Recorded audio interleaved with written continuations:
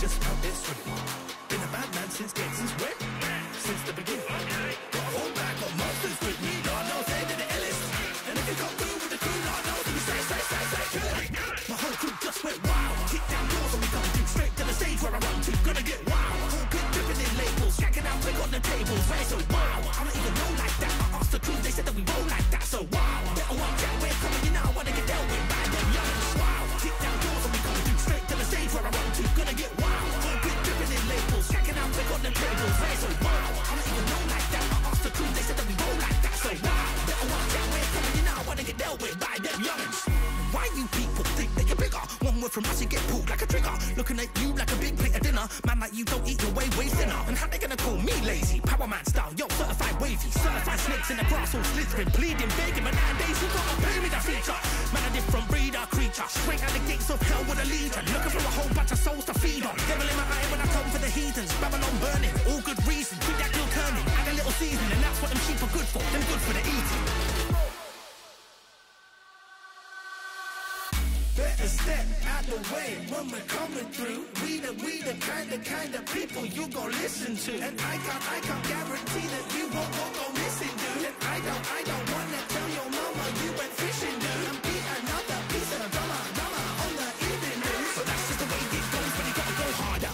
My whole crew just went wild. Kick down doors and we come through straight to the stage where I run to. Gonna get wild. Whole bit dripping in labels, checking out quick on the tables. Right, so wow, I don't even know like that. I asked the crew, they said that we roll like that. So wow, better watch out, we're coming, you know I wanna get dealt with by them youngins. Wow, kick down doors and we come through straight to the stage where I run to. Gonna get wild, whole bit dripping in labels, checking out quick on the tables. Right, so wow, I don't even know like that. I asked the crew, they said that we roll like that. So wow, better watch out, we're coming, you know I wanna get dealt with by them youngins.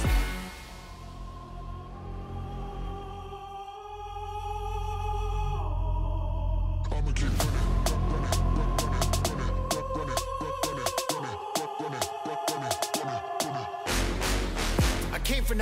Came from the bottom, but ain't nothing stopping me now. Haters, I got them, don't worry about them. Putting them all in the ground. Prodigal child with a style, you'll click a whole bunch of clowns. I'm lining them up and laying them down. Who be the man that's in charge? Point him out, show me the face. Down on his knees while I'm testing his faith. Pleading his case, make no mistakes. I'm executioner, judge, and the jury. And I lack patience, so I'm in a hurry. Your position ain't one that concerns me, but you should be worried. Cause I know I got both feet on the ground, head up in the clouds. I'm not slowing down. Both feet on the ground, head up in the clouds. I'm not slowing down. I'ma keep running. I'ma keep running. I'ma keep coming. Ain't nothing gonna hold me back. Watch me go as I blow right past. I'ma keep running. I'ma keep running. Yeah, I'ma keep running, but I ain't no slave. I just keep running, the track has been laid. Run up the numbers to stack when I'm paid. She gon' keep coming, her back getting break. Oops, I mean broken, I'm loud and outspoken. I laugh to the bake, it's no joke, I ain't joking with joking. Stop all that talking, I told him, yo, get rolled up, I'm smoking. Getting blood money, my crypto, the token. The takeover was closed like the legs make it open. They say whenever your boy come around with the smoke, they don't want it the way that it's potent. I know this for sure, it's some more that you got that I never could mess with, cause yours is just bogus. I do no look as I pass, your hook is not magic, you couldn't take that shot if you open. I know I got both feet on the ground, head up in the clouds. I'm not slowing down. Cause I know I got both feet on the ground, head up in the clouds. I'm not slowing down. I'ma keep running. I'ma keep running. I'ma keep coming. Ain't nothing gonna hold me back. Watch me go as I blow right past. I'ma keep running.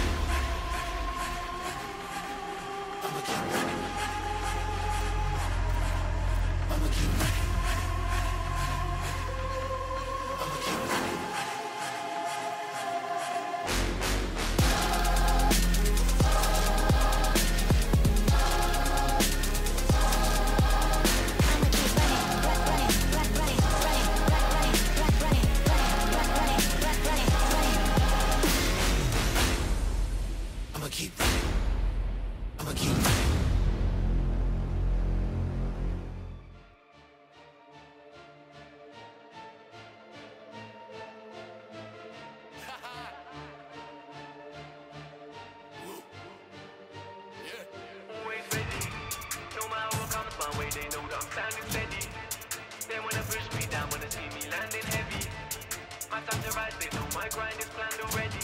Hard times I've had so many, just know that I'm always ready. Man, I've been through this and I've been through that. Man, I've been through trials and errors. Done seen through tricks and I've seen through acts. I've been through times of terrors. Got courage that rise through life and times. Play life like I'm on checkers. Running new heights in life, you'd find I've come out of violent messes. Ain't the same man that I used to be. Say that I'm mad, not news to me. I make their own plan, that's mutiny. I play the rap game so beautifully. Everybody can know is that all my focus goes on being the best. People wanna see me stressed, but what they should already know is I'm always ready. No matter what comes my way, they know that I'm standing steady. They wanna push me down when they see me landing heavy. My time to rise, they know my grind is planned already. Hard times I've had so many, just know that I'm always ready. No matter what comes my way, they know that I'm standing steady. They wanna push me down when they see me landing heavy. My time to rise, they know my grind is planned already.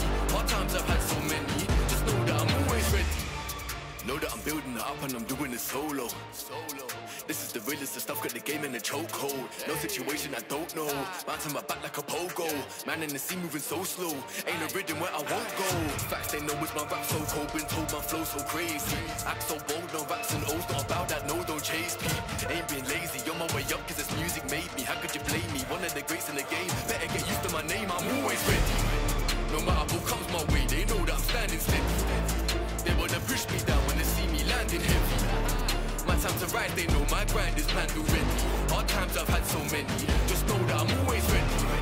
No matter what comes my way, they know that I'm standing steady. They wanna push me down when they see me landing heavy. My time to rise, they know my grind is planned already. Hard times I've had so many, just know that I'm always ready. I remember this one.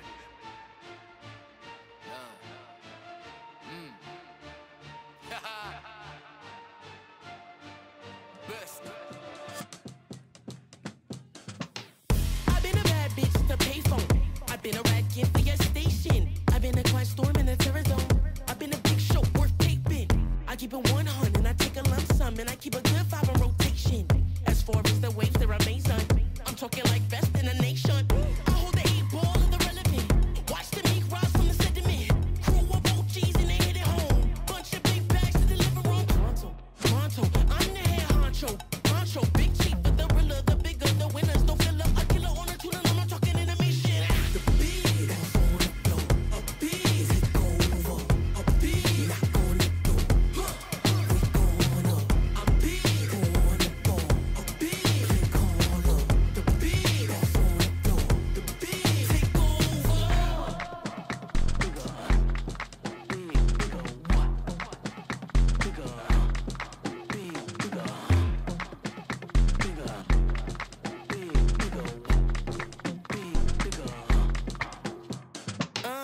Big Ben.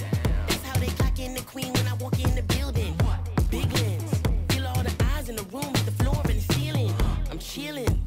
Watching y'all shaking and quake like a door to a mailman. Damn man, y'all got an ailment. Ew, call the doc with the deal film. Still me. Still at the top, I'm a star, that's the real me. Big B. Big on the bag and the brain and the buzz, that's the real T. It goes on and on and on. Ain't falling off, I don't campaign for a damn thing. Bitch, I'm a dawn. It's done. I won. The beat is on the floor. A beat take over. A beat not on the door. We gonna. A beat on the ball. A beat take over. The beat is on the door. The beat take over.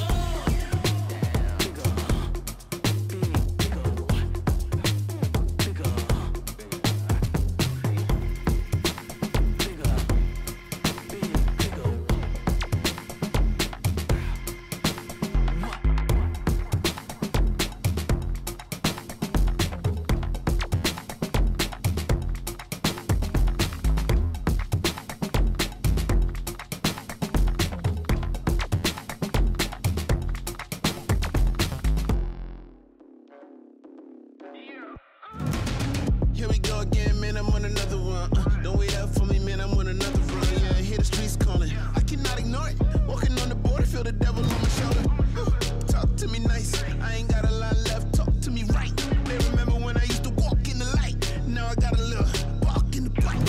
I've been on the verge of self-destruction. Never been this close to me erupting. I'm on the ledge, I'm seeing red. Don't think they heard what I said. Mr. Goody Two Shoes, about to pew pew. Kill him in the new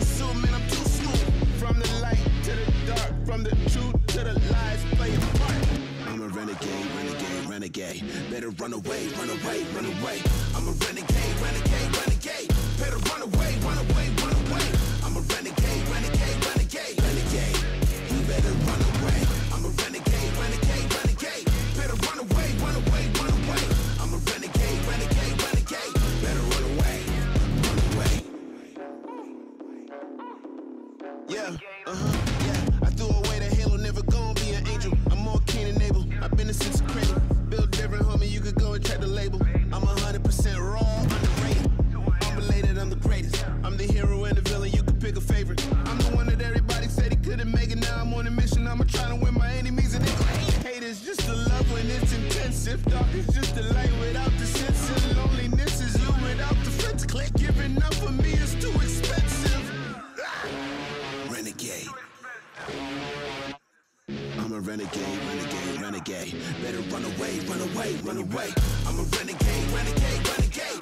Better run away, run away, run away. I'm a renegade, renegade, renegade, renegade. You better run away. I'm a renegade, renegade, renegade. Better run away, run away, run away. I'm a renegade, renegade, renegade. Better run away, run away.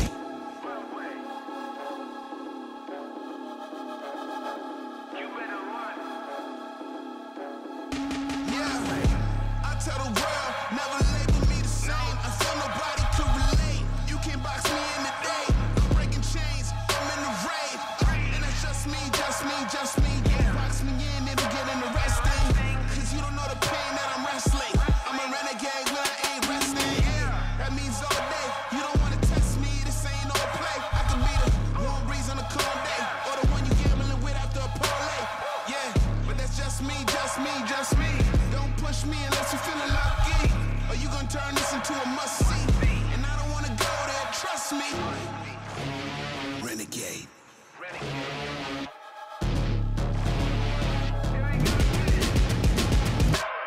I'm a renegade, renegade, renegade. Better run away, run away, run away. I'm a renegade, renegade, renegade, renegade. You better run away. I'm a renegade, renegade, renegade. Better run away, run away, run away. I'm a renegade, renegade, renegade. Better run away, run away. Yeah. You better run. Renegade.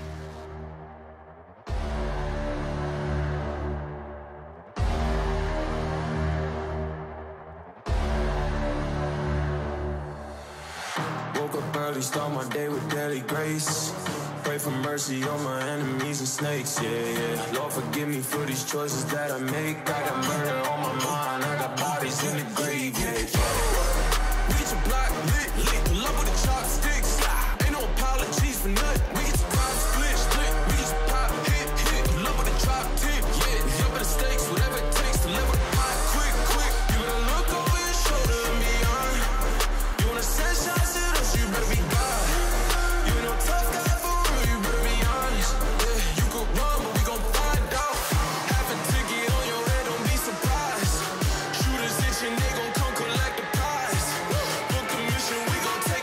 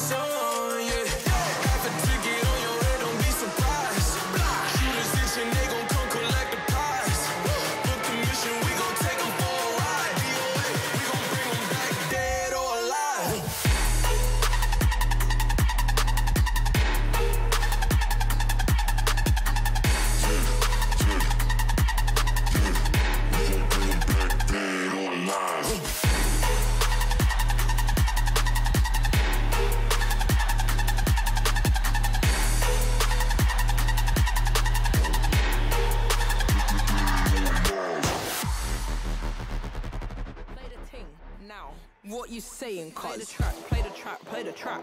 Fuck the neighbours, blood, turn it up. What you saying, cuz? Turn it up, you get me? It's a coup d'etat. Better put 'em up if your motive's corrupt. Is that you? Show my teeth from the start. Better lie low, better keep in the dark. Okay. Cause I eat it up. Don't get caught with your hand in the jar. Had your run, so don't come to my yard. Shut your mouth when I spit bars. I'm ready for the battle when I enter. Okay. Faced with it, I ain't never seen a war, can't tear down. Now watch them all scatter, because they're scared now. You're done, just get your white flag out, surrender. If you're on my list and you're finished. If I'm on my vibe, can't kill it. Your cook got you sizzling in a skillet. At the end of the road, got you swinging. I'm concerned that that thing like you bring it. Like a virus that needs clearing. It's time to repent for your sinning. Got blood on your hands like you're spilling. I'm ready for the fight. I'm coming like a thief in the night. Just empty the clip when you're done. What doesn't kill me, better run. What doesn't kill me, better run. What doesn't kill me, better run. What doesn't kill me, better run. What doesn't kill me, better run. What doesn't kill me, better run. If you know me, then you know I'm on crud. Sharks in the water and they all smell blood. If you test my team, then I'll drag you to the mud. Better build a boat, cause you ain't ready for the flood. I got a theory, bury bodies in your bed, then now you gotta lie. Bring it down to my level and a key like Lord of the Flies. Threw stones at a glass house, no I can't play nice. Equip up the blaster, man, why you surprised? Empty the clip when you're done. What doesn't kill me, better run. What doesn't kill me, better run, yeah. What doesn't kill me, better run. Move, what doesn't kill me, better run. Okay. What doesn't kill me, better run. What doesn't kill me, better run. What doesn't kill me, better run. Swear down. It's a coup d'etat. Better put 'em up if your motive's corrupt. Show my teeth from the start. Better lie low, better keep in the dark. Okay. From the ocean to the river, getting senile. Emergency siren say Nino. I'm the new monarchy, running knee now. Night, knock 'em out like sleep well. Run.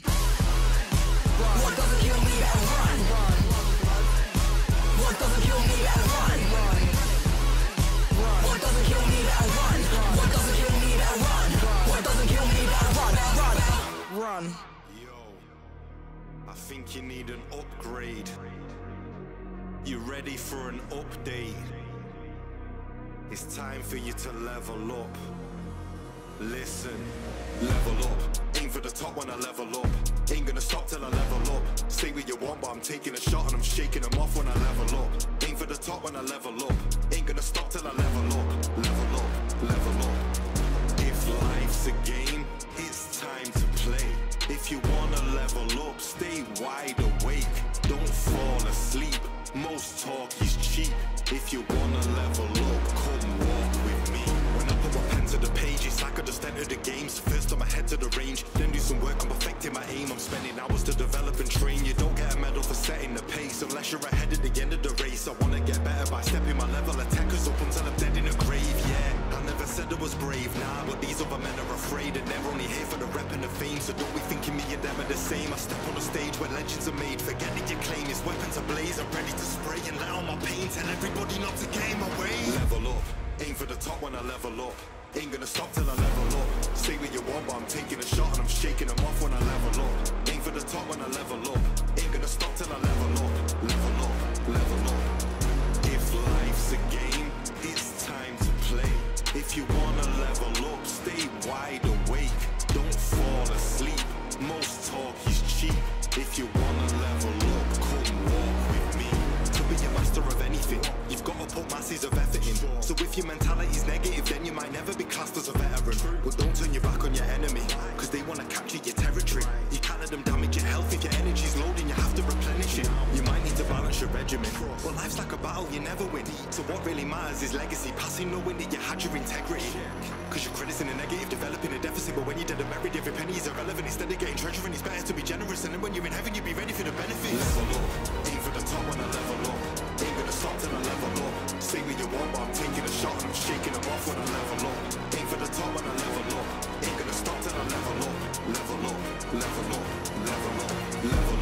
Aim for the top when I level up.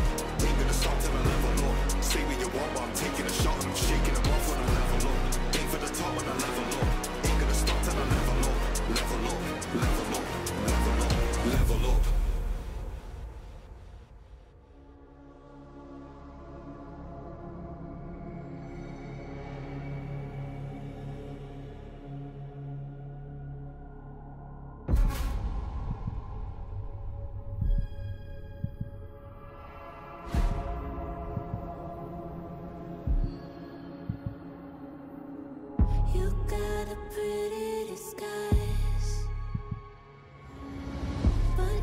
so ugly inside. I see right through all your lies. I'm not like one of a kind.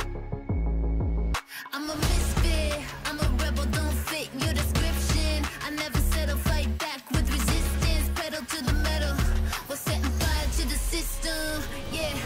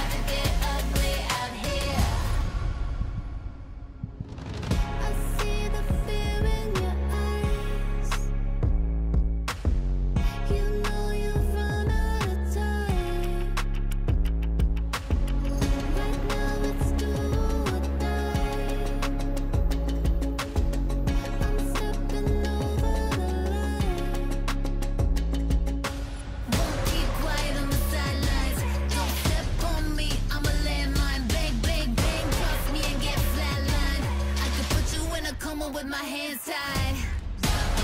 Start up the riot. Start a riot. Start a riot. La la la, feel it ignited. Light it up, light it up. Light it up, it's going down. We gonna burn it to the ground. So rah, start up the riot. It's about to get ugly out here.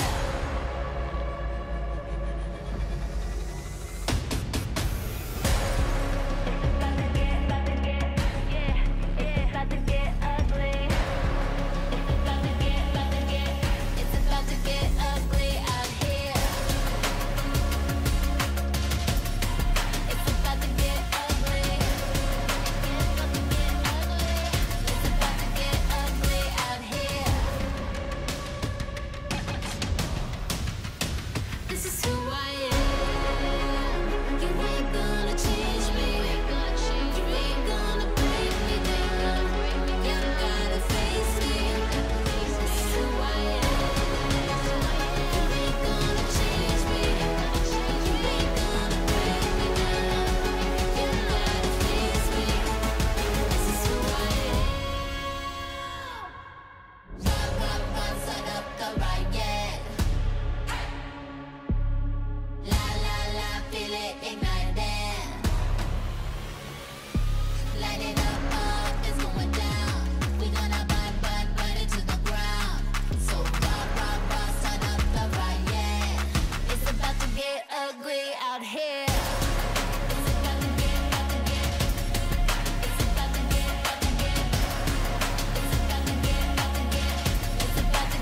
ugly out here. It's about to get ugly.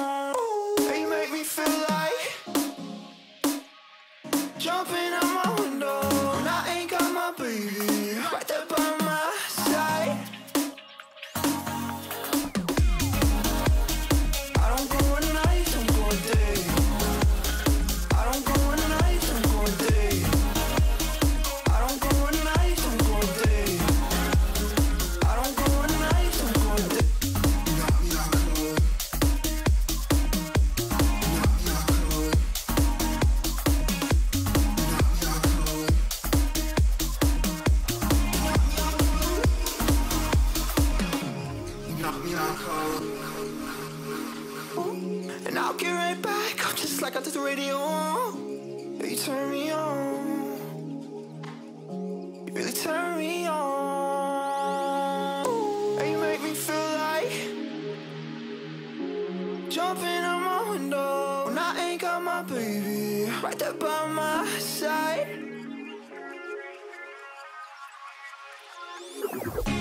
You knock me out cold. What's that perfume that you wear, girl? You smell like home. Can I take you home? All the way home. You can sing your favorite song. Tell me you like the sound of Tell me you like the sound of Tell me you like the sound of Tell me you like the sound of Tell me you like the sound of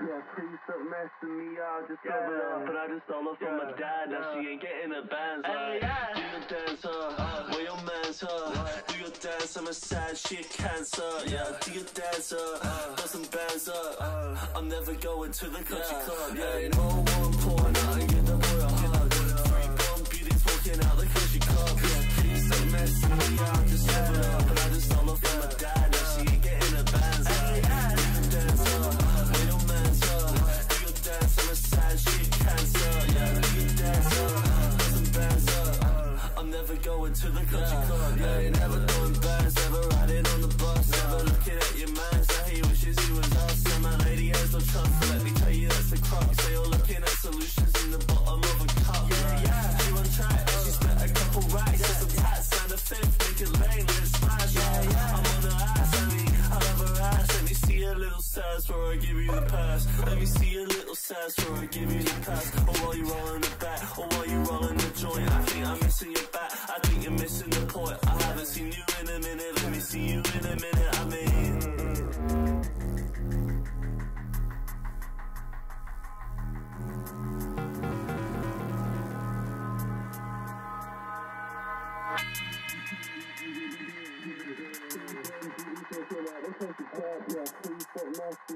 Just cover up, but I just stole off from my dad. Now she ain't getting a bands. Do your dance, where your man's do your dance, I'm a sad shit cancer. Yeah, do your dance, got some bands I'm never going to the country club. Yeah, no one pouring out and get the boy a hug. 3 blonde beauties walking out the country club. Yeah, please stop messing me up. Just cover up, but I just stole off from my dad. Now she ain't getting a bands. Do your dance, where your man's do your dance, I'm a sad shit cancer. Yeah, do your dance, got some bands I'm never going to the country club. Yeah, no one pouring out and get the boy a hug.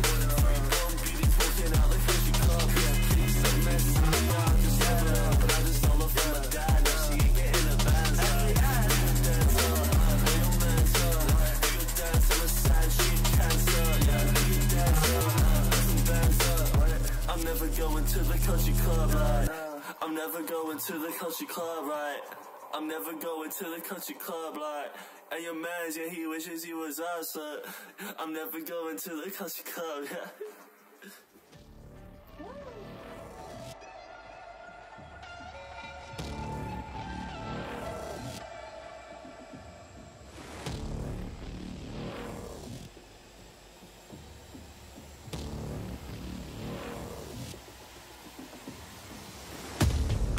Coming for the whole thing. Instead of stepping, we like big rings. Rose gold for the whole team. Top flight, we do that. It's a mismatch, they running up. Get back, you ain't tough. One punch, they fold enough. Life hard, I'll show you some more than just a one and done. Front line till the war's won. Also bad tendencies tend to get their heads spun. Real world problems they didn't teach in school. Now we playing catch up, gotta keep up. It's celebrating courses when you in the field. Mental trauma that we got, I can't wait to heal. I can't wait to seal. I can't wait to do. Winning hit different, we don't got a choice. Negotiation for a better life. It's more than what you bargained for. Trust and believe in the process, hard work, and forcing what you doing it for. You see the needle, keep pushing it forward. A lot more that you gotta endure. A lot more than you gotta endure. A lot more that you gotta endure. Got a lot more in store. A lot more that we gotta endure.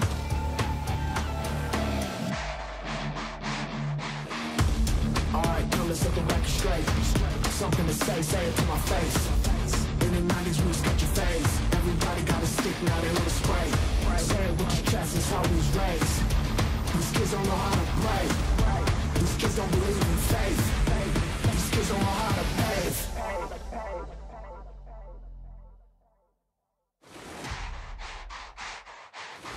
Suffocating now and I can't breathe. Say the grass is greener on the other side. We're coming back to clarify as soon as I arrive.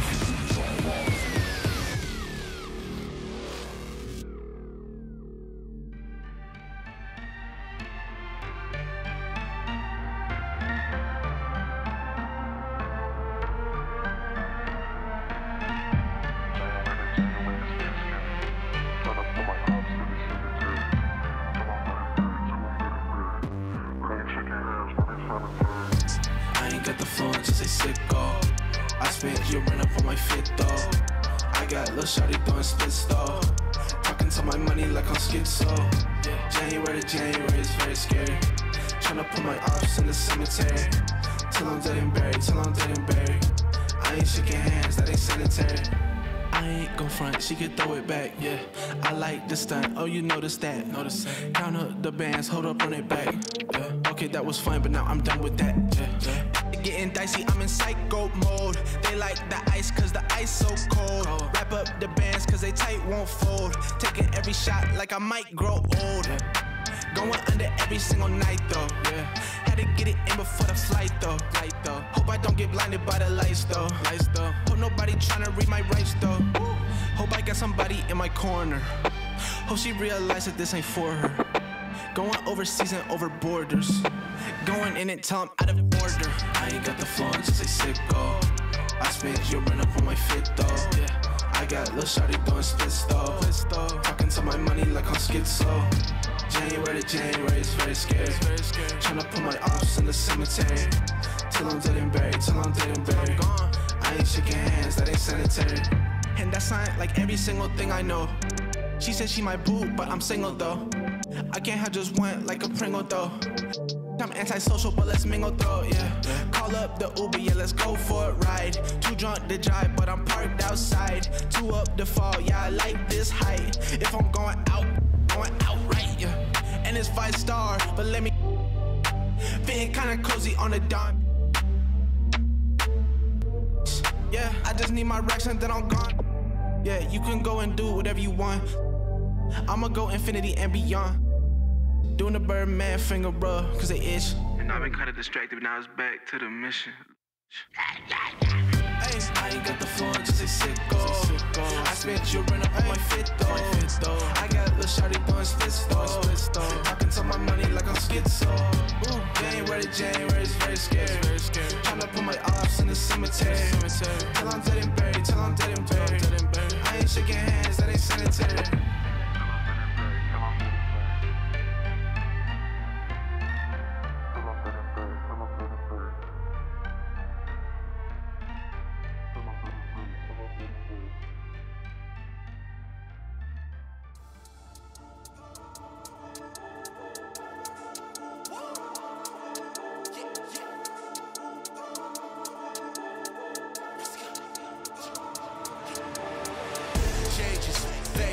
Life and it goes in stages.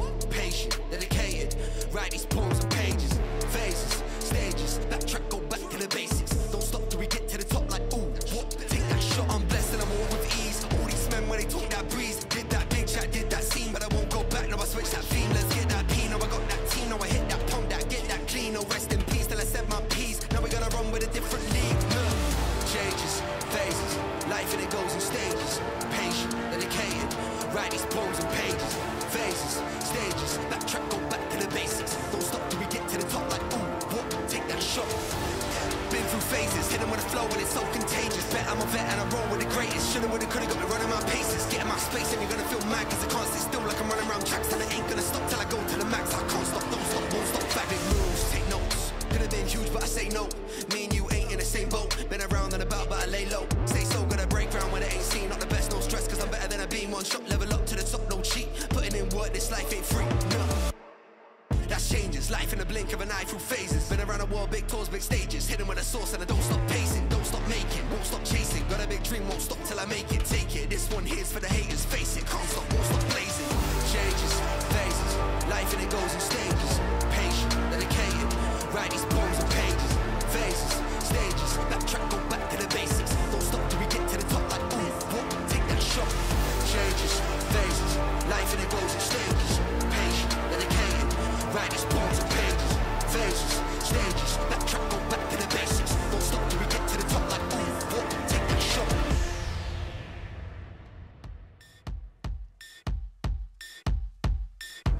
Flu season, I'm sick, got you sneezing. To keep on rhyming, I find new reasons. Yeah, don't diss me, that's treason. Me and my Eve just trying to find Eden. Till then, we keep rolling up trees. Young Dante keep slaying these demons. Mad love for all of my heathens.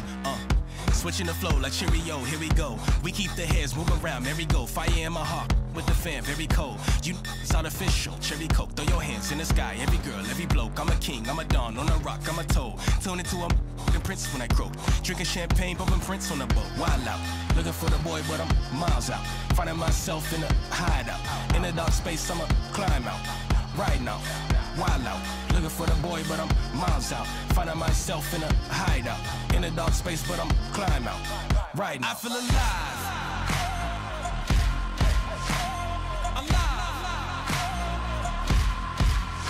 I have arrived. I feel alive. I feel alive. I feel alive.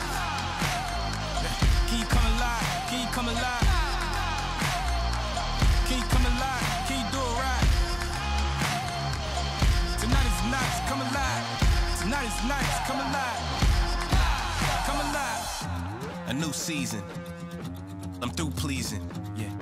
Can't see I transform and try to hit me with that Louis Stevens. I'm about to get mean and new meaning. Mouth shut, he freezing, he Mr. Bean. And then for that screen I've been scheming. Needed in all black when you see him, this is that. Wake your up and get to that bag today. Y'all better not be playing with my cash today.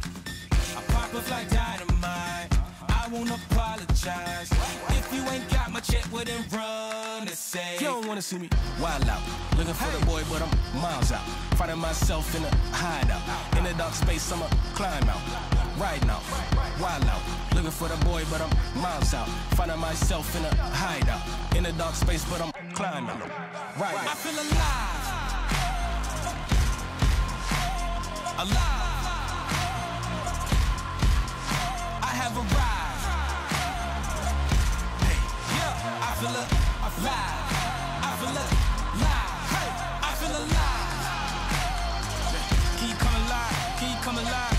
Hey, can you come alive? Can you do it right? Yeah. I feel alive. I feel alive. Come alive. I feel alive. Wild out. Looking for the boy, but I'm miles out. Finding myself in a hideout. In a dark space, I'ma climb out. Right now, wild out. Looking for the boy, but I'm miles out. Finding myself in a hideout. In a dark space, but I'm climb out. Right now. I feel alive. Right now, right now. Hey, come alive. Sweating. I feel alive. I feel alive.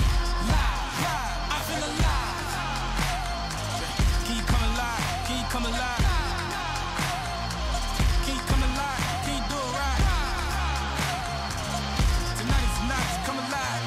Tonight is nice, come alive. I feel alive.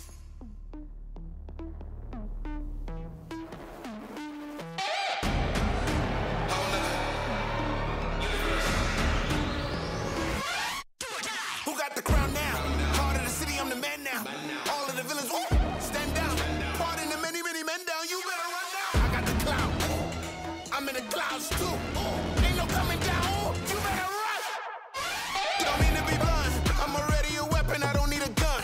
And you don't want none. See, the new #1 is up for the hunt. I'm annihilating any violators. Man, I see so many I can buy a hater. Man, I'm in my prime. I retire later. Do it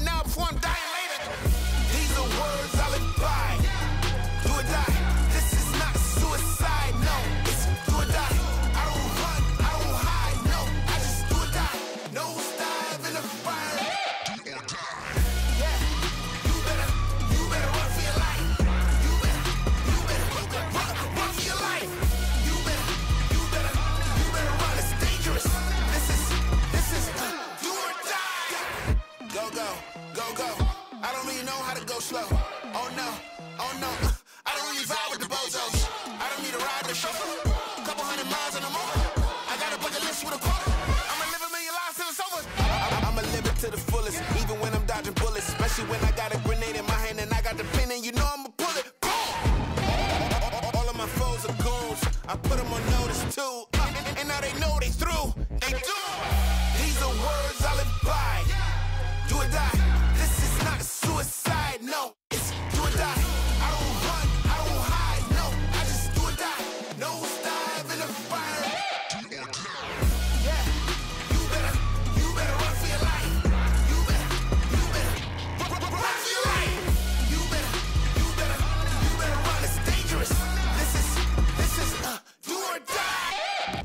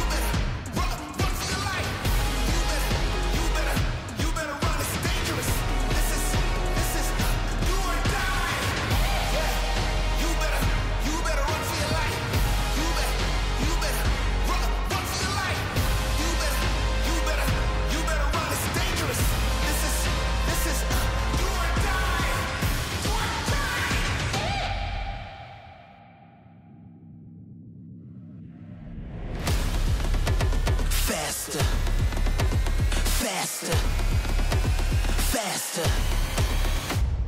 Zoom, the engine room, but you feel the boom. Gone in the wind, when you see me better move. Jetpack kid, reloaded the jet fuel. High speed cruise, too fast, you can't move. Zoom, through. No, I don't mean to be rude. It's just the beginning. Do I have your attention? Eyes on the prize if you came here to witness. Turned up the turbo so they hear the engine. Go faster.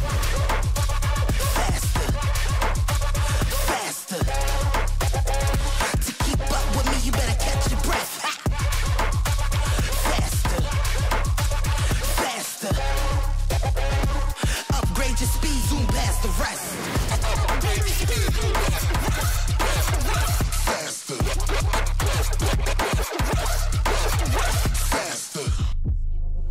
Heart steady racing, pick up the paces.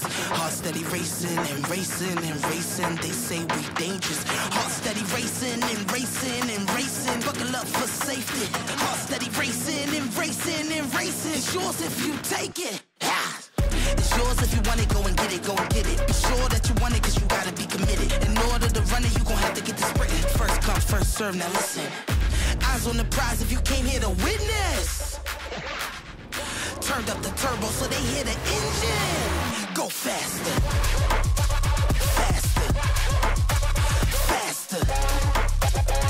To keep up with me, you better catch your breath. Faster. Upgrade your speed, zoom past the rest.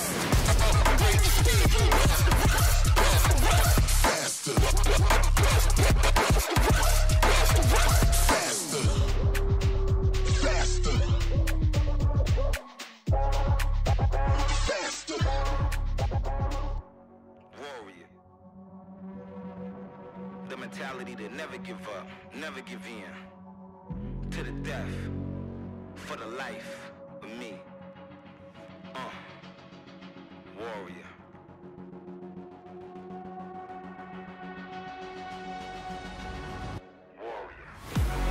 I'm a warrior. I go to war with ya. I fight to the death, give it everything I got till I got none left. No, like a warrior. I go to war for ya.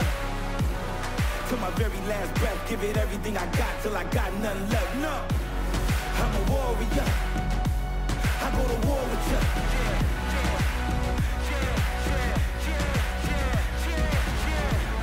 Like a warrior.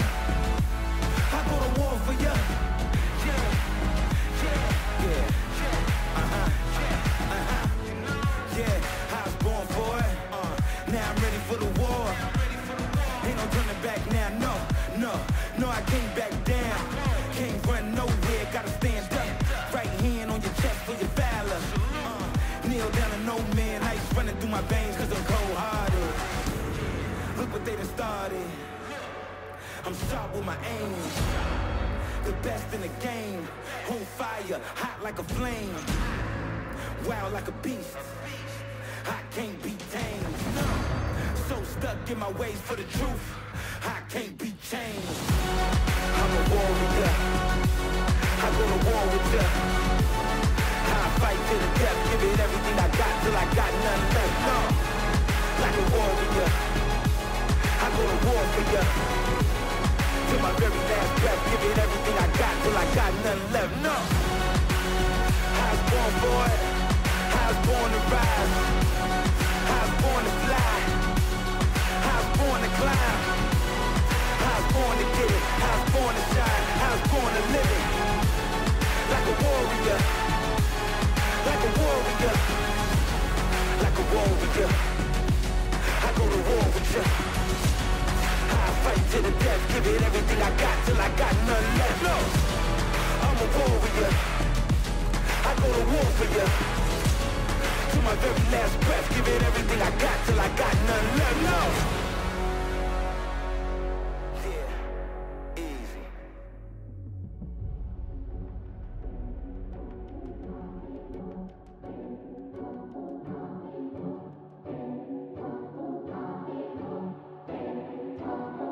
Time's up, the dream's over, the door closed, it's disclosure, the fire out, the pace slowed, nothing left on the desk now in caseloads. I miss my opportunity, there goes the opening, arms reach and slip to loss of dopamine. I lose hope more than any other focus grip this old road, I'm at liberty to trudge, so it's the same old souls.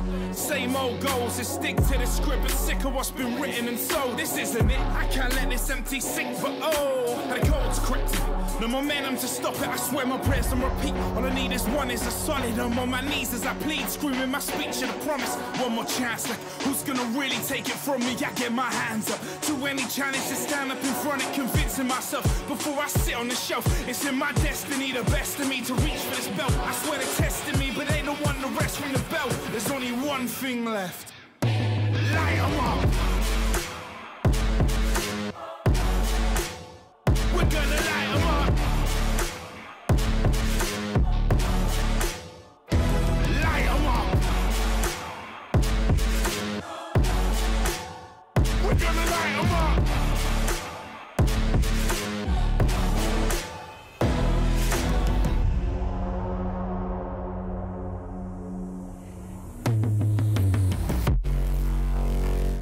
Time's up. The dream's over. The door closed. And that's it. No more doubts, it's over for 'em. I'm promoting it with no more routes. We all in, debt collector about to snatch it out the hands. This been written like the past, but somehow still about the now future. I'm indebted to my roots, made me shoot for more. Well conditioned, I've been leveled to the floor and bounced back. So it's breaking off, shackles off, perform. Mother Nature is at work, and we cooking up a storm. I'm coming, my feet gon' take me there. Ain't no feet to get the victory, the vision's clear. I'm skipping the days I let myself get riddled up with fears. Winding back the clock, I guess we buttoning the years. Now we light 'em up. We're gonna light 'em up. Light 'em up. We're gonna light 'em up. Light 'em up.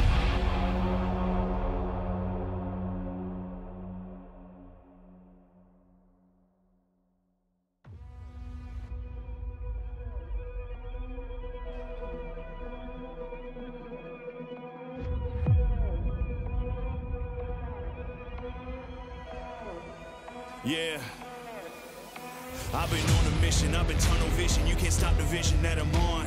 Been in competition with my opposition for the top position on the rung. I just got ignition, now the clock is ticking, and I got it ringing the alarm. I'm in top condition, in the top division. This is dominance, pressure is on. If I'm ever second, it's second to none. I'll never quit while there's breath in my lungs. I am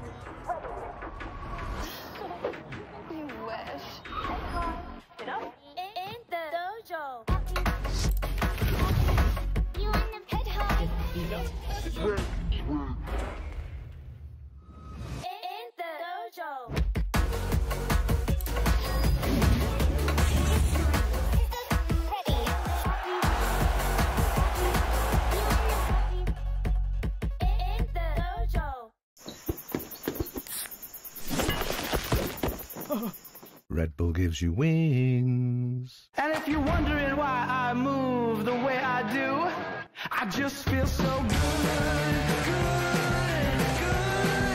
I just feel so good, good. I just feel so good.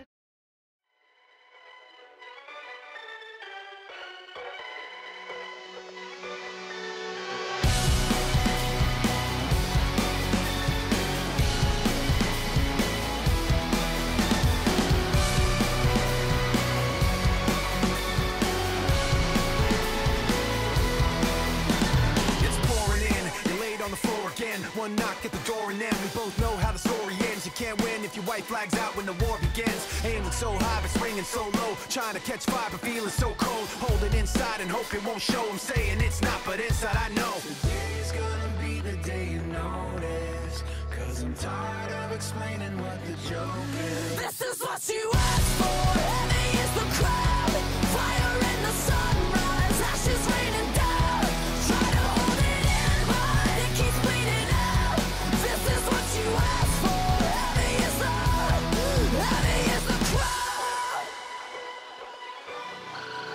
Turn to run, now look what it's become. Outnumbered 10-1, back then should've bit your tongue, 'cause there's no turning back this path once it's begun. You're already on that list, say you don't want what you can't resist. Waving that sword when the pen won't miss, watch it all falling apart like this. This is what you asked for. Heavy is the crowd, fire in the sunrise, ashes raining down. Try to hold it in, but it keeps bleeding out. This is what you asked for. Heavy is the crowd.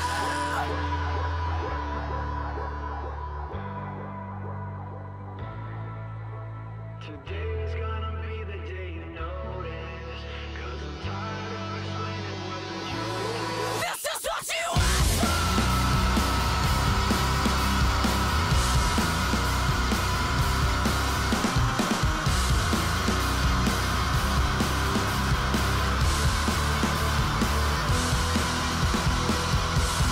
This is what you asked for. Heavy is the crowd, fire in the sunrise, ashes raining down. Try to hold it in, but it keeps bleeding out. This is what you asked for. Heavy is the crowd. Heavy is the crowd.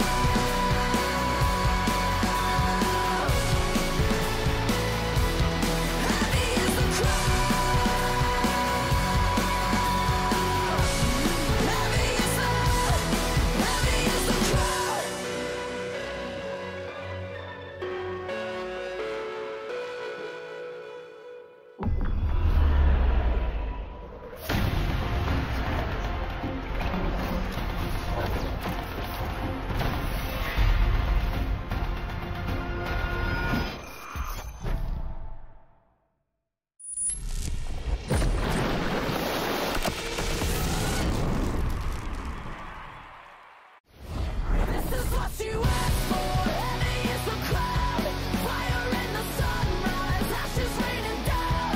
Try to hold it in, but it keeps bleeding out. This is what you asked for. Heavy is the crowd. Welcome back, everyone, to the final day of the Swiss stage here at Worlds 2024 as we go under the Brandenburger Tor, and some players have seen it for the last time because they are flying home today. The others are stepping on a plane to Paris. My name is Shax, and I'm here with chronicler Emily and Jat, and we decided to, last minute really, all sit together Packed because day today. I mean, it's poetic because we're all on the same boat. I mean, you slightly less because one of your teams, you two, is going so anyway. either Emily or I are just Am done I after NA? today. Because I feel like I'm always the LPL representative. Yeah, that's why I was feel like I'm gonna wavering. get my heart broken. That's why I was wavering between the two. This is a nice family show. I am going to go. You want to come with me? Let's give him some yeah. It's an analogy for having 3 best-of-3s on the same day. Exactly. Cramped. Yeah, it's just all packed in there. I get it. All right, this is the Swiss bracket as it played out. Oh man, does anyone have like overarching thoughts about how all of this played out and how we ended up here, Jad? It's a blur. It's such a blur. Look at all those games and all those tri-codes. Like, even just picking a team and trying to remember who they played to get to this point is hard without looking it up. But what we do know is that it's the final day of these 2-2 teams, and every team here has some highs and some lows because their expectations would have been to make it out beforehand. So it's just going to be a really entertaining final day. I just love with Swiss that so many of these matches, though, and I think that is something that I really take away from this new format, is that every single match has a moment, right? Like over the course, I think there were in the group stage, watching back a lot of those tournaments, there were a lot of days where at some point you kind of could get a feel for how the group went. I can't see and it. this time around... I can't see it. Yeah. Don't show me to draw. Don't show me. Ah, that was the bad one. Ah, we want Malu back. Was that the bad one? It was. I mean, let's get hyped for TL4. I see where they're coming from, because I think D plus Kia versus Weber, I think, is a tremendously cool matchup. I just hope that the rest would have gone slightly different. I would have sacrificed one of the NA teams to BLG to get a TLG2 Of course you would. or a FlyQuest D2, probably. The reason that I think it's just like disappointing, so to speak, is it's not like TL versus FlyQuest isn't a really cool rematch. No, They played 4 Yeah. best-of-5s against each other this year. They were double finals rematch as well as early on in their brackets, and now they get to send one of the other teams home. It's just that when they make quarterfinals, people are going to be able to have ammo against them. Say, oh, it's cheap. You just beat another North American team. Even though I think these teams could, in the right situation, beat a G2 or a D+, or a BLG. So it's one of those things that it's less stressful to like get one team through, but it's still disappointing that one of them's going home for sure. I was thinking about it a lot yesterday because I love your viewpoint, but then I was thinking, just because I'm more familiar with TL and kind of their practice methods and the work that they have done, I am not counting TL out in a best-of-5 versus some of the opponents. I'm not going to sit here and say that they're for sure going to beat a Gen G or anything, but I feel like they have opportunities. They could have opportunities, and I feel like hopefully they should look at that in the same way, Emily. Yeah, I think the big thing for me is that both of these teams, to Jat's point, have pushed each other all year. These have been the 2 best teams in LCS. We've seen as soon as one has beaten the other has managed to strike back. It's happened both times throughout both of our playoff brackets. And it was really interesting because even after their game against HLE, Lore actually ended up catching up with Inspired, and he called out the fact that TL and FlyQuest have been kind of battling each other this entire time. Yeah, she did indeed in the Verizon game day interview, so let's listen to what he said.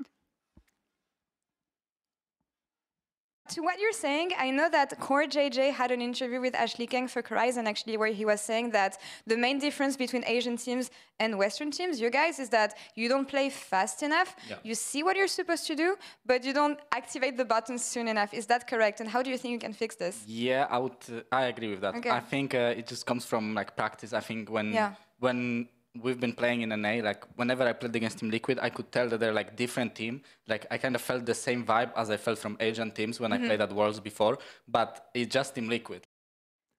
Yeah, just them. That's a really cool setup for this matchup, right? Yeah. And again, as Jed is saying, I understand the want to try and really earn it. But at the same time, particularly for FlyQuest, I think that we have seen things that I feel like people are always asking of Western teams, which is play your own style, really try and lean into your own creativity, which is why, which for the record, I thought the Hanball match was going to be a complete blowout, like I think many people did, ended up going the way that it did. It absolutely was an extremely close series, and I do also feel like TL has been nervy on stage for a lot of Worlds.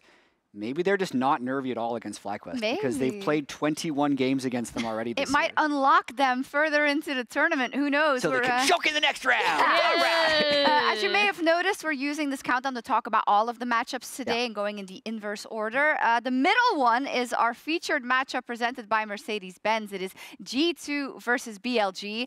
And I certainly, I was talking to Jad about it a lot, and I'm very trepidatious. I think this is an incredibly difficult matchup. Because, you don't think it was a lucky draw? A lucky draw versus BLG? I think it's a lucky draw.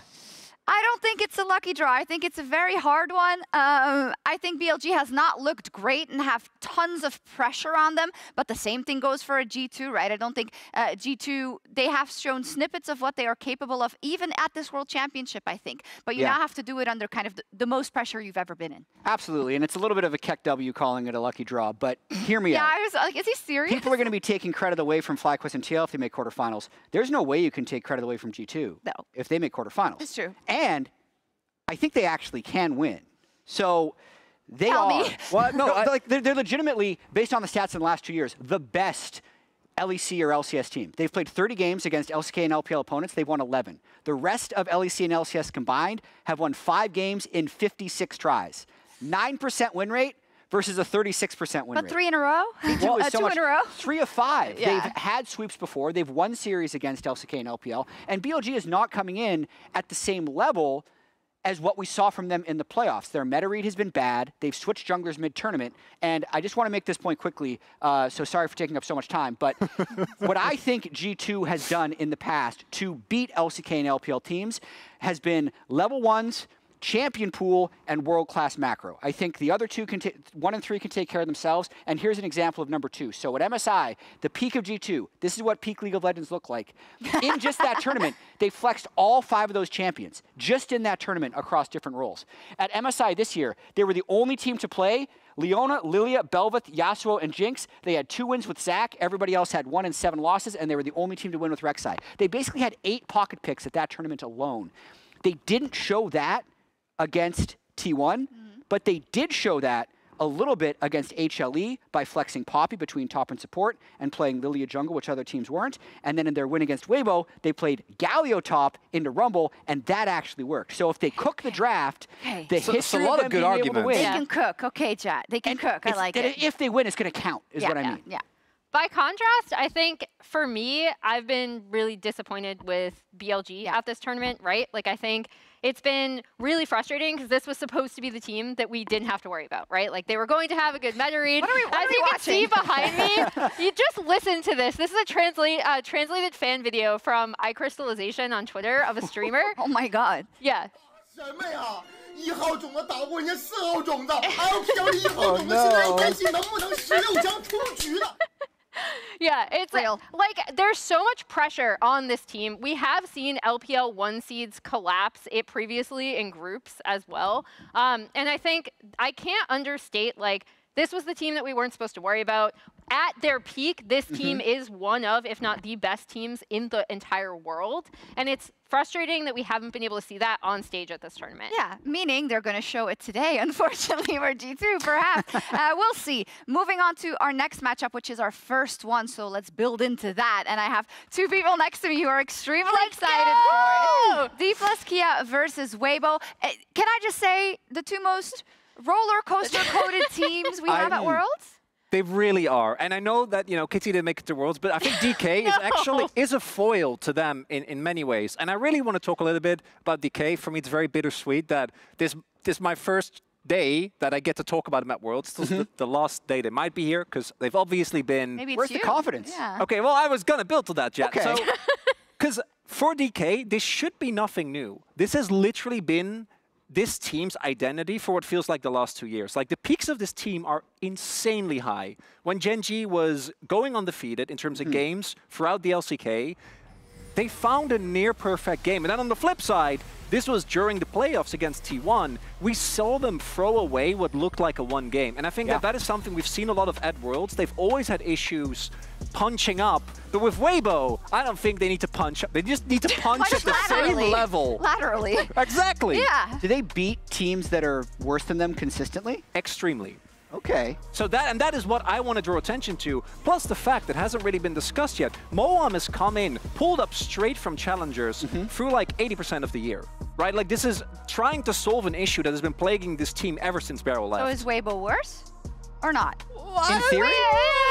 We don't really know. I mean, I think generally Weibo have looked slightly better in my estimation than DK. But I do think these 2 teams, that means nothing. Oh, no, it's close enough. That it's means nothing. Which I could mean nothing. I feel like this entire series is going to devolve into a lot of team fighting. I do want to pull up Light's quadra kill from the other day, because I think he has been, for me, the most consistent performer from Weibo across the entire year, right? Like, even when this team looked at their worst, Light is an incredibly strong AD carry, and I think the glow up with Weibo that happened over their playoff run was Breathe and Tarzan coming on and actually getting more comfortable with the team, and then Xiaohu having some really insane performances. So this team can be absolutely stellar in team fights. I actually estimate them a bit higher than I did Weibo last year, even though they had that very dramatic run to the final.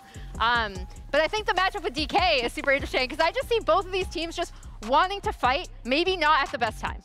And I do think, again, going in, just looking at the gameplay, I think Weibo have been a lot more consistent. But DK also have had aiming and Kingan, I think in particular, really underperform thus far. If they can get to closer to their normal level that we saw them domestically in the LCK, that's when I think that this match can really turn into the absolute chaos that I think we're hoping it becomes. Yeah, it's when you look at kind of the previous results, I don't know if we can show who these teams have played, but right, for DK, they've played an LEC team and an LCS team, right? Yeah. And then they got checked versus LNG completely. Oh, yeah. Then Weibo didn't manage to win the game versus G2 and all that. So it's like, it's hard for me to tell how they're going to arrive at this day. It is. And I think what these teams do today will actually have, weirdly enough, a large impact on how people view the quality of the region this year. Oh, yeah. Because every year we're like, how many LCK teams made it out of, into quarterfinals? How many LPL teams made it into quarterfinals? Yeah. Last year, LPL got all 4 out.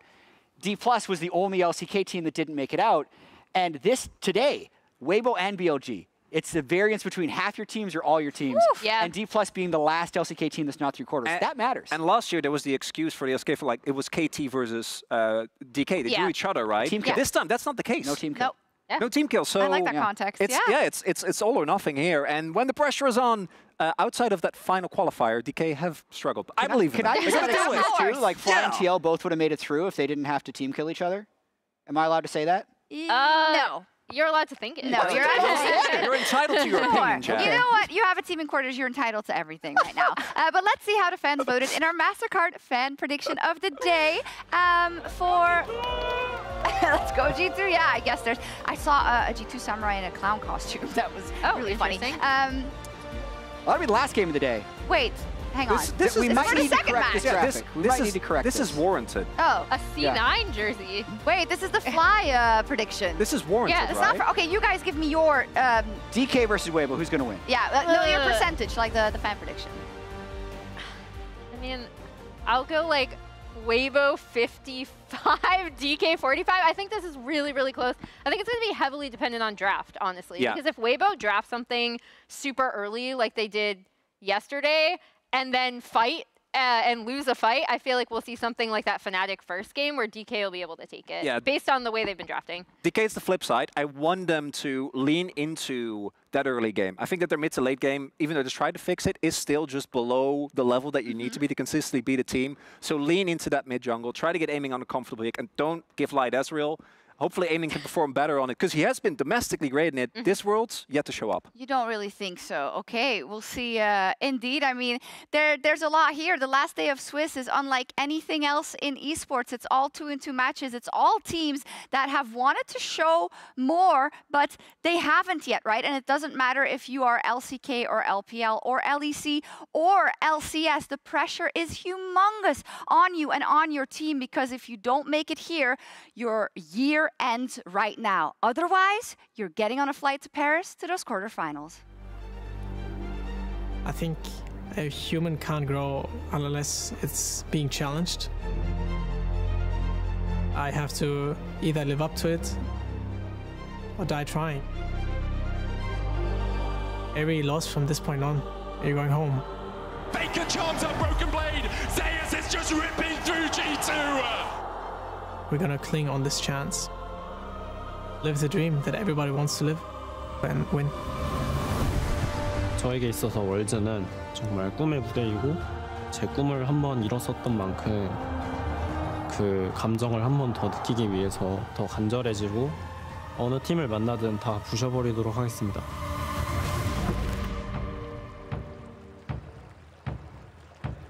我们队5个人也都是打了比较久职业的嘛，然后这样的话，在有一些游戏内突发情况的时候，会在下意识做出比较正确的判断，因为大家都是打得比较久，就可能我们在一起就一起进步，一起就是获得一场场比较艰难的比赛，我们会就是越打越好，然后越来越团结。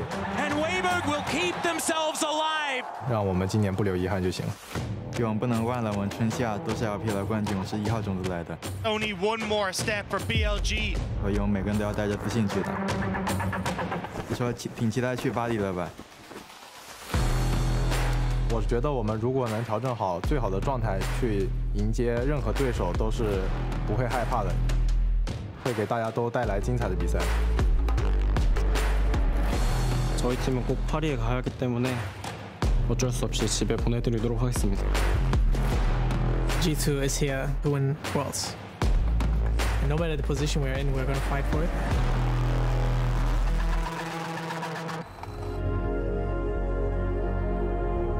Team Liquid with all 5 members alive retake control of the game. It's very surprising we lost. We were all very disappointed.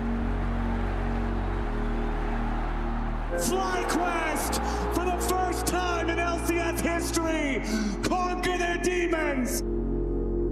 I think we understand them pretty well, and this time we're gonna get our revenge.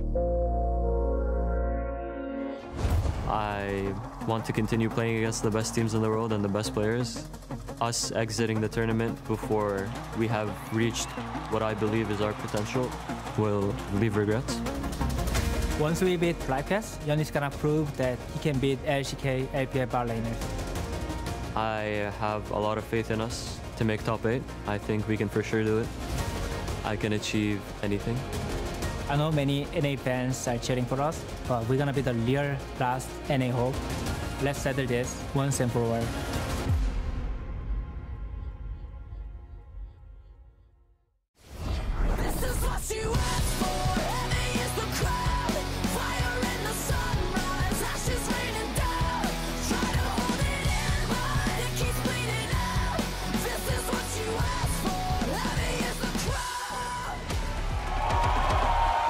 Welcome, ladies and gentlemen, to the final day of the Swiss stage. It is truly do or die. And we're starting with Weibo taking on DK. A bit of an appetizer for those here in the building that might be rooting for a G2 perhaps, or maybe we have some NA representatives. But this one might take things off a little bit. But it is an incredible appetizer because I don't think anyone knows what's going to happen between both of these teams. I feel like that's the story for a lot of today in general, to be perfectly honest though. It feels like the perfect palette starter for today, and I am very excited to see these two teams face off because there has been a ton of scrapping, there has been some back and forth on what picks they prioritize over the course of this as well, so I don't know what's going to come out onto the table today. Yeah, and I think a lot of the talk about both of these teams in a lot of ways is meta read, and I think DK has been under the microscope a little bit when it comes to this. I don't think they've quite figured it out, and we're hoping that they find it because that has been the story for them all year. They brought out these Twisted Fate compositions, you know? I think everyone can remember that Showmaker has a skin on that champion, he's pretty good. He's all right, they pull it out, they destroy Gen G, and then they forget that that composition ever exists for the next 6 months, you know? Like, these things have been infuriating for quite a while for this squad, but we know when they get it together, man, it looks good. It's like a symphony. And that's why I want to see them go back towards what has been their style of, hey, let's go for some early game focus. They still want to scrap you at these early boy grubs, the Rift Heralds, but oftentimes they're putting themselves in positions where they've got a Smolder bot or a Ziggs or even the Smolder mid with an Orianna, and they just lack that firepower when they're coming into these early fights. So I immediately, as we come into draft, are keeping my eyes on how DK are piecing together their early game comps. Yep, and miracles abound for both of these teams as well. Of course, Weibo almost achieving it last year, making it all the way to the grand final. Kingen, right there on your screen, performed the miracle the year prior, and he has been one of the talking points for DK. Hasn't quite reached that 2022 form just yet, but as we have a look at the draft, some bans coming in. I love the Skarner ban. I think getting rid of that, I think the the Skarner meta we were seeing unfold yesterday was something that was getting towards problematic territory. Yeah, it's very, very strong, especially into a lot of those dive compositions. Also interesting to see the Ashe ban, because this traditionally means you're trying to set up for something like a Kalista bot lane or something like that, or you want to try and get rid of what has been a good pick for Light in general domestically, but it still says to me that you're either looking at maybe an Orianna here, if the One ban comes through last, or a potential for an early Kalista to try and have that strong bot lane where you can fight toe-to-toe against Light and Crisp. Yep, and I wonder whether DK were watching yesterday, because Xiaohu looked really good on the Orianna. Something that was sort of banned, and then that allowed things to look a little bit better, and then just came out with an incredible performance. So Xiao, I think that one needs to be addressed. The Yone's still going to be banned away. Feels a little bit more like a King ban, which is very, very strange. But Kalista going to be locked in first up. This is something that you were expecting, perhaps, but for me, I don't know. I feel like it's very, very dangerous to get what feels like a bit more of a niche pick here in your first round. I think it's just to try and punish Light and Crisp. Crisp hasn't been particularly strong in the laning phase, so having that opportunity to just try and fight Light and Crisp and take that against them, I think is something that could work out very well. Also, Weibo have kind of been playing a lot of these compositions that tend to jump in on top of you, like the Aries and having this kind of stuff, so an opportunity to go for a Kalista Renata can always allude to removing some of those dive potentials from the opposite side. Yeah, but this could be Orianna Nocturne. Yeah. Orianna Nocturne's like pretty good, Dagda, I think. It's not bad, yeah. Yeah, so I'm a bit worried about that part of it. I think if you go like Renata Maokai, I think you're on an okay spot. You're just like, hey, look, I'm not going to be able to do a huge amount when it comes to outpacing the Nocturne, but as we start to move into the later portion of the game, I just deny every sort of engage that you have, and then you can try and focus on the Nocturne. Also, if you try and jump onto, say, the Renata, it makes it very difficult for you to finish her off because you've always got that Kalista with the fake call. Well, this LeBlanc is something that was chain banned against Showmaker, and there is that Renata Glass that you were talking about. Really interesting seeing Renata locked in for DK, because my body is telling me, oh man, comfort pick for the bottom lane, but that wasn't with Moham. That's not necessarily his style of play. This guy is more of the Rel guy, and we'll just have to see. Of course, Kellen was the Renata Glass player. Of course, Moham has played it before, and we'll see how him and Aiming are going to do with such a powerful early game bot duo. I do feel really bad for Aiming, though, because the Blanc is way more difficult to lock down with the Orianna Nocturne combo because she's so mobile. Yep. So it kind of just says, hey, Aiming, have this. You get to have fun with this combo, and I'll just see what I can do as I try and blast someone out of it on the back line. But Jax on the opposite side coming through for a Breed. This is something that he's looked relatively decent on, and can just be that split push threat. We'll have to see what Kingen is going to try and respond with as they start to ban him out. Well, it's not going to be the Cassante. That one, as you say, going to be taken off the board. We'll see where the bans do come through from DK, which direction they're heading towards. I think maybe something like an Ezreal just to remove some of Light's comfort picks does seem like a bit of an option, but we could look towards the support pool as well to make sure that this Renata is going to be working out, and that is where they're going to sit. The Rel already taken off. Crisp not going to be able to head towards that one. Yeah, I still think the Ezreal ban is worth it here for Light. When you have a composition that Weibo are going for that wants to dive in, having some sort of AD carry that has backline threat with that ultimate, but also having his own safety just makes it very difficult to try and respond. Also opens up Crisp then to start roaming around the map and makes it a little bit more difficult for you to force some sort of 2v2 play. So yeah, I'm curious to see exactly what the plan is, because there is always an Ezreal lane swap or something along these lines that Weibo could try and operate on. And so we'll just have to see. The Gragas ban, this is the pick that I really wanted to see out of Kingen today. And you and I were having a conversation about this before. This is one of Kingen's historically best champions. We saw Zeus go completely ballistic on this pick against the Jax. Something that he's always had in his back pocket and is now removed. So a different option into the Jax is going to have to be employed, and I think it's probably just going to be Rumble, isn't it? Like that's where my expectation is. He's not a bad Rumble player, but I don't know whether it's going to have the same impact as the Jolly Man on the top side. But now Light going to be locking in his option, an Ezreal, and then saving the counter pick for Crisp seems like a decent idea to me. Yeah, oh, this would be spicy, that's though. a Caitlyn. This is, okay, so Light did play this domestically, and they were really, really strong with this.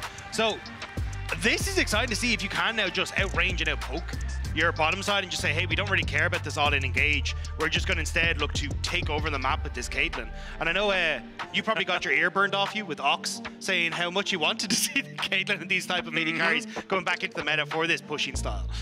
Yes, it's mainly Ziggs when it comes to Ox. I don't really hear much more coming out of him, but that's Lee Sin for Lucid. Okay. This guy, and look, when you talk about especially Korean junglers, everyone's a Lee Sin main. So it doesn't really feel like it doesn't carry very much weight saying that he's a Lee Sin main, but this guy he's the real deal. Some of his best plays this season have been on this champion, and we've been following him throughout Challenger prior to this, and he's looked absolutely exceptional. We'll see what he can do, because it's all about getting some advantages in the early game, especially if that Renekton came through, but there's the Rumble. As we predicted before, something that Kingen has oftentimes gone back to, and Caitlyn Lux, this is a no-brainer, and outranging this bottom lane, it's gonna be easy now.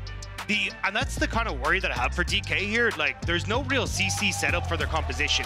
Sure, you've got the equalizer, but who enables the equalizer in a lot of these fights? You're kind of hoping that Renata ult slows down a lot of Weibo's advancements to maybe try and set something up. It feels like you're playing pretty heavily for a pick with the Lee Sin and the LeBlanc, but that doesn't really fit into what Renata fully wants to do. So, the Kalista fully wants to do. So, I am curious as to how DK try and operate with this style, whereas when I look across the Weibo, it feels very easy to figure out how they want to play. Like, try and put a bunch of resources into this Caitlyn Lux on bot side, feed that pressure, but on the counterpoint, you'd usually want a nice jungler that can kind of facilitate a lot of that early pressure, like sit around that bottom side, but that's also not what Nocturne does. So I've got a couple of questions coming in. Yeah, actually, it might be somewhere that Lucid can play around, right? Because Caitlyn Lux, if you've ever seen them before, they are often under the enemy turret, not their own turret, is kind of how that one goes. But coaches going to fist bump. This feels like DK have kind of decided to go with the game plan of Weibo in their first game yesterday, which didn't quite work out for them. All in on the early game, trying to get these big advantages early, get the game over and done with, and create that match point opportunity for yourself. I think certainly would be good for taking the pressure off, but can be a bit of a gamble if things go wrong. I mean, a Caitlyn Orianna certainly do provide a lot of insurance moving into the latter half of the game, but there is that trough you need to talk about, and I feel like I'm a bit of a broken record with. So much to go through here as we get into our very first game of the day. D+ taking on Weibo Gaming. This is for all of the marbles, actually all of them. Either you're on a plane home or you're on a plane to Paris after this best of 3. And DK really starting in a tough foot, I think. I think having the pressure to put on all of it early on is difficult to deal with, because if you can sit back and sort of absorb, it's less stressful, is the way I sort of think about it. So we'll see what they can make happen. And of course, there is a lot of comfort here for so many of these players. Yeah, and I think that's where trying to lean into that comfort is going to work well for DK. Because for Lucid, you have two options you can really play for. You can either try and play around this bottom side of the map and punish Light and Crisp as they're overextending, or you do a quick pit stop in towards Showmaker and say, hey, I want to burn summoner spells onto our Xiaohu, maybe we get a kill, but either way, I unlock Showmaker to start to play around this bottom side as well. And it becomes really difficult for Light and Crisp to play out through this Caitlyn Lux combo, especially as we were already saying, Nocturne is not a jungler that wants to sit in bot lane. He wants to farm. He wants to be able to spin his camps up as soon as they're available. But I don't think you really have an option here as Tarzan if you want to try and go for that. Yep.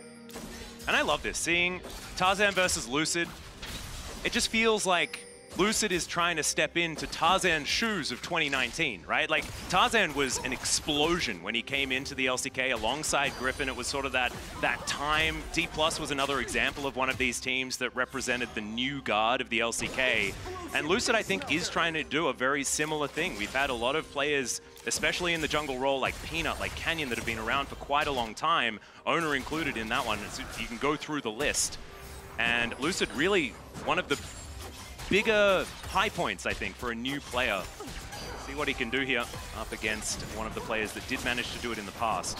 It is funny when you see the amount of veterancy that he's going up against on Weibo's side, like world champion, multiple time MSI champion. Like, it's definitely a bit of a shock when you see so many of these members away from the teams that they kind of got their starts on. You think of like RNG for Xiaohu, FPX for Chris, but kind of more towards the end of their careers, it feels like this stage. So wanting to show the new upstarts kind of what they can do, but I mean, you definitely have a lot of veteran players on the opposite side for DK as well. Oh, you really do. It's a lot of very, very new and some older ones. But remember, ladies and gentlemen, log in to your Riot account on lolesports.com and watch Worlds live to earn exclusive Worlds emotes, icons, and capsules. Get all of that cool stuff. It's free. It's very cool. But this is Xiaohu's 100th Worlds game, Dag. Did you know that? That's crazy. I mean, the screen did tell me. But oh, the screen told you. I mean, I was hoping that you were just going to look at me and not actually look at the screen, but you cheated, and I guess that's all right. We didn't tell you the rules beforehand, so it's a tough one. All right, Showmaker and Xiaohu just trading farm here. You can see Xiaohu able to get the shove. That's something that Orianna is pretty good at. Getting the shove is a theme for this bottom lane as well. As we know, Moham now just holding down the fort as best he can. A little bit of a cheater recall coming in for aiming, getting those all-important shoes for the Kalista. She does very much like those, but going to miss out on a fair bit of farm here underneath the turret, and already one plate going down. Man, they really love their crockery, don't they? Caitlyn and Lux.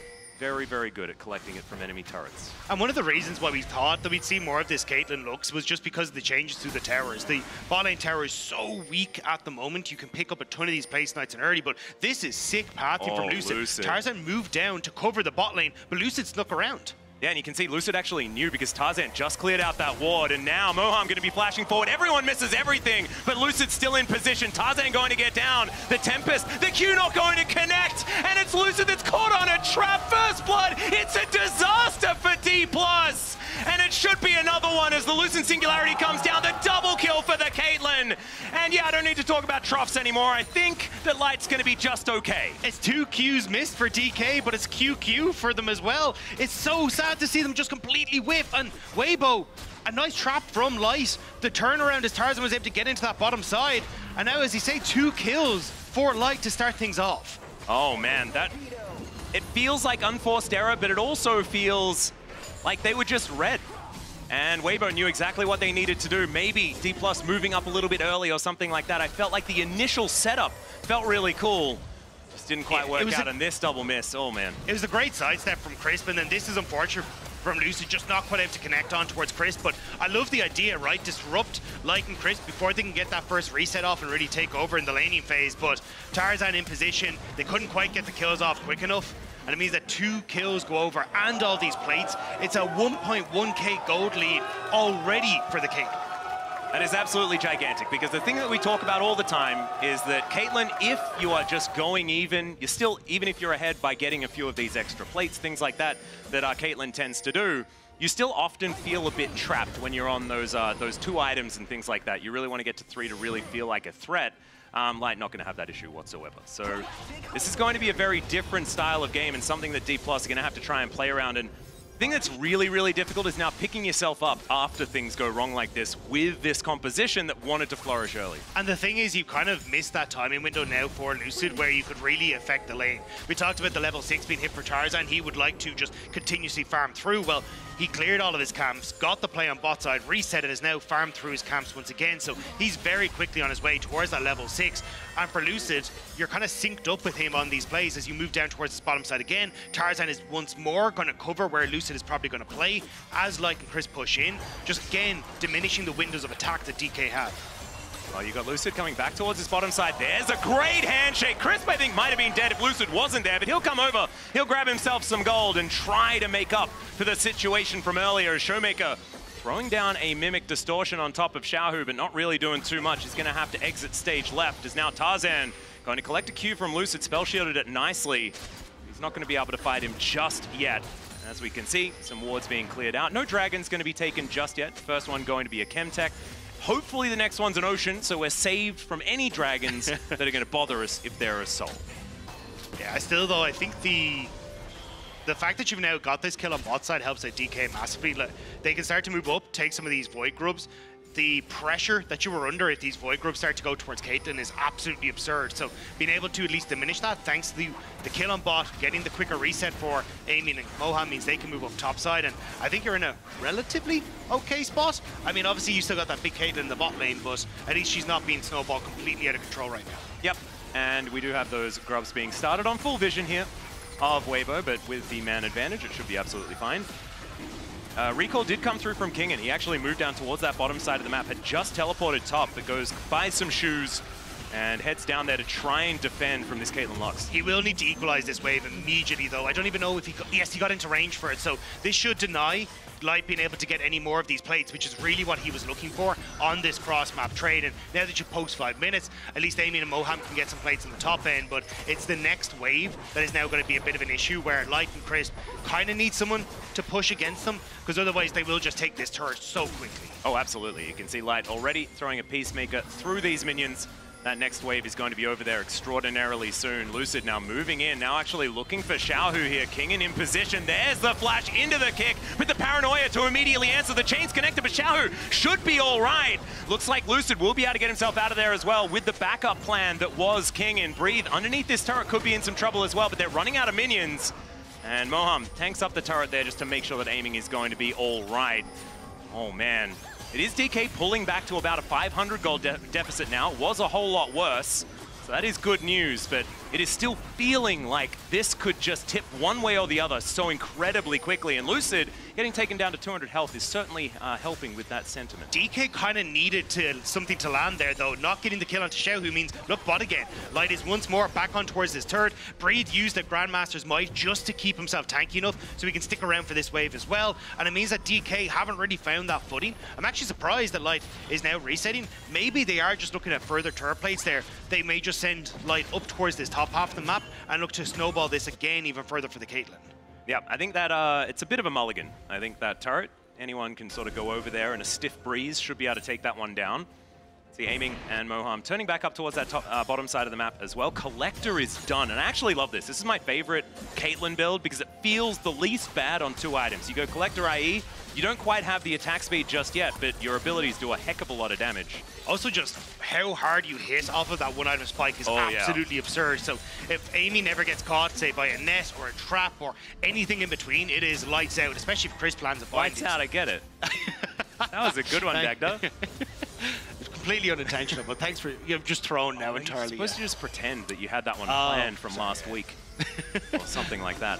See, I'm not used to casting with someone who calls me out for the random nonsense that I say, you know? And neither am I, and I actually have to do it myself. I was doing it all yesterday, and it felt quite uncomfortable. So don't worry, I've got you back. Way too nice to me. Yeah, I know. Never wants to put me under the bus, but I grew up with Papa Smithy, you know? That's where I lived. Okay, that is going to be a big chain of damage. Chris, not a lot of follow-up here. No one in paranoia range. I think Tarzan was actually pretty close. Moham's able to walk out this time around. Of course, level 1 paranoia doesn't really feel like you're coming in from that far away. Now Lucid spotted on a ward, but they know that it's there. Information understood. Looks like DK are going to settle for some shellfish here. Crisp looking to try and slow them down. Tarzan might be able to come over for a little bit of a steal, but it is Lucid that's able to get it. After the Duskbringer does go down, as now Lucid wanted to safeguard over, and he was actually out of range. That was very, very weird and uncomfortable, but it's fine. Gets over towards the Krogs, and now this bottom lane, it should be just not long for the world. These minions might be dealt with, but I think Light, a couple of autos should be able to do it. Although, never mind. Gonna have to wait for the next wave. Yeah, Showmaker was bluffing a roam down towards the bottom side, trying to see if he could just force Weibo off, but they kind of just called it, especially with Tarzan in the area. They were happy enough to go. And now, oh, here's the play, though. Yeah, teleport to come in. It is the counter paranoia. It's a decent ulti from aiming, but already out of there is Moham. Has to deal with it as Showmaker. He gets in. Xiaohu goes down incredibly low. Showmaker has the chains, and he connects it, and now Tarzan's just trying to get himself out of there. But I think he's going to be rendered down, and aiming collects the kill. DK back on the board, and the bounce back is looking great. Xiaohu TP'd in way too close to DK, and they punish accordingly. Light and Crisp had already gotten out. They burn all their summoner spells to do so, but Xiaohu TP'd into the middle of everyone and ends up going down and bringing Tarzan with them. Beautifully done, and D+, they needed that. They now have a gold advantage, but Breathe in this mid lane, going to be grabbing some more plates. Let's have a look at this fight one more time. Tarzan immediately there, ready with the paranoia, but this teleport from Showmaker, just a whole lot better. Great ward to get him in, and then Light even getting this cleanse means that he's able to be in a position to flash away, but Xiaohu TPing onto the wave, man, he didn't even get his ultimate off. He's just on full retreat the second he gets in here, and DK focus him down incredibly well, even putting the bailout on towards aiming, so if a ton of burst came out of nowhere, he was never going to fall down. I think Showmaker played that about as perfectly as you possibly could. This guy's LeBlanc has been, it was banned all playoffs, basically. He is an incredible threat on this champion. I think if you've been a fan of League of Legends since about 2020, you'll know this guy's been pretty synonymous with this champion, but Grub's going down, 5 of them picked up here by DK, and they might even be able to get the 6th as Kingen's rotating over. And Weibo not going to be able to get any of these, and now the 6th Grubs question is going to be coming in. I think DK taking the 6 is far better for denial, in my opinion. Caitlyn with Grubs, no. That is too much demolition. Just a question of how well DK can use it though, because with Mountain Dragon now up, it feels like Weibo going to try and turn their attention towards that. At least Showmaker being able to push back Breathe a little bit in this bot side thanks to the range advantage should be okay to get bot side control, and maybe Showmaker can move into a position to threaten Light and Crisp on this mid wave. Well, that Dragon not really being considered just yet. Right now, Tarzan with some camps still up and available. We'll be clearing those out before we do see anything. And that turret still on a sliver there towards the bottom side. Almost the only reason the DK have any sort of gold advantage right now is because that standing gold has not been slurped up.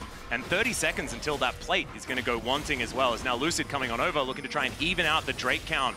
And even just one Mountain Drake could be pretty good here for these guys. As Showmaker, decent sidestep, but I think he's still going to get caught out, and that Wombo is going to hold him in position for easily long enough. Now Lucid, can he actually get in here and take this one? And he does so. Finishes the Dragon, so they get that as a consolation prize after losing their mid laner. And there's a Cloud Soul. You love to see it. Xiaohu going to Shockwave Kingen, but Kingen just going to walk it off. I think it was this time last year you anointed me the Cloud Soul guy, so it's only fitting. That's because you're with me. Everyone's the Cloud Soul guy. That's just how it goes. Please feel free. Nice job from Lucid though to sneak away the Dragon. You can see that Chris was looking for his reset. Weibo weren't really in a position as Light was only coming back into the map, and now again Lucid's starting to move up towards this top side. So although Weibo started off as a really nice player around bot side and being able to get a ton of these advantages, DK have actually played at the map state better around a lot of these objectives, and also then found ways to punish Weibo overextending. So DK certainly making their way back into this game. Yep, it's working out pretty nicely. And now I remember, you're exactly right. You brought the Cloud Souls. Yeah. I need to petition to cast with you every single time. It's for my mental state. It's very, very important that I get as many Cloud Souls as possible. Thank you, Dagda. You're the best. Okay, Showmaker now just clearing out this top wave. Should be able to get through that one pretty comfortably. But I think what's going to happen in the next 10 minutes will be really, really important for both of these teams. I think DK need to keep up the pressure as much as possible, and they need to be able to take some turrets. I think that Rift Herald is going to be really, really important. Well, I think the fact that you have LeBlanc makes things a little bit easier to take them, because Xiaohu does not want to go up against Showmaker in a side lane. This LeBlanc, way more threatening, the ability to just chip away at turrets and that 6 Void Grub buff, even maybe looking at the picks in this jungle as well. So I think this is where Weibo are going to struggle. Light can't really get enough control over mid to threaten the mid lane turret, and DK are decent on sides, just with Kingen being able to clear out waves. Let's just see. I want to know where Shelly is going to get parked to try and take some money from these structures. I think we're hopeful that it's going to be towards that mid lane, really open up the map, because it is very dangerous for Weibo to get wards onto the map. They have a Lux, and she just does not enter the jungle safely alone. Very much. Does throw out beams like this, as you can see. That works out, you know, try and find some catches, but you're not going to be very self-sufficient getting deep vision down. So holding on to that outer turret in mid lane really going to be helping Weibo out as far as holding on to any control of this map. It doesn't feel like a clunky composition from Weibo Gaming. You can understand how it all works together, but I feel like a lot of these lulls in the game are a little bit more difficult for them to deal with without some of these champions that are good at getting extra vision. Yeah, I think the thing is though, Lucid's done a really good job of creating that lull. Like, this was a game that could have very quickly blown out of control, but he's actually brought it back under reins. And now, as you say, this lull does work out where DK just get to farm up, get this Kalista back into a space where she is relevant. And Lucid's been doing a really good job of, hey, there's a potential where Breeze could maybe play down towards King and all in. All right, Lucid's just covering. They know Showmaker's never going to die to an all in. He has flash. He's a bloody LeBlanc. Like, he's going to be fine. So it's more about playing around this top and AD carry, and he's doing a great job. And here comes your Rift Herald. Yep, straight down into that mid lane as well as now Lucid getting into the enemy jungle. They're not actually going to babysit Shelly here. She's a bit of a distraction as they look towards this top side. Xiaohu possibly overextended perhaps if they are looking for some sort of dive, but I think his turret is very healthy as well up there towards that top side of the map. So DK not going to be able to find too many advantages here, just a bit of damage out of the charge, and that only evens up the amount of damage done to these central structures. I think it is basically a we'll buy it later plan, because if you look at Dragon setup, you really want Caitlyn to be in River beforehand. You want the vision set up so Tarzan and Xiaohu can jump onto backline as they try and go through. But if you try and set up early in River as Weibo, well, then you just lose the mid lane tower, right? So I think even though it didn't quite get the mid lane structure for them, it still sets up really well for a minute's time when this Dragon spawns. You can see Weibo actually with a lot of control of this top side river for now. Of course, Scuttle Vision going to be immovable, and D+ will understand what's going on. But now Xiaohu getting procced on here. Sigil of Malice working for Showmaker. Does have a lot of control in these side lanes. Of course, LeBlanc pretty good in the split push. LeBlanc's such a weird champion because I feel like she's like a mage, but also an assassin, also a poke champion, also a split pusher. Depending on how you play it. Of course, Showmaker definitely more of that poke variety. Very good at getting in there, getting the distortions to work. She's the early season Cassante. You know? Yeah, we didn't quite get like to season 11 Power Spike yet. And then there was Ornn, and then that was like every archetype Yeah. after that. And then Cassante came in and ruined everyone's fun. And Showmaker, like, it's topical because we're talking about this with Showmaker in the game, the man who basically defined being frustrated by Cassante. And he's not in this game, and it was banned by Weibo. He probably said thank you. Yeah. He was very happy to see it. But yeah, it's glorious. I think the silent winner in this game has been Breathe. The moments where Kingen has been trying to roam around the map as Rumble to set up plays and trying to counteract Caitlyn has actually left Breathe in a side lane where he's just been able to farm up. You can see him nearly 800 gold ahead. Yeah. And I think he is kind of causing some issues for DK as they want to try and set up. But here's where we're talking about DK looking at the Dragon. Could potentially just turn towards the mid lane. Showmaker resetting though. I don't see any deep wards from to TP2 though. Yeah, well, the Equalizer going to be a huge deal here as in goes Lucid. Looks for that safeguard over. Still has the flash, though, and the Dragon Rage as they take control of this Dragon. A teleport coming in a little bit late once again from Xiaohu as the Drake is secured by DK. Now Xiaohu trying to speed himself up, get himself in here. But DK, I think they just want to back away from this one. Don't think you want to go for a 5v5 as you've already taken the objective. And Lucid just going for some cheeky steal. I don't know about that one. Feels a little greedy as the preemptive flash is gorgeous. The kick, too little, too late. And it's Chris that locks down the kill. A handshake still going to have to be flashed there as Moham gets himself out. And a slight overstay there from the young jungler from DK. Yeah, didn't have any right going for that against the Nocturne. Could have gone down a bit faster, but Xiaohu's still holding on to that ultimate now. Gives a little bit of threat towards Weibo on a potential turret play as Breathe going to enter back into the spot side to try and get some pressure there. Kingen off to the side here, though. Yeah, Kingen coming in. There's the Equalizer to start things off. Not going to get a whole lot of value, but there is the Fate's Call. Xiaohu just burns down. The flamethrower of this Rumble is working until he's dead. And it's going to be Light that takes him down. That felt like a headshot. And that is going to be a 1-for-1 in the end. Yeah, flash invested by Kingen to try and get the play, and Weibo able to get at least one back off of it. But I was kind of curious at the ult from Moham. Immediately saw Tarzan, and I think he kind of panicked, ended up sending in his direction rather than just trying to lock up multiple members of Weibo. But we'll see it here again, as it's a great handshake to start things off here as Kingen's coming in over the side. I think they expected Tarzan to have reset, but it's as you come through here, the follow-up from Moham, and then he sees Tarzan, immediately sends the ult that way, but it's spell shielded, so you don't get any real value out of it. And then it's Crisp who's able to get that CC into the trap, into the follow-up CC again, that ends up spelling disaster for Kingen. And it could have been so much better as well if that Fate's Call gets the knock-up on top of the Equalizer. Yeah. That is a lot of damage, but it was just a little bit later than that. So slight miscoordination from DK as aiming. Was trying to hit the Pierce onto the Baron, and Lucid going to come on over. They do have vision, as there is no teleport from Breathe, and he's going to have to walk all his way up. There's the final spark. Crisp knows exactly what's going on, but DK, they're committed to this. Down to 50% is Lucid, though. It's starting to get dangerous. Paranoia up and available for Tarzan, and DK just moved the Jax over.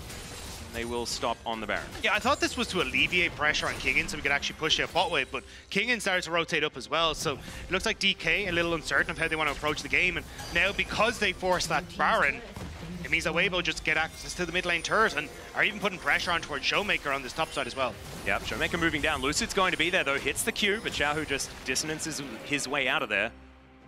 So Weibo create that distance that they're looking for, and feels like a comp that really does just want to stand there and phalanx, right? Like you've got Caitlyn in the back as the artillery, Crisp there with some peeling potential, and then you throw an orb towards the alley-ooping Nocturne that goes in and destroys the backline alongside the Jax.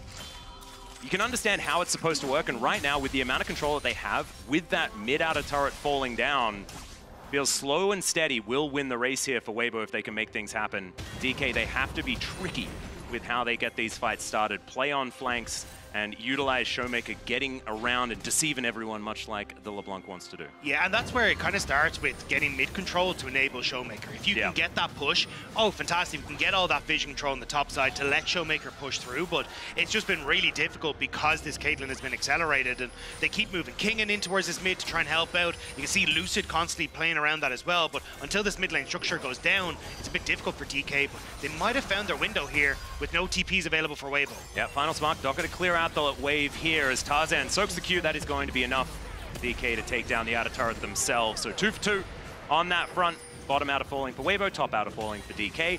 This game very, very close. Under 2K, the gold advantage here at 23 minutes means little to write home about as Breathe.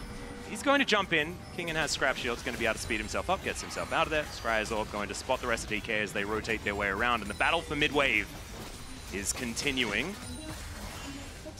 We're going all out ARAM for this one, trying to get everyone involved, but it looks like DK, again, just kind of realizing, hey, we have the TPs available, so let's just move down in towards those side lanes and start to push out again.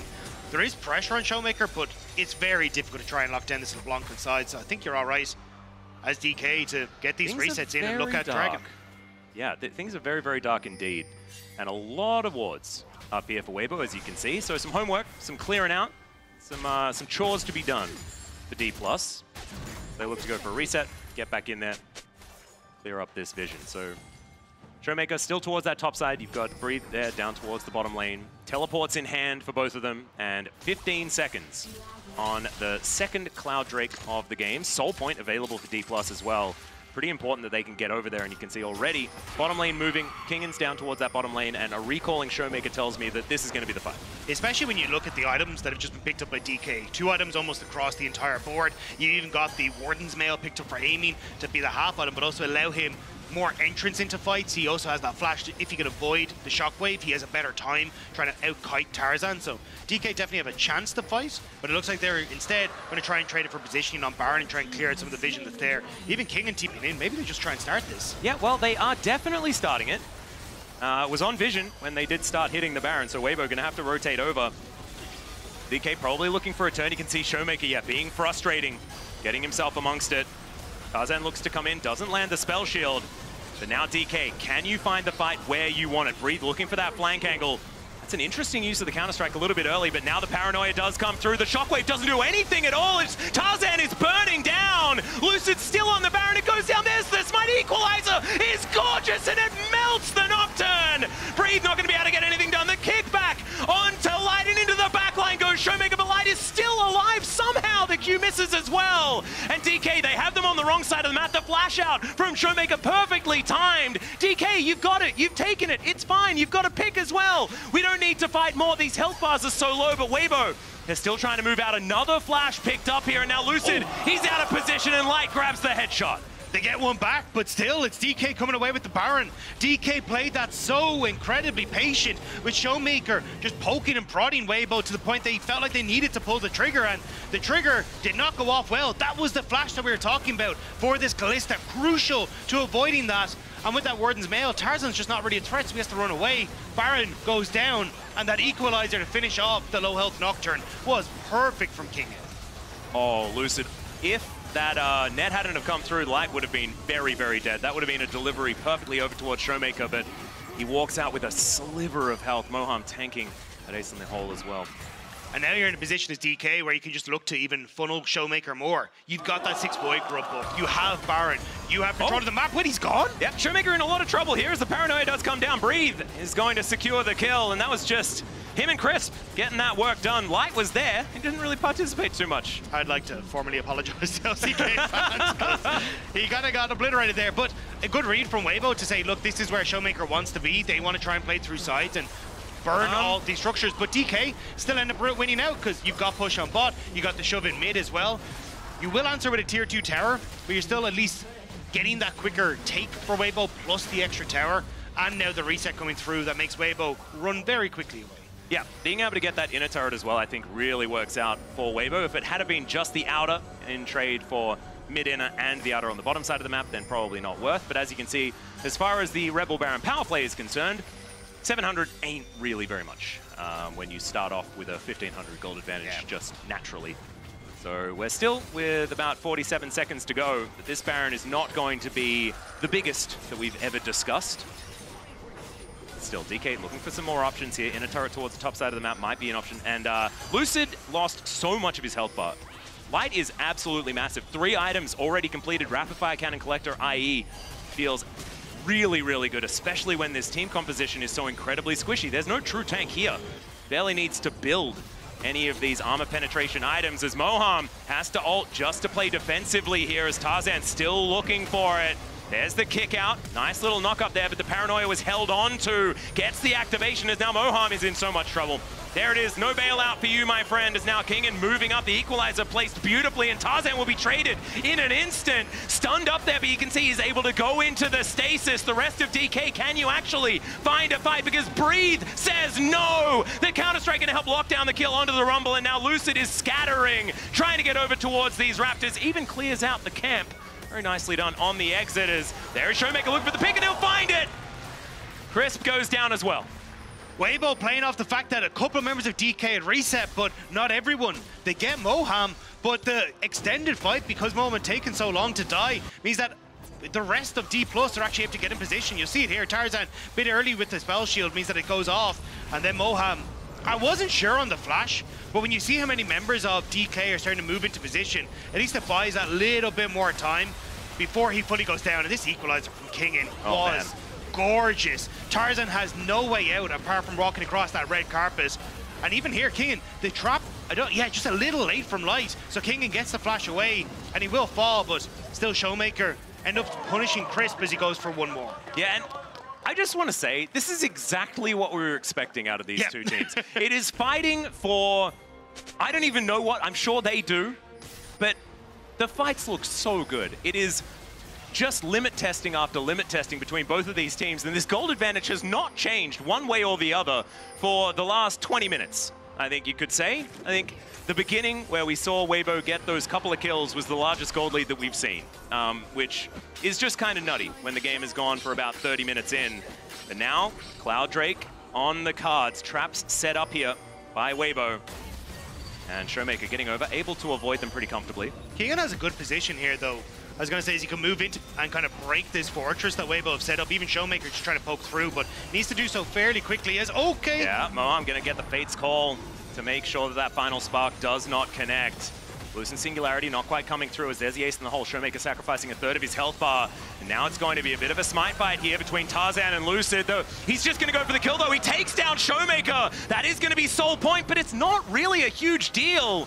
It's now Xiaohu looking for Kingen. Breathe is in the base, though. He already took mid lane tower. Yeah, he's about to take another one. That's an inhibitor turret, and I don't know whether Soul Point, Cloud Soul, I love Cloud Soul, but like, that's not good enough.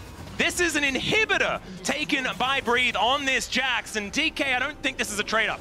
This is definitely not a trade-up. Great read from Weibo. Breathe moved in initially, I feel like, to match where Kingen was, but as Kingen had moved the entire way around, he's like, cool, there's no one defending this mid lane structure. I can continue to take this. I have TP to get back, and you're kind of shored up as Weibo in that river, so nicely done to get the play back, and DK, they get a dragon for it, but not worth. Yeah, not quite. Still, the game goes on. The gold advantage not end of the world or anything like that here at 31 minutes in. But Weibo, I think with this extra map control, I think they're a composition that can utilize it so incredibly beautifully. Have compositions really mattered so far? Well, no, not really, but I do like talking about it because in theory they do.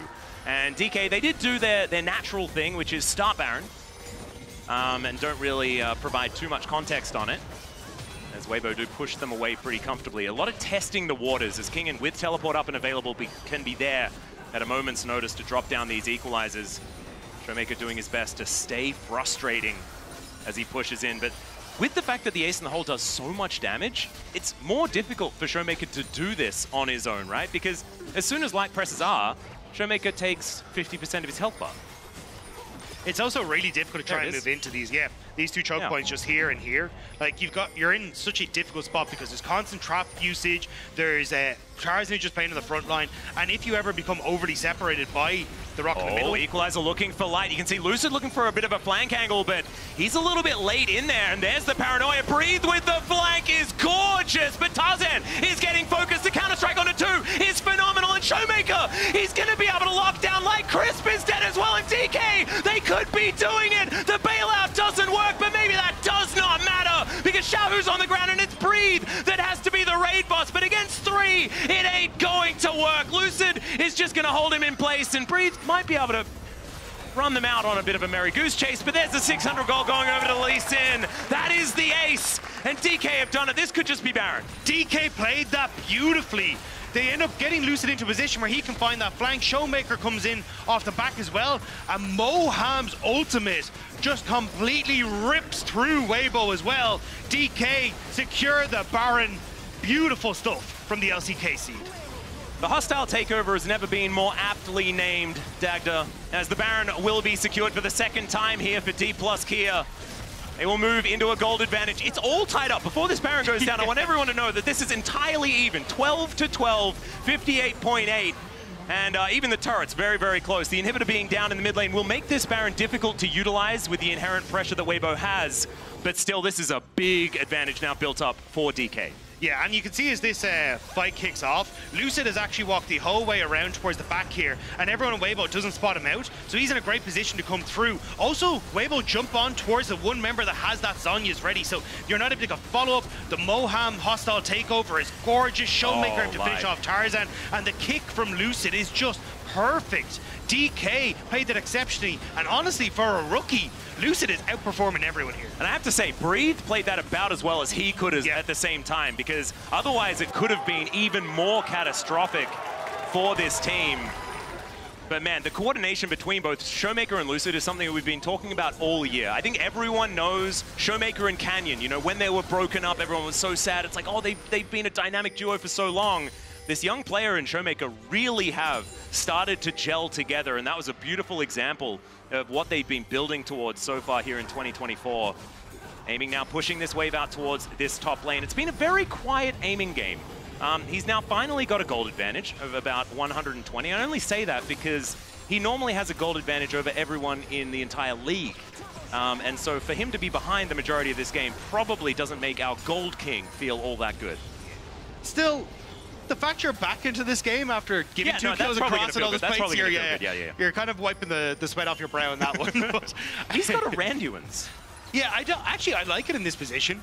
Like, as you see, every time he flashes the shockwave, it's only going to be the damage from the Nocturne to try and finish him off. So the Randuin's for the slow, also being able to absorb a lot of that, get value out of your Terminus. Oh, Breathe comes in, but he is actually spotted on the flank. Zhonya's going to be utilized here as now into the back line goes Tarzan, but he cannot follow Showmaker. Still, he takes a whole host of damage with that ace in the hole coming down. This is Soul for DK if they're able to take this one, as Chris not able to find that final spark.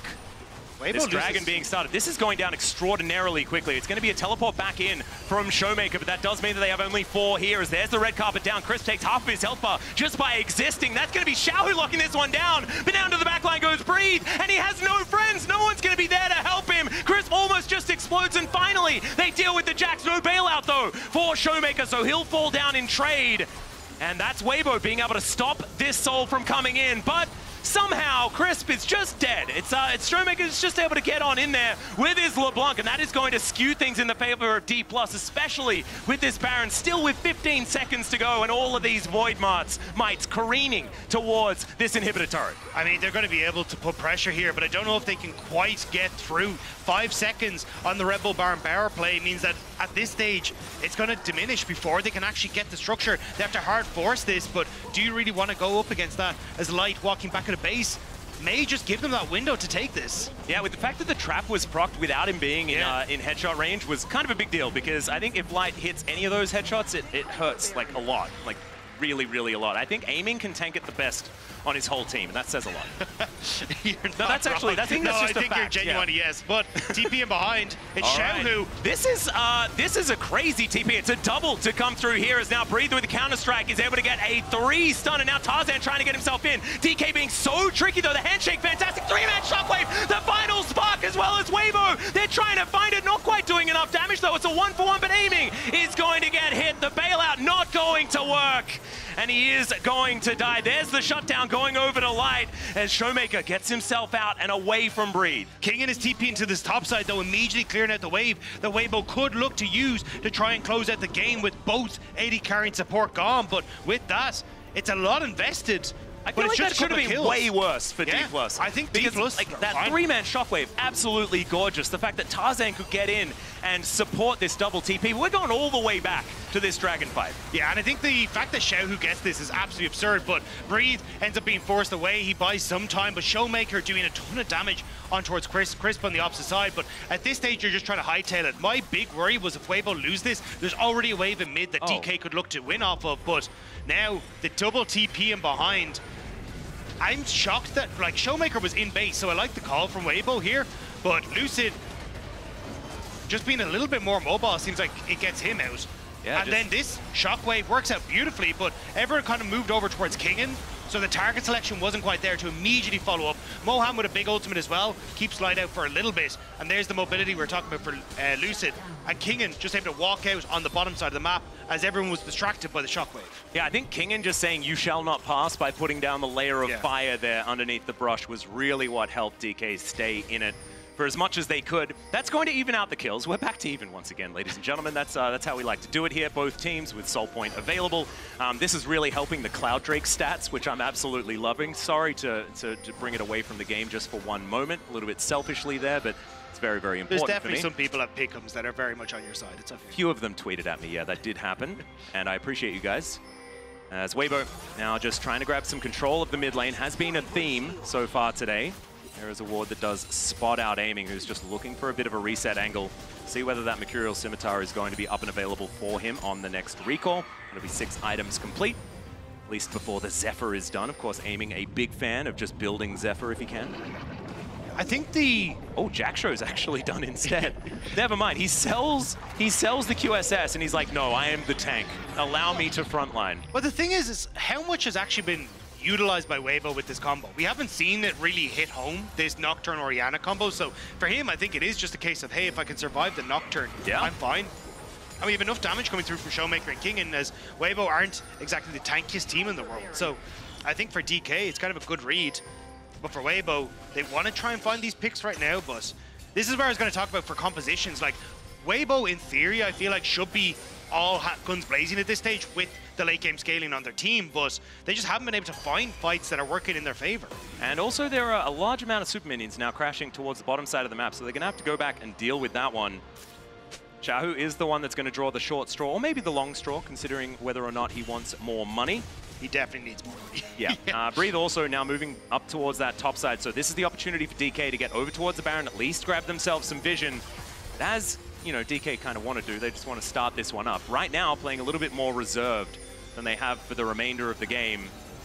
A slight gold advantage is there for DK as they do finally start this one. Breathe, getting on that flank angle. Showmaker understanding exactly where this guy is. Oh, never mind. Maybe he doesn't. Gets bonked on the head, and that is going to get him out of there. Speaking of getting out of there, the Baron will be stopped here as Weibo just moves on over to push them out of the pit. It was the Xiaohu TP that was gotten for it, though, and that's really what DK were playing for. So nice job to pull away and not get caught out by Breathe. But now DK just kind of get to rinse and repeat. They even send Showmaker down to the spot side if they really want to just force more pressure in that position. And it's a much more valuable inhibitor as well that DK were able to take. Of course, earlier on, Weibo get that great push with Breathe to take down the mid inhibitor, but not a lot was gained because everyone just chills in the mid lane anyway when it comes to the neutral time in the game. This, though, is going to be a lot of pressure being put on Weibo. They have to deal with that wave moving towards their Nexus turrets. Soul on both sides as well is now up and available, so DK get in towards River. There's the Equalizer. Yeah, the Equalizer comes down. They have to walk over it. Crisp takes a lot of damage, but does have that redemption. That will keep that health bar higher. Cooldown on this Equalizer is not the most gigantic, but now DK move over. They will just blow up this Dragon, but can they get back towards the Baron to stop Weibo from just taking that one away? They have so much damage, and they will start it off. Full information over to DK, but can they get in here in time is the question. The teleport for the flank angle to come through as Showmaker has made his way in. Lucid is going to be able to get into position. They have a control ward down. As now, Lucid, can you actually stop this one? Tarzan gets out of the pit, and now the hostile takeover is chasing them. Light is fighting, Breathe, and now Tarzan is looking to try and burn them down. The three-man shockwave, it's gorgeous, though, from Xiao to try and turn the fight.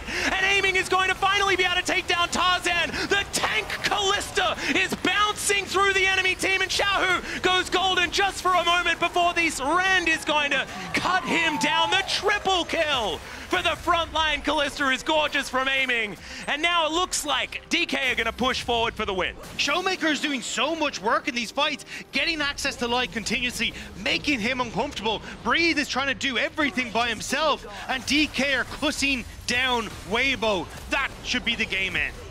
DK going to be able to take down this turret at least. Crisp, the last man standing, but we are late into this game. It is 42.5 minutes. And there is 20 seconds on Tarzan, who's going to be the first one up. Crisp not going to do anything to defend these Nexus turrets. And DK, after an absolute slugfest of a game one, will be the team that comes out on top. But man, I don't know what's going to happen in game number 2. I got no information about who the better team is, but that was one heck of a fun game. That was a crazy game. And I think everyone on Weibo, maybe ourselves included, are a little dizzy after that one. Yeah. Are you going to go back and do it again with your tournament lives on the line? Whew. Okay, we're going to need some time here to cool off after that game number 1. It is time for us to head to a short break. Afterwards, though, we got another dose of this. We are so incredibly lucky. We'll see you soon.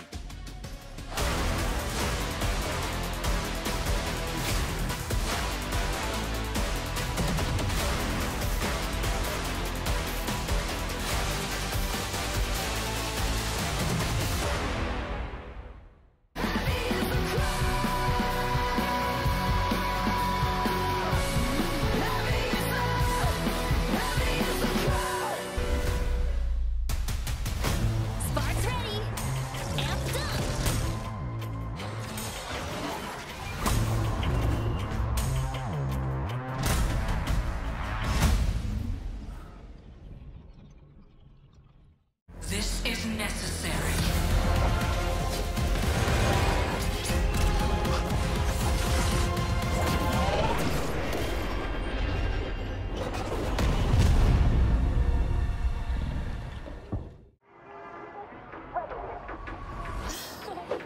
You wish. In the dojo. You want to head high? In the dojo.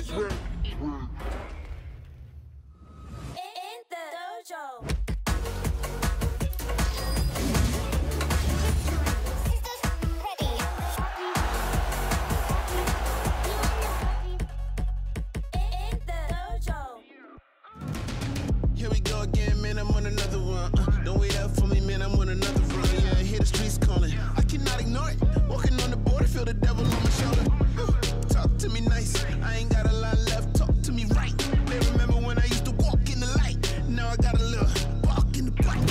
I've been on the verge of self-destruction. Never been this close to me erupting. I'm on the ledge. I'm seeing red. Don't think they heard what I said. Mr. Goody Two Shoes, but the pew-pew. Kill him in the new suit, man, I'm too smooth. From the light to the dark, from the truth to the lies, play a part. I'm a renegade, renegade, renegade. Better run away, run away, run away. I'm a renegade, renegade, renegade. Better run away, run away, run away. I'm a renegade, renegade, renegade, renegade. You better run away.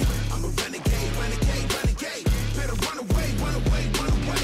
I'm a renegade, renegade, renegade. Better run away, run away. Yeah, yeah. I threw away the halo, never gonna be an angel. I'm more keen and able. I've been a since the cradle. Build different, homie. You could go and check the label. I'm 100% raw, underrated. I'm belated, I'm the greatest. I'm the hero and the villain. You can pick a favorite. I'm the one that everybody said he couldn't make it. Now I'm on a mission. I'ma try to win my enemies and they gon' hate. Hate is just the love when it's intensive. Dark is just the light without the sense. And loneliness is you without the friends. Click. Giving up for me is too expensive. Renegade. I'm a renegade, renegade, renegade. Better run away, run away, run away. I'm a renegade, renegade, renegade. Better run away, run away, run away. I'm a renegade, renegade, renegade, renegade. You better run away. I'm a renegade, renegade, renegade. Better run away, run away, run away. I'm a renegade, renegade, renegade. Better run away, run away.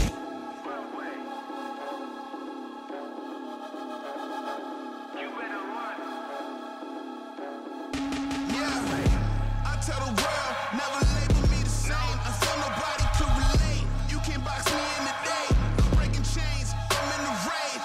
And that's just me, just me, just me. You box me in, it'll get interesting. Cause you don't know the pain that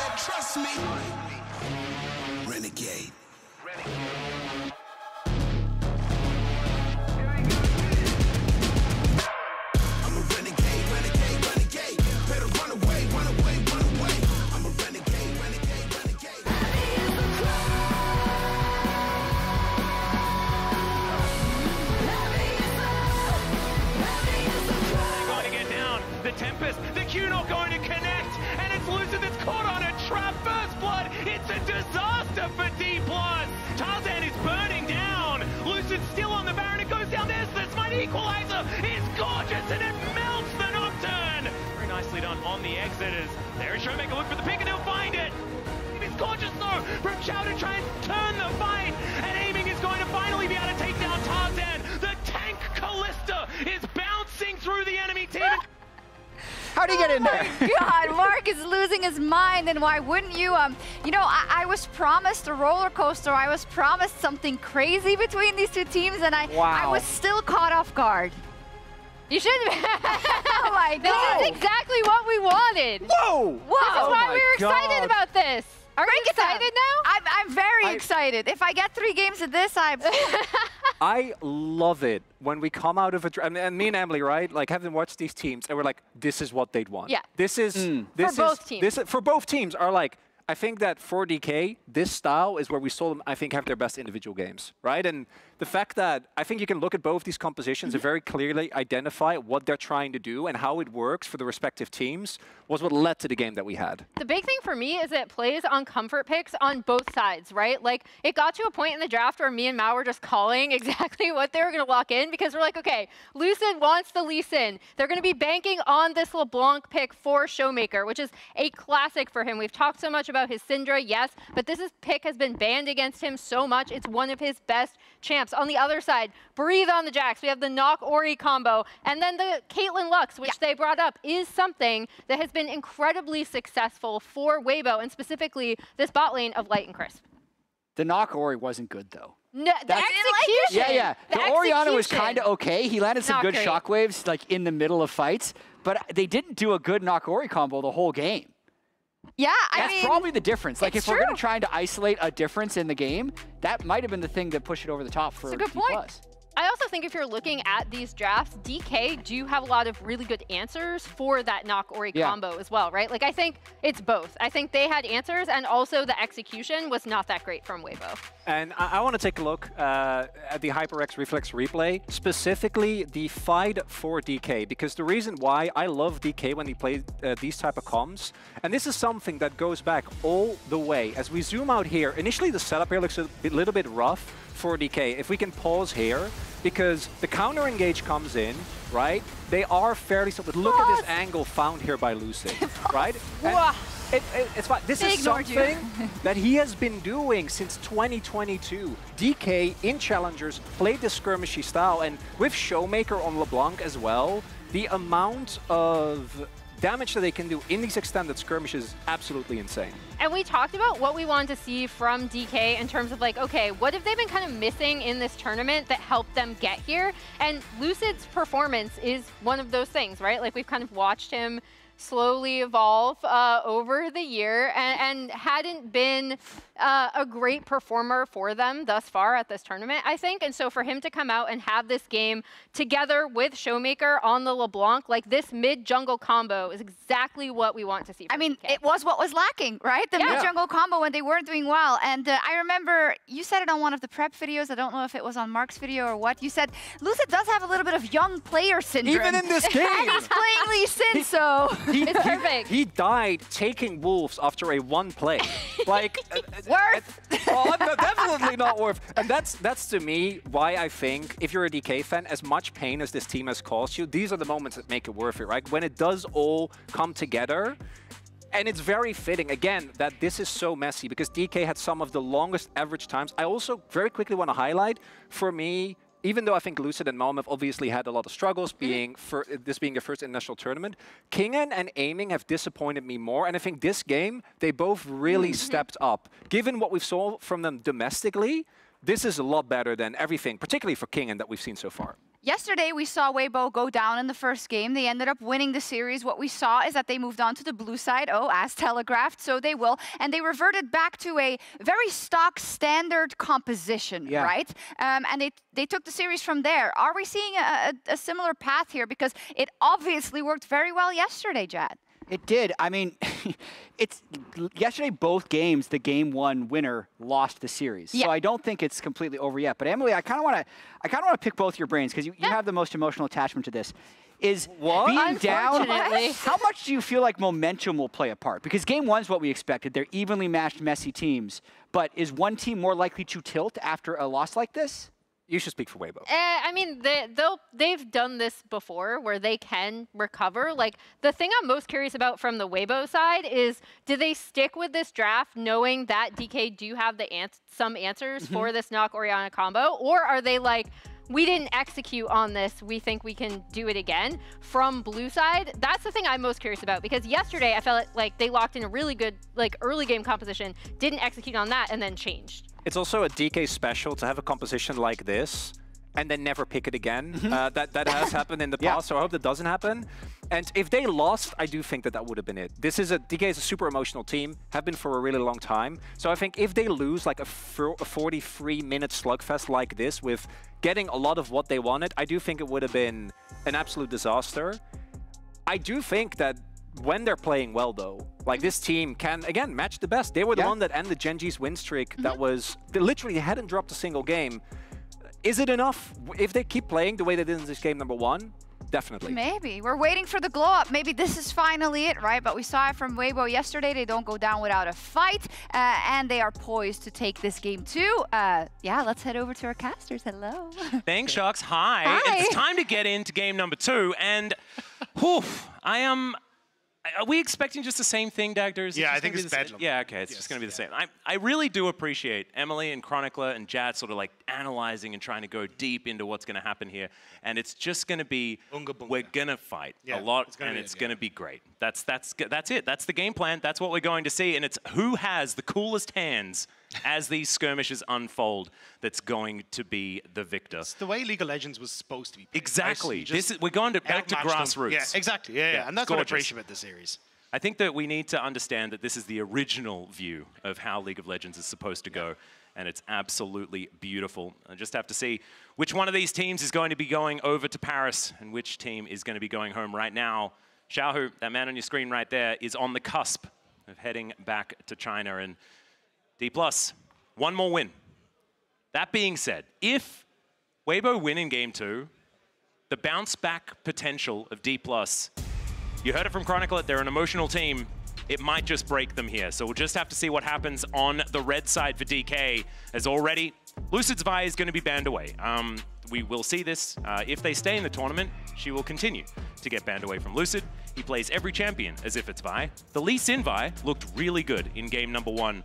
See whether they address that one as well. Is Ashe going to be taken off the board? And will the Yone, will the Aurora both be taken away as well? I imagine they will be. The question mark for me, though, is like, what do Weibo actually do differently on the blue side? Because I feel like they got the things they wanted, right? Orianna is a potential first pick. They got the Nocturne follow-up. That's kind of been the combo that we've seen paired with this. Maybe they try and take away something like the Kalista, but they actually, they ban away the Kalista themselves. Like but it's like, I felt like Weibo kind of got a lot of what they wanted, but they just weren't able to perform on those picks in the moment. Well, this is going to be Yone or Aurora, whichever one they would like to ban, or they ban Skarner and Nocturne. That's your options. And then you trade. And so they're going to go down the Skarner route this time. And so that means that if Aurora is banned here, then you ban the Yone, and then it's sort of a wash. And if they're not banned, then we go for a trade. And Kingen, pretty good on these majors towards the top side of the map. He's got a very extensive champion pool. We don't have a lot of tape, just because Aurora wasn't enabled for all that long. But this is a bit of a gamble being taken here by DK. Yeah, and I'm kind of surprised because it was DK who banned the Aurora on blue side, so I thought they'd at least, well, they probably will just keep it here, but I think it's also a bit of a call out to Xiaohu, because Xiaohu was notorious in the LPL for the banana combo, where he would have his Q3 up and available, he would whiff the ult, miss you with the Q3, and then go back to the solo unbound. So he didn't have the best of times on the... Showmaker, on the other hand, has the never use ult for an entire game. Yes. That was his move. So both of them with some sick Yone plays available, as there is a Sejuani ban. So setting up the trade. I mean, I wouldn't be surprised to see Weibo just take the Aurora side of it and just say, look, Showmaker, you have a loss on the champion already at Worlds. Maybe we're happy enough to play into it. The other option, of course, is that Kingen has also brought out the Yone as well, so maybe they are a little nervous of the flexibility that the Yone offers on DK's side. Well, they're definitely going to need an answer, because obviously the Yone is going to be snapped up, and we'll just have to see whether it's going to work out. Yeah, I hadn't really thought about this because I kind of expected Yone just to be banned every single time. But Xiaohu and Showmaker aren't really the guys that you expect to be having great performances on this champion. Just have to see whether some redemption can be claimed as Aurora and Nocturne. Is it just going to be Aurora, Nocturne, and the Ahri? Something that we have seen find a fair bit of success in Worlds so far, as Lee Sin now going to be the consideration for Lucid. Look very, very good on that champion. Just going to be cycling through a few more options before he does make his final decision. Clock ticking down. I like the Nocturne has been so incredibly strong, especially yesterday. It felt like we were getting Nocturne trades all over the place and was really performing well. I think it's also, we've seen obviously Kingin flex the Yone. It's also something that Breathe, I feel like, would have in his champion pool as well. Like, this was a guy when he started off was like a big Riven player, these kind of things as well, back when he was Curse on OMG. So there's always that option, but that's going to be blown out the water here, as immediately they're going to take the Nocturne from and just try and play what's a little bit more of a standard, it looks like. Could be. Now we've got Light locking in the Ezreal, though, something that we know is deadly on. And aiming, probably pretty jealous, because this guy really loves Ezreal as well, was very outspoken, saying he was the best Ezreal in the LCK all season long in summer. But not going to be able to play it.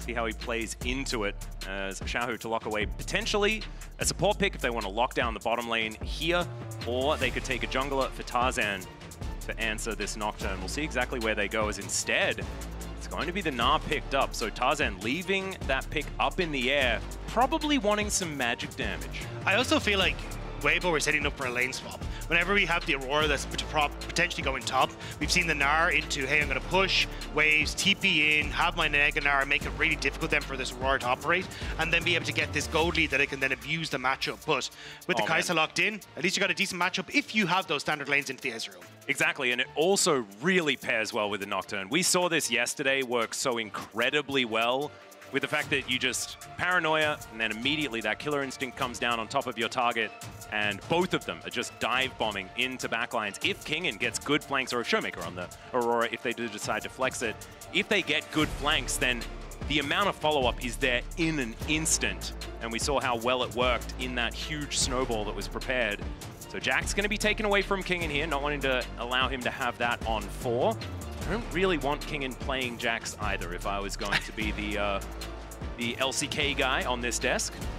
Yeah, it feels like they're trying to force the Aurora into that matchup against the Gnar, so banning away those top laners, so then that gets moved up there. But I think, as you were already talking about before, and Kingin is a massive champion pool. He's a ton of flexibility, so there's always an option that he can't bring out something from the depths of his champion pool and be able to be totally fine into a matchup against Gnar, and they just give... It's Gangplank, right? It could easily be, yeah. And I mean, it's not the end of the world, right? The Gangplank ultimate over the top with the Nocturne, and you've got a very clear AoE with the Aurora as well, and it just facilitates a lot of that dive too. So I am curious if it will be something like a GP or anything that's a bit more special for Kingin. Yep, and this is the time where you bring it out. Of course, do or die. This best of 3 gets you to Paris or home. Rel going to be taken away from Moham. This guy, if you were watching the playoffs of the LCK, you understand why this ban needs to come through, something that wasn't understood by some of the teams that they faced in those playoffs, much to their detriment. So now, aiming, what are you going to be picking up? Could be a pickup for Showmaker, could also just be a support to be locked in, as that's Kennen, the consideration. But I like this a lot more. Camille going to be locked away, some split pushing power, and that will put Aurora into the hands of Showmaker this time. I've seen it's mainly LPL teams that have been doing a lot of putting Aurora in the mid lane, and I do like the look of it. Camille going to be the pickup for Kingin there towards that top side of the map. Can be a brutal matchup, one way or the other, depending on how things go.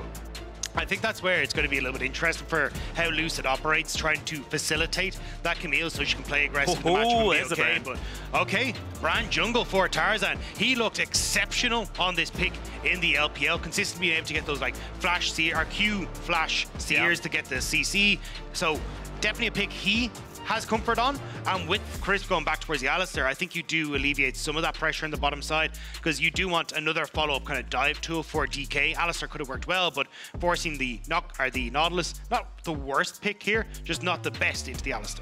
No, exactly right. Also means that I'm kind of expecting a lane swap almost absolutely from Weibo. Ezreal Alistar has never really been the most powerful of early 2v2s, and so probably getting away from that seems like a good idea. A lot of firepower, man. Pun not intended, coming through on Weibo's side. There is damage from absolutely everywhere outside of the cow. And you look over on Deep Loss's side, they're here to fight as well. So I think once again, it's just going to be Biffo. We're just Biffo again. Yeah, I am very excited to see how that one's going to turn out, though, because grand scheme of things, like there's so much that can snowball either direction, right? Xiaohu gets some early control in mid, suddenly he's an absolute menace in the side lane. Showmaker can't really deal with. Tarzan has been exceptional at getting leads on this brand, looking at dives as well. So there's a lot going on here. This is going to be a banger. Oh, it absolutely is. I cannot wait to see how this one's going to go. The one worry I have for both teams is that these are snowball compositions on both sides. If leads are picked up, they are probably just going to be carried through. This early game will be imperative for both teams to get off on the right foot. DK had a little bit of trouble with that in game number 1. Let's hope they've tidied it up moving into game number 2, but this is going to be fireworks guaranteed between these two squads. And I don't know, I'm kind of feeling Weibo biased, just because I won 3 games. I think that this series deserves it, these two teams deserve it. And of course, the global power rankings puts them at 9 and 10. Like, they couldn't be closer anyway. Exactly. It's beautifully done. Let's see how this gameplay is actually going to go. I want to draw people's attention to the Kai'Sa as well, because aiming throughout our regular season, his Kai'Sa was extraordinary. When he was on KT prior to this, his Kai'Sa was what got them to almost an undefeated season. As we load up onto the Rift, we'll see whether he can have another great performance here on the world stage, somewhere where he's been criticized the most. Now, where is Weibo going to go? How are they going to find these early advantages? And looks like they're just going to get the invade from DK, trying to see if they can spot out where this lane swap is going to happen.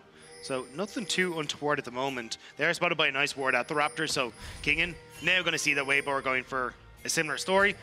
And how did DK react here? Looks like they're just going to try and defend this bottom quadrant. Yep. But Weibo are moving across. It's 5 members. Oh, DK are split.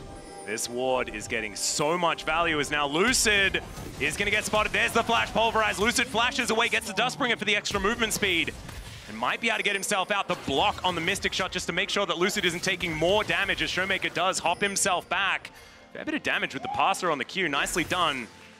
And DK get themselves out, but no flash on Lucid. But I think it's actually a bit of a win for DK. Light, no flash. Crisp, no flash. And you get the standard lanes. Light flash. That is a big deal. Yeah, and you get the standard lanes that you really want to as well. So this bot lane for Weibo now has to play incredibly safe, and you've actually got a decent matchup when it comes to the AD carries as well. So with these flashes down, I'm curious what Lucid wants to try and burn here, but this is where it does get a little difficult. Nautilus is kind of hard to play in towards the Alistar, because if you time the pulverize correctly, he's just able to interrupt the hook and move away from that. So maybe that's a little bit of a saving grace for Weibo, but still nice wins for DK just on summoner spells. Yep, and the fact that they get those standard lanes like you were talking about. So DK now, let's see how much pressure they can put down. Not really an advantage picked up just yet. It's just the potential for an advantage with these flashes now down. Lucid also going to have to be a little bit careful if the brand does get overly aggressive, but we know that Tarzan's probably just going to try and hoover up the jungle as much as he can. Going to be taking his second camp now as those Krugs are going to fall. But Crash going to come in as Breathe could be in trouble here, gets stunned up by Kingen. As the tactical sweep coming out as well. Breathe just looking for that transformation, might be able to get it. This is what happens, right? It's like Camille looks like she's winning, and then as soon as you start walking away, that's when you lose all your health buff. And I mean, Breathe has actually had a nice couple of days for himself as well. We had a great game from in the last one, was kind of the saving grace for a lot of those fights for Weibo. And it's nice to see Breathe having that step up, because when you look back at, you know, OMG days when he was cursed, he was kind of like, oh wait, this guy's kind of like top 5 in the league in 2020, but then started to move on to WE. You're like, hang on a second, this guy has hands. He can actually really achieve some things, but has been a little while since we really saw him, especially this year, step up. He's been a bit of a liability at times. So having some nice performances at Worlds, kind of setting Weibo on hopefully the correct path, but needs to try and do so again here against DK, because they need to win 2 games in a row now if they hope to keep their dreams alive. Well, Kingen still just going to be pressured out here by this mini-nut towards the top side of the map, and so far Breathe stacking up this wave, going to be feeling all right, unless Lucid decides to make his life hell. As now Xiaohu down to about 250, not having the greatest of times into this Aurora from Showmaker, and I feel like Showmaker is one of these players that does this the best, where as soon as he gets his Fangs in, he makes things work. Speaking of Fangs in, Light is already down to 50% as Moham just moves himself out, looking for a bit of a trade. Does go a little bit more evenly than you might have expected, as now Lucid is going to look to take down Breathe. Great sidestep to deny the hop, as now the hook shot comes through, but Tarzan, great positioning. Lucid, oh, he's still going to get stunned up by that Seer. There is a stack up of the passive, and Lucid just trying to get himself out of there. Will be able to escape. That costs him so much of his health. The tactical sweep from Kingham was clutch though, managing to get the outer hit so you get the slow, meant that Breathe couldn't really follow up for the auto attacks, get another proc of that hyper, even Tarzan being able to get some damage down. So Lucid has had a little bit of an unfortunate start to this game, but still lucky to get away. Oh, there's another hook, great buffer there on the Arcane Shift for Light to get himself out of the way, but still DK continuing the shove. Almost a 10 CS advantage here for aiming the same time. This is his comfort zone, getting more money in bottom lane. That's what he really likes. It wasn't happening in game number 1, so he was probably a little bit uncomfortable. This is feeling better. Yeah, I mean, look, Light has had great performances on the Ezreal, so would definitely like to be getting some of that money as well. And he is someone that can, and for a long time has been able to step up for teams like LNG when he first started in the league to really snowball out of control, but aiming is not giving him that chance at all. And DK have relied on aiming for so much to get these early leads and play through. Breathe. Yeah, Kingan actually flashing here. Do we have it? Nope. Not quite enough damage as Breathe is able to walk this one off, and Teleport up and available. Not a massive advantage picked up here for Kingan as both flashes were traded as well. So Lucid starting off this Dragon now. No big leads picked up for either side, and I was expecting a before 5 minutes first blood. We're already not getting that. We'll have to see where that is going to be drawn. As so far, many advantages being picked up, most of them towards DK with that bottom lane push and with the fact that Showmaker has had so much pressure on Xiaohu, despite the fact that there is not really an advantage to speak of in that mid lane. Yeah, just keep my eyes on Tarzan on the mini-map, because did spot out that Lucid was on the Dragon and trying to put some pressure down. May end up in a bit of a smite fight. Showmaker's starting to roam across. He's just reset. But Xiaohu in the vicinity as well. Man, this Dragon takes so long to kill. Mountain Drake is just very tanky. Crisp in a lot of trouble. That's going to be the steal for Tarzan, but is it going to be first blood going over to DK? No, it is not. And so Weibo, the highway robbery is going to work out. And it actually isn't a worse time for Chris because he's just pushed out bot wave. He gets the reset anyway. Was looking for it around this time or anyway. So in the grand scheme of things, Weibo just kind of get to steal that Dragon away and walk out. Nicely done. Still going to be a reset here for Light and Crisp, as I thought maybe there'd be a push, and I was going to talk about maybe some turret plates, but that doesn't happen as Tarzan, oh man, Brand pretty good at killing grubs, and Xiao going to come over and assist as well, and that will be 3 going over to Weibo to start this one off. So already it feels like their grip on the map is better than what we saw in game number 1, despite the fact that they're not starting off with a 2-0 Caitlyn. Tarzan just trying to help Breathe get a little bit of an advantage off the plates. There's the Demolish proc, they will just move away, but Lucid also very close to level 6, so kind of finding that timing window where they could play aggressive on this top half, but Moham moving up as well. They're going to back away, and then it becomes a question of what happens now the level 6 are hit for both junglers. You've got the opportunity to play around mid lane, potential for that lockdown, and also looking at potential for Light to be caught by this Nocturnal. You have to be so careful on the map for Weibo now that Lucid is starting to come online. Well, you can see Moham just clearing out vision where he can. His next Dragon will be a Chemtech Drake, so that's not going to be the soul this time. See exactly what it is going to be. I think all of us kind of want Hextech Dragon to be that that soul, just because it does mean that players can get to fights more. And when both of these teams can get to fights more, we're just going to have so much more action in this game. Once again, it's extraordinarily even. Just feels like it's just been 50-50 forever. In game 1, game 2, does not matter. Gold lead has not escaped more of like the 2K mark until the big lead is picked up at the very end. It is crazy that we've had like 5 to 6 flashes burned though, and absolutely nobody has died at any point in time. Even both objectives taken and nobody's batted an eyelid essentially at each other. But for Weibo now, trying to get position on towards the spot half. I do really think with Lucid ticking over to 6 though, there is a potential for a play, especially if Moham hits 6, like ult the Ezreal with the Nautilus, then immediately follow in with the Nocturne ultimate. Just makes it very difficult to escape that on the bottom half of the map, but Lucid starting to sneak in behind. Yeah, a little bit of a wraparound here as Control Ward does go down. Tarzan in the area. Lucid does have a spell shield, so not as worried about the Brand. But still, Xiao just to come down to protect the vision. Showmaker without too much control of the wave. Now going to be moving back. Pillar of Flame not going to connect as Moham's moving in. This could be a fight. For some reason, it's still 2.5 minutes before the Dragon Dagda. I don't know. It's all the posturing. It's all about sending a message. The message is, I want to fight you. And it's just replied, received. Yes, we do. Loud and clear. I think though in this position, like, Weibo definitely spike very hard off of singular items coming through, like a Xiaohu getting Bork, you get the Triforce for Light, so I can kind of understand hey, we would like to get to that point before we really start to tussle. Whereas for DK, like, I think people underestimate the AP scaling that is on the Aurora because she's so utility focused. But the later the game goes, she's going to be in a great spot. Kingen will be able to take over in the side lane as well. So I think it's Weibo kind of getting all their ducks in line before they really start to fight, and then hoping they can blow up in this game before the Camille and the Aurora and even the Kai'Sa start to come online. Yeah, and we know that aiming is fantastic at late game Kai'Sa play. Tarzan moving up, Lucid in the area as well. No paranoia just yet. Can press that button, but once again, the vision is so good from Weibo. Lucid going to be spotted on that approach, and Breathe has the ability to get himself out. Still gives control of the wave over to Kingen. We go back to a bit of a stalemate as once again Xiaohu taking a lot of harassment from Showmaker, but doing well, picking up farm where he can. This wave should be slurped, and there it goes. Not able to collect all of it, and he's down 6 CS, but melee versus ranged, especially when it's Showmaker on this Aurora with a lot of harassability. Pretty good job so far from the little tiger in the mid lane. I think it is crazy though that there's so many names on both these sides that one of them is going to be going home. Like losing Xiaohu, Tarzan, Crisp.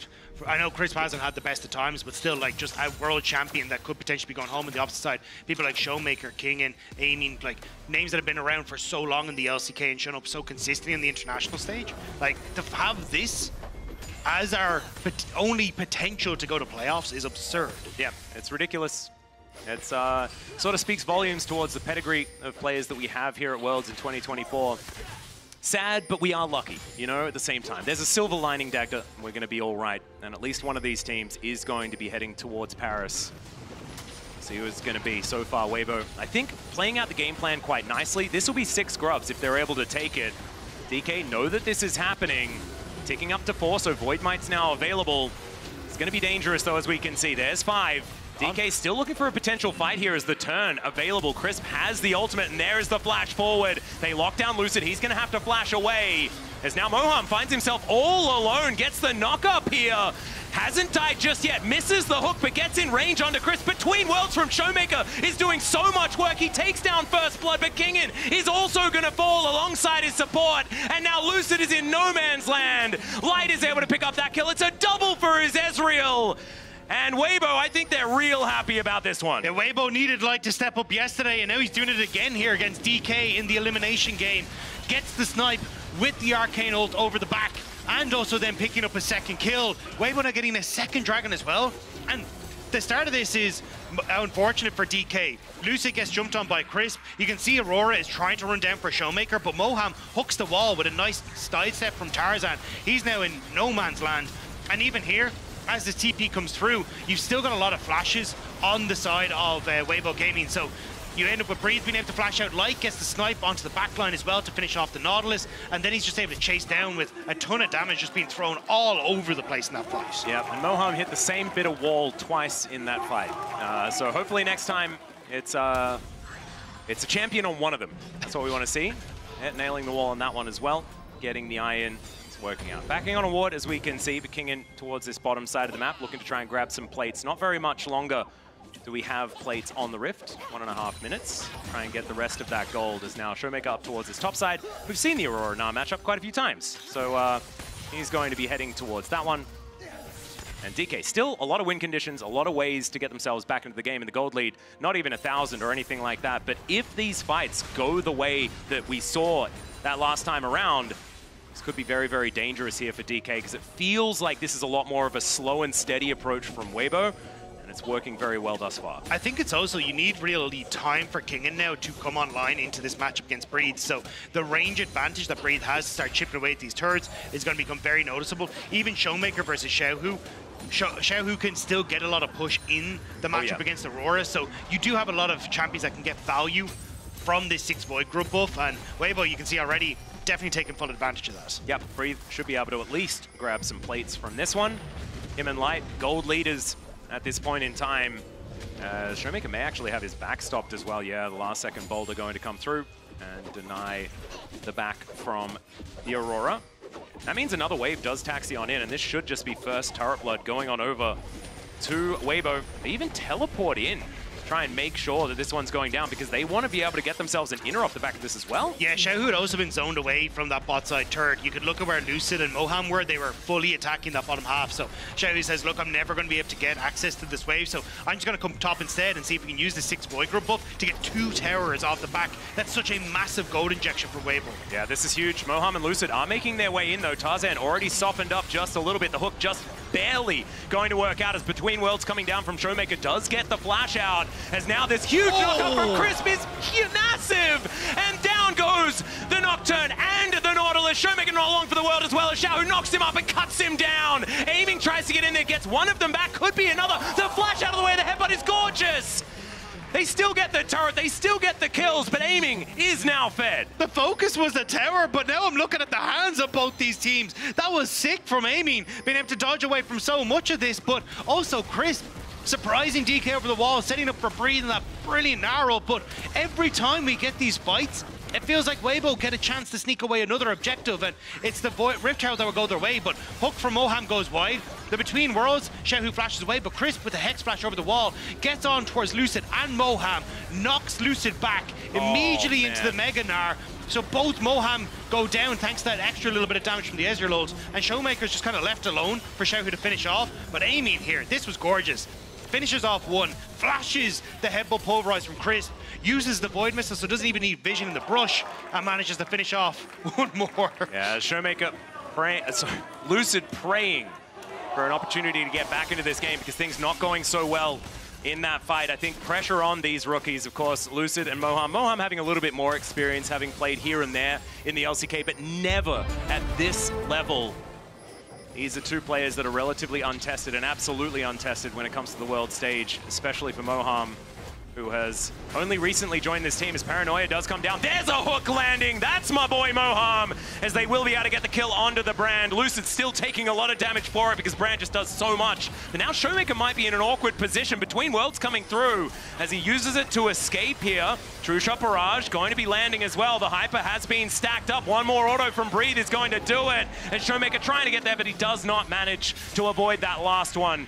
The Mega Gnar is going to be able to lock down the kill, and now teleport from King in to get himself towards this bottom side. Feels like Weibo are finding ways to trade up in all of these situations, and this feels like the biggest gold advantage that we've seen for a team, especially with 2 Drakes stacked up and 6 Void Groves. Yeah, DK tried everything to just break Weibo on that play. TP in Showmaker, try and get a pick, try and get top tower, and suddenly get a ton of gold back in your favor, but Weibo just had many people in position, and then the push for Xiaohu on that bottom side as well meant that they could threaten the tower. They get the TP from King and 2. As you say, it's just Weibo having these small advantages where they're constantly trading up. Now with Dragon up and available, DK already in position, reset for a Breathe. He's going to have to TP onto one of these wards if he wants to be a factor. Yeah, Tarzan going to be able to get the smite on the Crab as well, so some extra vision available here for Weibo. As Infernal Soul as well, we haven't even really spoken about it. As Crisp going to get hit by a Duskbringer, doesn't really mind about that one at all, but Soul Point is a big deal. Showmaker's ultimate is nearly up and available, had to use it to escape, so doesn't actually have it available for this fight, and I think that's why DK just don't feel comfortable taking this scrap. Also top wave not in their favor, so Weibo get 3 dragons with little contest from DK. Absolutely nothing they could do about it. And Soul Point, just such a big deal. We talk about it all the time. Didn't even need to put down the Rift Herald, which is now just thrown in here as there's the Fate sealed, and the catch is beautiful. Lucid nowhere to go. That's going to be the lockdown. Between Worlds comes in, Light trying to get himself out. It's a fair bit of damage, but they're not able to finish off any of these kills. Is now Kingin trying to run his way out. Decent mitigation of some of it, but that X-Tech ultimatum is one that they're happy to take any day of the week. They'll take down the Camille, and DK are floundering now.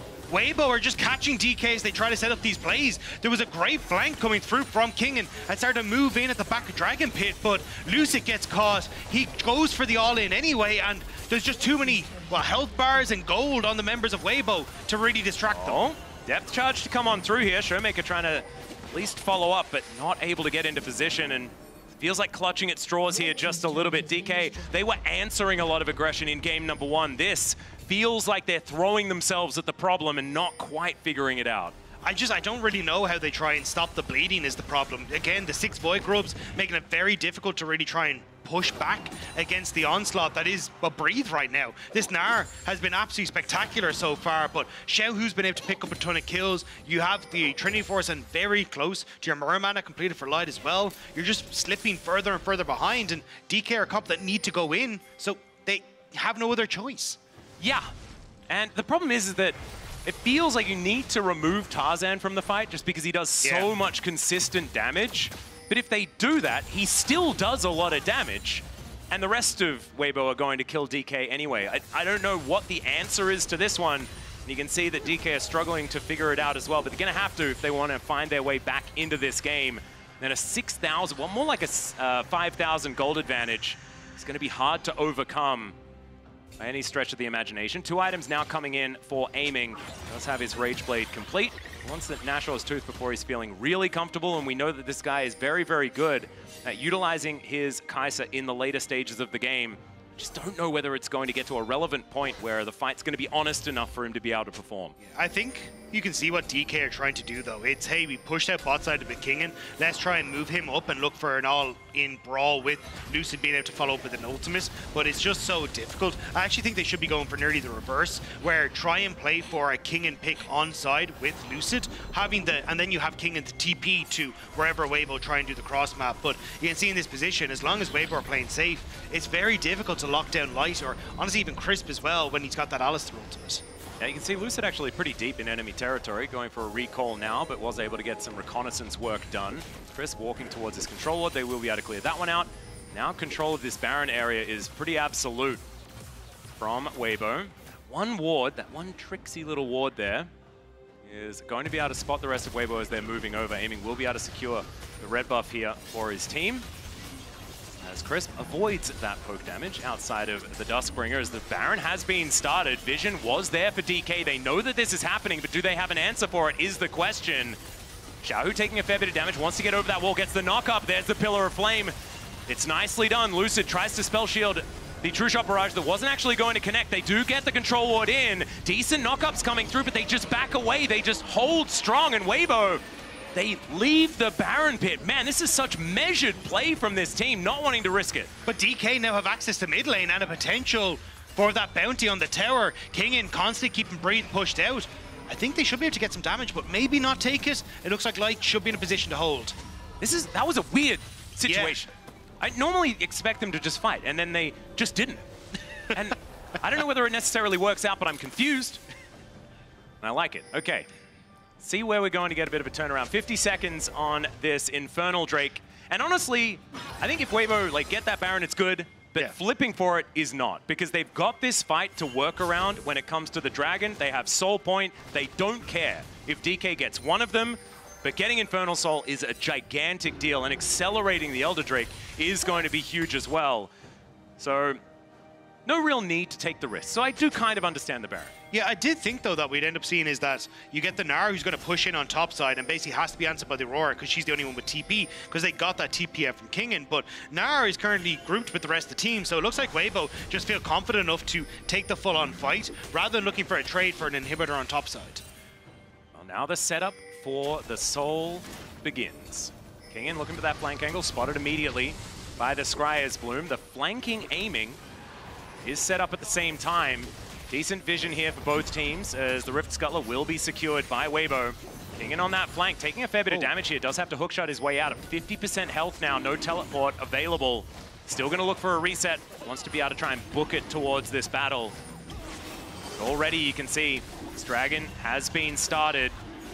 Weibo taking a bit of damage off to the side here though. Crisp down relatively low. And yeah, Kingen actually completed the recall, so this could be actually a flank opportunity, perhaps, but there is vision here for Weibo. They'll know what's going on. The Void Seeker's starting to hurt. Breathe on a ward, but the Narbar's good, and that is going to be the Infernal Soul picked up. Showmaker over the wall. Lucid, nothing he can do. He's just cut down where he stands. Still managed to get the light switch before he did die, but Moham has to flash his way out. Is he going to survive? The answer is yes, but on about 0 health, and now Kingen is just going to be dived after. Might survive as well. So they do hold on to their lives, but the damage is being done. That's Infernal Soul. And potentially Baron. Weibo have already got pushed. They're still healthy and maybe looking to stop the resets. Won't quite get it, but no jungler available. Weibo just get Baron off the back as well. Yeah. It's a disaster here, and with Lucid down for another 10 seconds, there was no way they were going to contest. And so on top of the fact that they get Infernal Soul, they'll also be able to augment it with the purple buff, and now we're going to move towards a gigantic advantage as far as the money is concerned. Weibo going to look like a freight train. But that's the thing, this is so much more controlled from Weibo. You look at the last game, it was Mist Orianna combos with that Nocturnal. Nobody really seemed on the same page. They couldn't figure out how to play through Light Strength, but this is so much more measured. Sure, it was a bit of a flip on the take, but Weibo knew they'd have the team fight afterwards, especially as the Camille had to reset. Lucid goes down, nearly getting this great ultimate, but it was flashed away from aiming for the breathe, but finishing off the Baron and now Soul. This has got to be the end for DK. It should be, even though there were these miraculous escapes. Doesn't stop the fact that Weibo are just picking up every single objective on this map. They got 6 grubs, they got the Herald, they got every dragon, and now they've got the Baron. DK, like that list beneath the gold number is very short. We've lost King. Okay, he's back. No, but yeah, I think this is where you kind of are scratching for anything. Like, again, though, I think you're running out of options. The moment where you could have tried to make some sort of play around Kingin is kind of gone now, especially against someone like Xiaohu. He's just way too strong. And if you ever do, the ability for Weibo to just tear through your structures is so insane. Oh, it's ridiculous. That is going to be some bounty gold going over, so maybe a silver lining there. But you can see here, after that does fall, the Rebel Baron power play does dip for a second and now goes back up to 2k as that inner turret is taken. Aiming takes most of his health bar from one True Shot barrage and is denied a recall, so the base is going to get broken open. Just looks like DK have no real response to what's going on here. The inhibitor going to fall down. They at least clear the mid wave. The top lane wave is also very far away from DK's base, so it looks like this is reset time. 2.6k on the Rebel Baron power play is nothing to scoff at, and they've got an 8,000 gold lead now and Infernal Soul. So much money worth of stats now available to Weibo, especially after they go back and spend it all. Well, I was going to say, I don't know if they want to go back and spend it all. Breathe has immediately moved up towards this top side, so this is a little greedy from Weibo. They are sitting on a lot of gold, but want to try and use the last minute of this Baron buff, but it looks like they will eventually just back away, but you kind of just missed your reset window, and DK realizes. Yeah, Voidseeker is going to come through, just barely missing the backside of the Alistar. Lucid not going to go for anything overly aggressive. DK now given a little bit of respite, but I just don't think it's going to be there for long. There's King in here towards this bottom side, just trying to get himself towards relevance, but we just haven't seen DK being able to get any sort of fight to go the way that they want it to. We haven't seen what this composition is built for. Well, it's when you're so far in the hole, it's impossible to kind of fight your way out. You have to dive in as Nocturne, Camille, even the Aurora, and you just don't have that firepower to really lock or follow up on any of the lockdown from Showmaker. And this position, Weibo are just getting to play through the strengths of, well, we have very good team fights, we have great threat on side lanes, and Light is just untouchable as DK scrambled to hold on to the map. Well, Aiming just got a 35 gold lead. So there we go. Woo! He's the only one with anything of that nature. 2.5k for both jungle and mid here on Weibo's side. Xiaohu and Tarzan eating good in this game number 2 as now they push down this top wave. Try to break the base on the other side as well. Throwing houses around his breathe. I just don't know whether DK can stop this siege from happening. They're going to have to go for some sort of all-in as Kingin makes his way back. The tower does fall down. Now DK with 5 are going to look to try and push this one out. The anchor not going to hit the target once again here from Mohan, but fortunately for him, it doesn't hit terrain as well. Now Showmaker bouncing around, does go into stealth here as there is the Between Worlds. The ulti out from Xiaohu is going to come through. He gets knocked up, but there's no Crisp! Oh! The headbutt pole flash comes through from Crisp, and he's knocking 3 of them up, but it's just the inhibitor that goes down. This is almost too measured from Weibo. They only want objectives. They're like, stay alive, DK, and just watch your Nexus fall. I don't know what sort of shellacking they got in the back, because they are not looking at kills at all. It is, we are here to win this game. The only thing that wins this game is objectives. We will take every objective, and thus far, it has been very measured, very by the book. And I mean, if they just take that mid inhibitor, that is every objective that they have gotten on this map so far. And when was the last kill that they picked up? I feel like it's been 10-4 for a really long time. Wasn't last game. The 10's telling me that maybe there was something that happened, but it does feel a little bit like a distant memory at this point in time. There have been fights though, plenty of fights, just not a lot of killing. So it's just, it's perplexing. That's what both of these teams are, to be perfectly honest. You are very separated here for DK. Yeah. There are a couple of teleports available for both Kingin and Showmaker, but they might have to use them pretty soon as Weibo are closing in. I think they've realized that maybe some kills are okay. As DK, double teleport is on the cards. It's only Showmaker that makes his way in first as Kingin thinking about a potential flank. And Weibo are still not really pulling the trigger. They don't really have to. They're just keeping DK in position as the Elder has just spawned and they have the inside track to get over there. Xiaohu setting up for some sort of engage angle as there's the ulti. They've caught Showmaker and he just explodes. Nothing he can do about it now. The late teleport from Kingin 2 already dead. Xiaohu out of there. Lucid also going to be dead. This is so clean from Weibo. The X-Tech ultimatum comes in aiming, trying to do all of that cool stuff, but the wallets are so heavy. And Weibo will push down. They'll destroy the Nexus and they'll take us to a game 3. It is a clean ace and a clean showing from Weibo Gaming. They dismantled DK in this game and pushed us to game number 3.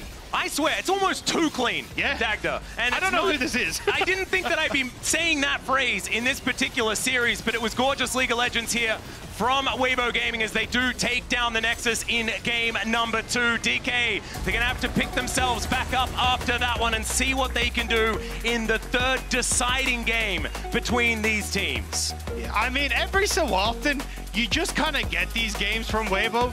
Like, I remember game 1 versus JDG in regional finals as well. They just clean macro, incredibly cool, but we're gonna have to wrap this one up as we toss it over to a quick break and we find out what's gonna happen in game number 3.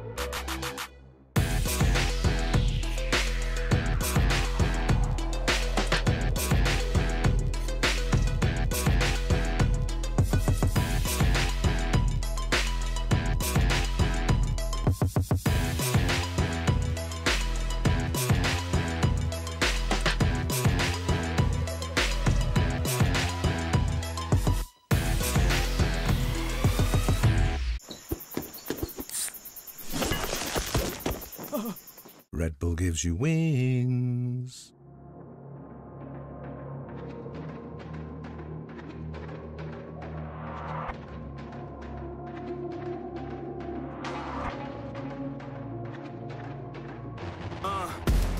Hit the ground, I'm on code. Run on air when I flow. You would swear that I flowed. Hottest hand in my zone. I'm going hard for my city, yeah. I put that thing on my back. Get it and gun it, I'm back on 100. I'm ready, I'm coming in for the attack. I'm on beast mode, God level, cheat code, new age, hero, good verse, evil. I'm on the move, I'm on the move. I'm putting in work, I go berserk, got something to prove. Cause I got power, I got the energy for all of my enemies. I'm on the way, I'm saving the day, no one ahead of me. I'm on the, right here, right now. This is the moment we running it. This is the moment we running it. We doing this for the love of it. Give me a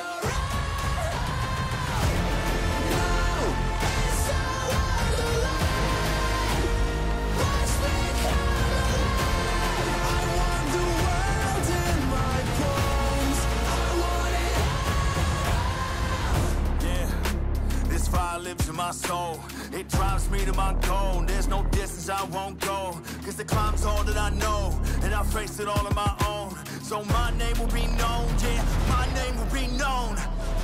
Right here, right now, this is the moment we running it. This is the moment we running it. We doing this for the love of it. Give me a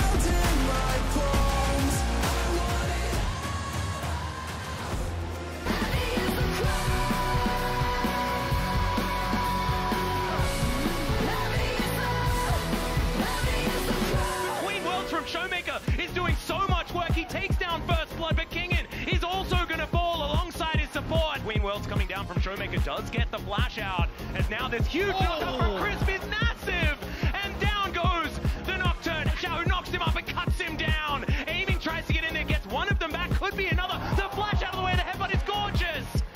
Setting up for some sort of engage angle, as there's the ulti, they've caught Showmaker and he just explodes. Then Aiming trying to do all that cool stuff, but the wallets are so heavy. It was never going to go any other way than into a game 3 between these two teams. I see that Caps' dad Michael is already ready and primed for the next best of 3, but hey, there's another game of this one, Emily. Yeah, I think the big thing for me as we look at this like post-game breakdown here, the big thing for me is 2 things. One, actually insanely clean game from Weibo, right? This is not a typical LPL gold graph.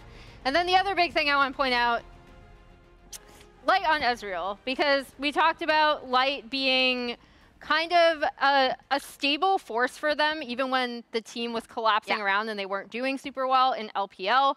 Ezreal is one of those picks, as we pointed out at top of day, he is going to excel on. And even though he didn't necessarily pop off with like a ton of insane kills, he consistently was able to get in and do so much damage in these fights. Yeah, I absolutely feel like he was controlling the game, even if his scoreline didn't say so. And these are some of the highlights from game 1, unfortunately. But in this game number 2 on Ezreal here, now we have the clip from this last game. Once he got a little bit of gold, he was always marking Camille on the backside of fights. He was never really in danger, but you could see all of DK's team composition was about trying to reach the Ezreal, and he played that range so expertly. And I really like not only seeing Weibo play, I think did a very similar pivot to what they did yesterday against Fnatic, where game number 1 didn't go their way, and they really pulled it back and were very, very disciplined, which against DK I think is a good call. And we also saw, unfortunately, a lot more in line with the rest of the tournament performance from, I think, Mom in particular, but also Lucid really not having a good time on that Nocturne. Yeah, I mean, I want you to tell me more about that, but I did want to say, because you mentioned Weibo. Weibo last year, by the way, they played and lost a close game in the best of ones versus G2. They still ended up in the 2-2 pool. They played Fnatic, where they lost the first game, but won the 2 thereafter. They qualified to the quarterfinals. And the rest is history. I'm just saying, you know, if there is ever any synchronicity, can we not? Can we not? Because you don't want to see it. So I want to relay it back to you and give you the opportunity to talk about, you know, in this game 3, then for DK, what do you not want to see from game 2? So Moham individually needs to step it up. There's obviously a built-in. This is a guy that was called up very late, that is playing his first international tournament. But even taking that into account, that Nautilus game was not okay, right? There were a lot of moments where a hook could have made a difference early on. Wasn't the case. Did you watch Mickey X Files? That wasn't me.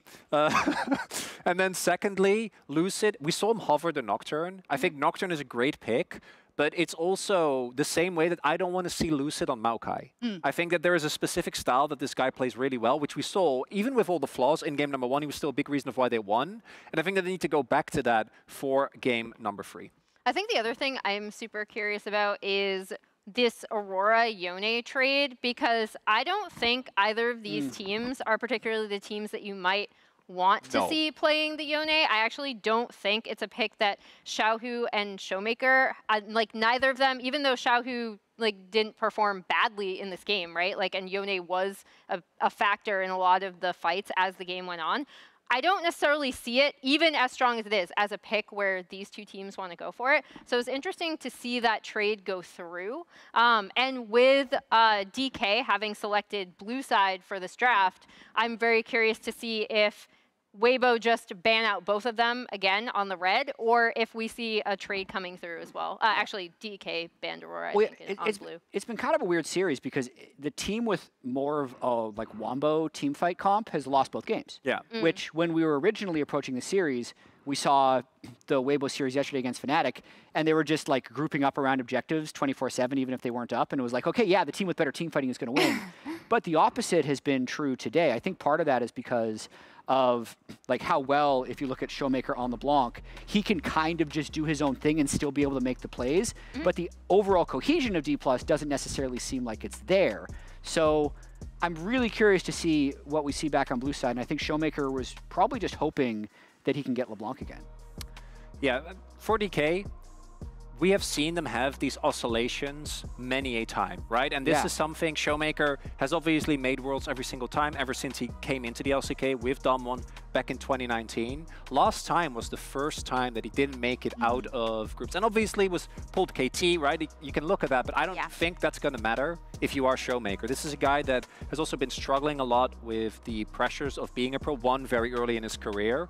And I know that for this team, as you can see, Moam, I think understandably feeling really rough. The pressure on him to make these engages needs to also be caught by the experienced players. And that's going to be Big Game Hunter King and Showmaker, I think, that need to step up. Yeah, that's the nickname he gets in the Korean community. He usually does step up, so this might be it. So what does your gut tell you? Because you've prefaced this about the rookies and you see their faces there, right? This is so incredibly stressful. Where you have on the other side a Weibo team that, yes, is extremely up and down and as a roller coaster, but I would kind of say in a clutch team fight, I trust in Light a lot. I trust in their team fighting a lot. So what does your gut tell you? My gut is actually saying Weibo is going to be able to handle the pressure better. I loved your point at the start about how these moments can be forgotten in the grand scheme of things, because the winner of this game could still very well go to the World Final. And because so many of these players actually went to the World Final last year, I think they're going to have the confidence to step up here. Yeah, and then Xiaohu is just with his hand in his head as you say that, as you give your vote of confidence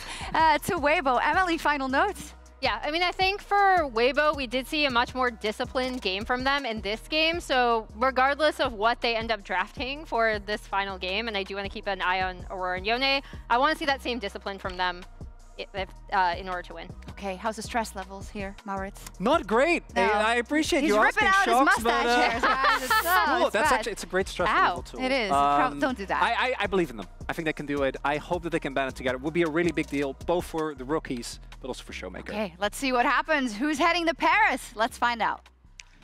Thank you so much, guys. And I wish I shared your sentiment, Chronicler, as another LCK representative, but we've seen Weibo do this too much. Shox already took us through the fact that we're just following the script that we wrote last year. You know, we're recycling, and this is Weibo with now some momentum moving in, and we've seen this so many times that they get their for-fun game out of the way, and then it's business from there. Yeah, I mean, look, you never really know what you're going to get with Weibo. The consistently inconsistent was always the best part of watching them in the LPL this year, but it is always a question of even when you look at international, what version you get from them, because obviously last year they hit the main stage, or sorry, they hit the final stage, but in years past as well, didn't do so hot at World, so you never really know what version you're going to get. It's a little bit up and down. What isn't up and down is the ability to ban Skarner away from Tarzan. That's happened every single time, going to be the first ban here on blue side as we hop into the draft once again. And man, I don't know. I think one of the things that has to be taken into account as well is the fact that blue side has won both of these games, so maybe that can help out DK as far as getting a little bit more confidence moving into this final game. Just have to see. Already the Orianna and the LeBlanc taken away. We heard, you know, the LeBlanc has been so incredibly important for Showmaker. And the Vi, still something that needs to be banned away, I would expect. I imagine that that's likely to happen here. But we'll see where Weibo are going to go, because it might mean that one of the Yone or the Aurora are going to get through unless it's an agreed-upon trade of bans. Yeah, and I mean, that could easily be the direction that we go. You end up taking the Yone for Showmaker. You still end up getting the Aurora on the opposite side. And it worked out well for Weibo in the last game. The Yone wasn't that impactful, but at least was still able to contribute to those fights well. And the Aurora didn't really get to do much because the team fell so far behind. So I think it'd be interesting to see how DK prioritize these picks if they are left open. Well, this last ban is going to tell us a lot about how this one's going to go. It's a Renekton, so feels like a throwaway ban here. A little bit understandable. It does mean that they get one of these very high priority picks. Will it be the Yone? Will it be the Aurora? Or will it be another pick that is just sort of more of a pocket pick, potentially, like a Vi to be banned away from Lucid, perhaps? We'll see. Then the prioritization of the first pick is really what I'm going to be curious about, because we know this team is not necessarily one to play a lot of Yone. Kingen has been one to play it so far this season, and there is the Ziggs ban away from aiming, one of his favorites earlier on. Not so much now, and not something that we've really enjoyed that much as well. So let's see. Is it going to be Yone? Is it going to be Aurora? Is it going to be Vi? Like, are they going to put that level of priority on getting this pick for Lucid? And the answer is no, because Yone's up. So they're going to lock it in. it makes sense, but I was kind of wondering what the answer was going to be, because I think there is an argument with the Yone not really doing too much, and I think Showmaker had a reasonably decent time into the Aurora, or as the Aurora into it. You just go towards that, but taking the Ezreal away, I thought you would immediately see the Vi Aurora and just go for this kind of all-in composition, but yeah, taking Light onto some comfort and getting out of the hands of aiming, making sure that what is inevitably going to be a dive composition to enable the Yone doesn't really have a target on the AD carry perspective. And it also means that the only champion that can get out of between worlds is now on their team. So that works out very, very well. Does mean that the denial of the Vi, like you were talking about, is going to be impossible. And will it just be a Rumble or something like that to be locked in here for King? And do they keep the Yone a little bit more ambiguous is the other question. The Kai'Sa could just be locked in here because we know that that matchup into the Ezreal is something that they do like. But Gragas, just a Gragas could be happening. That'd be weird. Showmaker going to be hovering a few things though, and I got a little bit baited. I would like the Rumble here. I think it makes a lot of sense. You set up well with the Yone ultimate, and chances are you're going to get it banned away on this next rotation. I was thinking you take Rumble, you see that Kai'Sa more than likely going to be banned, and then you're in a position where, okay, well, at least we got a very strong top half of the map we can play through, and our AD carry will be fine as this game goes on, but not going to see that. Instead, DK trying to prioritize something for Moham to make sure he is comfortable after what was not a great game on the Nautilus. Yeah, and of course, this is his most comfortable champion in the Rel. Speaking of comfort, Breathe on the Nile looked absolutely fantastic there in game number 2, so they're going to be locking that one away for him once again, confirming that Aurora is heading towards the mid lane. I think Support's likely to be hitting the ban list here on the side of DK, but there are a couple of big picks that can be banned away by Weibo. So I think the reason DK haven't really shown their hand properly here by taking the Rumble or anything like that is they're trying to keep this flexibility for King and open. And I think into the Gnar, you could potentially move the Yone up there. We already saw King and play and have a win on this Yone in the top side. So now it could easily be a case of, well, you start to ban away or you put pressure on towards the mid lane, with Showmaker being able to get a potential counter pick depending on what wants to happen. But I imagine you will just take an answer for Crisp here on this next rotation, depending on what the bans are. Like Leona probably going to be gone, probably going to get the Alistar taken away from Crisp as well. Yeah, I wouldn't mind that at all. I think that it's still likely that Weibo take away something like a Rumble because we expected that that could have been the thing that comes in, but Poppy going to be removed. I wonder if that is giving away any of the intentions here of D+. So, yeah, I'm not sure, because the Poppy is decent into the Rel, so I think you're actually in a fine matchup there in the bottom side, and there's a lot of dives, so I think it could be something that Crisp does flex into, but it's not a bad shout in this position, but I imagine you'll still get the Leona ban on this next rotation as well, and then Crisp is fine to play the defensive side of the matchup on an Alistar, especially as we saw in the last game. He actually played quite well on it, but there is that Rumble ban that we're talking about already for Weibo. I think it's almost guaranteed that we're going to see an Ahri locked in. For Showmaker, I agree with you. I think that flexing the Yone towards the top side, Kingen has a lot of experience playing against Zeus as the Gnar into this matchup, and he knows that it's not great. It's not a whole lot of fun, even if they were able to topple them in the final in 2022. That is not all of history, as there is the Leona taken away. So the Alistar still up and available, something that Crisp can head back to once again for once more the Ezreal and Alistar lane. And then DK will have to show their hand as far as the rest of the picks. Aiming still thinking about what he is going to play. Is Kai'Sa being taken away, I think, is a very big deal. But still a lot of things left up on the table. And Morgana. So I always get shivers. I see a Morgana locked in by an LPL team. Just brings me all the way back to 2015 every time.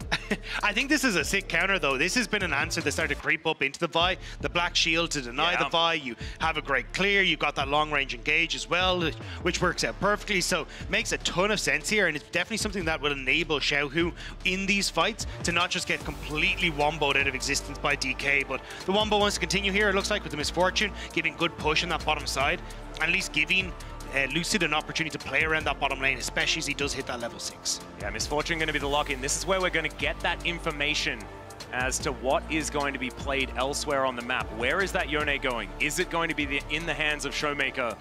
Or will it be Kingen that's playing it? Kennen, a consideration right now. Doesn't really fit what I was expecting for the lane allocation here. Maybe Kingen not that confident in the Yone matchup. But the Gragas is where he wants to go. A giggle comes through from Lucid. This guy's Gragas is absolutely fantastic. We've seen Zeus already be so good on this pick. And I think what they're thinking here for DK is, hey, if I can get a cask onto a black shield in the later portion of the game, I immediately remove the black shield and suddenly enable Lucid to be that wombo setup once more. So I think you've got a lot of kind of layers upon layers of magic damage that will become very interesting to track as these fights go on. But more appeal on the opposite side for Weibo. Chris is going to go back towards the Braum. It does mean you're kind of reliant on this Aurora or even a good Dark Binding to start off these fights, but Weibo, we'll have to see how they try and play this one out because it's a very interesting composition on both sides. Yeah, exactly right. That does confirm that Tarzan will be playing the Morgana in the jungle. It is where she's most often been seen, but there was a little bit of a chance that it could have been heading towards the bottom side of the map in support role as well. Does mean that Crisp on a melee champion feels very, very good for him as well. We'll be able to mitigate this bullet time quite effectively at the same time. Also one of the greatest answers into the cask as well, especially with the change in the interaction, with the fact that it just kind of pops instead of the Braum being knocked around. Just feels absolutely terrible to play the Gragas into it. So a lot of mitigation, a lot of opportunities, but I think that this draft from DK has a lot more upward momentum and movement and opportunity in this game than what we saw in game number 2, even if there is some kerfuffles early on. I think it's a composition that just has fighting power throughout the game, which is kind of something that has been missing from DK, not only in parts of this series, but definitely earlier on as well in the tournament. So I'm excited to see DK almost feed into what is, I thought, going to be their game plan of fight early, fight often, find these early leads, and then run away with the game through that. And especially when you've got a wombo setup like this, it feels so easy if you can get that lead to capitalize on it further. Man, Tarzan on a power farmer as well once again, this time in the Morgana. Something that we haven't necessarily seen as much of, but she's been sprinkled throughout this year in a lot of these metas. All comes down to this. Kingen on full comfort. Lucid on his most comfortable champion that we've ever seen. He is a Vi player, as we've mentioned many, many times before. Aiming on the Misfortune has had great games on it so far this season as well, and Moham, his rel is exactly it.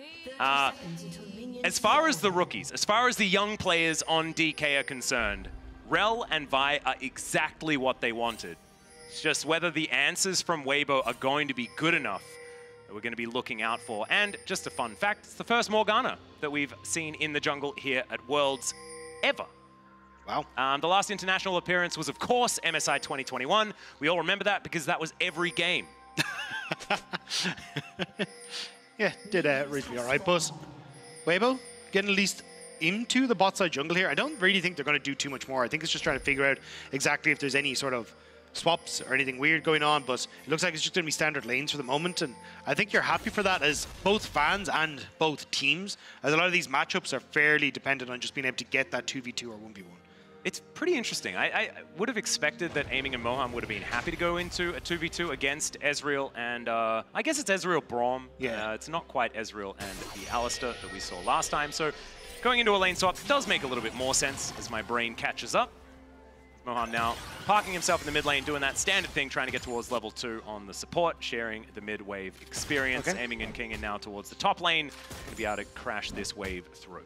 So I thought you'd actually try and just keep the lanes as is, because even though Moham can't get the crash down into a lot of this matchup, you can still get a lot of bully power coming through from Amy with the double up and these kind of things. And even the poke you get from Kingen is relatively fine against the Gnar, but already going for the swap. And it'll be a case of tracking Moham, as he has a little bit off of the level 2, not even halfway there, to try and move down towards the bottom side, but get into position before Tarzan can really move in towards the bottom half. Means that he won't get stuck away from his turret and actually be in a potential of falling down. Now DK going to be farming between turrets here, as Kingen using his belly bop to keep these minions together. Him and Aiming should be able to get through this pretty comfortably, as it's only Moham underneath this turret now. Going to be Kingen teleporting down, we expect. As I don't know whether this dive combo of these three is going to work out, but if a Dark Binding is going to sail through, could hold them in position enough here, as now we've got a Vault Breaker being charged. Xiaohu Goes into stealth, but he's still going to get hit. Able to hold on to that is pretty nice. As meanwhile, on this bottom side, that body slam was fantastic, but still gets caught up. Kingen going to keep himself alive, though, as now he flashes, but First Blood still comes through as the auto attack was in the air from Light. Plates going down, and another kill is also going to sail through as Breathe collects that one. Xiaohu's okay in the mid lane as well. It's a disaster for DK. That's such a massive swing in gold for Weibo, and the kills going on towards people like Breathe, who needed it because he missed out on that entire wave on that top side. And also Light off to a great start once more. We'll have to see if it's going to be a game 2 position for Light or whether it's game 1 where he just couldn't capitalize on it fully. Lucid is now in the enemy jungle, spotted out there by Xiaohu, actually going to be taxied through, and now he's once again in an unfortunate position. He's been around these wolves before, and it hasn't quite worked, as Showmaker does manage to get the crash through, and with the Vault Breaker, he should be able to create enough distance. Nice little knock up here, as Showmaker is going to avoid taking turret damage as well as he crashes this wave in, and Lucid lucky to be alive. Yeah, but kind of happy to be on this top side because there's still a lot of camps for him. He's going to be able to steal away these Krugs on the top end, and even if he wants to move back over to pick up the Scuttle Crab in River 2, Tarzan moving back down to this bottom side as well means that he should be totally safe if he wants to try and get that play. Tarzan considering a red buff for himself as well.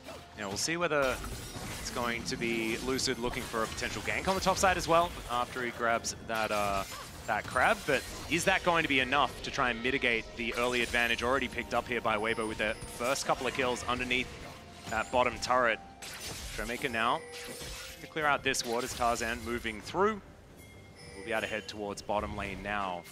Aiming, moving his way back over. You can see Moham on the rel will also be able to join him on vision here as well for Weibo as Tarzan slinks back into the enemy jungle once more. This is a little bit dangerous for Weibo though, because the reset has already come through for Aiming. Big wave that he has to catch though, so can't move across immediately.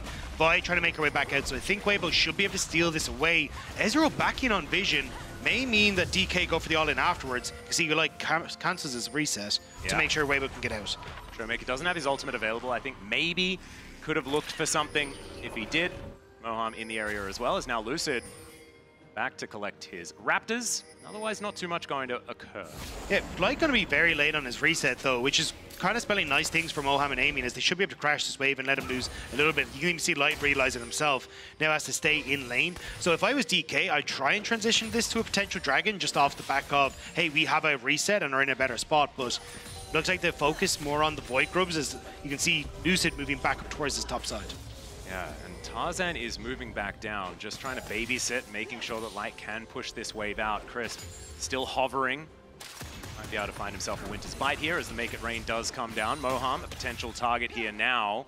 Crisp is essentially bluffing that Tarzan's behind him. That's why you're seeing so much respect given to Moham, because you have the item advantage and the level advantage, at least for the beginning of that, on Aiming, but unsure as to where the Weibo Gaming jungler was, they will just back off, and that gives at least some push on the bottom lane, but will only be the junglers on this top half that may run into each other. Yeah, and the Grubs have just spawned as well. It's going to be an important thing to track, as Crisp looking to go home, or at least channeling the back for the moment. Tarzan looking to clear out this control ward. Lucid in the area as well. Doesn't have his level 6. Only halfway towards it as well, as we can see. They have the vision of the crab.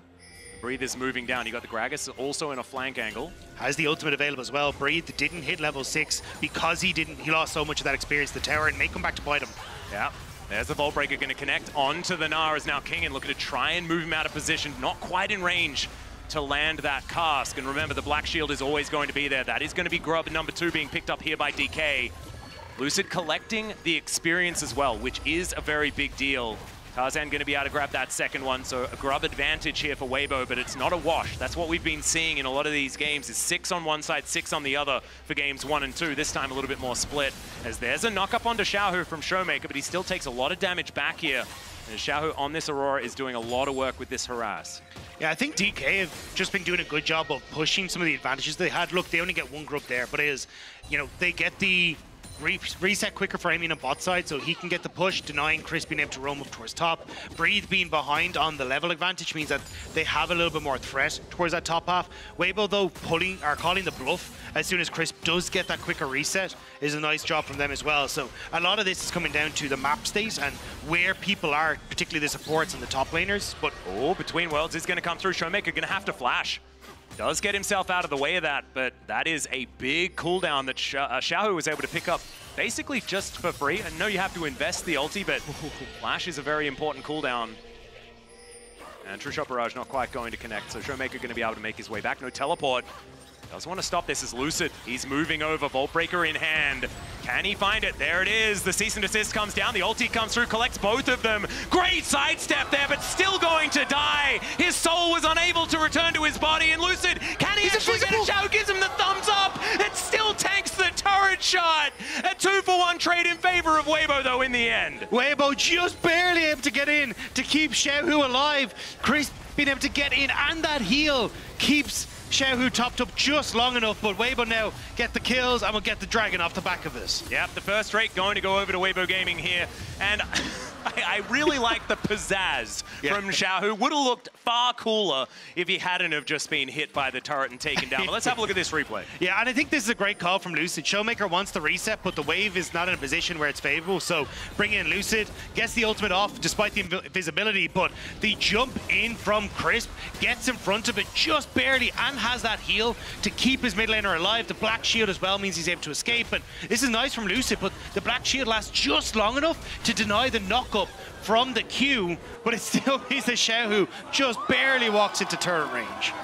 And you can see DK coaching stuff not exactly psyched about it, as Xiaohu as well is like, maybe I shouldn't have given the thumbs up. Now I feel a little bit silly, but still, it's a great trade for Weibo and a lot of stress for DK. 1,000 gold the advantage, a little bit more on top of it here for Weibo in this early game. Haven't really paid too much attention here towards his top side, as Lucid is going to be his next avenue of attack, as Mini-Na now back up. Certainly a point of attack potential. It is going to be Lucid just moving away, and Breathe doing the same thing. Crisp, can he find an avenue here? Good sidestep there from aiming. No Winter's Bite's going to be connecting down here. And otherwise, it is just going to be a little bit of picking up as much farm as we can. Not too much fighting for the next little while. Xiaohu certainly doing pretty well on this Aurora, at least in the lane, despite the fact that Showmaker is very far ahead in farm. How did that happen? Yeah, I think it's just with how much there's been happening around this mid lane, but I think it'll be heartbreaking for Showmaker if he can't get the best of Xiaohu in this series, because even you look back at like MSI 2021 finals, lost to RNG, lost to Xiaohu, and I think Showmaker has been pretty open about how he wants to try and get back into Worlds and really showcase what he's capable of, but now sitting behind Xiaohu once again after losing that 2v1 in the mid lane, or 3v2 even I should say, it's got to be at least bringing back some memories of that. I would agree. I think as well, one item spikes, you mentioned it for game number 2. That's happening once again here. Is that Blade of the Ruin King going to be very important here for Showmaker? I think Kingen getting towards an item or two as well, where this cast can really be dangerous coming through. And Kingen, we know him as a clutch team fighter. He's a guy that's just able to do it when no one expects it. Well, this is when we're really not expecting it. It hasn't been a great Worlds here for Kingen, as that is a great Dark Binding though for Tarzan, as Moham has to crash his way down. Good flash to get him out to safety, but still no flash now available for this next fight. As good heads up there from Moham, able to avoid the True Shot Barrage that wasn't going to land, but I still respect it. Keeps his head in the game. He's now still looking for a reset. And now the Void Grubs should go over to Weibo here. Not enough people on the map, as Lucid now moving over. Doesn't want to give this one up without a fight, as now Moham gets tagged by a Mystic Shot and almost just straight up dies. That is going to be the first two. There is 4 or 5 grubs picked up, as Chris doesn't find too much with the ultimate. The bullet time also not really collecting too much here as well. The door is now on cooldown, as Breathe is going to get punched a few times. Black Shield is now on the Gnar, but now it's going to wear off. DK just not quite able to find a foothold in this fight, and Weibo just grabbed the grubs and leave. They were trying to bait out that Black Shield from Tarzan, but Weibo never really overextending too much, as Showmaker gets a little bit of a tap back. But until that Black Shield was gone, Lucid couldn't pull that ultimate trigger, and you could see in their eyes, we have the ultimate advantage. Our wombo combo's still there, but without that Black Shield going down, there's just no way for them to start off that fight. Yep. And the issue was that there was no other target presented. It was just Breathe with that Black Shield that was there. So Lucid couldn't just say, oh, well, I'll just hit the other guy, because the other guy didn't exist. Okay, Weibo being able to perform the highway robbery very, very nicely. And 2,000 gold is the lead, and it is slowly but surely extending here. DK they're going to have to make a proactive play to get themselves a lead. They want to make their way towards Paris, keep themselves in the tournament for another round. You have to remember, you lose this game, you're going home. That is it for both of these teams. This is where you have to find it in yourself to pick up the win. So Showmaker now underneath his outer turret. Not feeling great because there are 3 bad guys there. Now Lucid looking to make his way in. Certainly some targets, but the Black Shield standing around Moham looking for an angle. They just grab some plates. They will move on. Yeah, I don't think we're going to get too much until the Dragon in a couple of seconds. Still, looks like DK are saying we don't really have position to fight for this. We're going to try and make a cross-map play. I thought it would be towards Breathe, but Weibo again defending well here, denying that red buff take even. It feels like DK kind of scratching their heads as to how they want to open up on the map, and they just can't really get any wiggle room here. I think picking up this Drake could be a good thing, as the Rift Herald going to be coming up now in 8 seconds time, and so maybe it's just a fight towards this top side that both teams are looking for, trying to break open this map, give themselves some room to play. And you can imagine if you've got the Gragas that wants to find these deep flanks and get these casks in, it'd be something that they're looking for. And as you can see, Lucid and Moham already starting off on this Rift Herald, down to 50% health. Vision was given over to Weibo, but it goes dark once again. And now Kingen on this flank. Can he actually find it? Doesn't actually throw out the flash or the cask or anything just yet, but still gets hit by the Dark Binding. So much damage. He flashes, but it's not enough. And that is the kill picked up here from Xiaohu. Disaster strikes for DK as they're looking to try and stay on top of this Rift Herald. Between Worlds comes through. Showmaker cannot get over the wall. And the Herald is even taken here. It is absolute disaster stations for DK. That's a cheeky one picked up for aiming, but that is a consolation prize at best. It is the silverest of linings for DK, and what is a dark, dark day. Weibo managed to outplay and cross the map. The Dark Bindings hitting from Tarzan, and even on the top half, Lucid and Kingen considered going on towards Breathe, who's in Mininar, but they don't pull the trigger fast enough. You'll see it as we get into the replay here. So you go where this is a 3v4, but the eyes of Lucid move up top towards Kingen, which then isolates the Gragas here, who ends up falling. On the top of the map, Rift Herald is still started, so Weibo are just chasing down members of DK, and as they finally decide to turn on towards Breathe, the Black Shield comes in just in time for a Showmaker to not get that CC for Breathe. And it has to be Aiming who finishes things off, as Breathe will just pick up the Rift Herald on the way out. Yeah, collects that one. Aiming is going to be able to at least get 1 kill back, but this is a disaster, and Weibo, yeah, pretty happy with how this one is going. There goes the outer turret as well. In the mid lane, Showmaker looking to try and trade for the bottom outer as well, but trading up here for Weibo, absolutely. And as we have a look at our MasterCard lane economy snapshot, it is looking pretty good for our World's runners-up in 2023. Weibo just looking for a repeat of history, at least until the very end, where they would prefer a change in history. But so far, so good as far as getting back there in this game. 5,000 gold. This is looking a lot more like game number 2 than it did like game number 1. Yeah, I still think, though, there are tools for DK to bring it back into this game. Like, you still have that insane combo that can work out once the Black Shield isn't there, or even if you catch multiple members, a Black Shield can only save 1, right? So I don't think this is as clear-cut for Weibo, where it felt like DK had to dive into them at all points in time. I still think you have a lot to work with. It's just that the windows of opportunity are closing. Like, you see, even if it's not a Black Shield, there's 2 Seeker's Arm Guards that are coming through for the AP members and may need to be burnt here. Yeah, there's a knock-up from Showmaker, very nicely done. That's the Black Shield out from Tarzan. Now Lucid on Vision here. There's Xiaohu, cuts him down to about 50%. This Aurora is very scary. Xiaohu on Control Mages seems to feel a whole lot better. They were able to win the last game, as now Between Worlds comes through once more. That is going to be the Magnus Storm. Bullet time, and they just cut down where they're standing.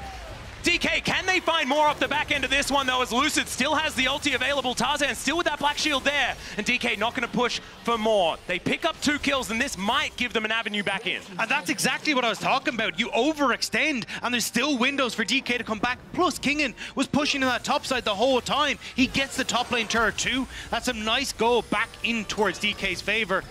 Snipe onto Moham really won't mean too much. There's no objectives up, but DK They deny that access to bot lane turret. Weibo going to try again here. It is a 2v2 because Moam did stick around.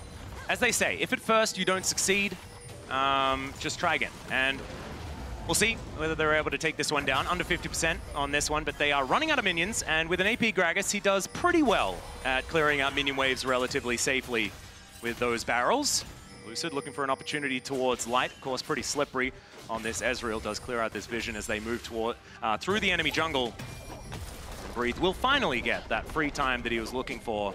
Utilize those 5 grubs and take down the outer turret on that bottom side of the map. So 4 turrets picked up here for Weibo. Feels real good. But let's have a look at this fight one more time. This Between Worlds looked devastating, but the Magnus Storm from Moham paired with aiming. But look at where Breathe is, right? He has to try and walk all the way through the tower. He's not really in a position to follow up on this. So while it looks fantastic, it's just a 3v4 that Weibo are taking, hoping they can come out on top. And especially with the King and TP coming through as well, you can see the frustration on the face there. And the smiles on the DK side. They know they got away with that one. I wouldn't be celebrating just yet, Zephyr, but let's see whether it is something that DK can leverage moving further on in this game. They have the Yone. Yone's been pretty good at winning, but Showmaker is not one that has utilized it to its fullest so far here in 2024. Can he channel some of his previous years where his melee play was just so incredibly good? He's pretty good at playing Yone's brother, of course. Yasuo has been legendary for quite some time. As Crisp making his way in on vision here, knows about it, as this control ward will finally be addressed. I do think, though, even if the fights are kind of a little bit back and forth, DK have been playing at the map better. Weibo kind of stalled out where they're not really sure how they want to try and approach. They overforce on boss. Kingen is constantly playing and pressuring on sides.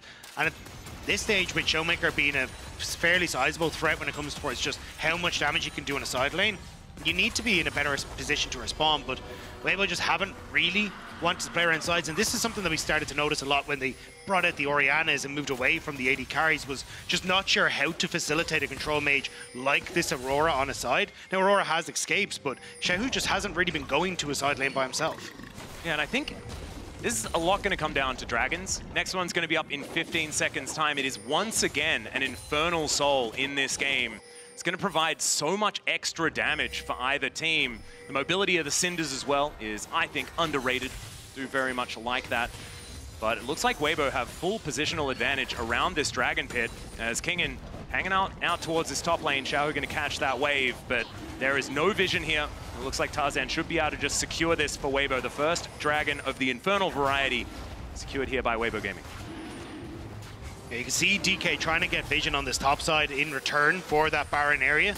As Light takes a couple pop shots. There's moments where you can still find picks here as DK, but I think if you do end up just letting Weibo slowly but surely take these objectives, they're just going to be in a great spot. Their team fight is exceptional. The ability for DK to start fights is really tough unless Weibo overextend like that again. So that's where DK, I can understand trying to trade the Dragon for vision, but now I need to see them play heavily around this mid lane, force Light off of the wave, and then look for some sort of pick inside, or even try and force on this mid wave. Even if Lucid dies for the engage, just getting that pick onto a potential turret take opens up the map so much for DK. Yep, not to mention the fact that Baron is now up and available, has been for about a minute and a half. 2 items now completed for both the Ezreal and the Misfortune. We talk about the Ezreal variety of this all the time. Doesn't quite have the transformation just yet, but very, very close. And in fact, as I say it, does get that Mirror Mana transformation. So Light is at full power. He is only going to get more scary now, but this is the first step. Infinity Edge completed for aiming is certainly good news, but still wanting to get a little bit more. We'll see whether he can have once again one of these big bullet times like we saw towards that bottom lane, whether DK can just get themselves together. That's honestly what I want to see, is just pull themselves up, as now Kingen, yeah, he could be in trouble. Crisp making his way around, gets the extra movement speed. That is a very cute cask. Still going to be able to push Crisp away. I'm shocked he got away with that. Winter's bike going wide was a bit of a whoopsie there, but able to walk on out, and now you kind of diminish that entire play. So look at the bot side instead. DK get to take control here. They're going to set up for Showmaker to be a threat on the side, and this is where if Weibo can get those plays to work, it's great, but these little mistakes do give DK windows to try and fight back. I think still no pressure on mid-wave for DK is a bit of a mistake, because Aiming can contest the wave. It's just that he doesn't have the help from Lucid right now to really force on mid-wave to open up a play on these sides. Well, Breathe going to be able to clear out this wave towards the bottom side of the map. And it is back to pretty defensive play, but slowly but surely it's a closing of the gap instead of an extension here. So DK pulling themselves back in. That is so far working out. 2.6k going to be the advantage. And I think the Baron Pit is going to be where we're going to see the next big fight. Kingen getting closer and closer to 2 items. I believe Cosmic Drive going to be coming in next. Does have the Seraphs for the shield as well. Some added durability for this Gragas. Feels pretty good. DK, can you actually approach? That is the question. This battle for vision is just ongoing between these 2 squads. And if Tarzan is in Fog of War, it's so scary. You can see there, has to use the Vault Breaker to get out of the way of the Black Shield, the Dark Binding.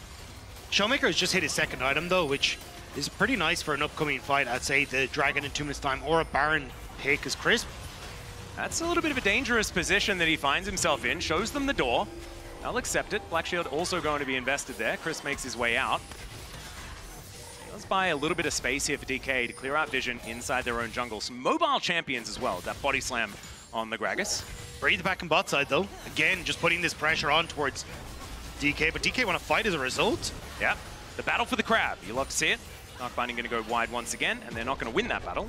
As Breathe is going to win his battle with this inner turret that is completely unprotected. Kingen going to turn up just a little bit too late. That is a lot of money going over to this Gnar. Randuin's already completed here for Breathe as well. He is very, very scary. Also very close to Mega Gnar, which is why Weibo started to posture in front of Baron. There is TP wards for Breathe to try and come in and be a bit of a nuisance, but has now ticked over, so Weibo I think just going to back away from this one. Yep. Minutes until that next Dragon, that is definitely going to be the focus here for Weibo. It should be. DK now with that opportunity, spotting the reset that did just come through. So much posturing. Kind of want game 1 back. You know, where it was just fighting and fighting and fighting. It was fun, it was a bit stressful, but it was fun. This is feeling like so much more of the mind games between the 2 squads, the battle for vision, wanting to get a perfect fight, you know. There's so much pressure on them right now, though. Oh, yeah. Like, one bad fight, and that is your year done. You don't get another attempt, so kind of understand when you're in that position. And again, when there's so much to prove for so many of the players on both sides, you don't want to be that one that makes a mistake, but you could also be the one that makes the game-changing play, and I think that's what both Showmaker has the opportunity to do so, but also even Tarzan or Xiaohu, the lockdown that they have could be it for either squad. Absolutely. Now Weibo moving towards that bottom side river. The Dragon going to be spawning in 12 seconds time. Lucid in a good spot to get a flank angle. As Crisp taking a bit of damage here. The more poke that they can land, the better it is here for DK. Oh, that's a bit obvious. But with the fact that Lucid is there wanting to hit someone with an ultimate as soon as that Black Shield is utilized. If someone goes down low enough to be under any sort of threat, when that danger is going to come in. Showmaker continuing to push here on this bottom side. They've started up the Dragon as well, as Light deals with the mid wave. This could just be a 50-50. Soul point for Weibo on the cards. Could even out the Dragons on DK's side, down to 50% health now, as Moham holding on to that Magnet Storm. Xiaohu looking for that angle, trying to get that R button down, but Kingen has spotted him. Knows exactly what's going on. Winter's Bite going to connect, Dark Binding not going to so far. And no one pulling the trigger just yet. The timer on Breathe is going down though. They need to start. Yep, down to 1,000 health. Who's going to get it? It's going to be Lucid that locks this one down. The Magnet Storm from Moham connecting on a 3, but he's a little bit too far forward and he throws his life away. Weibo just going to back away and say thanks for the freebie. Kingen trying to get the reset in. Is Weibo going to move in towards mid? Don't want to look for the tower. It looks like they're looking at the Baron instead. And Vision is not set up for DK. Going in blind into Weibo could be a disaster here. Yep, this one little ward, the pesky one that they can see here, will be able to show them that this Baron is indeed happening. But what can they do about it? That's going to be the question as Xiaohu going to spot Lucid. He's going to get softened up quite a bit here as now Showmaker diving in. Breathe Nabar in perfect position. And back over the wall goes Lucid. He cannot fight this Mega Gnar as Crisp going down pretty low. But where is the smite? Can they get into the pit? And the answer is going to be no. The Vault Breaker gets forward, but it's Tarzan that locks down the Baron. And now it is just disengage, disengage, disengage for Weibo. They're out of there. They got that purple buff and they're looking great. They just couldn't get the engage. Breathe causing so much threat to DK. They are forced to back away. and Weibo can burn down the Baron at the TP to try and keep the mid lane alive. Looks like it will be successful, and DK have to back away. Yeah, great teleport there from Breathe to make sure that there is no cross map, nothing at all that DK can pick up. Showmaker now just trying to get some ward money around this map. It's not over, but it is looking more and more dire here for DK when we thought maybe they were trying to claw their way back. Yeah, and I think this was unfortunate for Moham because they are basically trying to wait out Breed's Narbar to go down. You get the steal from Lucid, and I thought, okay, maybe that's it. Maybe that's their moment, but Moham thinks with Breed about to go mini-Nar, he can go for the play, but Amin isn't really in a position to follow up thanks to a great block by Crisp on that Unbreakable. And now, Weibo Gaming set up with the Baron, Breed on bot side. A lot of the damage already done to these tier 2 structures. Yep, and with these Void Mites coming out here as well. I mean, that is, yeah, there's no minions there, so they're not going to be able to grab that one just yet, but look at this. The army of minions moving towards this bottom lane. And that will spell the inner turret going on over the entire outer section removed. It is only the base left up here for DK. Can they actually manage to defend? That's the question. Double siege minions are just pummeling this inhibitor turret. Not a lot of range, so they can't really walk up just yet, but they've got another wave conga lining in. Okay, can they find the angle here as Light? Arcane Shift pretty powerful there, as you can see. Kingin looks for the barrel. There's the Magnet Storm. Crisp comes forward, shows them the door. Light creates all of the space he needs. The Black Shield's so valuable. They take down Crisp, though. They're able to just go through the front door instead, and Light is just left in the dust as two of his teammates are dead. Weibo is now trying to collapse, though. Breathe has that flash. Mega Nar so close to it. Xiaohu collapses. Yeah, between worlds, there's the crash down. Moham knows that he's dead, is now aiming. Just throws the ultimate right at the Ezreal. Can he stand his ground and take down Xiaohu as well? It's the Mega Nar says absolutely not. The sidestep's decent, but it is not enough as the solo lanes take down aiming. And the bot lane tower fell as well. Weibo end up taking the fight toe-to-toe and still get the objective, but this was everything in the kitchen sink thrown by DK. Light gets locked up, but the flash over from Tarzan, the Black Shield, means that Light is able to flash away from the potential body slam from Kingin. Crisp denying a lot of the damage. He still will fall, but it gives time for Weibo to collapse and get into position, and this is where it gets a little bit dicey because you've got so many low health bars on the DK side, but Amin steps up. Moham is the focus, but it ends up being an Arcane Shift in towards Light where he goes down, and Amin with that ultimate nearly turns the fight single-handedly, but Weibo just barely able to come out with the 2 for 2 left standing. Yeah, the double up there as well. And yeah, I completely agree. Both sets of coaches, honestly, I think, yeah, they deserve everything after this game. You know, it's go out for something delicious. You know, even if you lose this series, this has been so incredibly stressful on both sides. Otherwise, it's preparation for the quarterfinals. This feels like a fight. It's just so incredibly close between these teams. Outside of the gold, which Weibo has in spades, these fights still seem to be something that DK are finding ways to wrangle. And it's a question mark now around the objectives as well. 30 seconds until this Infernal Dragon is up and available, and DK can barely push past into their own jungle. It feels like Weibo going to start to take advantages now, not only in the gold, but with these dragons too. And it was a nice attempt by DK, but so much was invested. I don't know if they can try and get that repeatedly here to bring themselves back into this game.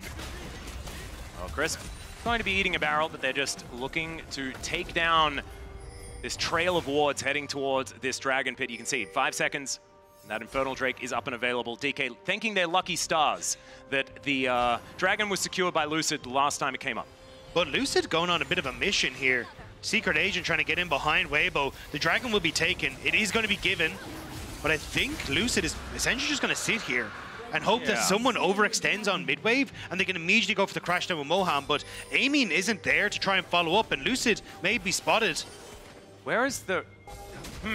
I'm a little bit worried, as Lucid now going to be scanning just to make sure that there's no vision up and available. Yeah, they don't know that he's here just yet. Oh, Light. He could be the focus, but this is sick from Lucid.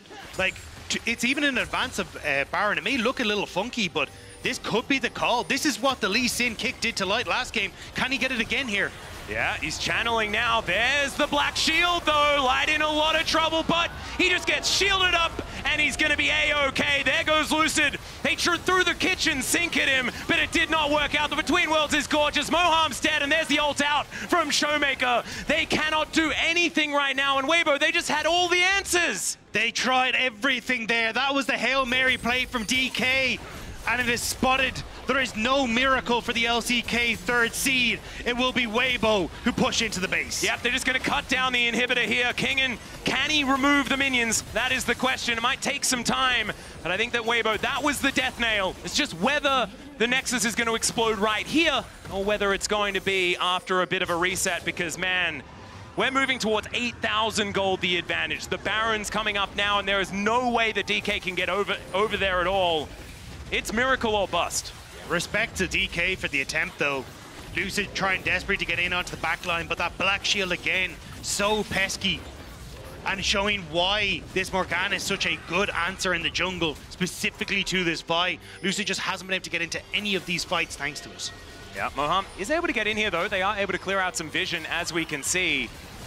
And they know they just have to start this. They just have to go for it. The Baron's going to be going down very, very quickly. Weibo teleporting their way in. Xiaohu will be able to turn up as Kingen can possibly get them out of here with that explosive cast, because the Baron is all they want. They should be able to take it, but can they win the fight? That's the question. Lucid does manage to land the smite. The Magnus Storm is decent, but Xiaohu just goes golden. Breathe is gonna smack down this Rel. Xiaohu's still in it, able to bounce his way out. Kingen, can you have the mobility? The answer is no. Tagged by a Christmas tree, and it's Light that's gonna be able to take down the Gragas. And Weibo, they are back towards it. They are moving down this mid lane to finish what they started. Weibo going through, Amy ults to clear out the wave, has the Baron up minions, and may have delayed the game for just another 30 seconds. That could set up Lucid to come on through. There is no minion line here. They're waiting on that bot lane to push on through. The one caster minion, can they protect it? That's the question. And Showmaker says no, he's going to be able to take that one down, but aiming not going to be so lucky. They just chase him towards the fountain. Showmaker as well going to go down. Breathe might just be dead. And remember, these are only Void Mites. There are no minions because that caster minion, the hero, did actually fall. And so now missing a bunch of health bars. It's only Moham that is going to be here, but now the super minions are going to crash, and Weibo, I think they've got enough damage. I think they're going to be able to do it here. This is their ticket to Paris. One last Nexus turret in front. Lucid, can he do it alone? The answer is absolutely not. He takes down Tarzan, but Weibo, they take down the Nexus and secure a spot in Paris. Weibo will join the teams in playoffs. It was a hard-fought 3 games. It was a calculated, slow push in the end, but Weibo come out on top.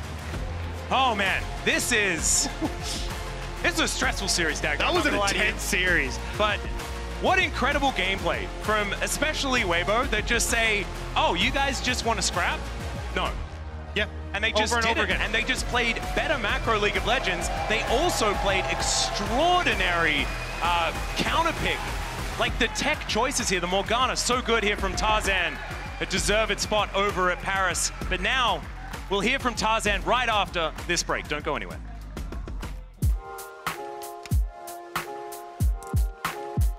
就谢谢柏林嘛，然后也谢谢为我加油的粉丝们，然后巴黎我来了，谢谢大家。 이곳 독일 베를린에서 게임에서 정말 즐거웠습니다. 또 만나기를 바라겠습니다. 전반적으로 여기서 먹었던 음식들과 뭐 이런 전경들이 너무 아름다워서 좋았던 것 같고요. 베를린 팬분들 이제 다음에도 저희 한번 같이 봤으면 좋겠습니다.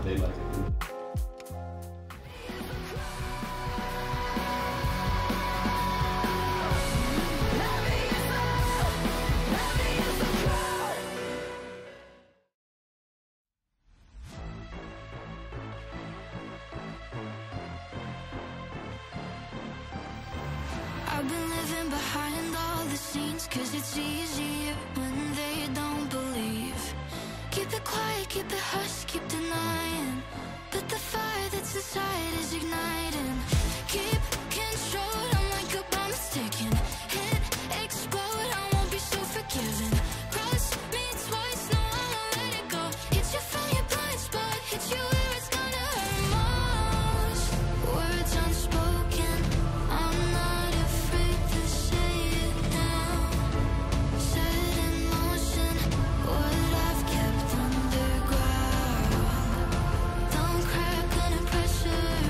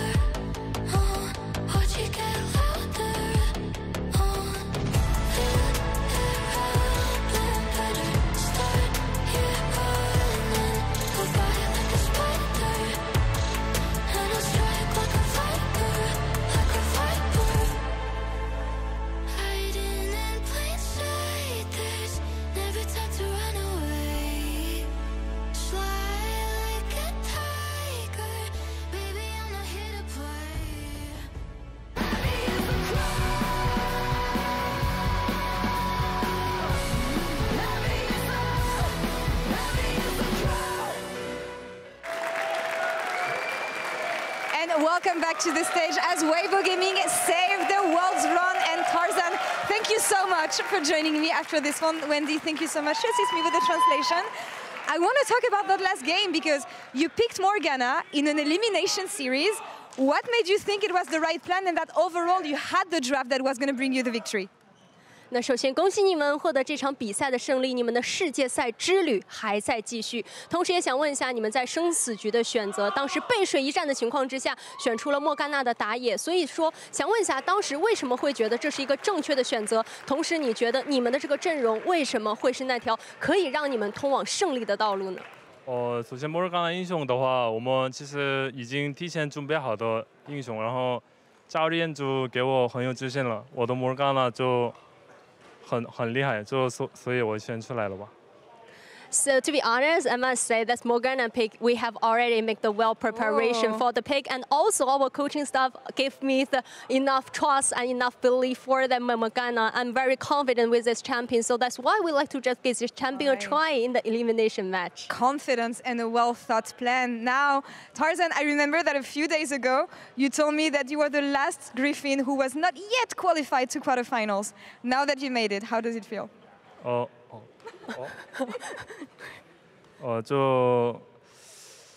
其实我是最后一个人嘛，所以其实今天进了8场之后，就跟之前队友就一起拍合照，就应该这样就很开心。 Yeah, I'm the last one be able to qualify to the quarterfinals as a former Griffin player. And also, maybe in the future, if all 5 of us, we can just take a photo together, that would be great. Reunion in Paris. We have the date now. Last question for you. Swiss stage was a bit difficult. What can we wish you for the rest of the tournament? What do you guys want to improve upon? 那可能对于你们来讲，瑞士轮到目前为止整个的过程可能有点艰辛，但是你觉得我们可以从你们身上期待一些什么？觉得哪些部分还可以做得更好，能够让你们未来走得更远呢？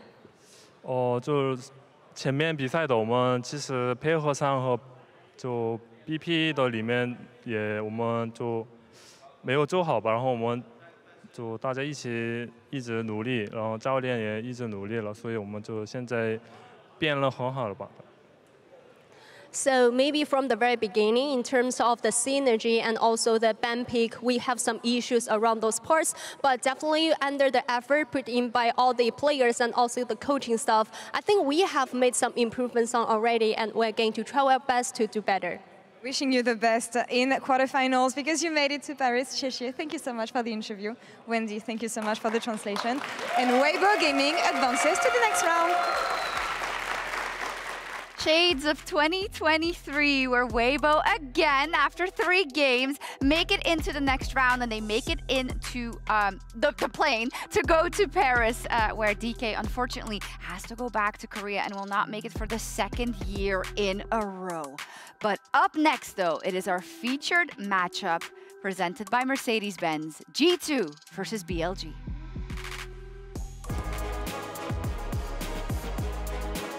G2 faces their executioners from 2023. No! Hansama is already dead! Caps hit by the arrow! Shun's ready to jump in and try to take this guy down! He goes golden! Caps should die here! The last vestige of the LEC is wiped from Worlds 2023! Will they overcome history? Or will BLG rise again? There we go. We found ourselves in this exact position last year, if you all remember. It was for G2 after they dropped the ball, fumbled the bag in the biggest way beaten, possible fair and square.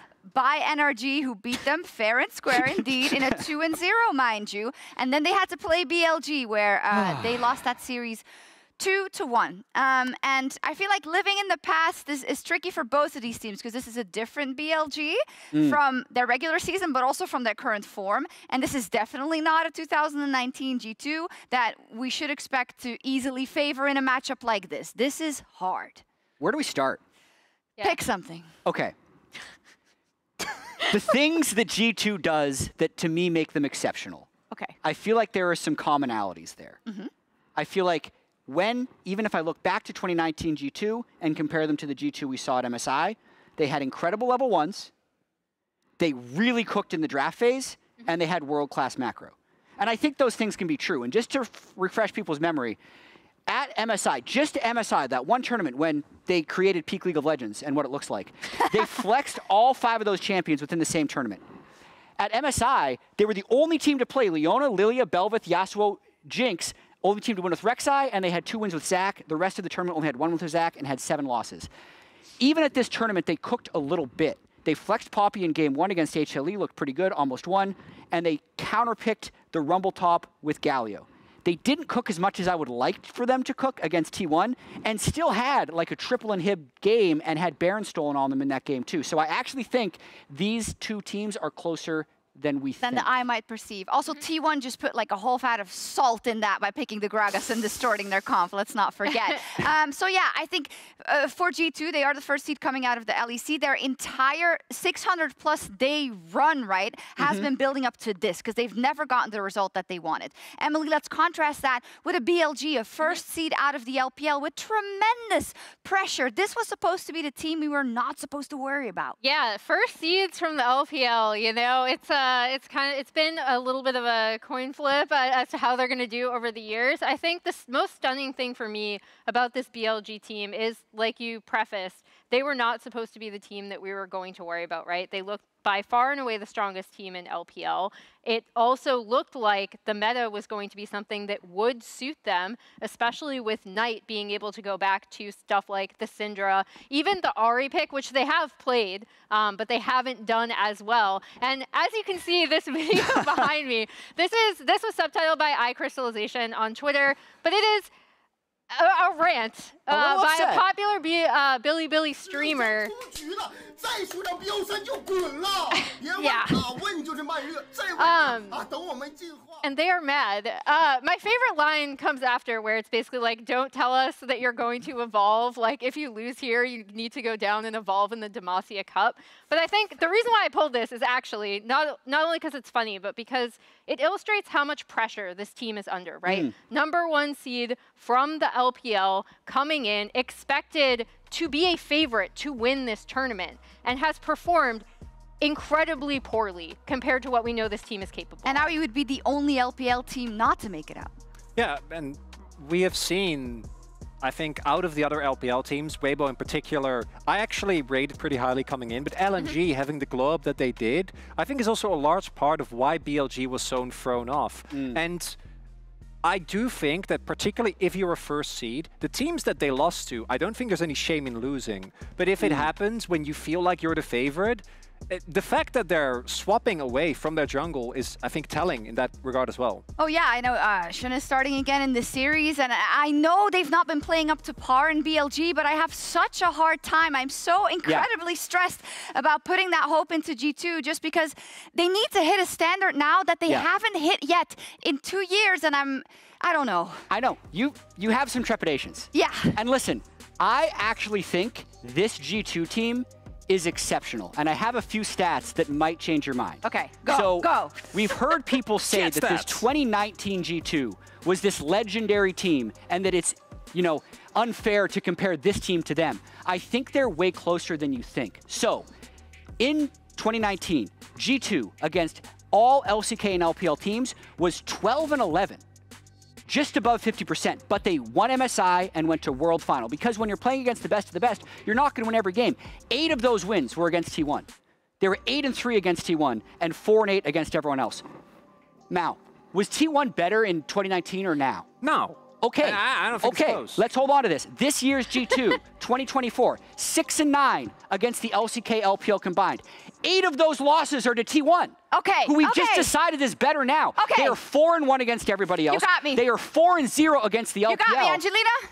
BLG's from the LPL. Whoa. There is an absolute way that they can do this. They actually need to believe they are just as good, if not better, as the 2019 version of G2. Heads. What we're not gonna do is give up before a game is played. Right, Roma?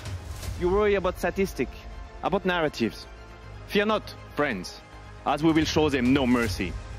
Do not be scared, as we never said easy, we said beautiful. And those are exactly the moments we train for. This is why we do this job. High-stake games, good opponent. It makes us feel alive.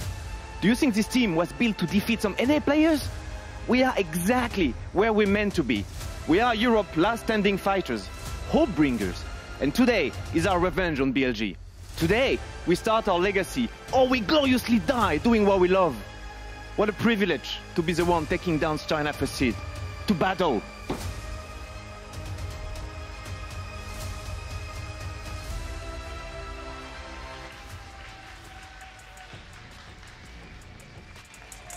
And I don't know how to follow that. I love the passion. The battle, Daniel. I love the hype. Valhalla shining in chrome. Maybe it's going to be some Mad Max stuff in the draft. I mean, pressure's on for both of these organizations. First seeds for the LPL and the LEC. As Flowers said last year, the last vestige of hope for Europe. Whereas for BLG, it's about pride. It's about representing, joining their LPL brothers in the quarterfinals. The other three have found their way into the top 8. Made it through. And remember that BLG was supposed to be the bastion of hope, the bastion of consistency, where all 3 other teams were the ones who were a little bit all over the place. Here comes everyone. It was Genji or BLG, right? It was Genji, BLG, maybe an HLE. There was nobody else. Right. And now there might not even be a BLG. And for all of LEC, this entire year has been about, oh, G2 looking for the next goal, the bigger goal, the international goal, training up and still winning domestically. To fall flat, to fall short on that international goal would be devastating, not just to them, but now as the sole hope, the sole remaining contender for the region, for the entire region. And the truth is, this World Switch stage has shown strengths and weaknesses for both sides. For BLG, their early games at the start of the tournament were promising, but then against PSG, they got dominated in game 1. They almost lost that game. And for G2, that clutch factor didn't come through against T1, a game that they could have won. Those Baron steals, the epic team fights, the great plays from T1.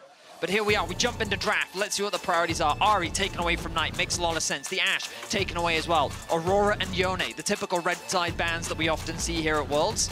Now G2, what else are they thinking about on the blue sides? Do they want to continue? Orion and Nocturne has been the name of the game. This is a combo that's been talked about by every single team, but G2 consistently prioritizing it. Nico. Okay. I mean, of course, Nico flexible between both mid and bot. It does look like G2 setting themselves up for the Orianna once more. We'll see what the priority pick will be as BLG round out their ban phase. Nocturne, Vi, Kalista. That's going to be the final ban taken away from G2. They've shown a priority for this champion. And of course, I think in the context of the meta, Kalista in general, secures lane prio. If you don't have enough sustained damage, you see those Randuin's builds where she just becomes unkillable. Orianna will be the option. BLG can take away a Nocturne if they want to. But the downside of this prioritization is a champion like Vi, who has been incredibly impactful. The Skarner, a lot of the more conventional... You've left the Jax open for Bin. And One I'll of his be honest, huge comfort picks. And against T1, the Bin Jax wasn't there. It wasn't enough. But in the previous series, it was Bin Jax all the way. And it feels like when he's rising up, he's been performing. That level is something that you just...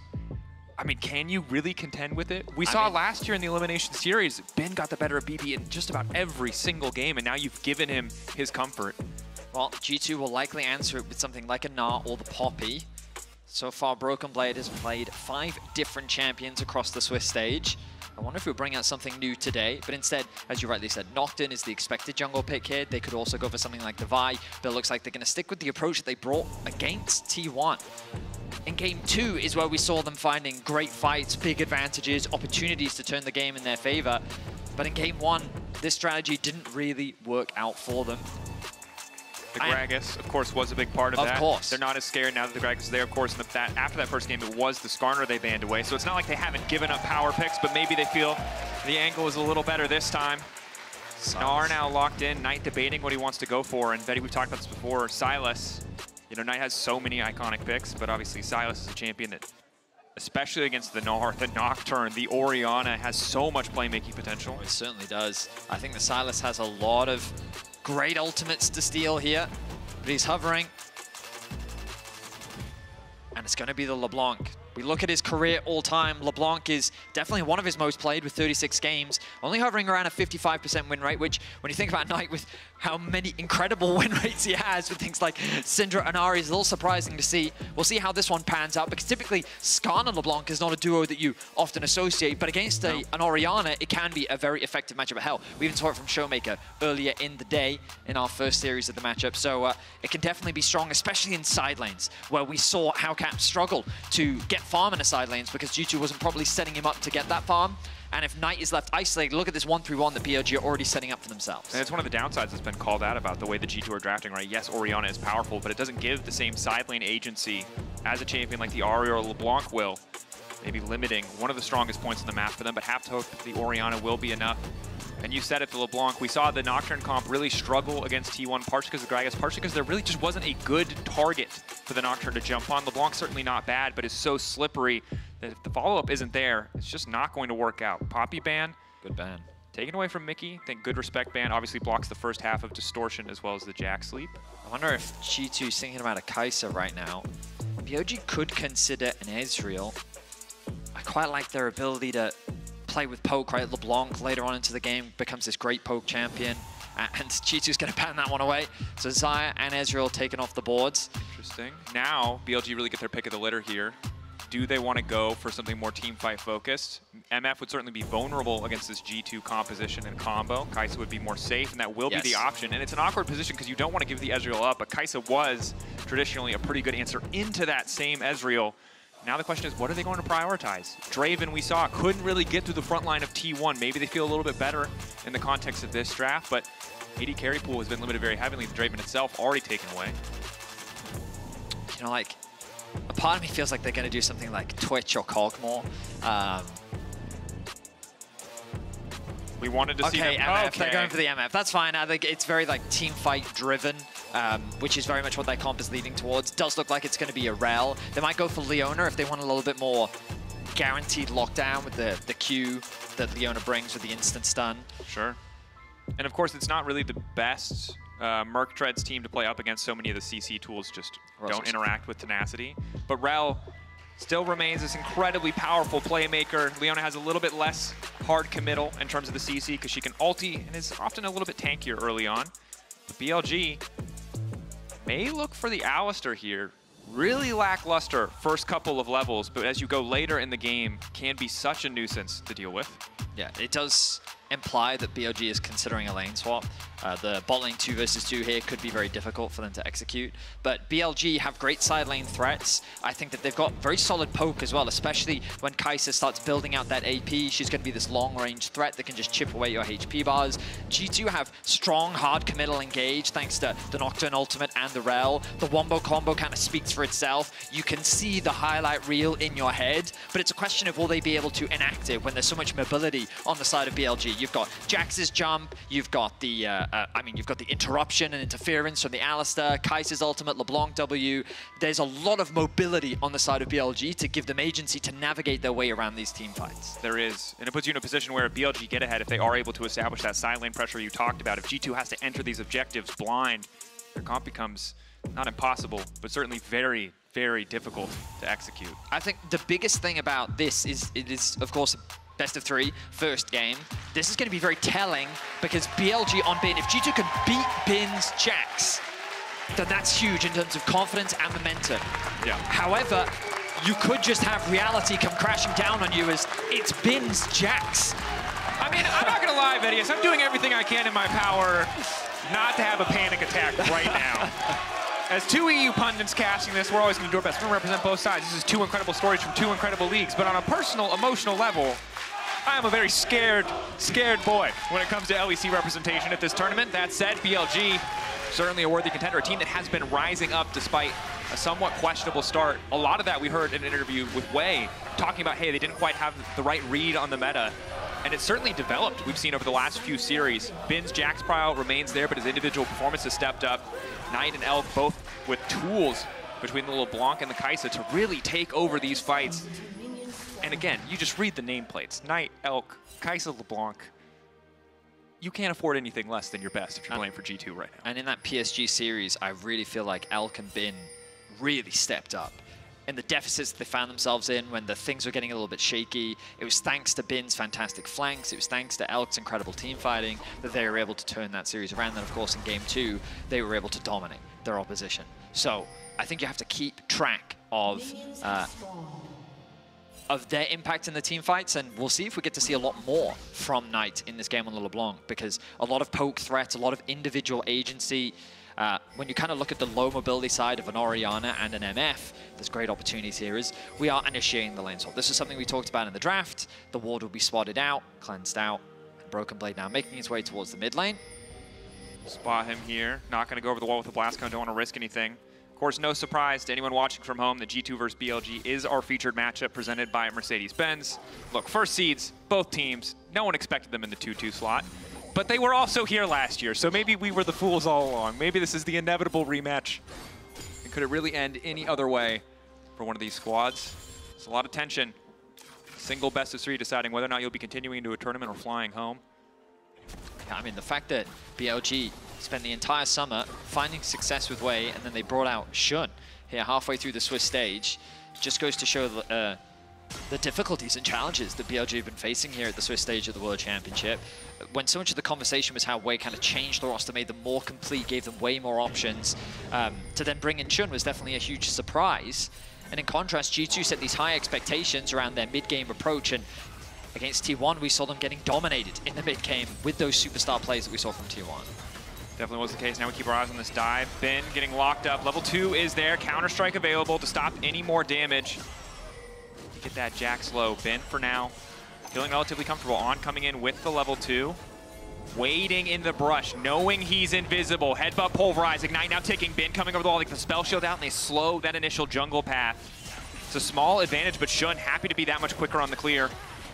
I mean, Bin wasn't punished in the dive. He's able to soak up a lot of the experience. Jun also able to steal away the full top side of G2's jungle camps. Jun can now hover around mid. Look at the wave stay, not ideal for Caps.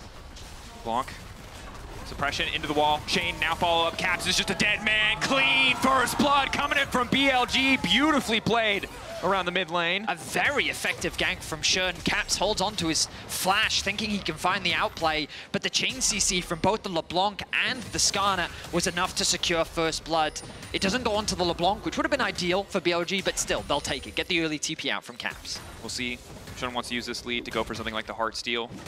Perhaps a more conservative choice, but already getting mid lane off to a good start. So impactful. Yes, Orianna is that big alt one-button champion, but we mentioned side lane already, and Knight having an individual lead just makes it pretty impossible for Caps to play the 1v1, but with Knight not having recalled yet, Caps trying to take an opportunity to bully while they're on relatively even items.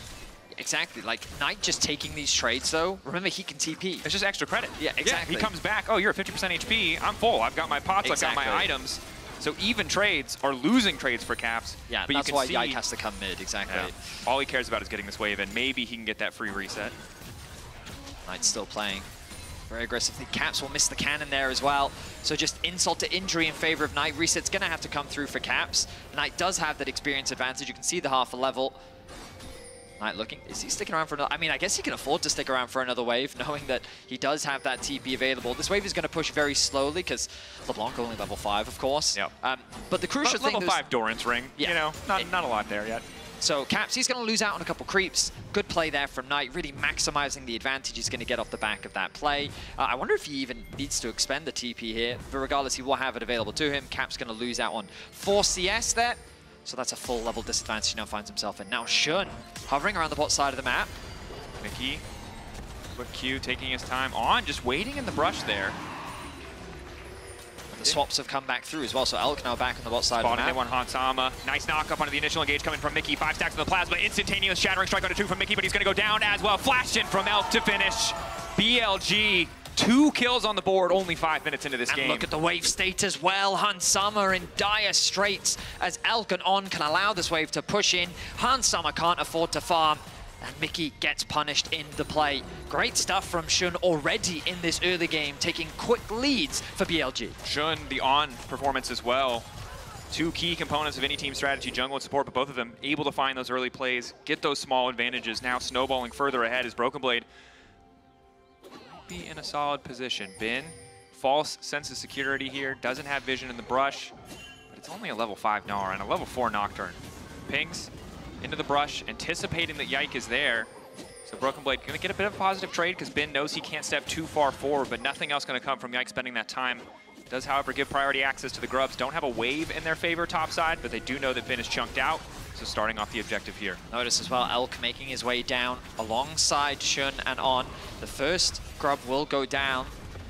So perhaps some wasted time here for Elk, especially as 2 Grubs secured. I think G2 can be happy with that. Knight going to make his way over, level 6 secured as well for Caps.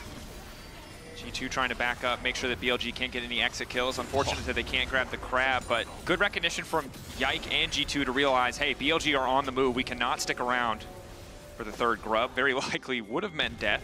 Shun, Knight, Elk, everyone really in the area. Bot wave is a bit awkward for Bin. He's not going to get there in time, but I mean, it's still a stacked wave frozen just underneath his tower.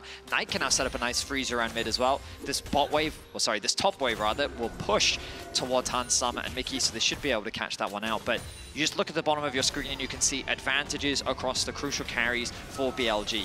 Knight has about a half a level advantage still. In the bottom lane, Kai'Sa, thanks to that early not first blood, but early kill, gives him about a 450 gold lead.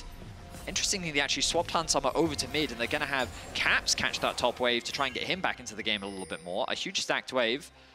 Importantly, it stopped Knight from recalling. They were able to interrupt the recall and then forcing the wave in. Does mean that he's a little bit behind in terms of presence on the map. Shouldn't matter too much as Bin is already pushing that bot wave in, so really tough for G2 to potentially contest the Drake at this point. Both teams probably a bit more focused about the 3-minute second Grub spawn that is just around the corner. Yeah, I mean, it looks like that both teams heavily prioritizing those Grubs, as you mentioned, and the respawns are going to be super important. But because they're a ways away, right now it just seems like the goal of each team is to just catch these waves, continue to farm up, get those crucial core items. Yike now ticking over to level 6. Obviously, the moment where Nocturne really feels like he comes online. G2 shouldn't really have an angle to contest here, likely to just concede this Drake. BLG, as we get later into the game, again, Bin is going to be such a difficult problem to manage, essentially, as the Jax has more items under his belt. Sometimes when you have that late game scaling hyper carry, deal with this champion. But Hans Sama on the MF, pretty hard to just 1v1 a Jax in any given fight. Broken Blade's doing pretty well. He was able to get that additional support from Yike on the top side to deny Bin a bit of farm. I like what On has been doing in the laning phase, though, like his early plays on the bot side, 2 versus 2, working with Shun to deny Hans Sama a lot of farm. Now again in the top side, every time Mickey goes missing, he puts that pressure down. And he's been doing a good job of just helping Elk extend his lead even further. Now Shun looks for a gank bot lane. Broken Blade in trouble. Bin already popping the ulti. Meganar, where's this going to go? Nice wall up, leap forward, knocks him back in. Crucially, Shun missing the ultimate. Broken Blade likely still going to fall here. Bin tanky, but doesn't want to risk taking another shot. Good survive. Now the counterplay coming in on the top side. G2 know they can get aggressive. Spotted On leaving the lane, so try to get something done onto Elk. Will at least get the cleanse. Caps is making his way up towards top as well. Elk knows that he's within dive range. Bin will be able to get a plate, maybe a second one. Bit of extra gold funneled into him. As Knight goes back to base with no TP, Elk is going to be denied a lot of farm. So a good trade from Hans and Mickey gives that advantage, meaning that Elk will be denied some CS. And knowing that Yike is around the top side of the map, given the bot side play that Shun tried to make, Elk has to be respectful. On though, with the level 6, should be able to provide that peel. Mickey very close to level 6. He'd love to get this before his base, but he's not going to. And really crucially needs it for the next Grub spawn. Difference in level 6 has decided so many fights at this tournament. This Knight once again in a position to try and cancel Caps, but it doesn't feel like he needs to take the risk. Knows that Caps is going to be forced to TP back if he wants to contest. Yeah, it already feels like the atmosphere in the studio is very tense. There are obviously a lot of G2 fans here, but we know that with the early advantage BLG have gotten, it hasn't snowballed out of control just yet. We talked a lot about how they have these 2 great side lane threats. Knight already on the roam. Mickey can be spotted level 5. To level 9 of the LeBlanc. He's going to lose a lot of health just for walking into river there. At least knows that BLG have committed lots of members in the area. Maybe they're thinking that Broken Blade Still no level push. 6, as you mentioned, Dracos. He needs to get some experience. That midwave is going to disappear, though. And there are no completed items on either side, so it really just is about level discrepancies. Ultimate cooldowns. Yike can get into the pit. BLG need all 3 if they want the 4 Grub buff. G2 trying to poke, but this is such a difficult fight for them to play out. They've got Elk on the flank, and they're not doing anything about it. Mickey now going in, but it's not going to connect onto anybody. The Q initially going to hit Knight, but Mickey just getting one pop. Now finally the fog coming in. Knight might be in trouble. They're forcing the flash out, at least initially. Ulti going over the pit, but it's a scattered fight from G2. Caps doesn't have any mana, but now Broken Blade is here. Instantly punted right back, though. Not interested in taking that one. Shockwave to help secure. Grub's down at the very least. 3-3 there, but a messy fight. Ultimately, it ends up being a 1-for-1. Caps is going to TP bot to catch that wave as Bin was able to secure himself another plate. But you called it, Dracos. Messy, uncoordinated. Mickey not being level 6 there was so crucial because you see him engage, and if the Rel ultimate was available, then yeah, they could have done some serious damage. That could have been the initiation. But again, keep eyes on Mickey. He's going to be the initiator here. The MF hasn't quite gotten into position yet. It's 4 versus 3. He loses a lot of HP. No Rel ult. Not available. There's nothing for Knight really to be afraid of, and he gets an easy kill onto Mickey. But knowing that that mobility is gone, they try to get the chain CC. He flashes away. The ultimates are kind of mismatched as Shun is inside the pit. He's forced to disengage. But Elk, though, expending that flash to avoid the shockwave means that he ends up losing his life, resulting in a 1-for-1 and an even trade of grubs. G2 happy not to concede the 4th grub. About a 1,000 gold difference between these two teams. A little bit more now in the favor of BLG as Knight and Elk really taking over there in terms of total gold.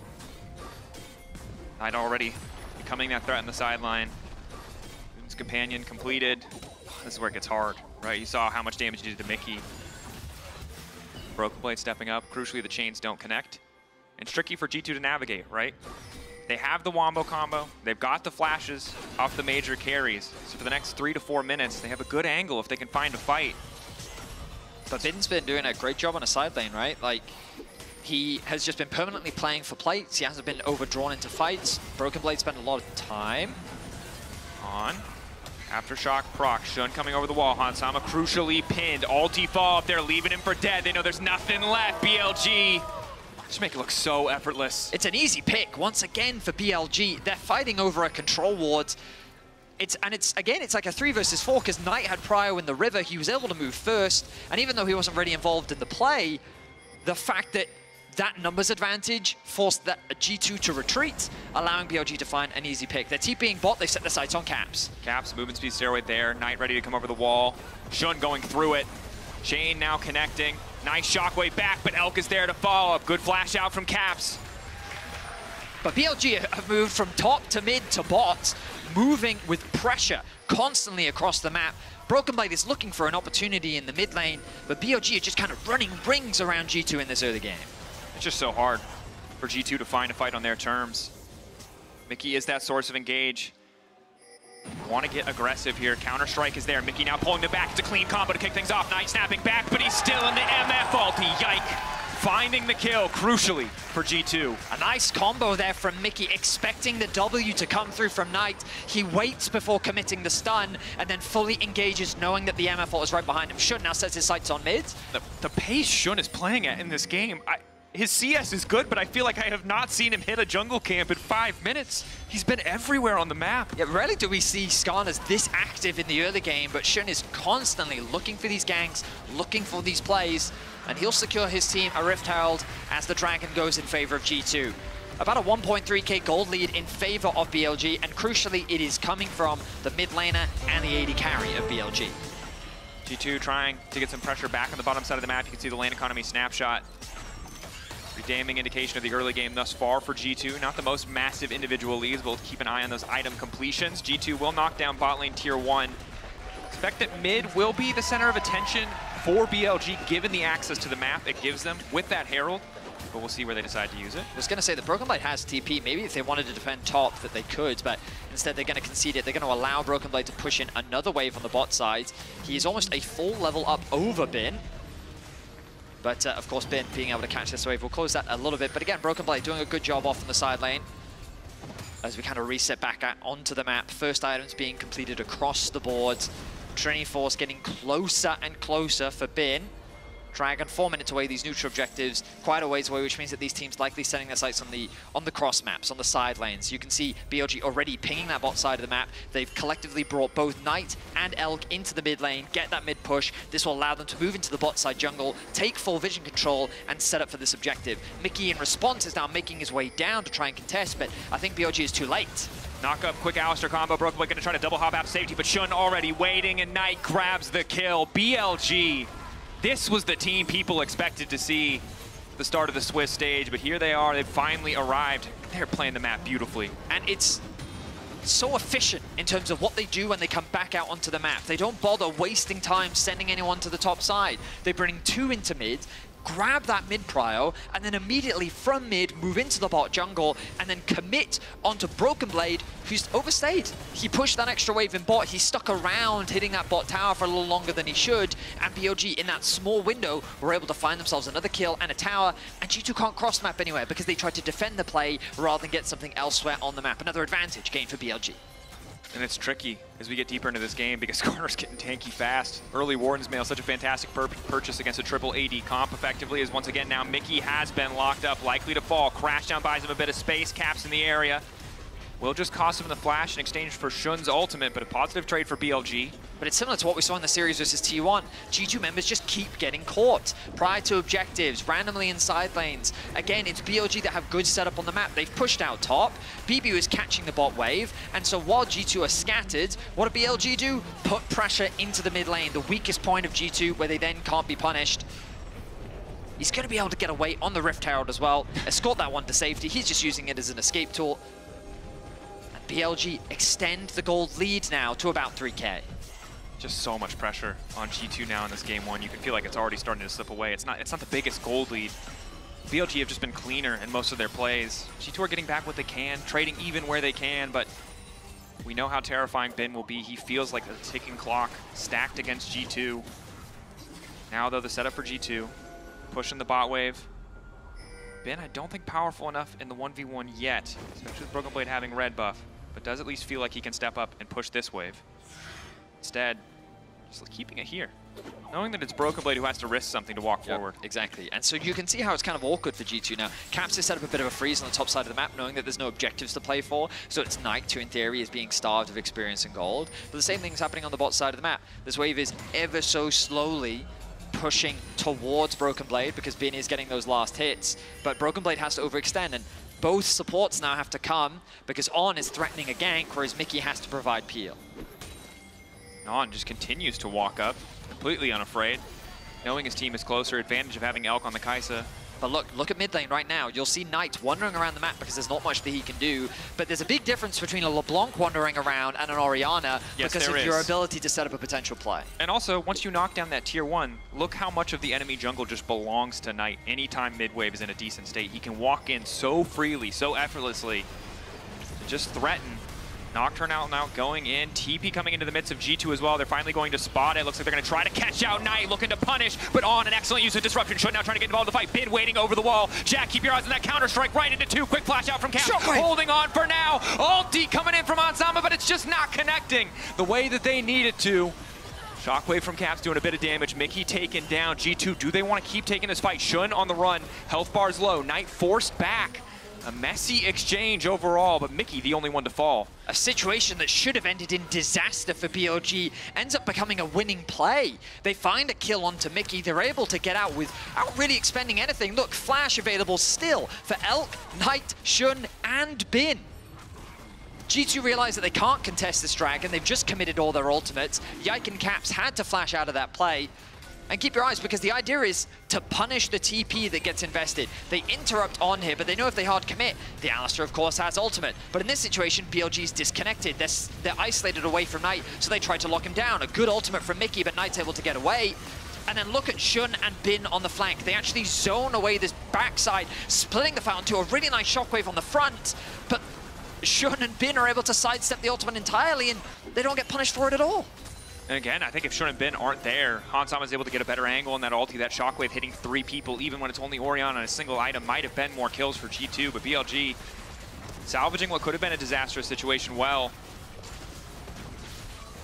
And you can see the power of the Nocturne, the disruption it can provide, but so far just have not been able to pin Knight down and finish that kill off in the most of the skirmishes they've started. The thing is, it's really easy to forget that BLG is one of the best team fighting teams in the world. The reason that they were able to dominate, the reason why domestically they were able to win so many series from deficits was because they team fought their way back into games with their standout individual players. And G2 have brought a teamfight composition, which has conceded them a lot in the early game, thanks to Jun's fantastic presence in early game ganks. But that's then been further converted into these late game fights where G2 are not being given any proper setup. All of these fights are so uncoordinated from G2. The fact that Mickey didn't have the level 6. Around this dragon, the fight happened before the dragon had even spawned. And G2 are basically relying, waiting on BLG to make that slip up where they can find a good fight. And BLG's just not giving it to them. They're just continuously extending the lead bit by bit. Now it's sitting in an almost 4K gold lead. And again, credit to BLG. This is a much higher level than they have shown in most of their series previously, right? The PSG series was messy. This is looking much more confident, much more controlled. And it's a reminder that Worlds is a marathon. It is a month-long tournament. And as long as you stay in it, as long as you keep going, you always have a chance to turn around and to show up better. Finally being able to showcase some of what made them so dominant in LPL. And for G2, still trying to find that same footing, trying to find that same form. They saw some success at MSI, but they're running out of time quickly. They can't afford any more miscoordinated team fights or loose engages, because you talked about it. You have the team fight power. You gave up a couple thousand gold to get the team fight power, but now you have to execute better. And that's a tall task for anyone. Well, the Baron is alive. Dragon is still 2.5 minutes away. You'll notice Broken Blade can't afford to overextend. Mickey caught out. Battering strike there is going to try to re-engage onto Elk. Immediate follow-up. Clean combo going in. Elk still standing though. He's still alive. The Ignite on it. Broken Blade going mini and trying to follow. It's a messy fight. Hansam already taken down. Bin is here to turn it back on. Quickly going over the wall. The blast cone does not matter. BLG. Perfection to shut down the combo of G2. They're able to outplay the fight once more. They thought that they had caught out Elk, but he was able to survive for so long. Broken Blade had to commit the flash to even secure the kill, and it ends up being a 1-for-3 with a Baron to boot. BLG dominating in the first game of this series. Caps can't even knock down the tier 1 in return. This is devastating. You saw it. They got the combo together. They tried to turn around. They're going to wait for Elk to respawn so that all 5 members secured the Baron. BLG with once again a dominant team fight. And you'll notice the patient play that comes out from PLG. They don't panic. They realize that the collapse is coming through. And G2, it's another one of those situations where they're not setting up for the objective, they just see an opportunity. Mickey looks like he's getting caught out here. They get the cleanse out from the Kai'Sa, so they think we can engage on this. The shockwave comes through, the damage is good, but then the ulti from Kai'Sa, that self-sufficiency buys a little bit more time as Yike and the Rel falls. Now Hanshammer is isolated, he has no peel. Caps can't contribute anything else. And because that initial engage was tanked by BLG, they were able to win the fight. But G2 want to up the pace, want to keep things going. Beautiful up from Hansama to get things started. This time Elk didn't have the tools that he needed to survive. On taken down as well. G2 trying to delete these Baron buffs as quickly as they can. Knight TPing in off the side. Caps Hansama running. Mickey gonna fall here. Sacrificed. A decent play to stall the map, to slow down the Baron push from BLG. It's a 2-for-2. They end up getting the TP out from BLG from Knight as well, who's moved towards the bot side of the map. This will give a bit of the bounty gold back over to G2 as Broken Blade secures the top tower, but BLG have set their sights on this bottom tier 2, and I don't think G2 have the resources to stop it. Counter-strike there, beautiful CC coming through, shockwave there, Hansama getting one pop, Caps got nowhere left to go, the chain's connected, it's just a matter of time, Bin on a rampage. BLG taking down the bot lane tier 2 to follow. I mean, BLG are just beating G2 with their wallets now. They're so strong, they have the Baron. Broken Blade's able to get the tier 2 back, but BLG don't have to stop. The wave clear is gone for G2, which means that BLG can set their sights on the bot lane tier 3. Knock down the inhibitor, likely to follow. BLG will back away instead. Not wanting to concede anything else. Spot the Scryer's Bloom, know that Mickey is behind them. Calls on the Brill in the studio for G2. Down, but certainly not out. 6K. Again, against a composition that should be more powerful in these fights. Feels like a tall task. On's Alistair is doing so much work in these fights as well. They respond to the dive incredibly well. And again, like, it's a nice idea. You shut down Elk. You catch him off in a side lane. The TP comes in through Caps. And you're thinking, hey, we get 2 kills initially. But Broken Blade can't join the fight, which means that immediately it becomes a situation where now that Bin and Knight have regrouped in the 3 versus 3, they just lose. They don't have the ability to extend the fight, and you think at that point, hey, actually getting the Baron off, being able to cross-map, getting these strays, all positive plays. but then Hans and Caps overstay on bot lane. They don't respect the ability for Shun and Bin to just dive that as much as they want. They're able to find another 2 kills, and now the bot lane inhibitor is exposed. And again, G2's composition is a glass cannon. It's unwieldy. You get one shot, you hit all 5 members, yeah, you're gonna win the fight, but the second those ultis are down, Elk, Knight, Bin can tear through any one of the G2 carries in an isolated 1v1. It's difficult for G2. The wave clear the MF and Orianna provides will at least slow BLG down a bit. G2 will have some time to fish for picks as Mickey hunting Bin in a side lane. 250 till the respawn on Baron. Sole point for BLG, but 4 minutes out before that'll be available. Objective bounties up means this gold lead can close relatively quickly if G2 can find a good fight, but definitely difficult. I mean, credit to Shun, right? Coming in halfway through Swiss. I mean, his debut in the PSG game, a couple question marks raised, but they were able to clean it up a lot more in Game 2. And now here in Game 1 against G2, he has been so instrumental in the early game success, finding successful gank after gank after gank. 1-0-11 on the Skarner. And again, when we talk about kind of the difference between Shun and Wei, it's usually what we talk about is like confidence on carries. You know, Shun did not expect him to be the guy pulling out the crazy Skarner games. Not that it's beyond him, right? But you expected maybe a crazy Nidalee game, a crazy AP carry game. And he's been involved in 12 of the team's 13 kills. He's been a monster. I think him and On both. Fantastic Game 1. Yeah, and I mean, so much criticism levied towards On so far in this tournament, given that he has been getting caught out a lot. But, I mean, they've both been having great games. And now it's just a matter of closing things out. Baron is still about 1:40 away. BLG likely can't just siege as freely as they want. If they collectively group up as 5, they're leaving themselves exposed to the thing we've been talking so much about, which is the G2 team fight. And while G2 are still at this kind of deficit, you still have to respect it, right? As long as the game is going on, their ability to land those 5 ultimates is always going to be very real.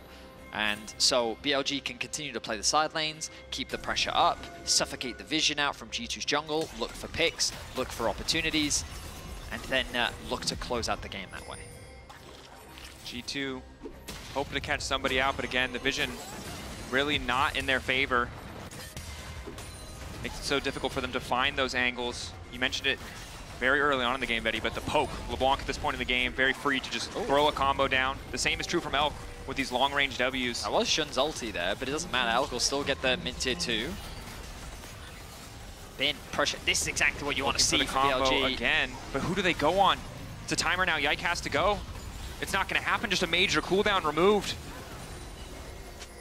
And that's going to... Okay, no, Bin decided to move away. He actually TP'd over from top lane. I thought he was just going to go for the tower, but I guess he wanted to be ready for the potential fight. G2 buy themselves a little bit more time, but now the threat of a Baron, our observers are showcasing the amount of vision that G2 have, and it is nothing. That Baron is prime for the take. Knight was waiting over the wall outside of G2's own base, and they couldn't see him until the wave went around the corner. Rogue Blade forced into Mega by the poke from Knight. There is something ironic about how dark it is for the side of G2 when it is they who are playing the Nocturne. Yeah.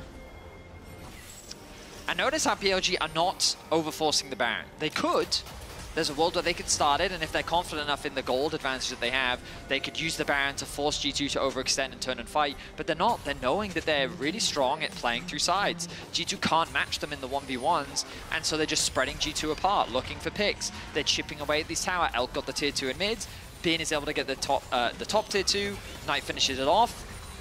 And G2 are just kind of getting desperate. They're having to share a lot of experience and gold, and the gold lead just continues to grow in favor of BLG. At this point, they're just hoping that BLG misstep because they don't get the freedom to just stand back and poke and harass. They have to commit.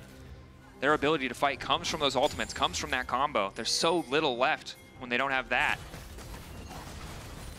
So Knight and Elk waiting off on the side. Shun as well, the setup piece. And Bin still having a great game and still terrifying. Now bear in mind, the Dragon is spawning in 35. And BLG have the ability to play through both. Because G2, they want a group, right? They want a team fight, they want to collectively fight you as one. And BLG have the ability to just keep the pressure on sides, which means that Bin can, in theory, solo down the Dragon. You could also have Elk solo the Dragon, while Knight groups up with his team and chips away at your HP bar. And so G2 could try and hover around the Baron and threaten it, but they could just allow Bin to do it isolated while fighting them 4v5. and keeping them distracted while he secures that objective. BLG is really under no threat here, and it's G2 who now feel the pressure with the deficit that they find themselves. Look, Cap still doesn't have his death cap. The poke continues to come through. Knight freely walking in just to spot them out. And here's that pressure mounting now. Bin is on the dragon, and the Baron is being started. He doesn't have TP. But Bin can wait. Wait till they commit. The it's not a fast Baron. On around the corner, G2, this is a Hail Mary. Knight taking so much health away from Yike. Popping the Sterex, they can now follow up as well. On in the midst of the entire team, locking up Hansama. Vision getting blurry, but Hansama still gets caught in the suppress. He tries to flash out and he gets caught anyway. He's living for a brief moment with the barrier, keeping him standing, but Elk and Knight can start to hunt now. All those cooldowns down, and goes out. They're trying to turn it back. The cleanse is a little bit sloppy, but he buys himself an extra moment. The ulti now to follow. Quick ulti back response. Broken Blade gonna follow up. It's a messy fight. Cap still alive for an extra moment, but Knight's on the way in. Mickey trying to do what he can to peel for his mid laner, but Bin is just now arriving, just in time to watch G2 fall. A double kill to finish it for Knight. I mean, BLG play it the way they're supposed to. Elk, that was a very ambitious play, but at the end of the day, it still works out. And BLG do exactly what we were just talking about. Create this 2 points of pressure, force G2 to have to make a decision, and they end up demonstrating beautifully how to use their poke. G2 is forced to ulti onto Jun and on the front line engage. They're able to take their time, and look, the TP coming in. BLG don't want to give G2 anything. Luckily, G2 able to get the objective down. Yike's flash will be the cost. You highlighted it, Baron picked up another excellent fight for BLG. And it's, again, when BLG were a little out of sorts, there might have been a glimmer of hope.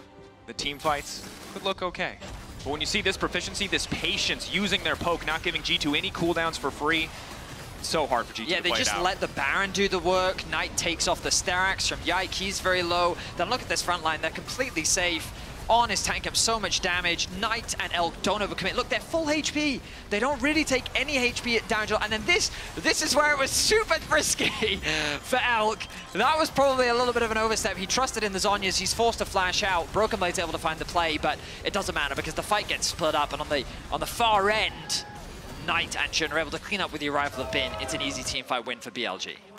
You could see smiles on the face of BLG. Like, they're feeling good, as they should. This is a level of discipline absolutely necessary when you're playing against a composition like G2's. 2-0-13 for Shun.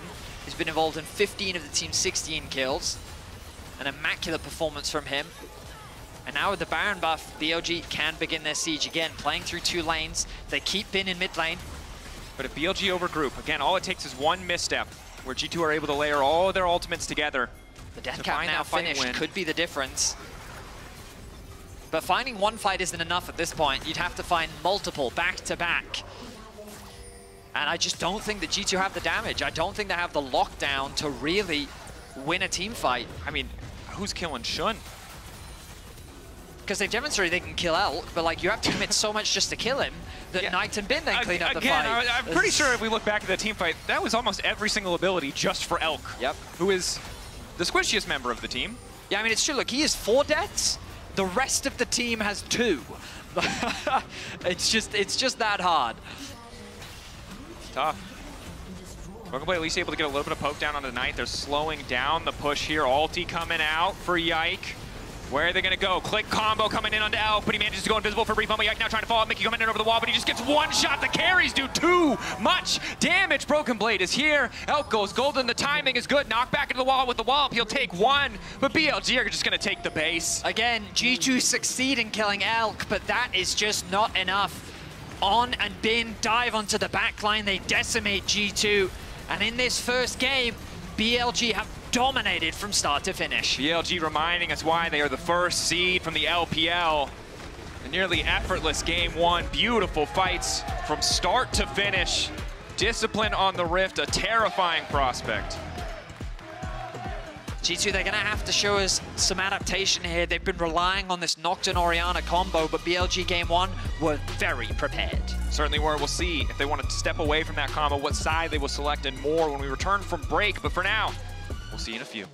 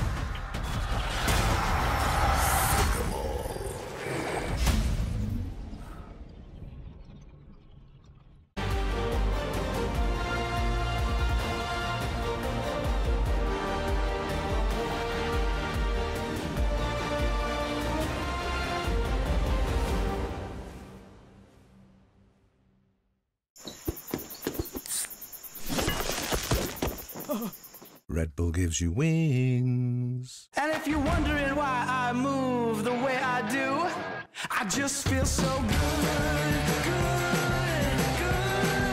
I just feel so good, good. I just feel so good.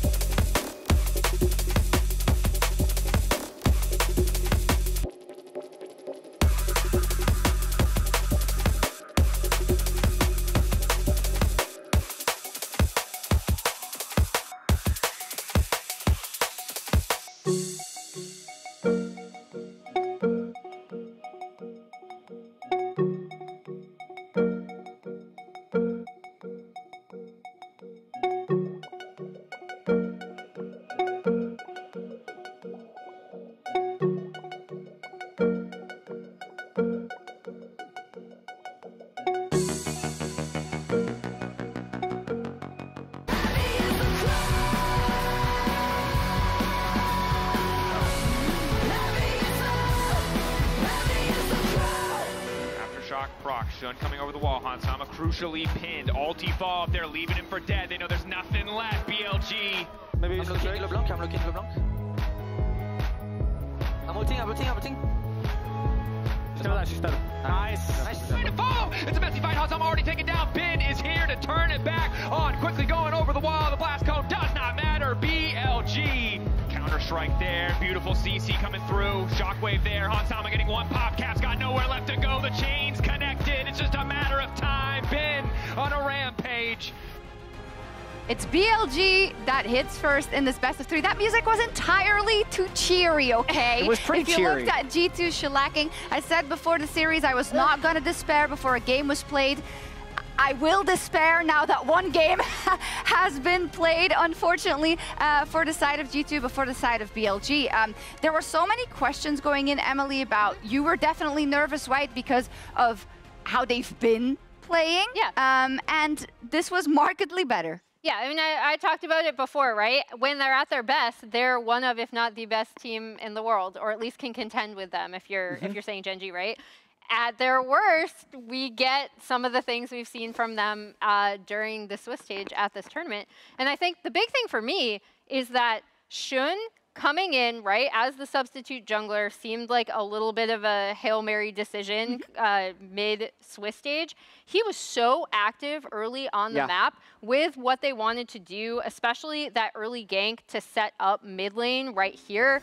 You see him coming in on the Skarner, and this like immediately sets Knight in a great position to be able to take over the game on LeBlanc. Yeah, look at these stats, by the way. Skarner average at Worlds, 2.6 kills plus assist at 14, 4 in this one. Team proximity at 14, usually at 44.5%. In this game, almost at 50. So the time he spends around his teammates in the early game.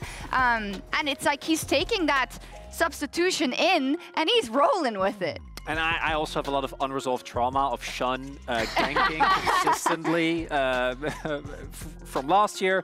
And it is really a really big deal because, as Emily pointed out, when a team makes mid-tournament substitutions, you're always going to both have a what do you call an amplifying glass on the player individually, and what it, thank you, and what it means for the team as a whole. And Shun, I think, already mentioned. I also think On has been getting a lot of criticism, and this Alistair game was a lot more in line with how BLG look when they look good. Yeah, G2 did try to fight back, but Jad, I know that you're disappointed that they did not cook. I'm actually really disappointed. I think BLG, LPL BLG showed up a bit more than Worlds BLG to this state. And you can see G2 had a couple near misses. They had a couple fairly good engages with Nocturne Rel, or there was one really nice one in bot lane when they were already down like 8,000 gold, where they got 2 kills in a 4v5. But overall, this is the engage I was talking about. This is actually a really nice play. This is the 4th game in a row that they played Nocturne Orb. Yeah. Which is insane when you consider on the year, this team played 20 or more unique champions per role. They're one of the most diverse teams in the world. BB has played 30 unique champions. And we see a Gnar run back. Not that any of these specific champions were necessarily the lone culprit, but I feel like when they're this diverse, when they're this crazy with what they can actually pull out, to not leverage that at the World Championship with their backs against the wall would be a tragedy. Red herring, right? And it could be that it is just one of the symptoms of the things that they are as a whole dealing with, because it speaks to me of non-confidence in some of the other things you have practiced that you need to bring out in games like this specifically. You think that you're not completely on point, so you're going back to comfort. It's totally understandable. It's just that this might be your last game. Additionally, going into the next game, this is a lot more high-level stuff. There's also a lot of plays where just flash. Like if the Skarner is on his way towards you, and you're not, just use the flash. Obviously, it's going to make things a lot harder, but I do think that there is, if you're the coaching stuff as well, a lot of situation making point, guys, just use the summoner, we'll play around it, but at least it keeps the game playable for longer.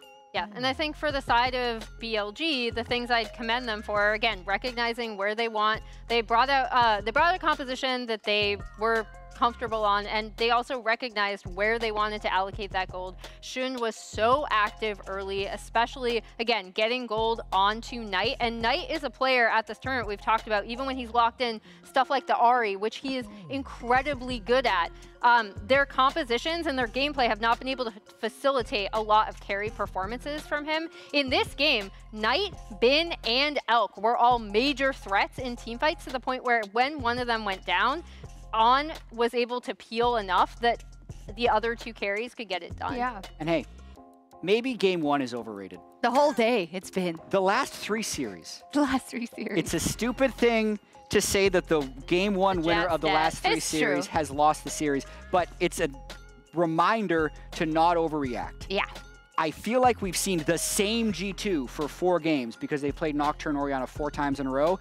Now it is time to switch it up, have a fresh start, and win the next 2 games. They are still only 2 games away from quarterfinals. They also dropped the first one when they played BLG at Worlds last time. They recouped in game 2. It's just that it seems like such a mountain to climb, right? When you look at, because you laid out a couple of things for G2 that you said that they are usually, when they're at their best, good at. And I just don't think we're seeing any of that now. And it feels like you need to tap into all of it immediately, which is hard, but it can happen. And we've known for some of the players on this roster, like Mickey, like Caps, to come back from positions like this. And listen, this is 2 years straight that this roster has been together. They've completely dominated the LEC. I want to see them continue. I want to see them go on to Paris, do their European tour because they've earned it. 2 more games they have to do it. Game 1 looked really bad. They need to bounce back. They need to reset in order to do it. Yeah, Paris, they have a lot of memories there and a lot of things left on the Rift, even in Paris. So they absolutely want to make it back. But BLG, the first seed from the LPL, they look poised to take it. Well said. BLG look absolutely terrifying. But as a fan of good League of Legends, I just want a Game 3. Of course, if we get there, I might say something else when we get to that Game 3. But for now, I'm just a fan of good League of Legends.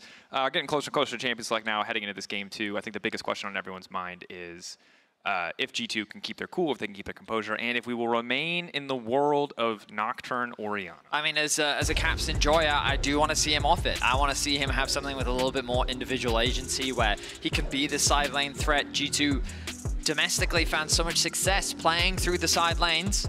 But we'll see what the game plan is, what the approach is from G2 moving into Game 2. As we enter Champ Select, powered by Omen and HyperX. Already seeing the Ahri ban, so very much the same. But now the debate coming in. Jack's going to be banned away from... Honestly... Probably should have been that Game 1. Gee, if we're drafting based on crowd reaction, then that was the right choice. You imagine the Kalista going to be the last ban once again from BLG. There's no pressure on them to really change anything up. They're pretty happy with how things played out. The Skarner from Shun, the desk already highlighted how effective it was. The Ashe going to be the final denial. So no Nico ban this time around from G2. So what will they first pick? Will it once again be the Orianna? Skarner. They're going to shift things up. I think it's a smart. Take that away from Shun, but also grab it for yourselves. A strong front line. We've seen it have so much success so far at this World Championship. And I think that overall it is a well-rounded pick. Now BLG, I wonder what they're going to look to try and blind. Do they want to try and lock themselves in a strong bot lane? Do they maybe want to play for the Vi or something? I was thinking nah, as I say it, nah, I feel like it's such a great blind for Bin just because of how confident he is at the pick, but also because of how narrow the top lane pool feels right now. And with the prevalence of swaps, it feels like that after Jax, it becomes one of the next best blinds. Definitely does, right? Obviously, compared to the Jax, as you highlighted, it will suffer a little bit in the swap, but overall a champion who does well in the side lanes. It was a small buff kind of coming into the Worlds, just 3 AD, but oftentimes that's all it takes for a champion as stable as Gnar to be pushed ahead. But Nico now the option, so there's always the flexibility here, but you assume that this is going in the mid lane for Knight. Definitely. I think when Kalista's off the board, certainly the bot lane Nico, not always going to be the strongest option, but we'll see. Obviously, in our previous series, there was, you know, Caitlyn Lux. There was a lot of these ranged options. Is now Yasuo is getting locked in. Okay. Silas is getting locked in. Okay. And I will say, no matter what happens in this game, as an EU pundit that has watched this team all year, I'm glad they're going out crazy. I'm glad they're going out cooking. I think that this is a much better look. This is exactly what we wanted to see from Caps, giving him something a lot more individual agencies. He already has 2 great ultimates to steal. With the Xin Zhao locked in for Shun, this would be a 3rd one as well. And you can see the early skirmishing power that BLG have. Often when you want to set up a Xin Zhao, it is when you pair it up alongside a setup mid laner. So the utility provided there by the Nico, and then he's going to be able to dish out the damage. A great mid-jungle combo available for BLG. But we'll see how they make it work in the early game. And one thing I will call out, this is Yike's first game on Skarner since the rework. His last game was on old Skarner in NLC, I believe 2020. Stats team feeding me that one. So while I have no doubt that this has showed up in scrims, G2, this is last stops. This is last chance. They're pulling out everything they got. Yasuo and Gnar obviously very conventional answer. Silas, some pretty good ults to take, but Shun on a champion with as much early game impact as Xin after that game 1 where he really took over the map is a terrifying prospect. You can see the tension on the faces of the G2 coaching staff as Draven will be banned, Poppy as well. Yeah, I was thinking about if G2 wanted a Poppy for themselves, but they're going to be the ones to ban it. BLG in the previous game banned away the Poppy. Now they could narrow down the AD pool more if they wanted to, but maybe they think about getting rid of something like the Rel, maybe even the Leona. Obviously there's a lot of flexibility and the Poppy ban probably threw them off a little bit. But the Varus, so they're going to narrow down that AD carry pool just a bit more. Now of course it was the Xayah and the Ezreal that were banned away from G2 in the previous game. Alex, though, I feel like he's a very versatile AD carry player. He he's not really going to struggle. He's going to find something. The question is, are they willing to take the Ezreal for Kai'Sa trade? Are they willing to play either side of that potential matchup? Kai'Sa will be banned, so kind of ready to accept the Ezreal with open arms, even if it's generally just an incredible pick in the hands of top-level AD talent. Now, so far at Worlds, Elk has only played the Jhin plus the MF alongside the Kai'Sa, but as mentioned, he has a very deep pool. He's hovering his potential options right now, and I think both make a lot of sense. You've got a very short-range composition on the side of G2 already, 3 melee champions. Yeah. So Xayah loves that type of trade. You want to come into me? Great, sets up nicely for my feathers. Usage of the wind wall could be good to interrupt those feathers, but it means that you then can't use the wind wall for potentially other tools. So also just having that answer for dive threats, yeah, will always feel good. See what the counter is, what the option is from the side of G2. Of course, in a position where they have to blind pick. Ezreal, giving them that safety, will allow them to get away from the Xin relatively easily. Mickey, what is the option going to be? Rel again. Rakan maybe, to deny it away from the Xayah Rakan. Also with a fast engage to potentially catch the Xayah off guard. Another knock-up as well. They could also consider Alistar for a little disengage against the Xin as a possibility. But I think they're going to go for something a little bit more defensive rather than all in. Rakan will be the option here. Taking away the combo as you highlighted. So now you're looking at an Alistar probably once again for On. Again, the problem is you can't because it's Sylas. So now you have to make the question of, do you actually want to play the Alistar? Decent matchup pre-6. This! Ooh, that's pretty good again. I forgot this champ existed. That's really good into this composition. Yes, Windwall is a concern, but if they ever overstep and engage, Sylas and Yasuo are going to have a miserable time getting onto Elk and On in these team fights as long as Renata has those cooldowns available, because Bailout is also so good against compositions that are reliant on dives with the Sylas and the Yasuo. What I will say is BLG, in my opinion, have drafted for a winning bot lane 2 versus 2. But at the same time, it's like G2's kind of happy with this because they don't want to swap the Yasuo out. But at the same time, they now find themselves in a losing bot 2v2, where I imagine BLG is going to set their sights in the other game, allow Bin to just play the matchup isolated on the top side, and Shun to just kind of go to his old winning ways. We think back to the version of BLG with Shun, very bot focused, aggressive early game dives, playing around this bot lane 2 versus 2. That was a style that they found a lot of success with in the past, and they're looking to replicate here in this game. Definitely have incredible tools here on the side of BLG, right? Early game 2v2, I love how you highlighted that. The second you pick the Yasuo, yes, it's good in Dinar, but it's terrible in the lane swaps. BLG can be rest assured they'll get 2v2 lanes if they want them. I will say, though, if you're a fan of G2, this is the type of draft you want to see. A bit more creativity, a lot more individual agency. Is it going to work out? That's yet to be seen. But if nothing else, they're going to go down swinging with a composition that breaks the mold a little bit more than what we've seen from them so far. And go out fighting. Bro and Live with chance for G2. We take to the Rift. Standard lanes seem to be the name of the game. We'll keep our eyes on the level 1. Again, G2 versus BLG, the featured matchup presented by Mercedes-Benz. The runes come on screen. You can see nothing too crazy here. Grass, pretty standard. But Electrocute for Caps wants a bit more damage here, while Knight's just trying to weather the storm. 30 seconds until minions spawn. We take a moment of calm, as I expect this game to be a bit more of a brawl. You have 3 melee champions, which is the top side of G2, that really want to get in the face of BLG.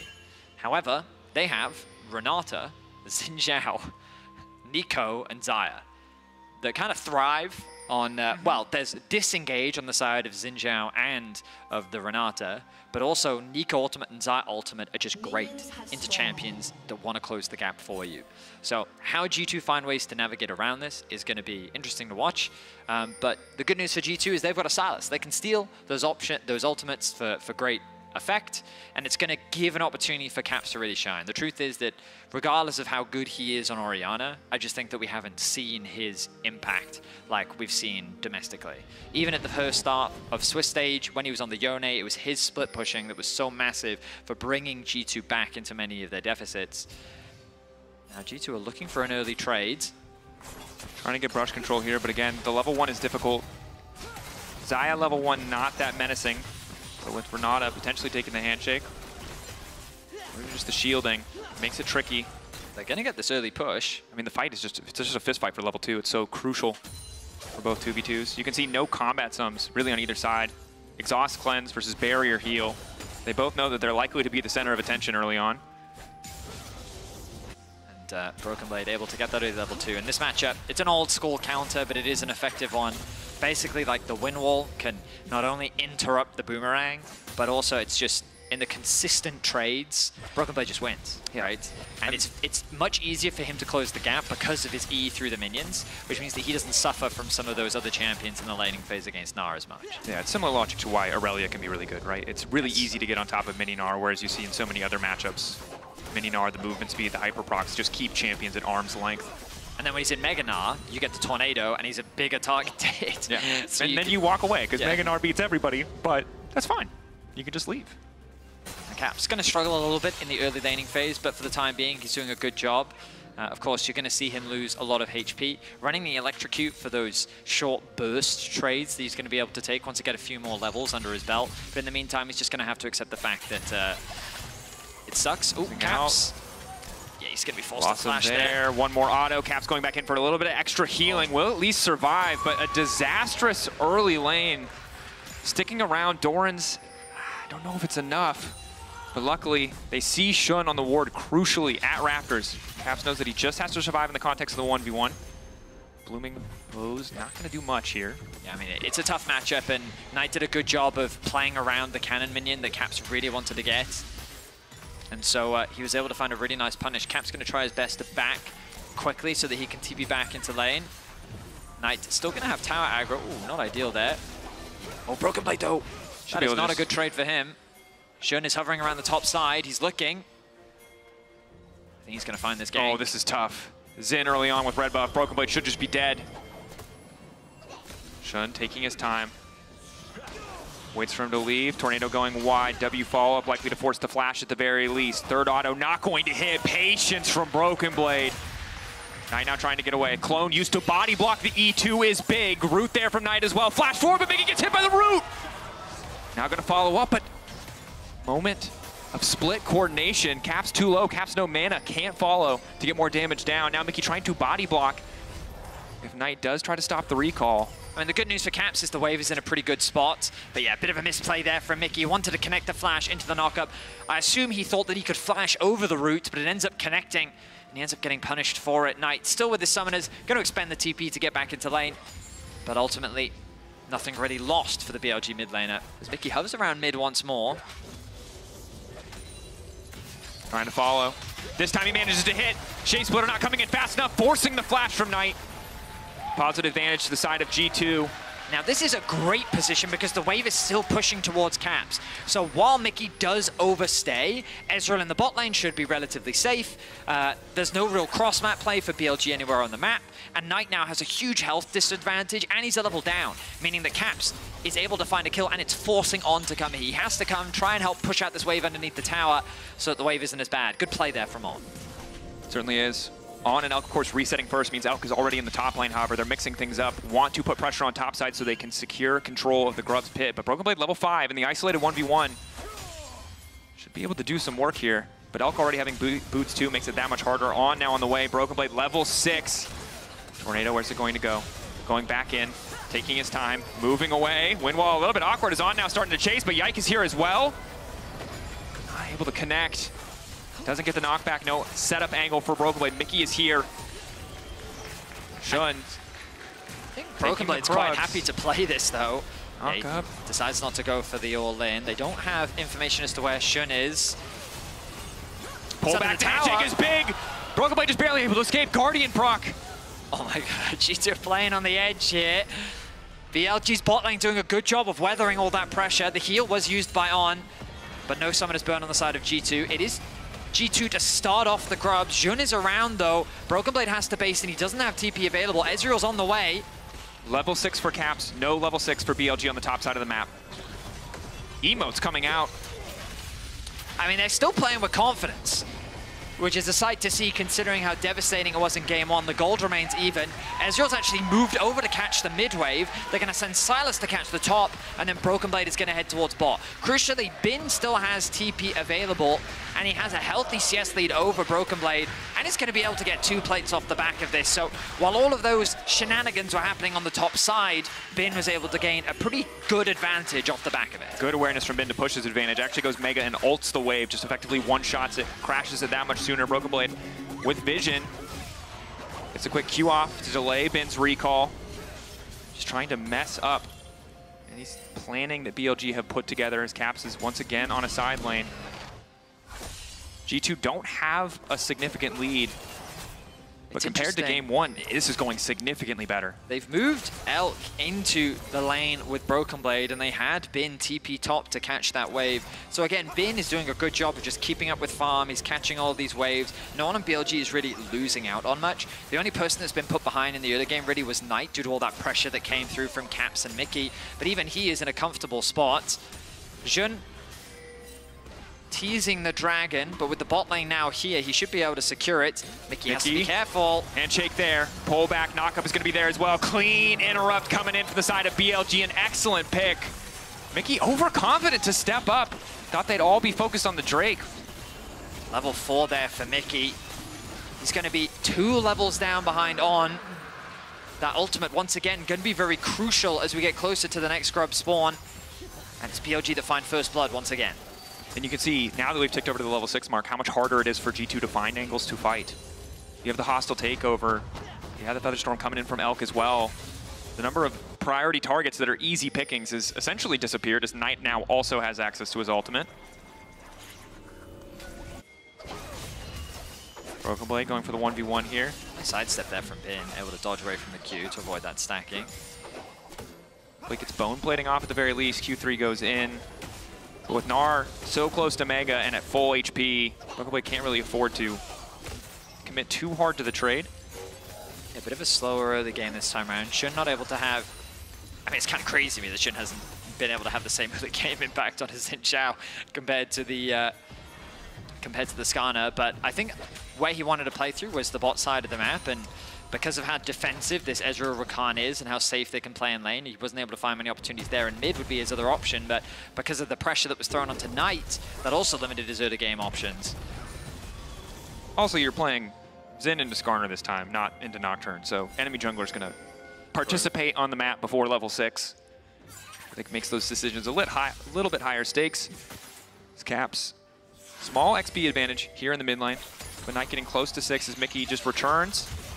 Mickey now highwaying in. Knight locked up for a brief moment. Caps has stolen the ultimate, immediately going to respond. Handshake is there to interrupt. Mickey still only level 5, shown on the way, and they need to make their way out of this one. Wind becomes lightning onto Caps. Yike now coming through the wall. G2, can they turn this? How long is the cooldown? Abscond, abduct. Won't be able to get anything there. At least calling the attention, but Bin going crazy on the top side. Doesn't quite connect the wall, but will force Broken Blade back. The supporting staff of BLG and Shun and On there to cover for their mid laner. Great timing from them to provide that utility and turn the play around to actually get the flash out from Caps. Knight didn't have to expend anything. Now look at them once again, returning that pressure from mid into bot, setting their sights on covering for Elk, maybe even looking for a gank. But I don't think they'll be able to find much once again. The spot lane very slippery from G2. Mickey very close to that level 6, and remember Grubs, 25 seconds. We expect these resets coming from these bot laners soon, but it should be BLG to be able to get that prio. They push in another wave, and they're gonna look to reset ready for that Grub spawn. G2 uncertain. They can afford to reset there. We'll see if they now turn their attention to top side. That's big from Shun.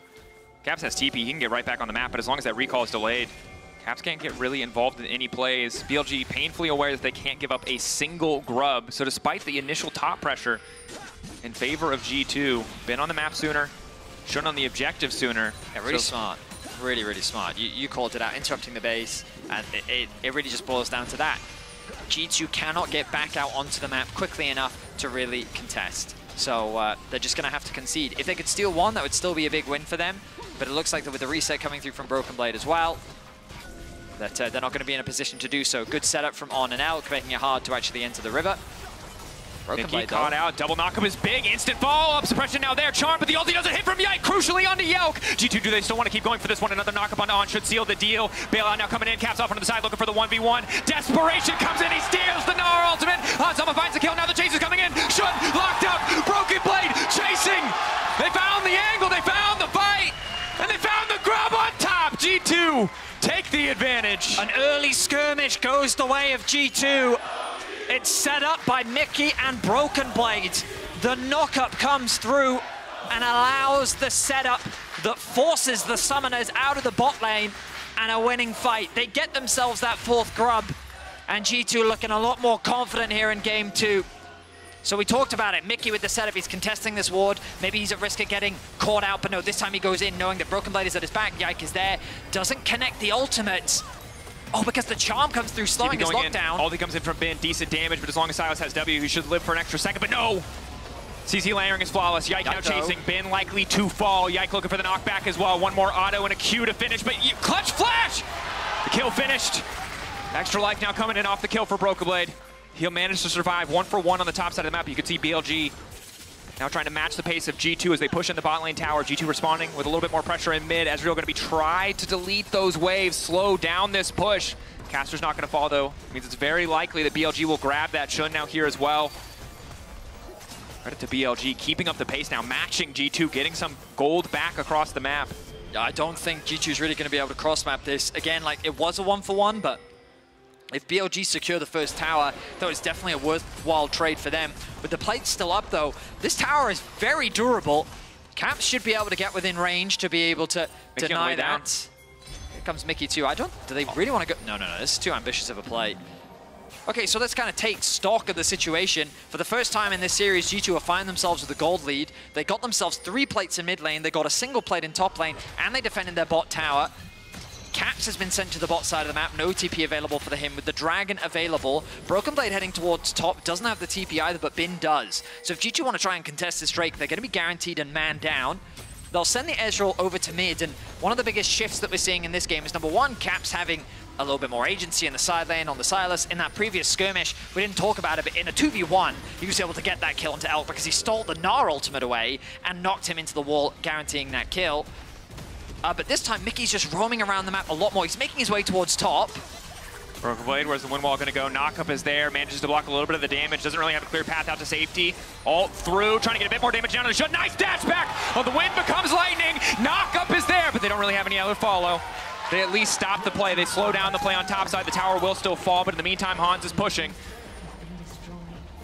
A 3 versus 2 situation, but again, like, that was a great representation of what I'm talking about. Mickey is just more present on the map, and it's so easy for him to collapse, turn plays around, and just provide that assistance for his laners. And look at mid lane right now, Hans in a 1v2. On just can't match this roaming pressure coming from Mickey. And I think it's so good that you call that out, because while the Renata is incredible into this G2 composition, you've denied On the same agency he had on that Alistar to make so many of these plays. He now has to stay beside his AD carry. Can't afford to roam individually, will probably just get caught out by this G2 composition. So as G2 was set up on the objective, BLG hovering in the area. Knight no TP, but he's on his way. Cap split pushing in a side lane. Tale as old as time, but G2, can they navigate this one well? Bin with Mega Gnar coming. It doesn't look like they want to try and take this fight, but they're staying in the area, maybe hoping for an exit kill, maybe hoping for a mistake from the side of BLG, as Caps is already recalled. He's not going to get that, though. Objective secured for BLG.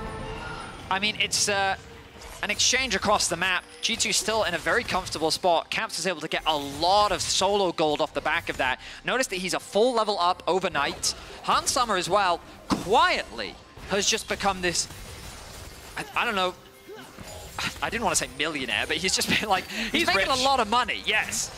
Like, we haven't talked about him all game. He's just been picking up plates passively. He's been farming, and you like, look at the farm, and it's pretty much dead even, but getting that kill, getting that assist, and getting all these plates has been really beneficial for him. Now, G2 set their sights on the top side of the map, but BLG is here to respond. Wind wall to stop in for pushing anything else. Stolen Gnar ultimate, knockback, clean follow from Broken Blade as well. Shun cannot peel. Yike with the follow-up 2, On coming over the wall. The Hoss will take over, will do a little bit of work. Shun trying to hold on for life, but the knockup is still there for a brief moment. Shun trying to escape the heal coming down. On just doesn't have enough cooldowns to save his jungler. G2 gonna keep the pressure up. The skirmishing is going so well for G2. across the map. They're able to find these. Well, Knight will get a tower in the bot lane. Silas, Yasuo, and Escada. A combo I never expected to see. But this is the form of G2 that European fans have been waiting to see. And you hear Berlin come alive, but it's still Knight pushing on a side lane. 4K lead, G2 in a fantastic spot, no doubt. But remember, this is BLG. This is a team who have team fought out of bigger gold leads in most of their impressive games. So this is a team you can't afford to disrespect, but BLG clearly not respecting the potential here for G2 to make a play. Look at Bin trying to move. So first he's CC, then he's knocked up again, and then he's thrown into a wall. He never had the chance. One more auto could have given him Mega Gnar, then he ults, and then maybe the play gets turned around, or at least he's able to get away. But as much as they try, the damage is too strong, and G2 are able to get 2 kills, and crucially, that tier 2 tower in the top lane. And you can see G2 player confidence is improving. The mechanics have been clean. Caps, I believe, the first hostile takeover, gets the ult into the wall to interrupt any of the hostile takeover, buffers that input. Same there with the Abscondive Duct. Absorbs most of that duration, using the E stun to keep Shun in the area. And now we're getting into a situation where Broken Blades he can't lose in a side lane. Like, who's gonna stop him? Gnar can wave clear, but the reason why you pick Yasuo into Gnar is because, as we talked about in the lane phase, when there's a wave, he can get on top of the Minimar, and then you can use the W to mitigate his ability to kite. So Broken Blade's going to be this side lane threat. Caps is sitting on the other side lane, and so G2 now have these multiple points of pressure, and now the story's reversed. BLG want to find these fights. I was going to say, we've completely swapped. And I think that one of the things about this Yasuo build, and it's the same as the Yone build, right, that makes it so frustrating, is if you are ever caught on a side lane, you cannot get away. Caps spotting Knight, at least for a brief moment. Again, the Stride Breaker, Blade of the Rune King, these are not champions you can escape from in an isolated 1v1. And our stats team just pinged us a huge congratulations for Caps, as he was able to secure his 300th kill at Worlds. He's the 8th player to achieve this in Worlds history. Goes to showcase the legacy of the player. The question is that going to be a consolation prize or an additional little something to celebrate? We'll have to find out as G2 set themselves up for the Dragon, spawning in 30 seconds. Elk getting chunked, though. Big that Hansan was able to leverage that range advantage. And unlike game 1, again, BLG no real vision control. And we saw for G2 how crucial it was to get that set up first. They never really did. And as a result, all their fights were scattered. Can BLG execute better? Can they find better angles? They certainly have incredible tools, but the gold deficit only continues to grow. G2 getting further and further ahead. 1.5 items completed for Knight, forced to go for a little bit of healing reduction here. Cosmic Drive completed for Caps. Do you want a fun fact? Sure. Caps has more HP than anyone on BLG. He's at 2.9k HP with just these 2 items. All I'm saying is bring back cut down. I'm saying bring back cut down. Yeah, do you want to know another Or fun Dominic's fact? passive, put it back on there. His W scales with his missing health. I mean, it could be a situation. Hold that thought as On has been caught out. They're trying to layer the CC on. Holding on to the ultimate, but will be forced to burn the flash. I thought the Caps would try to steal away the Renata ultimate there, but he decided against it. Trouble is it doesn't do damage. Now, the other scary thing for BLG is we've already talked about how this Yasuo pick is a problem for them. But Baron adds another complication, because I think Yike and Broken Blade can duo Baron, especially with Win War, which means that there's always that possibility that G2 can just keep their Ezreal mid lane, they can put Silas in a side lane, and quietly, unbeknownst to them, this duo on your screen could just be taking that objective. And I think one of the big things we talked about when Elk did pick this Xayah was, hey, it has so much safety against this dive threat, but one thing it always is going to lose out on to an Ezreal is mid-prio. Ezreal's queuing that wave before Xayah can even walk up, ulting that wave before Xayah can even get in the area. So it only makes it that much easier for G2 to establish control. They're battling 1v1 with the Herald in the jungle. Not where I expected to see it, but of course for BLG, a bit of an awkward game state means they are forced to use it in less than ideal circumstances. Mickey potentially caught out, Bin ready to go over the wall. Wall up, not going to hit. It's okay, Mickey really needs to be careful though. We've seen him get caught out a few times in this series. Admittedly, he's only at 1 death so far, but he is sitting on a ward once again. Notice though, Caps in a side lane. Now, as someone that's been casting Caps all year, that's where you want him to be. This is a statement that I've missed saying so far in the last 2 games for him. But yeah, it really has just been him in a side lane for so much of G2's success this year. He was doing it on Azir, he's been doing it on Yone here at Worlds. He does it on as many champions as he can. And he is continuing to get strong. He nearly has a 2-level lead, well, he's got a full level lead, I should say, overnight. And he's got a 1k gold lead as well. He hasn't bought any boots yet. I imagine Merc Treads will be the direction that he goes. We'll have to wait and see as the pressure really starts to mount more for BLG. They find themselves at such a significant deficit. They're now looking for G2 to make mistakes, which they've made. In this position before, 100%. They've overforced Barons. They have a tendency to get caught out, as we've been seeing at this year's World Championship. So they need to really lock in now and try to equalize this series if they want to keep their Worlds dream alive. And G2 have the tools to pressure side lanes, to not give a 5v5 to a BLG comp that would love to have it. We saw BLG play with that level of discipline, the necessary level where they could just outmatch G2, never give them those good angles. Need to see if G2 can do the same. Spawning Shun, Bin versus Brokenblade on the top of your screen. No one getting a greater edge. Hansama eating forward for just a bit of poke onto On. Difficulty for BLG. They don't really have mid prio. They don't have top prio. So they're taking some risks just to walk in here. Only really know they're safe once Cap shows on bot wave, which he has done now. So all of BLG now stepping up at least for a moment to see if they can get down some vision. I'm thinking about what ultimate. It's probably the Gnar ultimate. It's the Gnar ultimate. Yeah. It's always the Gnar ultimate. Here we go, Baron being started. I don't know if they want to finish this objective. I think you can keep them here. I don't know if Caps has dive threat, though. Is it a flip? Don't want to see the flip. Gonna run out soon. Here gets the TP. Have they got what they want? Managing to get 2! Over the wall! Caught unawares! Overconfident playing for the 50-50, but now G2 need to get the fall. They cannot let Shun into that pit. Caps stealing away the Nico ultimate. Mini Gnar there. It should belong to G2. The follow-up for Brokenblade. Ulti there! The combo in game 2 to solidify their lead to take down BLG, but Bin's not done yet. Shun's not done yet. Finally, he will fall. Hansama popping off in the fight to finish the job. A double for the Ezreal. Insane ulti from Yike. Phenomenal. A play that no one was expected. From over the wall, he's able to catch the bottom lane of BLG. That's going to be a Baron. And BLG find themselves with their backs against the wall here in game 2. This entire tournament, G2 have had moments in games where it's looked close, but finally, the chance to take it to game 3 against BLG, an incredible game, returning to the creativity they're praised for. I don't even know if he has vision. They can't see him. Oh my goodness. The knock-up as well into the double Yasuo combo. It's a clean play from Yike. I don't know where Flowers is. I know he's in the studio, but I guarantee he was hyped about that one. And then this combo as well, the follow-up, the knock-up from the Yasuo into the stolen ultimate from Caps. He has the arm guard as well. Brokenblade kind of finds himself isolated in 1v1 against Bin, where Bin is able to punish him, but then Hansama comes in for the cleanup. And then Knight's forced to flash away. Baron secured. And smiles and relief on the face of the G2 coaching staff. Eyes were about to come out of his head. They're looking to equalize this series, bring us to 1-1. But this was the G2 that Europe was waiting for. And they are delivering. This is what they need, right? A team that looks so out of sorts towards the end of the T1 series. Now finding their footing when it matters most. It's only game 2 in a best of 3. Do or die series. It's not done yet.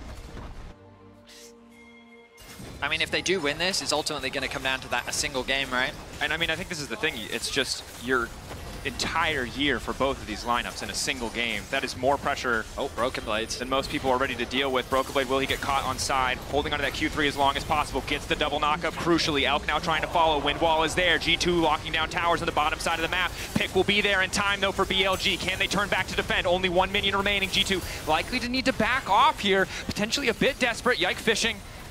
Won't get anything yet. Recalls from Elk as G2, 2 pressure points. The call for a fight, the pings on the way. BLG ready.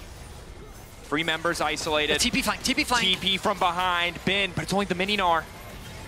Caps trying to chase, trying to follow Bin off to the side. Yike getting pulled back by the handshake. G2 trying to retreat as cleanly as they can. Hansama safe for now, but Shun is on the way in. When becomes Lightning connects. Knockup is there. Mickey trying to keep his AD carry standing. Shun going to fall. Bin, the mega stacking. He's on the chase. Can he get the double bounce on the hop? Sterik's there. Hansama cleanse out to safety, but BLG just continuing to step forward. I mean, they've been able to reclaim some space. Good play from BLG. Getting that initial pick on the top side of the map. Keeping their bottom inhibitor tower alive. Caps. Elk waiting over the wall. Wants to make the difference. Stolen ulti is going to be big here, though. TP now coming in. This leaves G2 in a bit of an awkward spot. Wind wall from Broken Blade to try to save. G2 sticking around. Ultimately, a wasted TP. That's going to be crucial, as it's now much harder for G2 to play across the entire map, as we've seen so much from what they've been doing. BLG slow the bleeding just a little bit. They do a good job of finding that initial pick on the top side of the map to then make this great TP flank play, those crucial wards on the bot side of the map to enable them to find that collapse, getting that kill onto Yike, and finding an opportunity to stay alive in this game. You mentioned it before, Dracos. BLG are a team that are tenacious. They're excellent at finding those good fights and finding ways back into the game, and G2 can't afford to be caught off by that. They know they're stronger right now, and they have to try and leverage their strengths. 2 minutes until both objectives. I mean, it's a 3-item Xayah. Elk in the right position, targets lined up. G2, if they overcommit, they overgroup. The angle's there for BLG, despite the gold deficit. But Hansama and G2 are playing without fear. Mickey waiting off to the side. Does get rooted, handshake, good patience comes in from On. Holding on to the hostile takeover. Well, doesn't have it yet, 7 seconds. They do get the heal out at the very least as Broken Blade continues to step up. Lane. Cap's still in the side lane. Q3 from Yasuo, only get connect under the clone.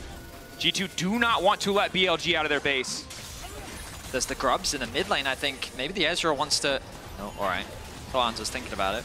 TP from Caps. Will just be a 4v4 if they can try to force this fight. Ben's able to recall, though. He will get here sooner. Caps looks like he's chasing the 1v1, just keeping an eye on that potential TP.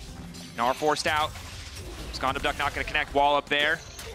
Again, Caps staying close. The collapse from G2 as well. Ben has to take this fight. But Ben can't win the 1v1 against the Silas. There's too much sustain. Knock back to the wall. Caps takes his time to make sure everything is lined up. Mininar coming out, though. A lot of sustained damage. Caps, though, the healing coming in is simply too much. Mickey on the way just in case. Ben trying to hold on as best as he can, but Caps will not fall. It's a bit of a scary situation as Caps kept missing that E, but it doesn't matter. Mickey there to support. They're able to find the pick, and now they're on the offensive once more. Baron a minute away. Ocean Soul a minute away. Bin will be up in time for those objectives, but what damage can G2 do in this window? For now, pushing out on their side waves. BLG trying to group, get a bit more control. You can see their vision being laid down, trying to find an angle to make sure that they can contest. Don't want to give up that Ocean Soul. Bin now at the wit's end makes that 1v1 that much easier if he can find it again, but they don't even want to wait for the objective. Elk forced to go into the air. The flashback is clean, but the wind wall stops the feathers from being pulled through, but he holds onto the cooldown for a moment, but it's Yasuo! In the midst of everything, Broken Blade. Knight now going to be in trouble. The stolen ultimate taken away. Mid laner gone. The bailout not enough. On with a hostile takeover. But it doesn't do anything. Crucially, G2 pushing in to end the game right here, right now. Bin responding just in time to watch the base fall. Can he make the difference? On, running, knock up there. Caps gold into the BLG base. Hope ignited for the LEC as Bin falls. As it'll all come down to a single game to decide who will make it to the Swiss stage, the bracket stage, excuse me. G2 bringing out some creative picks to swing back hard in game 2. 17 kills to 5. G2 showing that there is still life left in them. Giving life to the studio as well. We're going to head to a quick break. When we return, the deciding game 3 between G2 and BLG.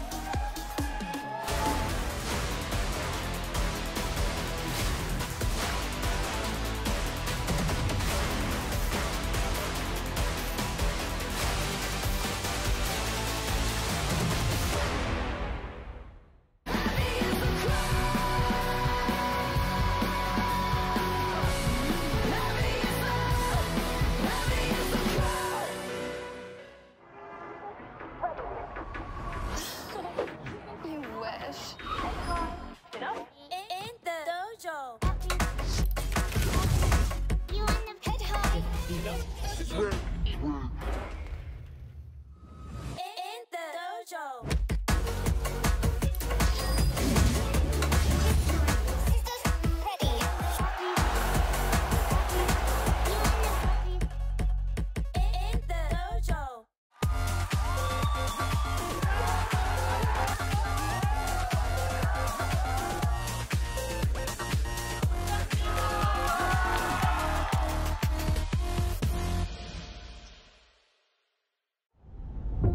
在抵达那一刻之前，你能做的只有等待。如果故事再重来一次，我想 JK 还会做出相同的选择。等待比分失衡，企图从中看清胜负的端倪。等待一切安静，好听清自己脑海里的声音，直到抓住那一刻。他们可能会因为激进而失误，但是不会因为胆怯而畏惧。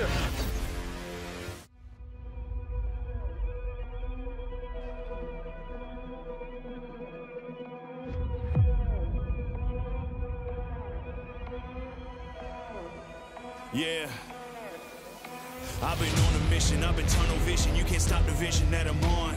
Been in competition with my opposition for the top position on the rung. I just got ignition, now the clock is ticking, and I got it ringing the alarm. I'm in top condition, in the top division. This is dominance, pressure is on. If I'm ever second, it's second to none. I'll never quit while there's breath in my lungs. I am relentless, so rest when I'm done. Hunger inside of me, I'm on the hunt. I'm on that boss level energy. I'm in my villain mode, eyes on my enemy. Handle my weaponry, I put in work like there's 10 of me. I put in work like there's 10 of me. I am a god. I am a god. I am omnipotent. My powers unlimited. I am a god. I am a god. My energy's infinite. I feel like I'm limitless. I am a god. I am a god. I am omnipotent. My powers unlimited. I am a god. I am a god. My energy's infinite. I feel like I'm limitless. I am a god. I'm ready to go. One in the chamber. I'm in the zone. Focus like laser. I want the throne. It's in my nature. I roll alone. I like the danger. I go renegade. I won't ever break. I don't play around. I don't hesitate. I just level up. I just elevate. I'm underrated, but I'm undefeated. I'm imitated, but never repeated. Hunger inside of me, I gotta feed it. So I stay relentless until I succeeded. I'm sending a warning to my rivals. This ain't a war wage for survival. Homie, I came here for the title. I can feel it in my veins. Raw power unchained. This world is mine for the taking. This world is mine for the taking. I can feel it in my veins. Yeah, I came here to reign. This world is mine for the taking. This world is mine right now. I am a god. I am a god. I am omnipotent. My powers unlimited. I am a god. I am a god. My energy's infinite. I feel like I'm limitless. I am a god. I am a god. I am omnipotent. My powers unlimited. I am a god. I am a god. My energy's infinite. I feel like I'm limitless. I am a god. I am a god. My powers unlimited. I am a god.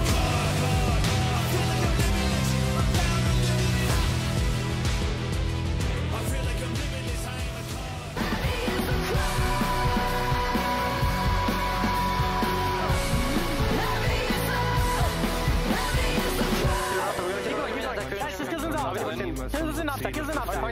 I feel like I'm limitless. I am a god. Don't give him. I will take also nice. Okay. Oh shit. Maybe early, but no, it's fine. Look, no flash. Don't go too deep. I will knock him out now. Come to me. Don't want to see the flip. Run out soon. He gets the TP, and they got what they want. Over the wall! Caught unawares! Guys, together, bot. We can. Yeah, guys, chill out. It's all in our. It is GG. Let's focus on next, guys. Okay? I'm here for Nar. Winning game 1 is a trap. We told you. G2 bites back in game 2 and does exactly what Jat and I think the entire European population wanted them to do. Did they cook? They did. They cooked with the Yasuo top, and they had a great Silas angle. But I'll also say the credit has to go to G2, because the advice of cook and draft is about as quality as play better and be aggressive. You have to actually do it, and that's the hard and impressive part from G2. Yeah, but we said it right very early on. What a tremendous Silas angle. Yeah. It really doesn't get better. Legitimately, just off the first rotation, and I even ended up getting a Renata ult as well, like just into Gnar, that's good. Add a Xin Zhao and a Nico on top of that, and I think that immediately you could see as well BLG looking at that pick and probably going like, oh god. And normally we see Silas locked in later. I can even imagine that they would have thrown the ban towards it, and it made such a difference to give Caps this much agency, and it meant that basically every single ult set up BB as well, who I think had an incredible game. Yeah, I was going to say that's the big thing for me, is that not only does he have fantastic ultimates to steal from almost every member of BLG, but then three of them set up for this Yasuo, which we were talking about how important BB is and his success is to the way that G2 plays. This is a signature pick for him. We've seen him be successful on it before, and he had so much setup coming into team fights. Yeah, it's nice to see also, as Jat was calling out, that they had played previously the Nocturne Orianna 4 times in a row, right? You break that up, you also now kind of establish, hey, Yike is quite proficient on Skarner, as we're going to see later as well, so it changes the dynamic of the series a lot. It really does, and I think the other thing that G2 did really well in this game is they were first to the fight time and time again. That comes from having the ability to outlane your opponents. They had some really good tempo plays early in lane. One was Mickey staying around mid lane to actually bail Caps out. And then here, once Mickey is level 6, it's absolutely go time with the level 9 Yasuo to be first to the play. It is Hans having a lot of impact on the Ezreal as well. Much easier to play out this game in the game state, but you're right. The fact that in the previous game they were late on every decision, here they are in front, and they also keep going. They don't let up. It goes both ways, because I think as good as the draft was from G2, I also think that BLG probably look at this at the end of it and go like, that doesn't feel great. Like there's some parts like a 2v2 mid jungle that are okay, but I think Xayah into Ezreal is something that I'm never going to be excited about. Obviously the counter pick towards the Gnar ended up being a really big deal. So that to me is going to be the main thing both teams are going to be looking towards going into the game number 3. A couple of things. We mentioned Yike already, but every second counts. And thanks to that reliable Cisco network, Yike stings right at the right time to take down BLG. And I think incredibly important that he had this type of performance on the Skarner, something they did not first pick in game 1, something that they successfully first picked here in game 2. And what an incredible pull over the wall in a tense moment of the game. They had a big lead, they needed to close it out, and they decisively baited the Baron fight. And the continuation of this play was impressive as well, Emily. Yeah, and when you talk about like, oh, what is the difference as we see Caps using that stolen Nico ult to clean up the back half of this fight, what is the difference between like a good Baron setup and a bad one? It is being cognizant of when your opponents can come in. They immediately turn, they know what they're going to do off of the Yike play, they clean up the fight with Caps as Silas on the back half, and then they're able to get Baron immediately. Yeah, Yike, of course, had owner steal his Baron in that last series versus T1, which, you know, that was a game they maybe would have won without that. So it's good that that is cleaned up. A question I want to pose to you, because Dylan, the coach, has been of G2, has been very vocal also on this Worlds broadcast in our cooldown about this is the way we like to play, where we can put one of our laners, especially Caps, in a side lane. We know expertly how to play that 1-3-1 or that 4-1, and that's how we like to play with pressure. Now, I have seen them get victories this way at Worlds. I don't know if I am confident at this point in time that they can get victories if that gets distorted. Well, I mean, I think the big thing here is, again, taking Caps off of the Orianna, putting him on something where he can side lane, putting BB on something where he can equally side lane was great setup for them. And I also think this wasn't like, you look at draft, you're like, okay, BLG, this draft was not it. But in terms of their play, they weren't like as sloppy as we saw them previously at Worlds, right? So like, I actually think that when it comes to mid game and those side lanes that you just mentioned, G2 is actually better at playing the map just just generally than BLG, even when BLG is full strength. It's more about how BLG are able to snowball their early game to make it so you can't spread them out on the map. And I really want to take a moment as well, like as we are just about to head into game number 3, like how much pressure is on this? And I know that we talked about it in the previous series, but that was 2/4, or yeah, it was 2/4 seeds, right? Yeah. Not, yeah, or 3rd seed for DK. Yeah. But let's be honest, yeah, in terms of strengths, what does it mean if you don't make it here? The #1 seed from the LEC, the #1 seed of the LPL, both teams completely ran their regions. One of them won't even be able to make it to quarterfinals. Yeah, and this is massive for BLG because, again, the ceiling for this is they are the best team in the world. They went out, they got Knight for this roster for the purpose of making Worlds. This is a game you have to win to continue. Shocks, how important is the Yeah, G2 win for here? G2, 600 plus days with this roster. Every single part of your practice, of your scrims, of your life dedicated to getting the international results that you have not gotten yet. This is the time, boys. It certainly is. I don't think the stakes could be higher in a single best of 3. A single game is going to first determine seed. everything. No luxury of a lower bracket, any additional eliminations. You wasted all your mercy. second chances. It's, a best of 1. And again, an entire year of effort that could be deleted in a moment. For BLG, it was a similar story last year. They won game 1 against G2. They lost game 2. They brought it back. Question is, can G2 rewrite? Can they show us something new this year? Well, it's a question of will it be a repeat of history from last year where BLG are able to take down G2, or will it be a change? Will G2 finally be able to return to the quarterfinals of the World Championship? As Poppy going to be banned, Jax, G2, this will be their first red side game of the World Swiss stage, and it's going to start with the Jax ban. This could put them in a difficult position. You see the Poppy Dinar taken away. G2, Aurora, Yone, the red side must bans, but they're not taking them off the board. But they won't get their pick of the litter. They won't get to pick first. Yone usually the one that's prioritized. Haha, BLG forced to ban the Yone away. G2 should respond. They have to get rid of the Aurora now. They don't have You're in much an of a interesting choice. spot because then is it first pick Callista? Is the response Ashe? We're now in a draft arms race. The entire plan from both sides. Skarner, Callista. I think the Skarner's going to be the first pick from BLG. It's been so effective for both junglers across the series. I mean, we can't understate Shun single-handedly winning the map for his team in game 1. And they're going to go for it again. So what's the response going to be from G2? What do you put in the jungle? Maybe we see a return to something like the Sejuani or the Maokai for Yike. If melee skirmishes are the name of the game for G2, maybe Sejuani is the answer. Brand has been let through a bunch. Maybe they put him back on AP junglers. He's thinking about the Xin Zhao for himself. Willing to take the opposite side of the matchup. A champion who, if it gets ahead, can do a ton of work, but think about the Skarner and the tank junglers, they're so reliable. But Xin, a bit more explosive, a bit more volatile, still has the ultimate to keep himself safe. Wait a minute, is this Xin top? Calm down. Okay, sorry.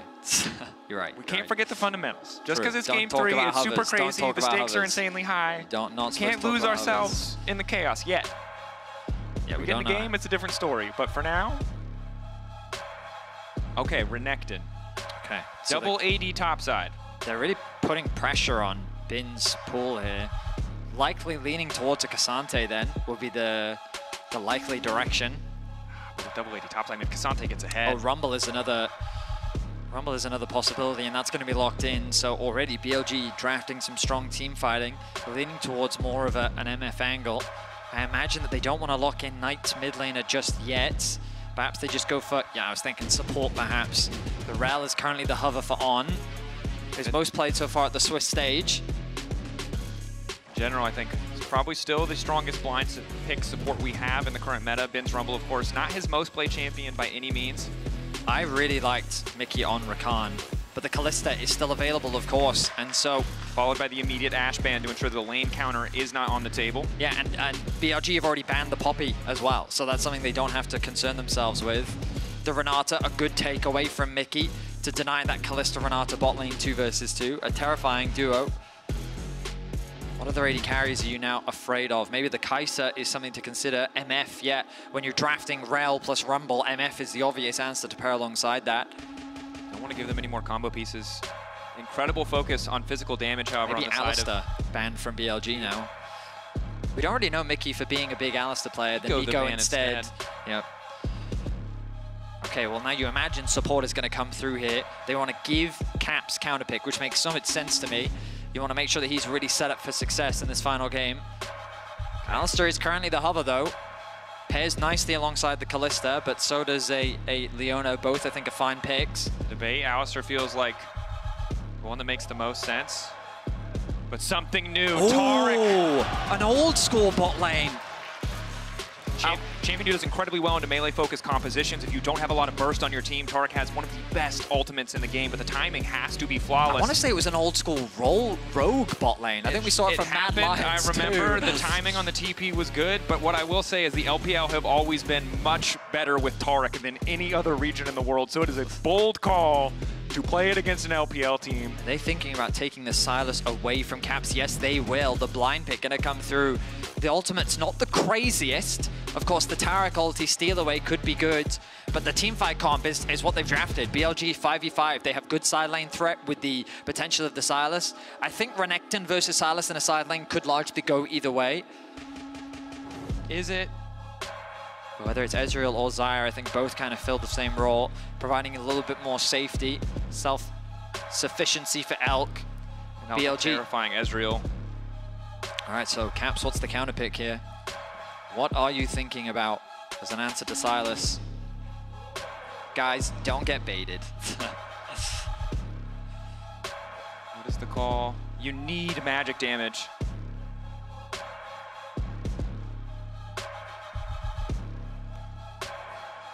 It's gonna be Rise. Okay. I mean, we held our breaths there because I felt like it was appropriate. But for anyone that's been a long-time Caps follower, Rise is an old-school side lane comfort pick for him. Something that he uses to get that mid-prio and then roam to those sides. Quick utilization of the ultimate. G2 domestically were big fans of using the Rise ultimate tempo plays as well to stack waves, get them to towers quicker. Split pushing is so powerful with Rise that Caps and G2 are going to be leaning on that here in this game. And these 5v5s are going to be insane. Neither composition has that crazy burst damage champion. It's going to be so much about sustained fights, perfect cooldown usage, finding a pick before you kick off to get any advantage you can.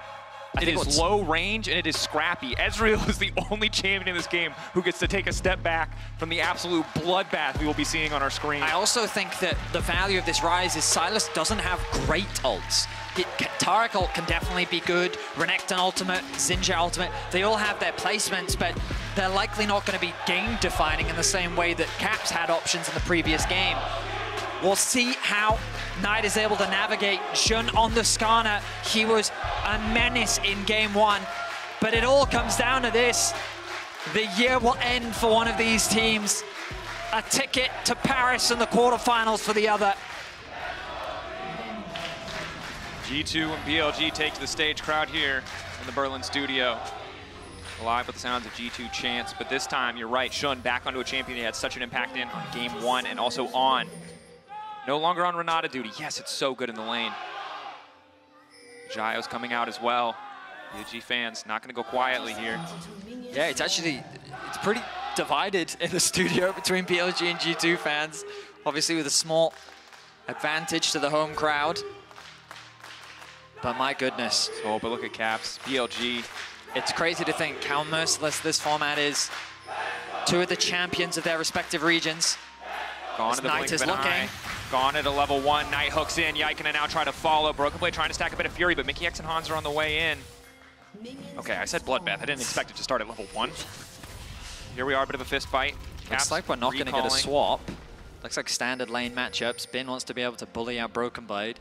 The timing is good as well. They're going to force the pot out from Mickey. So a health advantage in favor of the bot lane for BLG. It looks like no steal, no invade, nothing too crazy, just a bit of information. Yike going to be starting on his top side. Shun is going to be doing the exact same thing. So both junglers likely looking to play towards bot side, and that makes sense. Hansama on his Kalista, something that teams consistently respect Ban because of the comfort that he has on the champion. You can see there when Rel is demounted, she has a slight range advantage over the Taric, which allows on to get the first auto off. But this is a tense matchup because in the all-in, Rel has so much more CC. But obviously Taric with a lot more sustain. Innate in the kit, the additional armor too. Now the mid lane matchup is interesting because you can choose to run things like First Strike if you really want to be a bully, but he's going Phase Rush, and Phase Rush is super annoying for Silas. Because basically it's so easy for Ryze to proc it, and Knight's just gonna get kited. I'm sorry, we've been using exclusively like really melodramatic adjectives for like the entire lead up into this game, because obviously there's a lot of tense and hype, so when you said annoying, I was just very thrown off. I mean, it's the most apt way to describe it. Yeah, no, you're right, it's Silas. completely correct. He's going to be irritated. In the laning phase, he's doing perfectly fine for the early lane. Ryze can't really kill you. He doesn't have that kind of damage in the early game. So it's mainly just going to be a lot of trading back and forth.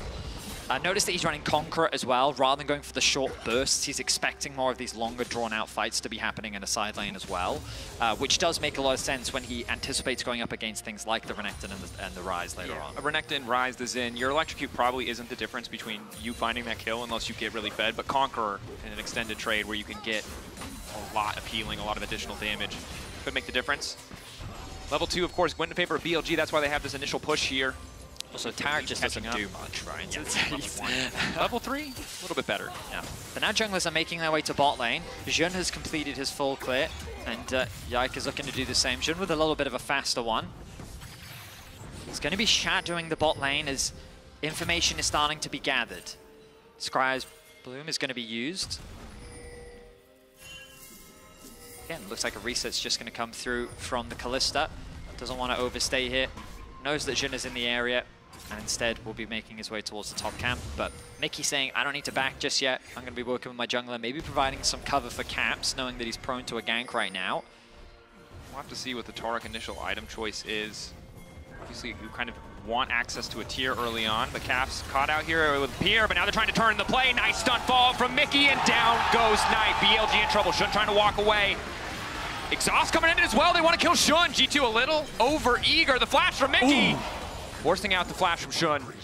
Honestly, I'm shocked that BLG tried to force that. They must have assumed that Mickey had gone back to base. But Yike, like, where else is he going to go? There's no camp for him to take. Oh, Yike caught out. Good initial burst damage coming in. On trying to find the lockup there. Yike ignited. Yike taking out Shun running. Good response from BLG to even up the score. Yeah, Caps didn't quite have the mana and the TP from Nightman that he was able to get to the play first. Mickey couldn't quite get the connection down with his W, which means that the stun wasn't available to him.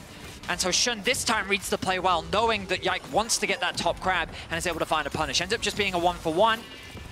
The unfortunate news for BLG is that kill did go over to On. Ideally, they would have given that to Shun. They're looking for another play in mid. Caps level 4, the follow-up is there. I don't think Mickey can save Caps. Caps about to get deleted. Trying to make it out of safety. Nice little bit of healing. Mickey out of mana, and they will be able to walk away, but Caps no TP, no flash. Knight ready to push this wave in. The problem is Mickey doesn't have the mana to help provide safety now for the mid lane, but Yike makes his way towards top. Look at Broken Blade. Broken Blade going in, taking his time on the stun. Trying to get the rage. First dash going to connect. Again, waiting for the flash. Knockup should come in for Yike. Stun to follow for Broken Blade. Again, Yike on the map where he needs to be to find the kills. It may have looked like a misplay when Broken Blade flash Q'd, but he did it so that he could start channeling the Q cooldown early while also trying to build up that rage ready for the extended CC on the W. So it allows him to get within range. He could then E, follow it with the E, and then they were able to find that kill. G2 with 2 on the board. Mickey back to mid, providing that support for Caps. And look at the swap coming through from Hansama, getting ready for the grub spawning soon. But On and Shun are here. G2 can't afford to get overconfident in the mid lane. We'll spot out the bit of vision. On and Shun waiting in the jungle. Do they have enough damage? Cap stacking that tier already. Of course, Ryze only going to get more powerful as the game goes on. Knight level 6, but the ultis he can steal aren't fantastic. Caps is kind of bleeding a lot of XP because of the amount of time he's having to spend sharing it with other people, but that the ultimate gives him so much additional damage to his overall kit. Without that level 6, they don't feel confident enough to fight it. Kalista is here, Ezreal's on the way up, but it's 5 members of BLG on the top side of the map. Too likely forced to concede this. Top wave was only even, and Broken Blade was forced to go bot lane to catch the wave that was crashing. Better setup from BLG overall. will result in them getting the first grub spawn. G2 moving down to the bottom side of the map to take the obligatory trade deal of the Drake. It's a bit awkward though for BLG because they brought Elk up and they've kept Bin on the top side of the map, committing his TP as well, which means that this bot tower is now completely exposed. And look at the long way around Elk has to take. He's cautious of the fact that that bot jungle is completely dark, allowing Broken Blade to extend his advantage even further. Yes, he's a little bit down in farm, but securing that plate along with the kill has given him a pretty good lead. Certainly helps. Elk now here to cover. Yike taking a bit of time. Old Tunneler not giving you the most damage here. Hans slow. So we got Hans also taking over to level 6. Bin with his ultimate online hasn't really found a good chance to use it yet. Shun still a bit away, but does have an XP lead over Yike, so potentially a window of opportunity where he can leverage the level 6 that has just now come through. Oh, they're looking for maybe a play onto Broken Blade here. Don't think they'll be able to find much though. He seems very safe on his level 4. Broken Blade is level 7. Also, Elk doesn't have any damage items. And Renekton has ult. I mean, if you hit him enough, eventually he'll die, but... I don't know if you've ever tried to 2v1 a Renekton with ult without damage, but yeah. It doesn't... It's a tricky proposition. Now, you'll notice that Jeune already ticked over to level 6. He has just been clearing his camps faster than Yike, who's been trying to look for players on the map. Okay, Broken Blade. Maybe over-eager for the 2v1. I mean, he knows that he can catch this wave. He should feel pretty safe. Elk's priority is the farm, right? Yeah, nice little trade there from Broken Blade using the Empowered Q to get a bit of health back. And also Bully. Bin going to drop the ultimate in the top wave to make sure he can catch this wave. While Broken Blade does have to be careful not to step too far forward. Deleting that wave further out, further away from the tower stops any potential dive coming in from the side of BLG. But this is what the fans want, right? A very even early game, no one with a clear advantage either side. The gold down the middle is really not much of a discrepancy. And it's going to be setting us up nicely for the mid game as these first items come through, both sides looking for it. I think both teams spike pretty hard on one item. Broken Blade now in danger. Broken Blade in trouble here. Trying to get away from the ultimate, does get caught out. Dominus is there, but the Ignite already ticking down from On. Should mean a quick kill pickup onto the Renekton. Shun gonna grab that one, maybe not ideal with BLG. Nice collapse on the side lane. Yeah, misplay there from Broken Blade. An easy collapse from BLG. There's not much that can be cross-mapped, and notice the Bin is respecting that, gonna choose to go back to base. That top tower gonna lose some plates. Caps was able to push mid in as well. With his ultimate, he would have been able to find a collapse on top, but nothing really gonna come off the back of it. So the good news for Broken Blade is his death doesn't really cost so much outside of some vision on the top side of the map, which should give G2 easier access into the grubs later on. But the bad news for G2 is that they gave a kill over, and giving it over to Shun. That front line can be a very scary thing to do. Definitely can be. Bit of vision placed in mid lane just to keep track of where Knight is. Caps catches this wave. Grub spawning in 1 minute. We'll see where both teams want to prioritize. As Caps roaming between lanes right now, does have his entire team to cover, but Knight does not have that information yet. G2 really ready to fist fight for this grub spawn. Are they thinking about a realm warp play? They have the control wards. Looks like no. He's just going to go catch the wave. Grub's going to be spawning soon. Cap should be able to clear this one out. Yike just there to shadow. They've moved Hans Summer over to mid. Look how comfortable Caps clears out those waves. Level 9 secured for him. And based on the fact that On is not moving up, it seems like BLG are just willing to concede the second set of grubs. They know no 4 buff will be given over. Not bad to trade at this point. Instead, may look to make a play on the bottom side. They might just want to trade plates. G2, though. Broken Blade isn't too scared about the dive just yet because they have information. They've spotted Jun out, so he should feel safe in the 2 versus 1. Ezreal just used the E as well to get away. I'm surprised G2 aren't just going for the grubs. They had numbers advantage on top side. BLG seemed willing to take the trades.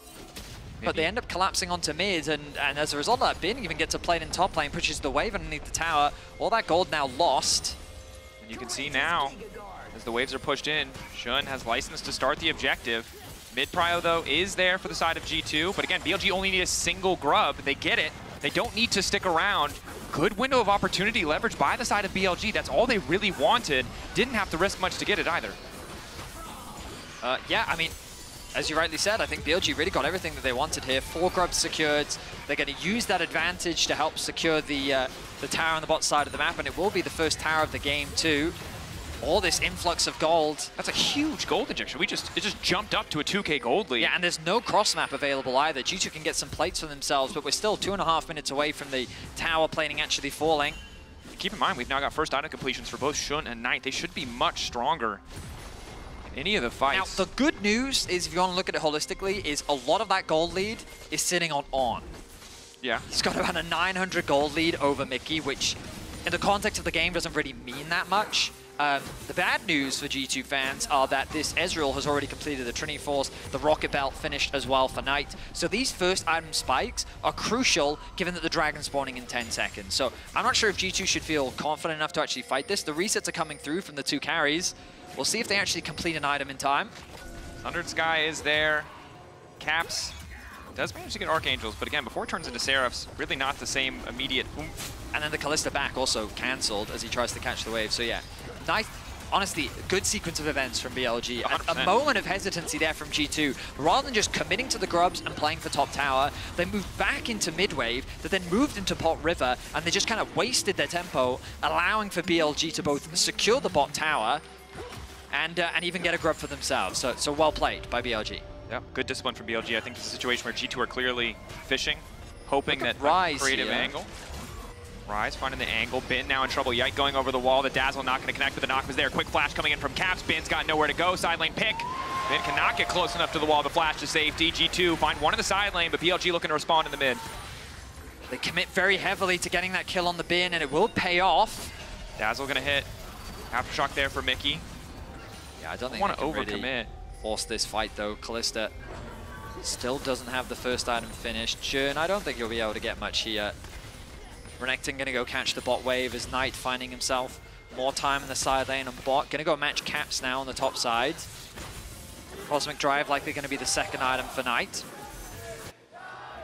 Yeah, okay, so it's a small kill advantage for G2. The gold is only 500 apart, and honestly, if you kind of ignore the support difference, the only real advantage that we're seeing is Elk with a completed item over Kalista.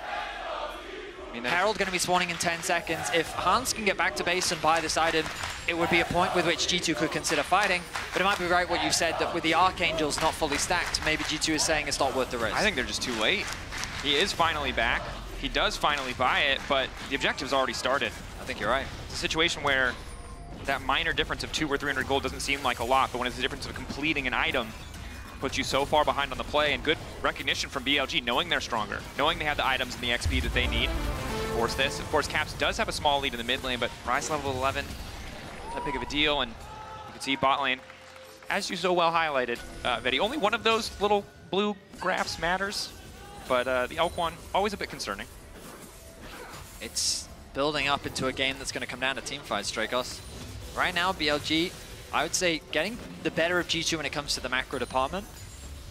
But in the mid game, BLG is not going to hesitate to fight you around these neutrals. Like Rumble, Rel, Silas, these are champions that thrive in those sort of skirmish environments. And G2 are going to have to find ways to navigate around it. Maybe find a pick. A flank from Renekton is going to be crucial. G2's engage is very reliant on Xin Zhao ulti, maybe combined with the Taric ulti. Yeah, Kalista as well, but you highlighted it, right? It's not nearly as simple or as straightforward. Requires a little bit of a bigger commitment than what BLG have to bring. And also BLG, again, Ezreal range advantage doesn't feel like too much right now. Probably gets mid-prio first in a lot of circumstances. But you can see that it's really tough for Han Sama to actually get on top of Elk. That is going to be a pretty big problem in the later fights if they cannot find a way to take Elk off the board. Their composition does not handle an Ezreal particularly well, unless Caps is zooming full speed with a phase rush, in which case maybe it's enough, but it's still difficult. Tense affair. On, gonna get stunned, but nice timing on the crash down means that it's gonna be able to get away to safety. Pings on the top side river from both sides, largely around that ward that's sitting in that brush. Hans with the early prio, keeping eyes on the top laners as well. Both have TPs available. That bot tower though, I mean these outer towers for BLG, making it very difficult for G2 to really gain much control on the map. Broken Blade taking a rough trade there with the Leandry's finish for Bin. He is just chunking down the HP of Broken Blade. Difficult 1v1 matchup most certainly. The Dazzle doesn't connect. G2 really grouped around this top side, maybe hoping to find a pick.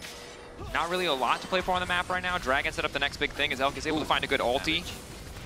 Nice bit of poke also allows him to contest the wave.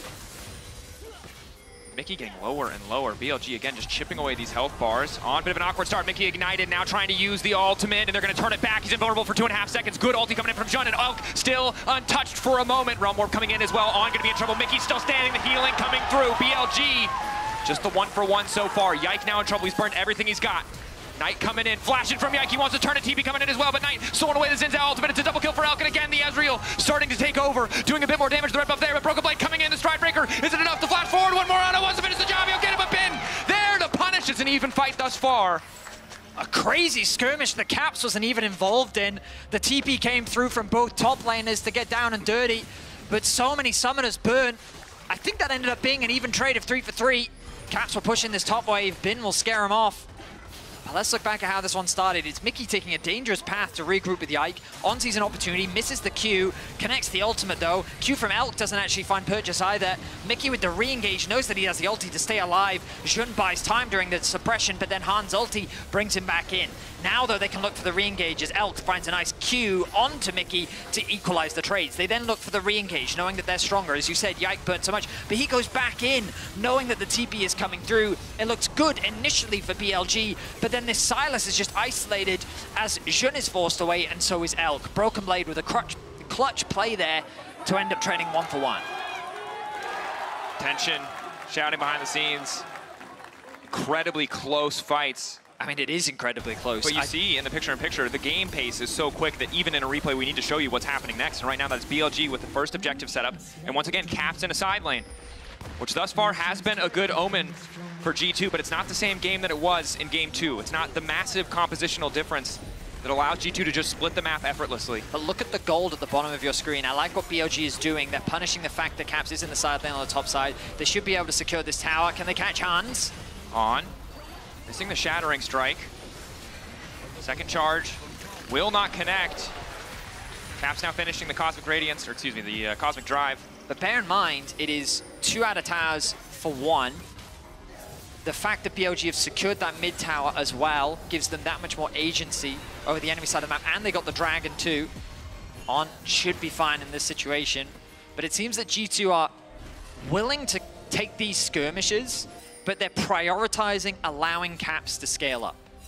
And what's crucial is in that last fight, Hans got 2 kills. Elk got a double as well. But what was about a 500, 600 gold lead for Elk has now been equalized, where both AD carries are now within touching distance of each other. The Rage Blade going to be completed soon for Hans Summer. But crucially, look at Caps.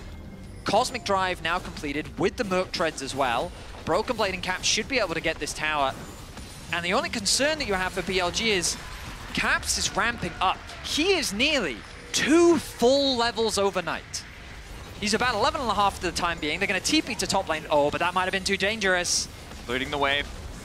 Waiting for the ulti, catching out Caps, trying to burn him down into the tower. Archangel Shield is still there. He's running as fast as he can. Bin trying to finish the kill. He will be able to get it. Crucial from BLG, but now they're looking to turn on. Can he save his top laner? The answer is yes. Mickey now on the chase as well. Knight in the 1v1 at the bottom screen. It's a split screen focus. Elk over the wall is going to be clutch. Cosmic Radiance coming, but it might come a little bit too late. G2 just have to run. BLG find the better play. Hansama's there just in time to watch them lose the exchange. It's BLG that find the superior skirmish. Caps tries to go for too much. The TP into top lane as BLG was stacking there ready for the cross map, meaning that they have the numbers advantage. Elk also collapses before Hans is able to, and it ends up being another kill. They're going to secure the tower. They're going to find a kill advantage, and it's BLG that's going to get a small lead in the gold. But I say that, look at the mid lane. G2's looking to respond. They should be able to secure this. Knight stepping up. Has to immediately back away as the mid lane tier 1 will fall. It's still so close, Straykos. Both teams within 500 gold of one another. The items are pretty much similar across the board. Ezreal, though, spiking hard with the Muramana completed. And this is that 2-item spike that everybody talks about with Ezreal, right? This is where those Qs hit like a truck. Hansama, if he can get in range against champs like the Skarner or the Rel, he'll shred through those health bars. This Rumble too, man. Like, Riftmaker completed alongside the Liandry's. I'm assuming the Broken Blade just hasn't based yet. He's got to be sitting on a lot of gold. But you're right. I mean, it's tough. They have to perfectly, on the side of Caps, perfectly outspace the Flamethrower, the Electro Harpoons if he wants to win the 1v1 versus Bin. Gets easier as you get later in the game, but the Equalizer Again, Caps is now 2 levels up on Knight, by the way. I mean, it's still about a level and a half, but he's doing some serious work. Doing what he can. Oh, no stacks just yet for Broken Blade. I mean, that kill is the difference. Bin being able to get that shut down onto Caps really is what's giving him that item advantage for the time being. Also, opted for the Oblivion Orb, slowed down some of those early spikes, but now it's going to feel really solid in a fight where there is just so much healing. Caps going to catch that top wave, but he can't afford to overextend, knowing that his team doesn't have that much control over the map right now. Bot wave going to be contested as well. Look at Bin. Full information thanks to Knight, which means that he's just zoning Broken Blade away from this farm. Level 14 for him. It was last year's Worlds where we really got to see the introduction of Bin's Rumble to the international stage. And I mean, he is a scary Rumble player, or he has become one. And I think right now, if you're G2, you can see you're losing out in mid lane priority, the range advantage that Ezreal has, the ulti he can use to just ensure that you're always getting those waves in first, is slowly choking out the map. Yes, Caps isolated in the side lane can still be that threat, but right now, the vision control from BLG is absolute. Yike. Not going to be forced to take the blast cone, but luckily spots BLG in time. Question is, can they really start the Baron at this stage of the game? Probably yes. With the Rumble on 2 items, he's going to do a lot of burn damage. It is a scary affair. It's BLG playing with control for now. They get the top push, they get the mid push, and also whenever Bin is able to find Broken Blade, he forces him out. So the map is quickly becoming over the TP flank. TP coming in as well. Shun going to try to find the ultimate, but he does not connect on Caps. Crucially, TP response now coming in from BLG as they try to split the fight. On trying to turn the fight back. The equalizer is beautiful. The Cosmic Radiance. Will it come in time? The answer is yes. Mickey buying 2.5 seconds for the team to try and turn this one back. Hansama and Caps on touch of the back line. A perfect dazzle to get things kicked off. Ulti coming in from Hansama as well, but BLG steal one back. Bin, can he burn them all? The answer is no. G2 finding the angles. Elk runs for his life. The Ezreal. Can it make the difference? He's still standing. Yike finding the 1v1 versus Shun. He should come out on top. Double blast cone makes it a little bit trickier. Will finish the job. He will get the jungler down, but Elk, can they afford to approach the last man standing on the side of BLG? G2 winning the fight. They'll take the Drake as Elk is shepherded back into G2 territory. How can he escape? He can't to follow the shutdown there for G2. It's an ace. On is able to respawn in time, so it doesn't pop up, but that is 5 kills for G2. A massive teamfight win. They look for Elk. They're able to catch him off guard. He's forced to flash so quickly. Yike is able to connect the W. He goes in, and look at how low he's forced out. But this Rumble ultimate from Bin would have been massive if it weren't for Mickey's ulti. We're back to life, Baron! This fight, calling in the TPs at the very least, but G2 want to stay on the objective. They know the angle. They know Skarner has to approach them. It's not Hextech Rift. They can risk the 50-50. Tension growing. 5K getting lower. Yike now committing. Response coming in from Ultimate as he has to stop, but the dazzle is there. Yike taken out. They don't have a smite in the pit. Caps has to make the difference. Broken Blade now coming into the backside of the fight. They cannot afford to take the objective, but they can try to find the kills. Bin turning, burning. Knight in the clutch, finding the sustaining needs, but Broken Blade desperate to finish the job because Caps is still alive. Suppression there. 2v2. Solo lanes versus mid jungle. Ezreal on the way. G2 can't afford to extend the fight, but Broken Blade wants a little bit more. Will it cost him the dominus? The healing coming in for Knight. Elk here to save the day. Caps running. BLG blinking health bars. Can they start the Baron? The answer is yes. G2 tried to force a Baron.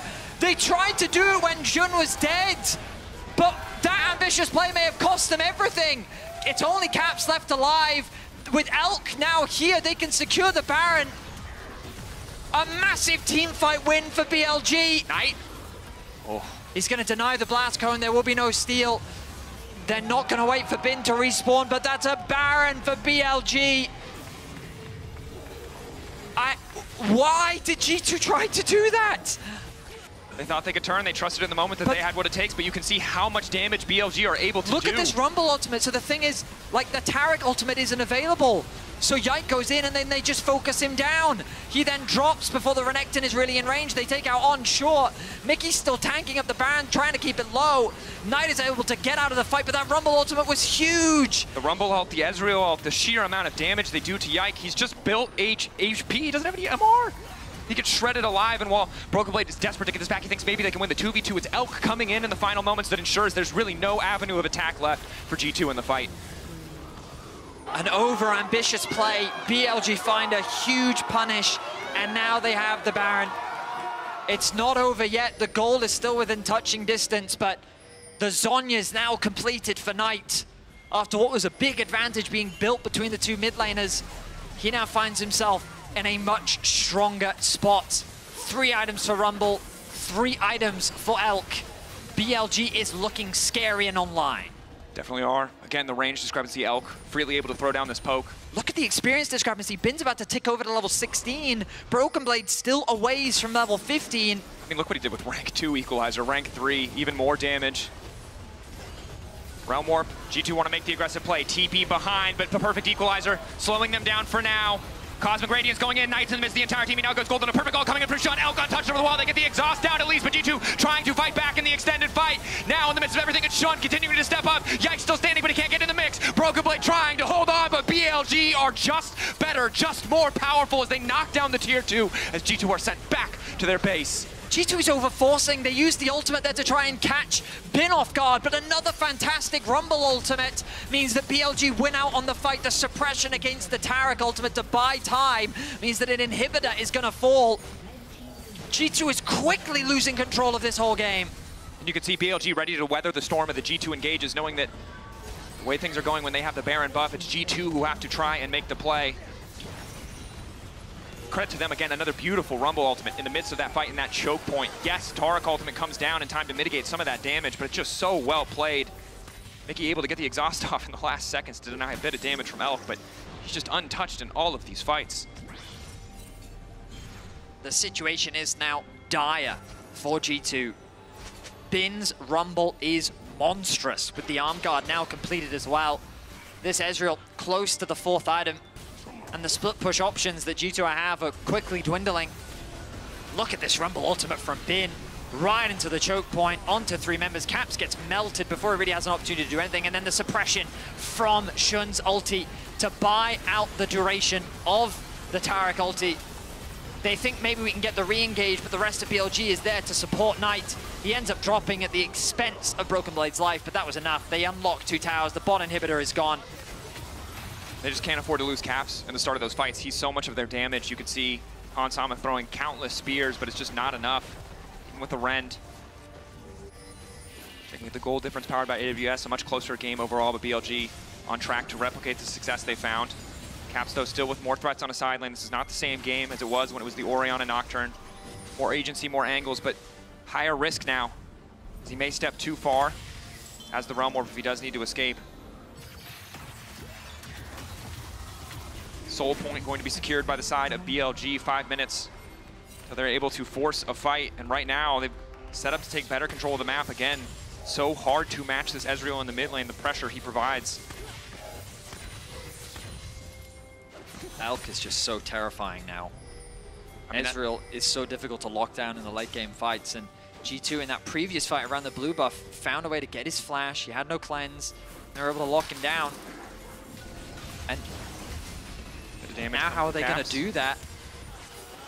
BLG can just buy time. Baron respawns in about 1.5 minutes. Continue to control the top side of G2's jungle, push out these sideways. Look, bot is passively going to push thanks to the super minions. Mid from Knight, top from Bin. Broken Blade will tick over to 16 soon. A crucial level as you get the 3rd point in your ultimate. G2 going to hold on if they can. BLG should be able to secure this top tier 2 though. Easy for them to just push this out, right? I think at this stage it's so hard for G2. BLG with control on the map. Again, if Taric goes in first, if the Taric team is going in first, they get to use Cosmic Radiance proactively. It feels so good. It's such a powerful ability. But you saw there that Bin is still getting down thousands of damage in a fight if they're forced to use it in response to a good Equalizer. I feel like it's just one of those things where once the Baron fell, G2 felt the pressure. And now they've calmed down. The problem is they have to deal with the consequences of their decision. Hans will complete the Wit's End, so he's definitely a scary threat on the side of G2 with the Death Cap finish for Caps as well, a big spike for him. Perhaps G2 can still find a good fight. The BLG will be in the better map state. 25 seconds till the Baron. Vision continues to be denied on the side of G2. So much pressure now on G2, knowing that there's such a deficit. You can understand why they think that throwing that Hail Mary might be their only way out. Despite how good this series has been, it's elimination or ascension. There's no in-between. but will only remember the victor and the disappointment. Shun on the way in, good angle to start the fight. Caps locked up, Cosmic Radiance coming in a little bit sooner than expected from the side of BLG. Knight exhausted, but he has his Xin Zhao ult to get it back. G2 starting off pretty well in the fight, but Elk is untouched, starting to stack up the passive hitting. Hansama trying to find the stun angle, but they can't get it done. Knight in the midst of the entire team, falling up onto Mickey X. Is it enough? Bin and Elk untouched, the three carries at the core of BLG. Can they find the angle? G2 blinking out bars, but they still stay strong. Elk on the chase. Caps trying to make the difference, the ulti. Hansama taking out Elk versus the world. Elk continuing to find the angles, the slower's there, the double kill is there. Elk is a monster in that fight. Elk is just too damn good. And we have a pause. I don't know why, but my goodness. A team fight that was initiated by BLG, turned around by G2, and then saved by Elk. This Ezreal, my goodness. It's a 3-for-3. Broken Blade is alive, Caps is alive, Bin is alive, Elk is alive. When we get more info, we will share with you. But we don't have any right now. In the meantime, take this lingering brief moment to breathe. There's more League of Legends coming. Hopefully we can get a replay of the last fight as well, hopefully. I mean, everything on the line for both of these teams, and you can tell in this game, the smallest differences, a Q connecting here, one ability missing there. And the mental game is so crucial now. Who can weather the pause? You're not allowed to speak. You have to sit in silence. You have to sit there knowing how you played that fight, whether it was incredible, whether it was terrible. That is going to sit with you in this moment, in this pause. League officials are investigating a report of a potential bug. Okay. We'll keep you updated as we know more. And we'll actually see what Shox thinks as we send it over to the AD. I was asking for us to crosstalk with you guys. Hello. Yeah. How are you? I was ready. We were going to take We were going to take a break. Yeah, but no. Well, what happened? Well, the pause we're finding out. All I know is that Ezreal hits like a truck. That's completely succinct analysis. I don't have anything else to add. Elk seems pretty good at League of Legends. He does. And it's kind of weird that one of the best ADs is in this elimination match right now, but here we are. It's odd. I came here and I was like, Elk is about to destroy them, and so we have an ongoing debate. I'm curious what your thoughts are. At least I'll speak for me. I won't speak for Emily and Croxford. We don't know how long this pause is going to be. I feel like the G2 comp should outscale. Yeah. I feel like everyone can build Bruiser. They can eat the burst from anything that BLG throws at them. How can you scale when you're all dead? And then Shox definitely disagrees with this. Who kills the Ezreal is kind of the problem. Yeah, that's kind of my question Nobody kills the Ezreal. Like, the Rise is very scary, but all everyone else has to do is, like, meatball in. And if Elk is there, untouched, landing Qs, we got to see that fight again. That's what I would like. That fight was so incredibly close. I think we're going to see it on World Feed in just a second, which is like the global one, so everybody gets to take another look at it. Nice. League officials are investigating a report of a potential bug. Hansama is the player who paused. So. Again, the fact that this final game between these two #2 seeds it's crazy. is still this close, this deep. This is a Here really we big go. thing. Okay. We need to watch this fight on repeat. So initially it's winning for G2. Oh, I thought this was a G2 win fight, especially once they caught and killed on. So the Rumble ultimate doesn't do a lot, right? You have the ult from the Taric absorb so much damage, and Yike splits the fight. But then they get trapped. And Elk is pumping. He's positioning. He's arcane shifting. But then he lands everything. Like, he actually lands everything. He's aimbotting. It's crazy. So I wonder if Hans thought he had a Q go off before that Q hit him, that he maybe was going to try and dodge. Maybe. Who knows? Like, maybe his buttons, because he... regardless, though, I feel like it was... I think it was pretty telegraphed. Like, you could see, as that fight played out, right, and you get the initial 2 kills, and we were just talking about this, how I feel like LPL teams, but BLG do really well in what I coined sequential play, which means they see the end of the fight as the fight begins. And they know, despite losing those 2 members, their positioning of their AD carry, especially a fed Ezreal, and the way he can weave in and around in space is tremendously valuable. And that is what instills the fear of the angels in me. And it's understandable. Actually, looking back at that fight, I really think that the time that is bought there by Bin and Knight both, even though like Bin ends up going very low, Knight ends up getting taken down, is to me the biggest difference maker. Because I feel like G2 uses those few seconds not to the fullest. Like one Rise bounce and Elk just dies, right? Yeah. That's just the end of it. And that like for when the casters ask like who gets on the Ezreal, it is the Rise, right? Like that's who you're really looking at to try to. I'm just watching Hans this whole fight. Knight does buy a lot of time on the back line of this fight. Hans, I think, does all right in this position still, but then they're all clumped up and low, right? So then Ezreal is just... All right, so we have an update. So league officials are investigating a report of a potential bug. Hans Sama is the player who paused as an update. The issue in question involves Hans Sama being able or to press E? Able to cast Rend. Yeah, that's what I saw. So he had a ton of Rend stacks on Rumble. Yeah, tournament officials are determining whether this was the result of a bug or normal gameplay, because if he does press it, Elk dies, right? Well, no, it was the Rumble. The Rumble had like, it looked like Rumble 8 spears during stasis. And then maybe he pressed E while he was in stasis. Maybe. And would you, I actually don't even know, do you waste, Vedius is gone. He's gone, he's drinking some water. He can't help you. I think you might waste it if you press it early. Yeah.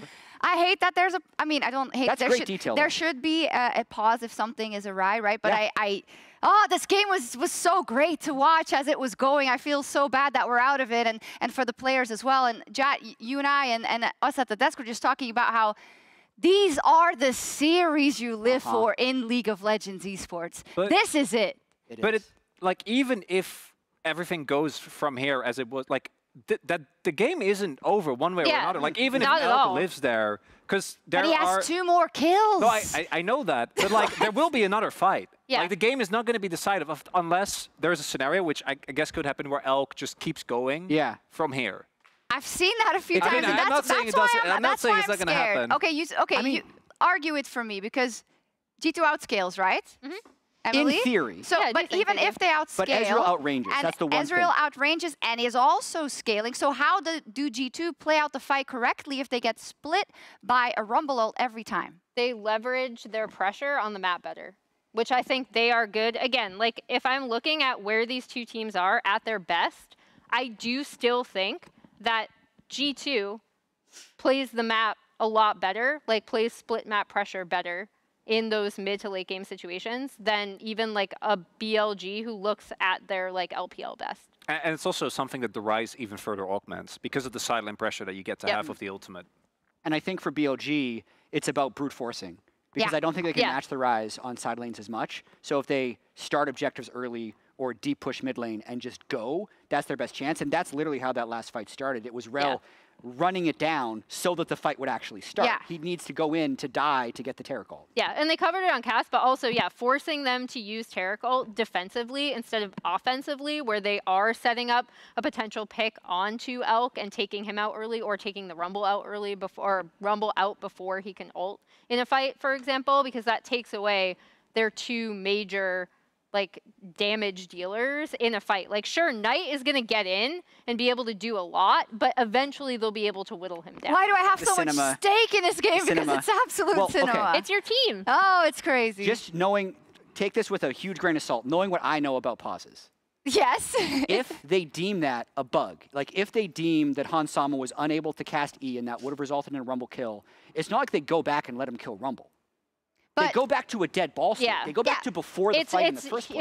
It would be a massive... But do you think they win that fight in the beginning again? I think the fight doesn't happen. The fight doesn't happen, which puts G2 in a good situation. But even then, I think this is also a testament, which I imagine is also going to go through the head of the players. The fact that BLG is still able to fight their way out of these situations. Is I mean, if it does go back to a dead ball state, then I think G2 says, you know what, we're not taking that fight. Maybe. Or they change the way they play it. Or I was going to say they've just played the map better. They like really send...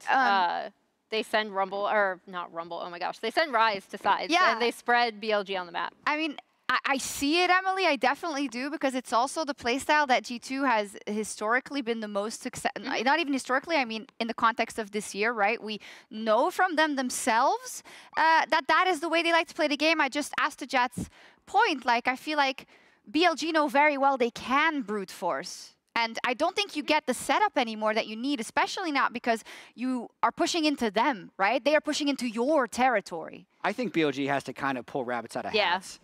Just with the way that, like, Knight has already done it a few times, to be honest. Like, he found insane angles in a fight before, eating over the wall to kill Sama. That was insane. Just, like, weaving it around Broken Blade.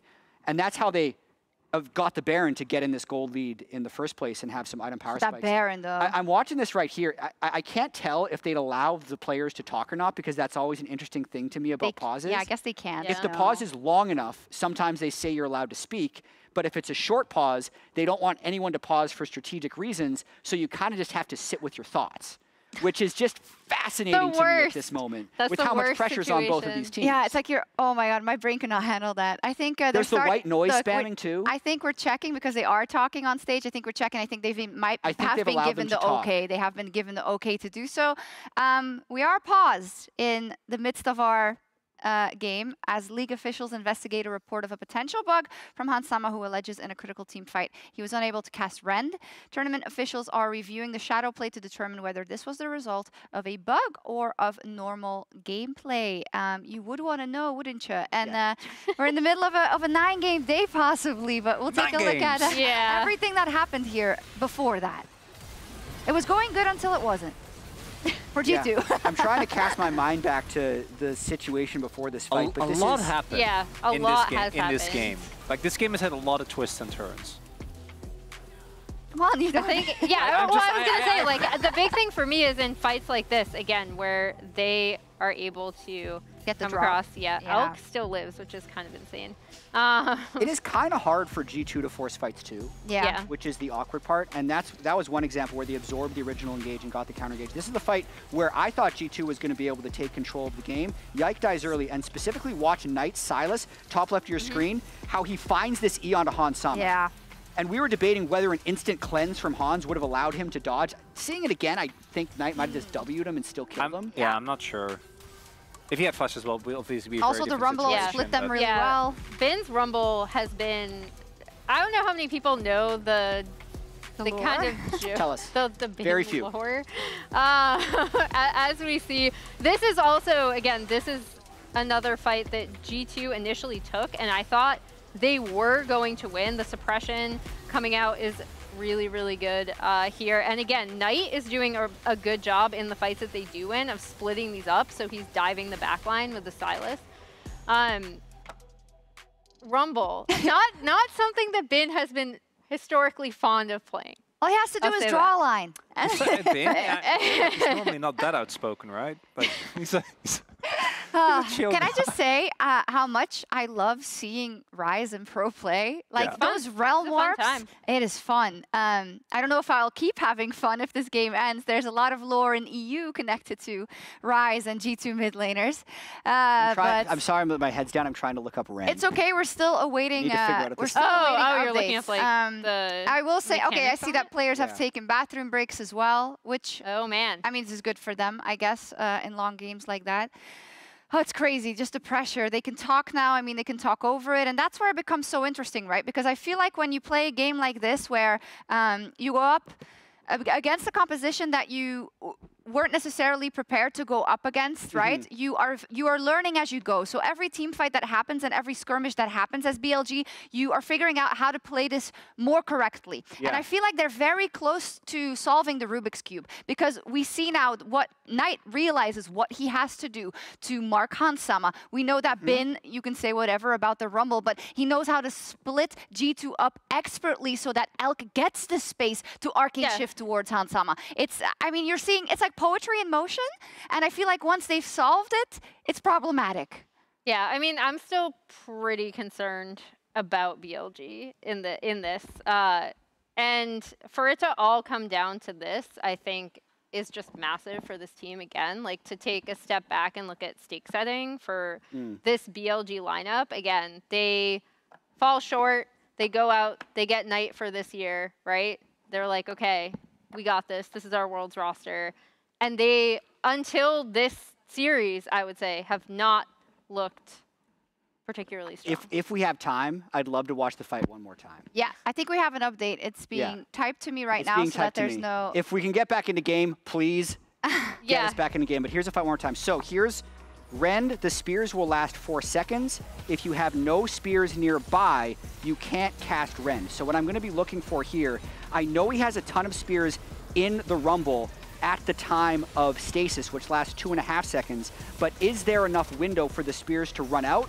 And then if he had no other spears in anyone, he would then be unable to cast it because he'd have no Rens on the map. So there is a verdict. Well, tell us the verdict while we're watching this. So we have it in a pause as League officials received a report from Hansama, who was alleged he was unable to cast Rend in a critical team fight. But tournament officials have determined that there is no bug. The game will be resumed where we were. Go ahead, casters. Yeah, so I'm watching right now. All the spears in the game are in bin. He stasis about half a second before there'd be any more spears. If Hans were to press E now, it should work. But if he didn't press E, then they wear off and he would be unable to cast it. So it really just depends when they check in the shadow. Let's get back into game, chat. Let's get back into game. Yeah, absolutely. Cut me off. We're in game. All right. I'm ready. We're ready too. We're ready. Let's start We're moments away. Oh, we're not even ready yet. We're in the position to be ready. I saw the ready checks in game. We saw ready checks in game. The fans are clearly ready. Get the energy back up. We are heading back into game momentarily here. Jesus. Who wins? Jesus. Indeed. So Betty and I reviewed, and we're not going to have an opinion because that's up to the league officials. Yep. But we did, you know, we'll just continue forward. Ready checks coming out. I mean, so to give context to the state of the game, it's 18 kills to 18 kills. BLG have a 5K gold lead. I see the unpause happening right now. So as of this moment, Broken Blade is alive, Caps is alive, Elk is alive, and Bin is alive. And we're back! And we're back. So everyone is pressing base. The bot wave is going to be caught by Broken Blades. And yeah, we return to a neutral state. Now, G2 have just come off the back of, well, a teamfight equalizer. It was initiated by BLG. Elk was able to clean up the fight, and now G2 are going to go and catch these waves. On the bottom left of your screen, you'll notice the inhibitor timer, 10 seconds until that comes back up for G2. But now the QSS completed for Elk with no summoners available. Crucially, Caps' flash at the end of that fight was 5 seconds off cooldown. If he had had it, he might have been able to kill Elk, but we're straight back into game, and it's a Baron. Baron angle. They know Yike's dead for 5 more seconds. BLG just want to rush this one down. 4K advantage already. They're just going to be able to grab it. G2 have no response. Built on the back of that last team fight. Elk popping off, helping secure BLG. Secure the Baron. A commanding play from BLG to recognize the fact that Yike is still dead. They have that window and they can do enough damage to secure it. Soul Point going to be spawning in about 1 minute and 10 seconds. Caps was able to push out bot wave, got arm guard for himself. Shin just walking into the enemy jungle, feeling confident. Broken Blade going to go catch that top wave. 18 levels, level 18s being picked up across the board for multiple players. We're truly into the late game now. We're really at the point of the game where a single team fight likely to decide it all. With BLG in such a dominant position, G2 winning probably buys them time, gives them a bit more space. Look at that cooldown on Elk's Q. It doesn't have one. It doesn't have one. If he hits something, it does not have one. And of course, we are still 40 seconds away. I mean, G2 are just conceding the mid-wave. They're just conceding it. BLG pushing in. Recall's now coming in. It's maybe a bit of a inhibitors. miscalculation here from the side of G2 as their side laners forced to return. And they can go straight back and they can get the soul off the back of this too. Inhibitor's gonna fall. TP behind, though, is going to be big. Will it be enough? Shun not quite timing it correctly. Broken Blade missed the entire team, but he's just gonna get deleted. Trying to dash back to safety. Will be able to do it. But now BLG on the chase. Broken Blade gives his entire life. The equalizer, he's got nowhere to go. The Realm Warp, is it gonna be enough? Cosmic Radiance, can they buy enough space? The answer is no. Caps, Mickey running. 3 members left standing. BLG, one final push, looking to close it here, looking to go straight for the throat. They found the winning mid-team fight, and that might just decide it. Caps locked up the flashback to safety. Caps taken down. Hansama about to fall. Mickey taken out as well. BLG knocking down the last of the LEC as they move on to the bracket stage.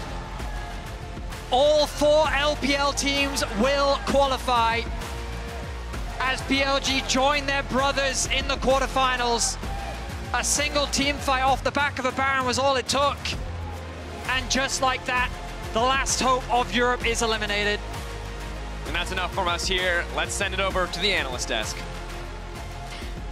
BLG does it. There was only a short reprieve for G2 in that pause, but the ship had already sailed. The gold lead was too high. The Ezreal was too fed, unfortunately. And BLG, they overcome all the hurdles. They had to fight back in that 2-2 bracket up against it. People had lost faith in them, Emily included. Yes. But BLG is not someone to be underestimated, and they should have won this best of 3, and they did.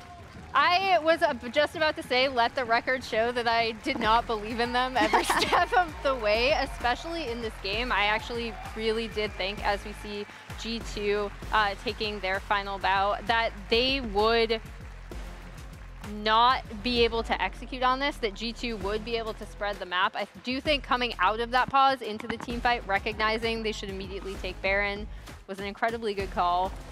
My brain was mush. I totally forgot what the actual game state was. You see Caps there, you see G2, of course, absolutely crushed. They do not get a chance to go back to Paris where they had unfinished business. And I think you start believing in a series like this, even if you are the underdog, that you can do it. And I think after game 2, they absolutely did. But you are up against some of the best competition in the world. BLG is a tournament favorite, a first seed from the LPL that you narrowly beat. And for me, that is going to be what I leave with from G2 at Worlds. It'll be you narrowly beat HLE, you narrowly beat BLG, and it is so soul-crushing that that last 10% couldn't come out after the 600+ days that you have worked towards it. I really feel for you, and I feel for myself. Yeah, it's a really downer moment for G2 to lose, especially with the long delay into losing like 3 minutes later. I also do want to apologize for my analysis during the pause. Oh, it's okay. No, we didn't start yet. So the reason that he actually successfully rendered the Silas, that's why he couldn't recast afterwards. He didn't kill anything to get the reset. We weren't even back into. And I also understand why. I also understand why Hans paused, because you would always pause. Yeah, you always want to pause if you think a bug is Guess happening. who the interview is? Who should it be? Elk? Yeah. I was going to say it's either Elk or Ezreal's out of control. Yeah, Ezreal was out of control. We'll get to it in just a second. It's just being set up now. Oh, it's coming, I think, and I'm not going to get tricked again. It is Lore, and she is standing by with the Ezreal Extraordinaire Elk, the ADC of the victorious BLG in the Verizon post-game interview. BLG, the first seed of the LPL, advances to quarterfinals, and I have Elk and Wendy with me to talk about this crazy victory. But Elk, I had kind of a deja vu feeling from last year, exactly the same series, the same opponent, you winning the first game, them winning the second one, into you guys winning out the series. What was different this time?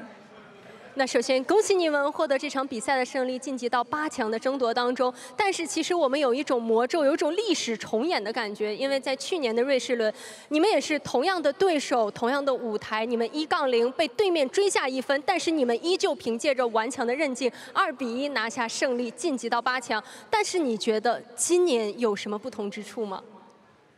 首先我觉得我们和G2其实还是 比较难过的吧，因为我们都是需要在生死局的时候去互相赢下对方，然后才能够晋级。然后我们和G2，因为我们在去年的时候，不管是 MSI 的淘汰赛还是世界赛的淘汰赛，好像都是碰到了G2吧。然后就是我想对他们说，你们可能不碰到我们的话，可能能够进8强吧。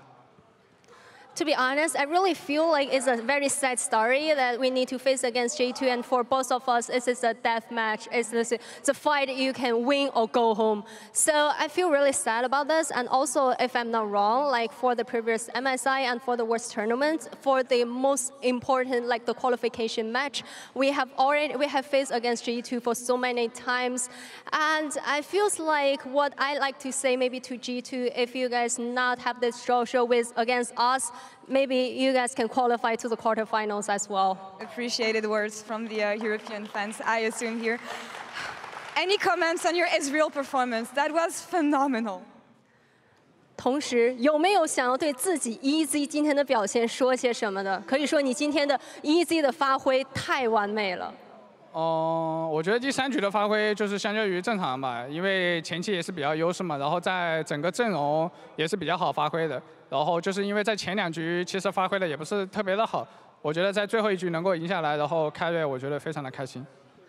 I must say, maybe for the third game's Azrael, I still feel it's kind of the normal level of an Azrael because actually we have a very good composition build, like can give me a very good room to deal all the damage, and also we got a quite good early game lead, and also maybe for the first game and also second game, I got some mistakes here and there, didn't manage to showcase the highest level of performance on stage, but generally, yeah, decent performance. That is scary for what's next. This performance was absolutely amazing. Last and final words here, Alex. Is there anything you want to share to your fans? Looking forward to you guys in quarterfinals as the favorites.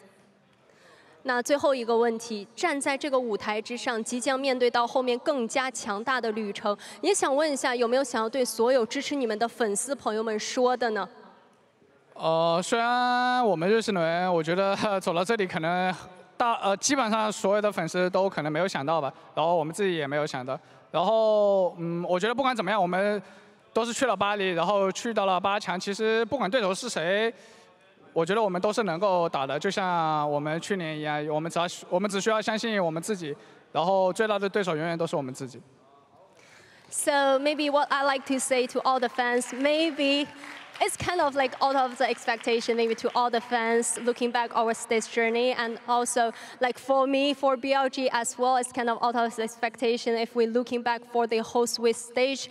But what I like to say as well is, anyways, we qualify to the quarterfinals. We are going to go to Paris, and we're going to just try our best to showcase the highest level of performance here for BLG. And I believe no matter what kind of opponents we're going to face off against, the strongest opponent is also ourselves as a BLG, so we really need to do a well preparation and try our best. Looking forward to seeing you guys in Paris and in quarterfinals. Elk, Xie, thank you so much for the interview. Wendy, thank you so much for the translation. That's all for us here. We'll be right back in just a couple minutes for a rematch of the LCS semifinals. Team Liquid versus FlyQuest. Stay tuned.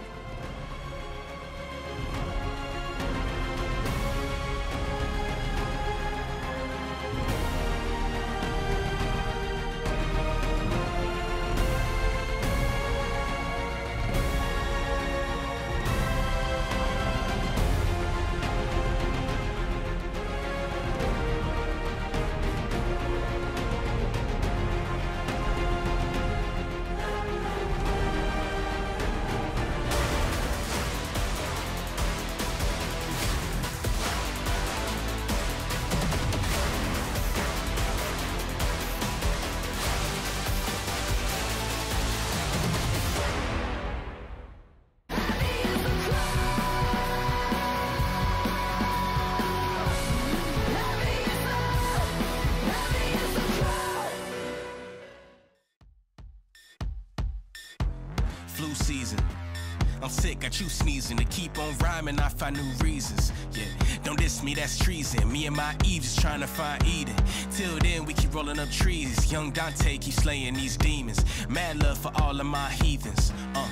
Switching the flow like Cheerio, here we go. We keep the heads moving around, merry go. Fire in my heart, with the fan, very cold. You, it's artificial, cherry coke. Throw your hands in the sky, every girl, every bloke. I'm a king, I'm a dawn, on a rock, I'm a toad. Tune into a princess when I croak. Drinking champagne, bumping Prince on the boat. Wild out, looking for the boy, but I'm miles out. Finding myself in a hideout. In a dark space, I'ma climb out. Right now, wild out. Looking for the boy, but I'm miles out. Finding myself in a hideout. In a dark space, but I'm climb out. Right now. I feel alive.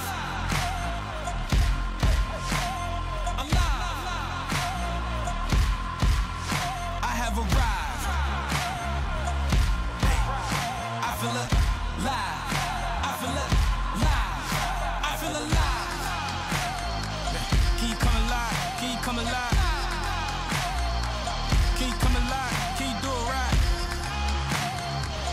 Tonight is nice, come alive. Tonight is nice, come alive. Come alive. A new season. I'm through pleasing, yeah.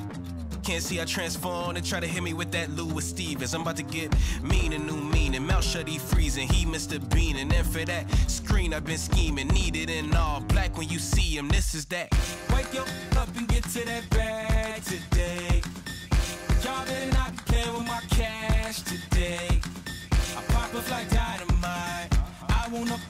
franchise.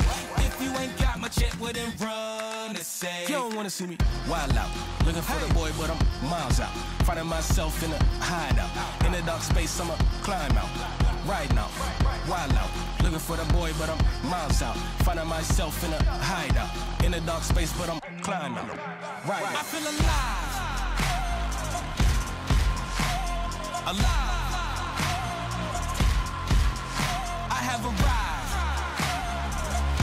Hey, yeah, I feel alive. I feel alive. Hey, I feel alive. Can you come alive? Can you come alive? Hey, can you come alive? Can you do it right? Yeah, I feel alive. I feel alive. Come alive. I feel alive. Wild out. Looking for the boy, but I'm miles out. Finding myself in a hideout. In a dark space, I'ma climb out. Right now, wild out. Looking for the boy, but I'm miles out. Finding myself in a hideout. In a dark space, but I'm climb out. Right now. I feel alive.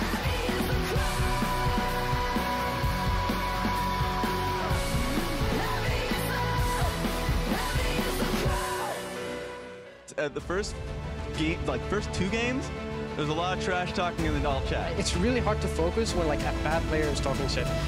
If it was a good player, I wouldn't mind so much, but it is a bit weird. And Team Liquid to the victory march. Monster and Busio barely getting away back into the fountain as Whippo drives the front line. Team Liquid will run them over. Honestly, the win is nice, but it was more so I didn't want to lose the top jungle flag quest.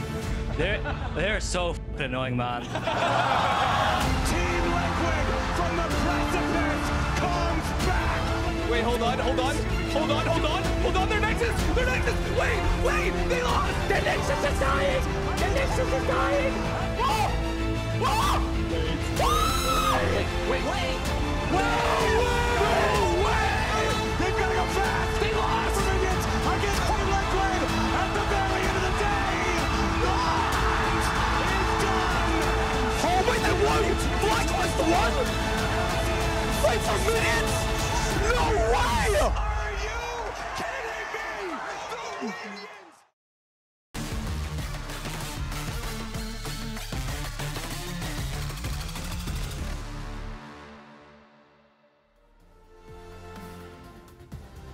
Welcome back to the LCS waiting room. Shocks, Chronicler, thank you for joining Emily and I. Thanks for having us. We're really Sad Raz happy. couldn't be here today. Yeah, He's man, feeling a little where under the is weather. Raz? But we Yeah. got FlyQuest TL for the 22nd time this year. I love it. It's great weather here in LA. It's wonderful. Yeah, it's wonderful. I'm happy to be here. In case you missed it, though, these teams actually have a massive rivalry. It's not like a, kumbaya, let's hold hands to the quarterfinals, may the best team win. They absolutely want to send the other team home. They hate each other. And it's benefited both of them, right? I know in Lore's interview with Inspired, he talked about how the only team in NA to really push them and really make them feel like they were playing anything close to a team from LCK or LPL was TL. These two teams have learned a lot from each other, and they want to beat each other's face in. Oh my God. And whoever wins now, of course, TL wants to get back at them for that finals win, but whoever wins now gets a ticket to the quarterfinal of the World Championship. It is the most coveted thing for any Western teams to have. So even if you say, oh, well, if any team goes, I bet you that for every single player, the stress is so high right now. It's a blessing and a curse. And a curse. Because these teams did not dictate the draw. They both absolutely want to go to quarterfinals, and they actually both very much want to go to semifinals as well. But there will be plenty of people that try and take credit away from them. What I want to see is a high-quality series, because these guys have had the most entertaining series the entire year in the LCS. They had a series, a best-of-5 with 220 combined kills. It was an absolute LCS record. I want to see that. Yeah, it also feels like every time one of them, punches, the other one immediately adjusts and punches back. We literally just saw that in finals where TL previously in the bracket beat them with a really good lane swap with Umti on the weak side. FlyQuest called it in Game 4 in that game that we just saw the minion win. It's so great to have watched these two teams learn from each other all year. I have no stakes. I'm just here to enjoy the match. I really enjoyed watching the LCS fighters. Well, I don't know that. Maybe for me, I think that we've already talked about the general a lot, right? Umti.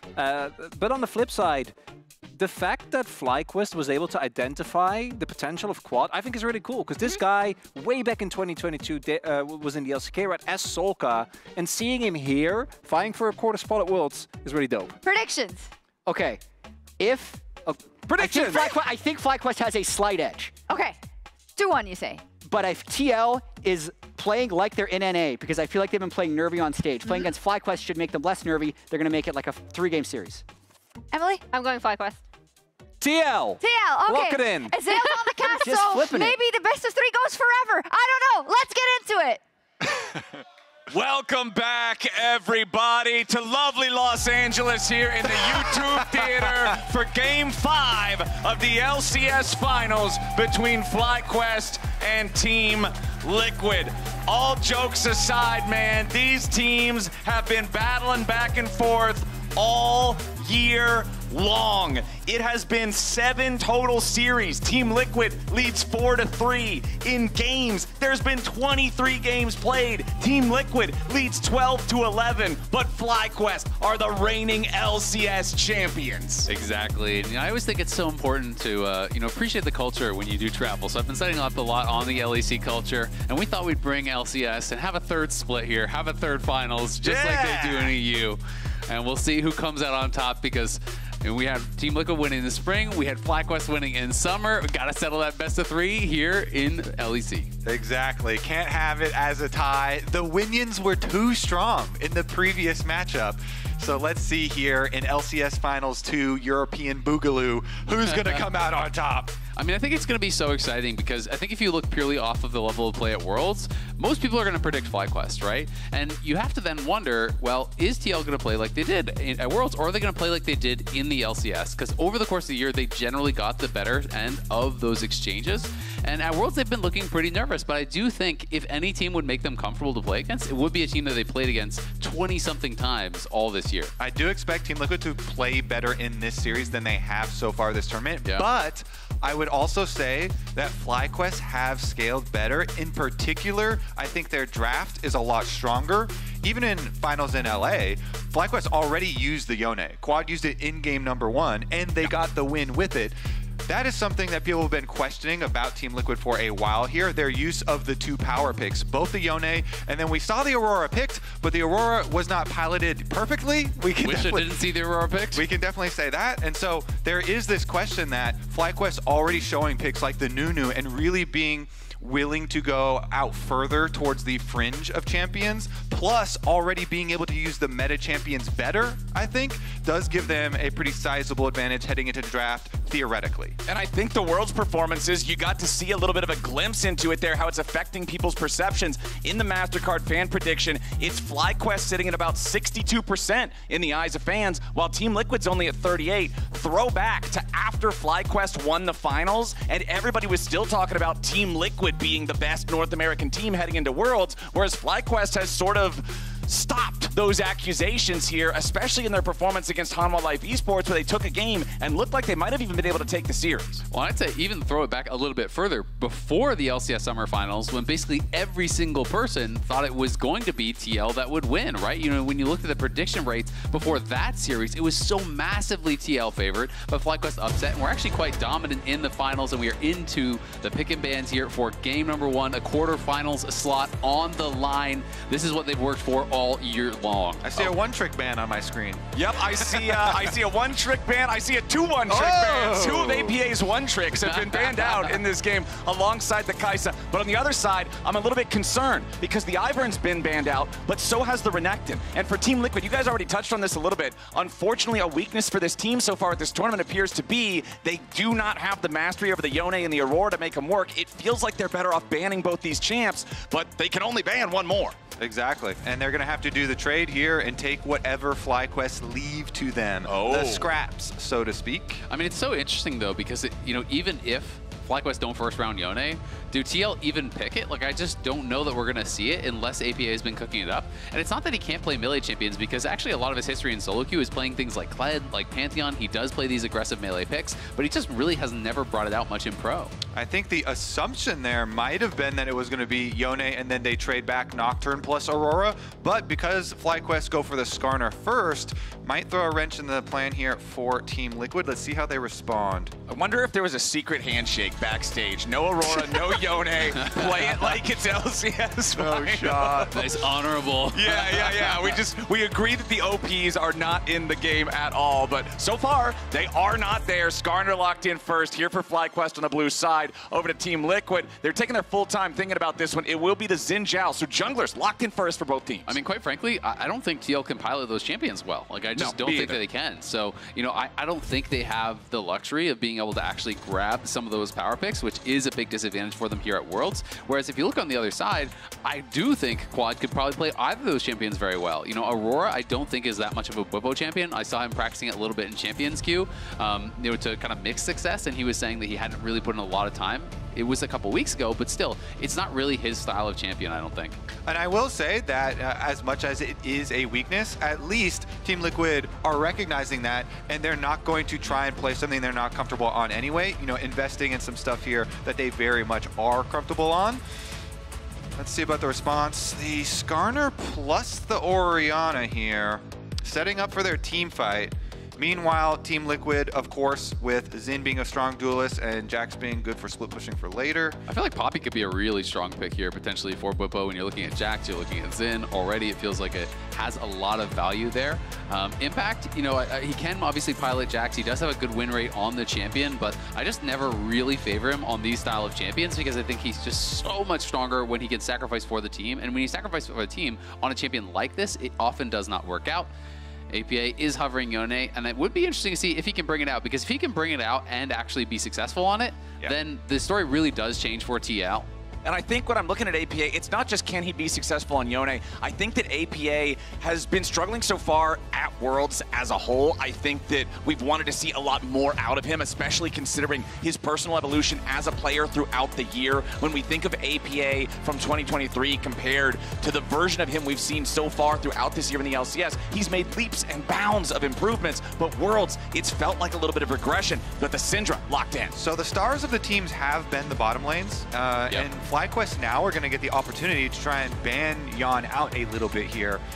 Wonder if we see some Jhin type of stuff go on, because getting your hands on the Ashe early is very, very powerful. You can go for some very strong laning options. Yeah, absolutely. And I mean, Ashe does kind of deny Kalista, which has been another power pick here at Worlds because it is such a strong answer to it in lane. The Kai'Sa's been banned out. You know, you obviously already touched on it. The bottom lanes have been the stars, and I think you have to give a lot of credit to both Yon and Masu. Yeah. I mean, Yon last year at Worlds had a very disappointing performance, even though TL have not yet hit the highs that they were expecting to this Worlds. Individually, he has been stellar. I think Masu has really been leveling up year over year. This guy's trajectory has been insane. If you're not familiar with his story, in 2022, he was in Amateur. 2023, he won MVP in NACL.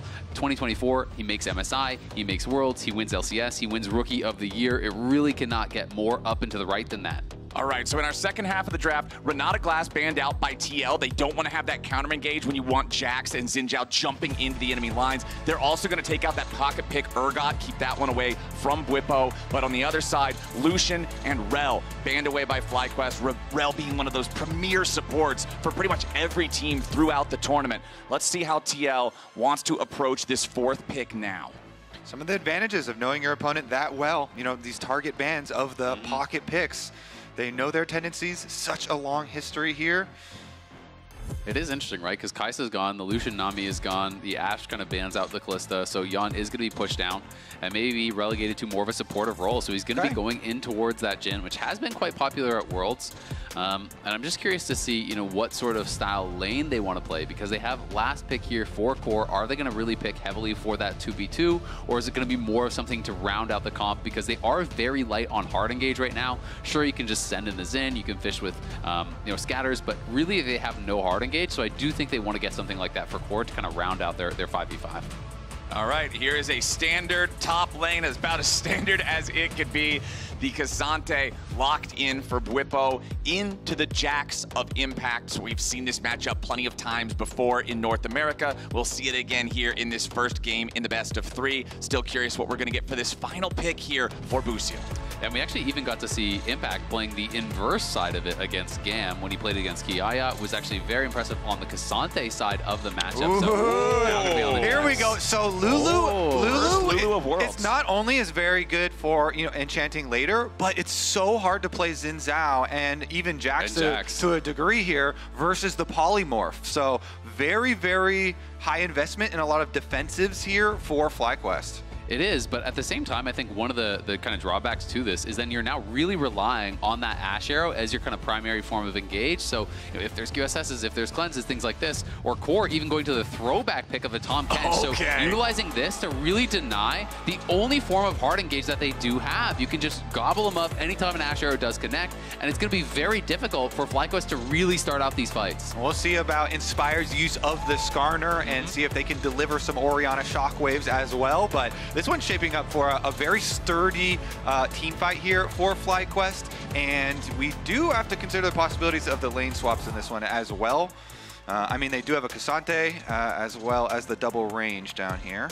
Yeah, it could be very interesting. And for Core, if you don't know, Tahm Kench, one of his most played champions all time, 83 games, 65% win rate on it. Pretty good. He has a lot of history, playing this champ, both with like fasting Senna and that sort of style, but also just as this style of traditional support. And he does like to play it very aggressively, often looking to actually W in and start out fights and look for these trades. And the reason it's so famous is because after making plays on their own lane for the 2v2, Core JJ often goes in and invades your jungle. He is very, very good at harassing enemy jungle, making your life hell. So don't allow this Tahm Kench too much freedom. He likes to make plays. I mean, that's something we've talked about. Core JJ and Umpty the entire split, the entire summer in the LCS, is whenever Team Liquid got ahead and they were so good at this, they would just manage to take over the entirety of your jungle with those two guys sitting down vision, looking for plays, choking you out of the map. We'll see if FlyQuest is ready to respond to it. So we just have a quick pause here. Shouldn't be too long, and we can get this one started. Regardless of whether or not, these two teams wanted to be getting this draw, to be facing against each other, this is a situation they're in, and there is a lot of pressure on both of their shoulders. I don't think either team has accomplished yet what they wanted to here at Worlds. TL, obviously, close. So many expectations for this team. Their big goals coming in was really to prove their stuff against LPL, against LCK teams. In their first 2 games, they were very close in both of those series, but at the end of the day, they couldn't get the job done. And for FlyQuest, they showed, those flashes of brilliance against HLE. They were potentially one team fight away in game 1 from winning. Could have maybe made that into a 2-0, but they get blown out in game 3. It ends on a sour note. They are very hungry to get a shot at a best of 5 here against an LPL or an LCK team. Talking to the players on both of these teams, they definitely wanted different draws. They wanted international opponents, but here we are once again in this very long rivalry between these two organizations. Hopefully we'll be able to get into game here sooner rather than later. At least this time, we know that there are no Callista Spears stuck into anybody in the game at this point in time.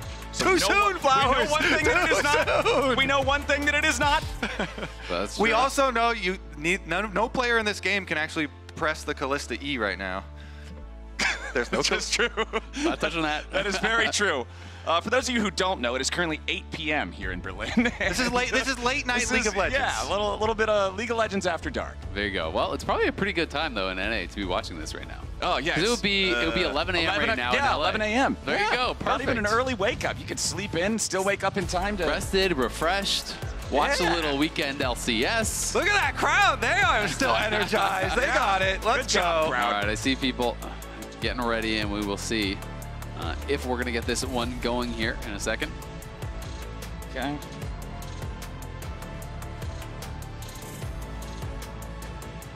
also really interesting to talk about the journey that Busio has had, because I think, you know, when you look back towards spring and you look to some of these big moments that, you know, FlyQuest was in, when you think back to the spring finals, when you think back to MSI, I do think Busio really struggled with his nerves with being able to perform at that high level.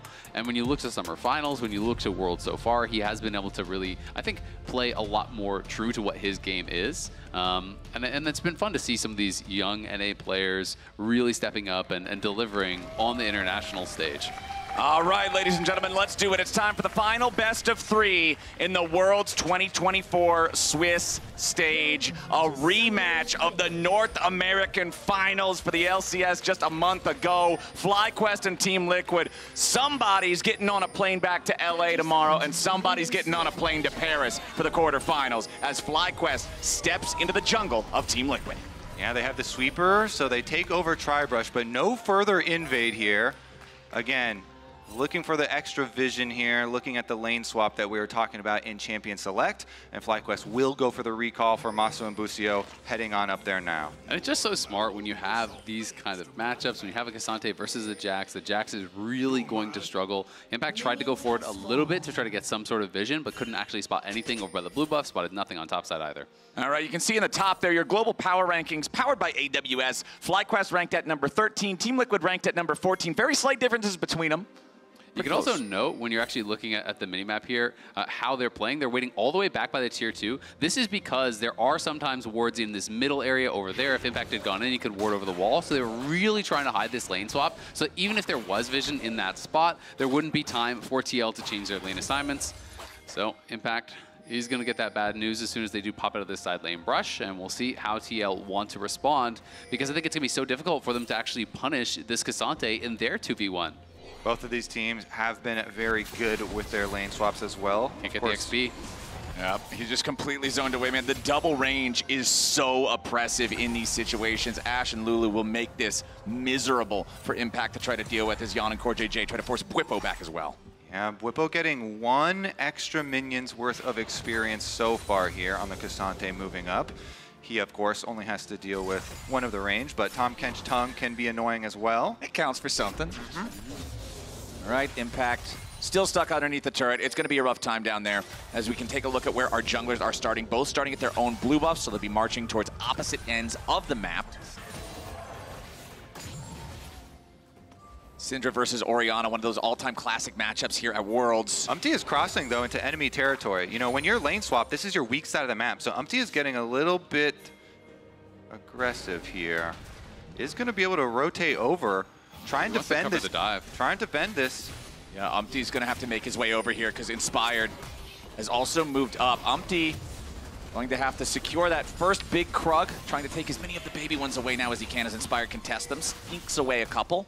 The wave crashing into the turret of Impact now in the top lane. So both top laners do get to stay around for the waves here. Bwipo taking a little bit of extra damage, though. But even just the fact that Umpty got up there actually did dissuade them for looking for any sort of a dive. So this is very good. And Bwipo has no W. Oh, Bwipo already flashed back underneath the turret there to make sure he gets to safety as Core and Jan are putting the pressure on the FlyQuest top laner. Had to use the flash there, traded for the Ignite of CoreJJ. Bwipo down to 150 HP.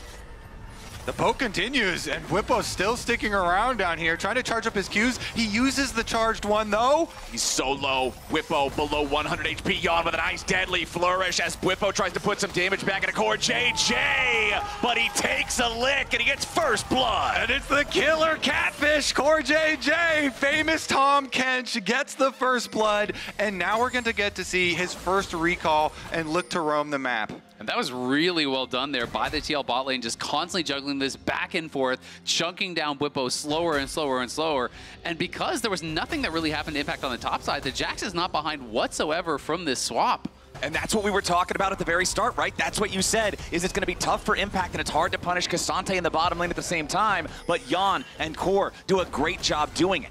And I mean, look at the farm even, you know, we can see that Umpty covered, he's up in farm, he's in a great spot. And now Jax has TP and flash advantage as well, so he can push out this wave, he can still reset, and he's going to be in an incredible spot. All right, here we go. Looking at the bottom side reset. Big wave built up. We're going to push out away from Masu and Busio. Jan, of course, should be able to collect it no problem, though, and both junglers on the top side of the map. And you can tell APA is in his comfort zone because he is typing once again. Oh, I've are not we seen him yapping? type a single time all of Worlds, and he's hitting the all chat. You nervous, Quad? Only 22 CS. I mean, he does have a point there, 40-30 right now in the mid lane in that evergreen Orianna versus Syndra matchup that I just touched on a little bit earlier. APA with control over the lane, crashing these minions into the turret, trying to put the pressure on Quad here nice and early. Probably not any real big potential for kills until the junglers try to get involved, though, and currently they're just clearing through their camps. Nice scout of the week. Yeah, I mean, often these matchups just becomes ultimates for pressure, ultimates for lane prio, chunk them out, try to make them take bad bases and get those CS advantages. So we'll see if APA can do that. Quad, obviously, I think there was not really high expectations when he got picked up by the team, when he replaced Jensen. Coming into summer, a lot of people were pretty disappointed with the change, but he has really grown into such an incredible carry for FlyQuest, and his development through summer was amazing. CoreJJ. Knockout from CoreJJ with the Abyssal Dive. Busio's in some trouble. The stun from the Tongue Lash. Barely missing out on the kill here for the Team Liquid bot lane duo. Busio at death's door needs to go ahead and get back. Honestly, because the junglers have also reset, though, I don't think it's going to be the huge issue that kind of looks like at face value. Yon and CoreJJ pushing the wave in here. Masu should be fine to collect, and Busio does get back to base. No summoner spells might be a point for pressure here for Umpty, though. We have still not seen the Xin Zhao pull off a gank, but up by Grubs here, and he already has complete vision control of the river. It was very conservative, though, from TL. They were clearly nervous that Inspired could be there, because I feel like Yon could have flashed in 100% and actually gotten that kill, but decided not to go for it. Didn't want to risk giving anything up, so instead they played for the Scrubs. And Busio now is going to have no summoners here at this Scrubs fight if TL look for the turn. They might do that. CoreJJ trying to keep track of them as they rotate over. Looks like they also got the full reset here from Bwipo. So Bwipo level 6 Cassante is coming back full health. Meanwhile, Impact just recalling now is going to have to channel teleport. APA already used his ulti there to chunk Quad down. Quad still has the shockwave, but all three Grubs already secured by Umpty and Team Liquid. And Busio just can't face check in there. Umpty's Inspired's trying to lead the way there on the Skarner, but they cannot risk it with having no summoner spells on the vulnerable Lulu. So now they're wrapping around mid lane. Skarner looking. Yeah, APA is really playing towards the bot side, which is kind of his safe side right now. Knows that's where the Skarner would be. Okay, Quad doesn't get the ball far enough to try to go for a shockwave. Polymorph onto APA, who flashes over the wall to try to escape, but Quad with the flash into the shockwave. Easy pick up there for FlyQuest, but now Masu could be under some pressure in the bottom lane. Uses the barrier as the curtain call opens up. Yon hits the first two. Number 3 collides. Number 4, Masu has to flash out of the way to survive. Yon is shooting straight.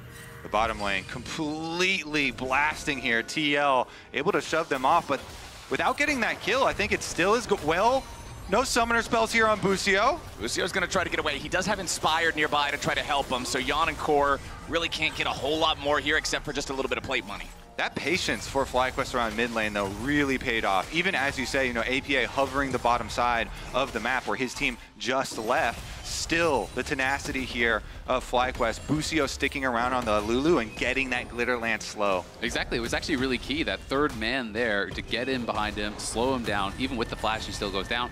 We'll have to see if TL can punish that missing summer, though, as it's going to be a bit of a scrap up on the top side. Impact looking good, but it's been very even thus far.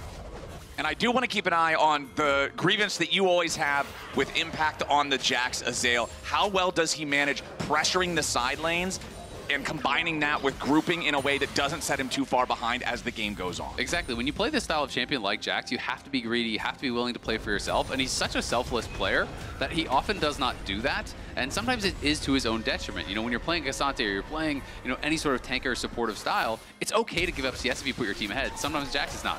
Ooh, there's your immediate lockdown combo in the bottom lane as Masu's thrown up into the air after the deadly flourish roots. Soon as the jungler's there, it's guaranteed, man. Yon getting the money on that one, 1-0-1 here in the Jin. Another setup, and this time it's not just a kill. That one's going to be the dragon rotation immediately. Busio just left around. Now he's the one going to get poked under tower. Yeah, this combo of the Jhin and the Tahm Kench, another deadly flourish into Abyssal Dive. CoreJJ, the thick skin is not thick enough, and Team Liquid overplays their hand. Yawn even having a flash away, they still don't kill Busio. He barely holds on, sidesteps the deadly flourish at the very end. Team Liquid too far on that one. Yeah, I mean, Team Liquid, their bot lane 2v2 have been dominating, but they definitely went way too far on that one. At the very least, it's just a kill given over to the Lulu, so not the end of the world, but the loss of summoners, I think, is really what does hurt Yawn, because he could be a big target now on this Jhin. See if they do anything mid lane here. CoreJJ just came out of base on the Tahm Kench. Oftentimes, after you die like that, going for a tower dive that you see now on screen, it can sometimes be the surprise return play after you die. He's looking mid for the no flash Orianna currently on live, but man, yeah, this one, Yawn even having to flash there, that is a ton of the extra pressure from Team Liquid. They were cheering the first kill, not the second return part of the dive there. I mean, at the same time, Busio also lived with, what was it, like 10 HP on that last auto? Low. It was incredibly low. So had Yawn got that, you would be pretty happy. And that is one of those plays that is incredibly close. Core now also is 6, so the ability to deny a lot of these plays has been unlocked for the Tahm Kench.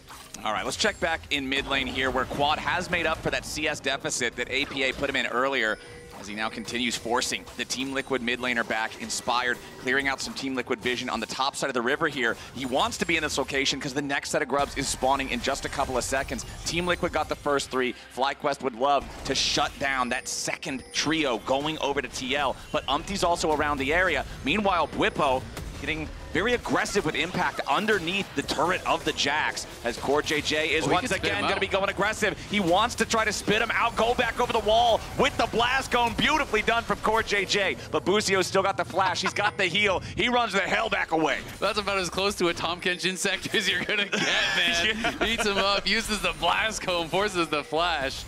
Team Rocket over here blasting off again into the Dragon Pit, and it gets him an extra flash, but Umpty, meanwhile, the more meaningful kind of play here, honestly, because which was cooler. The blast cone play was definitely cooler, but the 6 grubs might be more meaningful as APA under attack again. Yeah, APA could be in some serious trouble here. Inspired flashes forward, but he misses the upheaval. APA is still going to drop as Quad can chase him down. 2-0 on the Orianna for the FlyQuest mid lane. Yeah, a lot of pressure here being put on by FlyQuest, as Impact may be in trouble. We'll be able to back off with Counter-Strike very likely. Yep. But Inspired has really kind of changed his play style and is more willing to play these supportive styles. MT going to be looking top lane. Yeah, Bwipo might be win the 1v1 there, but it's not going to be a 1v1 for long. Problem is they're getting pretty close to the turret of a Cassante. Bwipo tries to get away, but wind becomes lightning and find its way to Bwipo's heart. Now Inspired thinking about holding these guys in place long enough for Quad to arrive and maybe find a kill and trade, but Team Liquid knows better of it. Impact and Umpty both in complete retreat back underneath the turret. They'll escape. And I want to see what's going on bottom side too, because again, the relentless pressure here has almost resulted in a whole turret taken by the TL duo. They do get it here, only 12.5 minutes into the game. That's a 1.6k gold lead just on Yawn. Immediate value from those 6 grubs that were secured by Team Liquid and Umpty, putting those to work in the bottom lane. All 5 plates. There's still 1 minute and 15 seconds left before the plates would even fall. Team Liquid enjoying a 2,000 gold lead, 1.7 thousand of which is on Yawn. And Isaac, you already talked about it earlier. The 80 carries have been the stars of the show for both of these teams. Having your guy out to a nearly 2,000 lead, huge. Yeah, and I mean, so far they have been really on point. Obviously, they did have that one failed dive on Busio, but the follow-up CC, the initial plays that they've been utilizing Tahm Kench in such an aggressive manner, and it's awesome to see. You hit the tongue lash, you follow it up with the knock-up, the root is there from the Jhin, the layering of the CC is what's going to allow them to find a lot of these picks. And Yawn has that early static Shiv, likely is going to be going the Mosquito build here with the extra dagger, but it can be quite powerful with the double kind of electrocute items from ahead. I think Jackie Love inspired a lot of people at the beginning of this tournament with some good static Shiv usage. Should just be a routine Raptor pickup here, though, as CoreJJ does get out of the river. Well, if we're talking about routines, the normal routine of a game of League of Legends is 14 minutes in, it's time to fight over the Rift Herald. We've got a little bit of time left before that spawns, about 10 seconds, and Team Liquid is establishing control over the topside river. And I think that FlyQuest have already made the call. We're going to sacrifice this. Yes, if Team Liquid go for there, then we'll try and make our cross-map play. This is the standard. We'll make a play on the other side of the map. You see Inspired is hovering in the brush on the bomb side in your mini-map. Doesn't look like Impact is actually going to give them that play, while TL make their top side first. All right, Yawn pushing the wave into the turret. Core JJ to back him up as Umpty and APA maintain control over the top side river. Quad trying to slowly push forward, test the waters here a little bit, but they are very, very dangerous. You can see your lane economy snapshot right there. Thank you, MasterCard. It's only Quad with a gold lead on the FlyQuest side. You hear that fan cheer for the MasterCard? Pop up on it. We got a big MasterCard fan there. Yeah! Whoa! All right, well, Umpty gonna get paid as well, it looks like here. Rift Herald taking a beating, and TL has so much vision. Look at this, blanketing the blue quadrant of the jungle here, leading up to it. And I mean, while TL, I think, are in a very good spot, there's so much scaling over on the FlyQuest side. I do think Jhin is really going to struggle to actually punch through the front line. There's not a massive amount of tank killing pressure here on Team Liquid's comp. So as long as FlyQuest aren't just completely bleeding out, just keep focusing on their farm, getting their levels, this is the kind of style that they like to play. They like to play to scale. They are very adept at these 5v5s. And I think FlyQuest is still in a pretty comfortable spot as long as the gold lead does not continue to extend. I mean, FlyQuest was down pretty far in all their games against HLE and managed to find some really good looks in the mid game. So we'll see if they can do it against TL2. I want to take the opportunity before the big fight breaks out. Well, wait a second, let's see how Quad... You might not get the chance, okay. Just a little bit of friendly banter there in mid lane. Yeah, ult for ult. That was a small fight, not the big fight. Exactly, the small fight there. Inspired actually gave a really interesting interview with Travis Gafford, I believe, where he talked about specifically playing team fights versus Team Liquid. And Inspired as always gives a lot of detail, and one of the main things that he said is that FlyQuest have become very comfortable with trying to bait out quote-unquote hasty plays from opponents, where they kind of dangle someone with a little bit of safety to try and draw over commitment. And he said that they actually target APA specifically a lot with this, as he is one of the mid laners that tries to make very big plays very frequently. So we'll take a look at that as this series does progress, and if that is a useful style for FlyQuest, because the team comp that they have set up does seem like that would be a strong style to go for. I mean, the Cassante and the Skarner are pretty tanky, so I don't know how much you're going to bait with those. Might have to be somebody else looking a little bit more juicy. I mean, sometimes even the tanks, right, can look like, oh, this guy's going too far. Surely this is illegal. We got to be able to finish him here, right? We saw that even from Whippo at Worlds on the Renekton. He loves playing around the Sterix Power Spike, going in really far, trying to soak all of this damage, force your opponents to overcommit onto you, and then all of a sudden you realize, well, no one's touching Masu, no one's touching Quad, we're losing the fight. You could bait in a Tahm Kench maybe, maybe a Xin Zhao maybe. We shall see. Next thing on the docket, though, of course, is a ways out, because we have a long time until the next dragon does spawn. So this is going to be tending to these side lanes. And of course, it is a bit more difficult for FlyQuest to tend to their side lanes, since they did build their whole team comp really for these 5-on-5s. They don't have great side laning potential, and the Trinity Force was just completed in the hands of Impact, plus the ability of the Rift Herald to just deal so much damage to this mid tower. All right, FlyQuest on the defense as the Herald is about to charge. It will not destroy the turret with only that charge. And I think so much of this game could potentially come down to this next dragon fight here, because it is such a powerful spawn here for TL with the Infernal Soul. I think that is going to make FlyQuest pretty nervous to give over that third straight one. And then the question becomes, yeah, you have great scaling, but are you ready to fight now? You have 3 more minutes to get as much as you can, as far as gold, as far as completed items. But TL is going to be ahead in the itemization. It's still nearly a 2,000 gold lead here for Yon. He's going to have his rapid fire before that dragon fight, very likely. And then FlyQuest are really going to have to make that difficult decision. Do you flip the game right there and fight, or you try to wait till the 4th dragon and fight, and then one mistake, one catch means they get sold? Nice sidestep on the scatter there from Whippo, who's just laning against Sendre here on the side, happy to just keep working towards more and more gold, waiting for that next big fight that we're talking about. 2.5 minutes till Drake number 3. Team Liquid doing a great job controlling neutral objectives so far in this game. 100% of neutral objectives under their control. Both Drakes, all 6 grubs. Whippo with the flash away from the unleashed power. He knew that that wasn't going to kill him, but Umpty surely would have been able to set up a sincere threat, so Whippo having to spend the summoner. And one small thing I always feel like is really nice, if you are playing Syndra against a melee champion in the side lane like this, you can just farm splinters very, very easily. It's so easy to be hitting K'Sante and getting towards that eventual 120 splinters that you're trying to get. Impact in this bot lane, though, is getting so much damage down to this tower. This might just be dead. I think you can kind of just kill him Whipple's face at this point. Dude, Trinity Force Jax just demolishes structures. It's so easy for Impact to farm money off of that, and Team Liquid is now enjoying what is almost a 4,000 gold lead. This is TL's comfort zone, you know, especially versus a comfortable opponent that they know so well. TL trying to flex their side laning, trying to flex their macro. Secondary towers are 800 gold for your team. So big there for Impact to be able to pull up. But take a look at the junglers too. Both are hovering down towards the bottom side where the side laners are. Doesn't look like there's going to be any aggressive play, just kind of defensive hovering. Also got Chunk for now. There. APA on the Syndra doing some good work. But meanwhile, bottom side, 2v2. Whippo starting it off with the all-out on Impact, taking him through the wall here in the alcove, but a TP ready to reinforce for FlyQuest. Impact on the retreat. Third and Tofo strike threatened the knockback, so Impact has to flash away, but now Umpty getting caught by the shockwave. Nicely done here from FlyQuest to catch the Team Liquid jungler. We'll see if they want to go any further forward. Doesn't look like it, but FlyQuest won nothing in that scrap. That's actually a pretty critical kill because Umpty will be up for the dragon, but he's going to be spawning in base a couple seconds before it does get up. So it could mean that FlyQuest have first move on the river. Maybe they can get some control in that area. All the bases are coming out now, though. And Jan really is big man on campus. He's got 2 items. He's already working towards that third. That is going to be the biggest problem that FlyQuest will have to solve for. To the side of FlyQuest, though, and the credit to FlyQuest there, Whippo with a really nice setup. Impact had flash advantage in this, and he was still able to create the play himself by the pullback there with K'Sante and calling Inspired over. So FlyQuest, even while down, finding themselves an extra kill.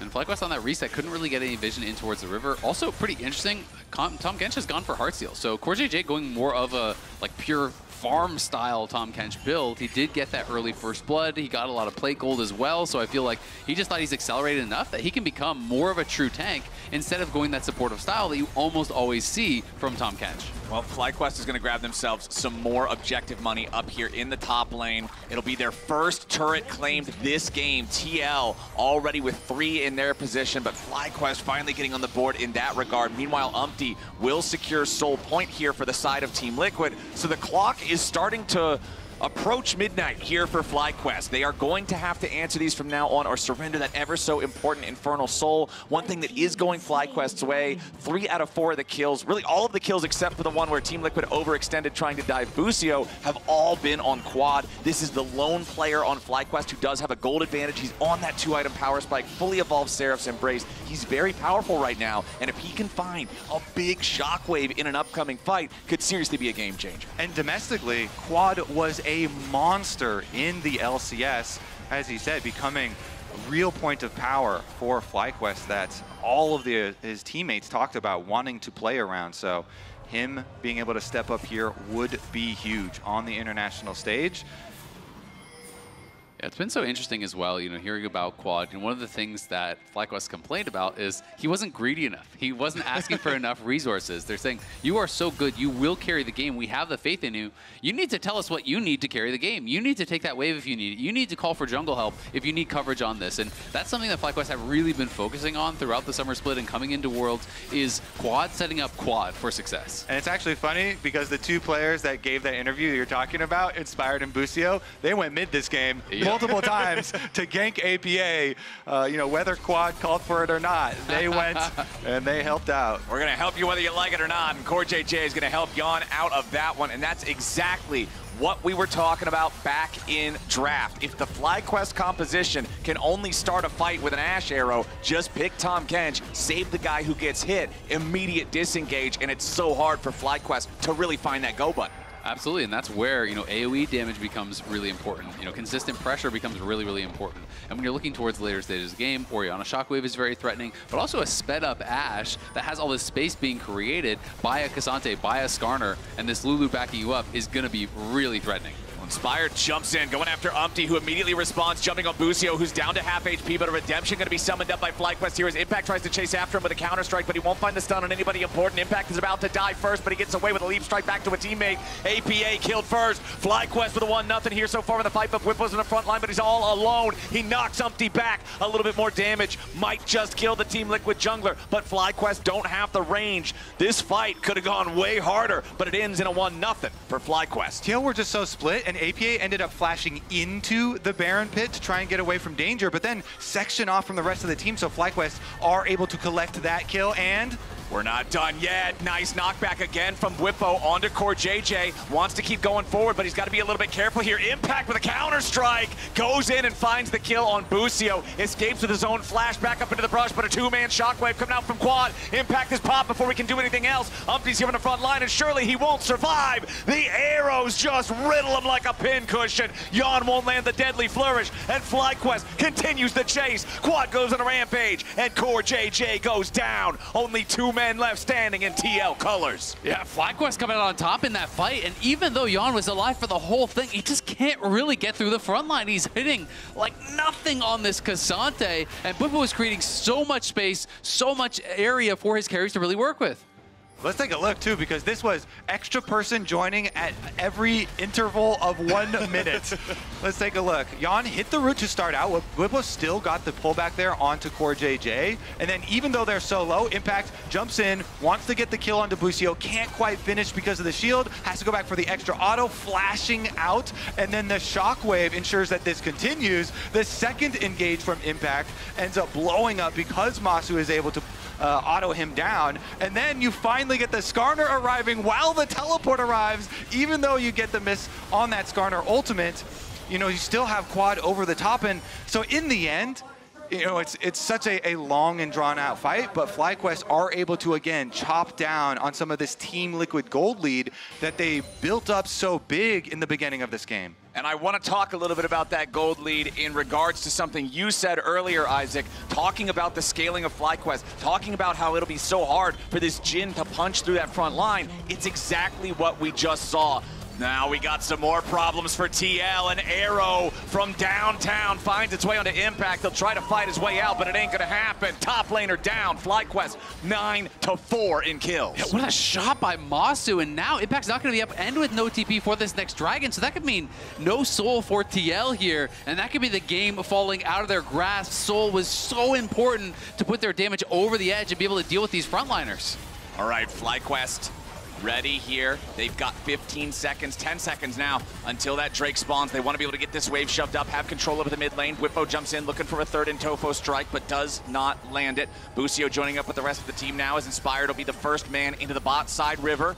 Control over this Drake pit will be big. Impact not alive for another 5 seconds. His TP cooldown is also not yet ready. It's just barely not there. So Team Liquid want to buy enough time for Impact to be able to join. He has respawn now. He'll make his way back out onto the map. FlyQuest still in control. Nice knockback coming out from Whippo when APA's in trouble. All out from Whippo to make sure that Core JJ's not able to save him. Now the Tahm Kench has to dive back to safety. And right when Impact might have been able to rejoin, now it's APA who's dead. 40 seconds. This dragon is none of TL's business. FlyQuest just straight up walk right at APA. They take the kill. They're going to take the dragon, and Team Liquid, they can't do much. There's no rush of Baron threat here. They've got a Jhin for DPS, so all they can do is clear a ward. And I love how Whippo just immediately decides all out into no terrain just to get that little extra buffer to guarantee that Core JJ cannot save his mid laner on this Tahm Kench as FlyQuest acquire the mid lane turret. I feel like FlyQuest are fully in the driver's seat now. Soul point or not for Team Liquid, it doesn't matter if you can't win a fight. You have to be so far ahead with this kind of a composition to deal with the frontliners over on FlyQuest, and they just aren't. Yon is not hurting those frontliners. Maybe once he gets an IE or something like that, maybe if they had Infernal Soul, but these back-to-back picks on the TL Soul laners have really kind of put them in a very precarious position.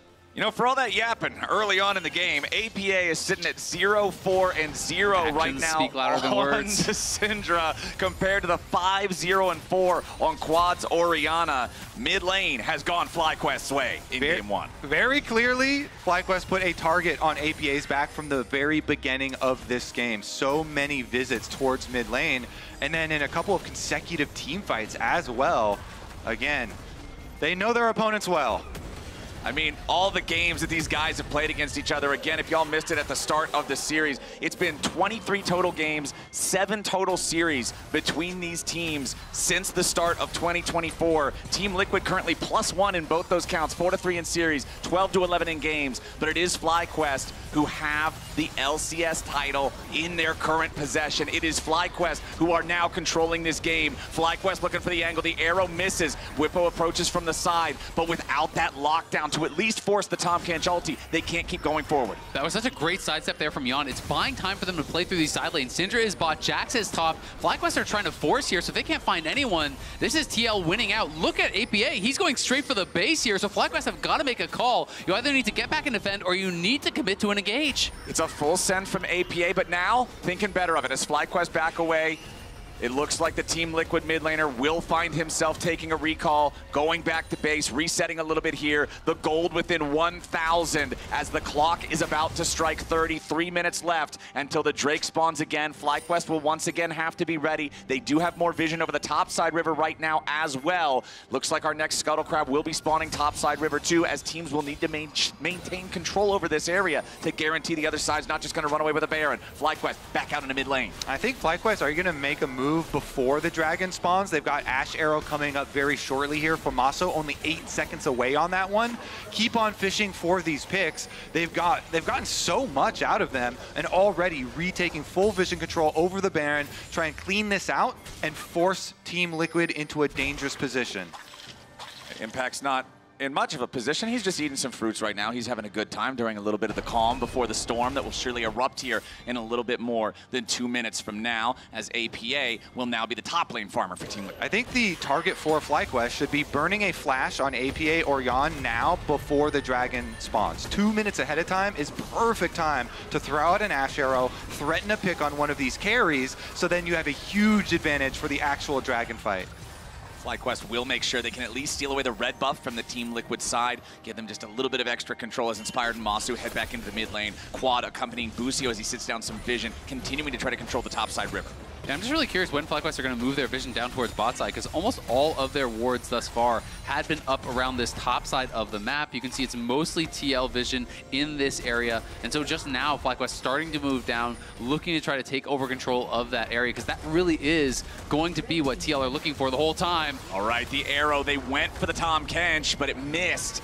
D and CoreJJ still here on the front line for Team Liquid, knocking Inspired up into the air with a 3 Talon strike, but Inspired going for the pull only onto CoreJJ. Umpty with a pressure onto Busio, has to try to flash away. Impact wanted to grab the counter strike, but it ain't gonna work. Umpty now the focus of FlyQuest damage. Impact in stasis, trying to hang on. CoreJJ saving him there with the Devour. They try to get everybody away to safety, but Umpty is locked behind enemy lines, and Quad is dominating. FlyQuest kill the Team Liquid jungler. They're making their way over to the Baron pit. They gotta make sure that nobody gets sniped here by Jan's curtain call, and it's not that hard to do. FlyQuest now making Team Liquid be the ones to answer as they head into the Baron pit. I mean, Impact got into the backline, forced out the summoners, but they had no answer for Masu, who gets buffed up by the Lulu, shreds the frontliners, and TL forced to retreat, lose the Baron here. FlyQuest now, will they have the health bars to get back to Dragon? That's the question. Very easy. I think the timing for that fight was perfect for FlyQuest, because Baron-empowered recalls allow you to instantly reset, still 20 seconds on that Dragon.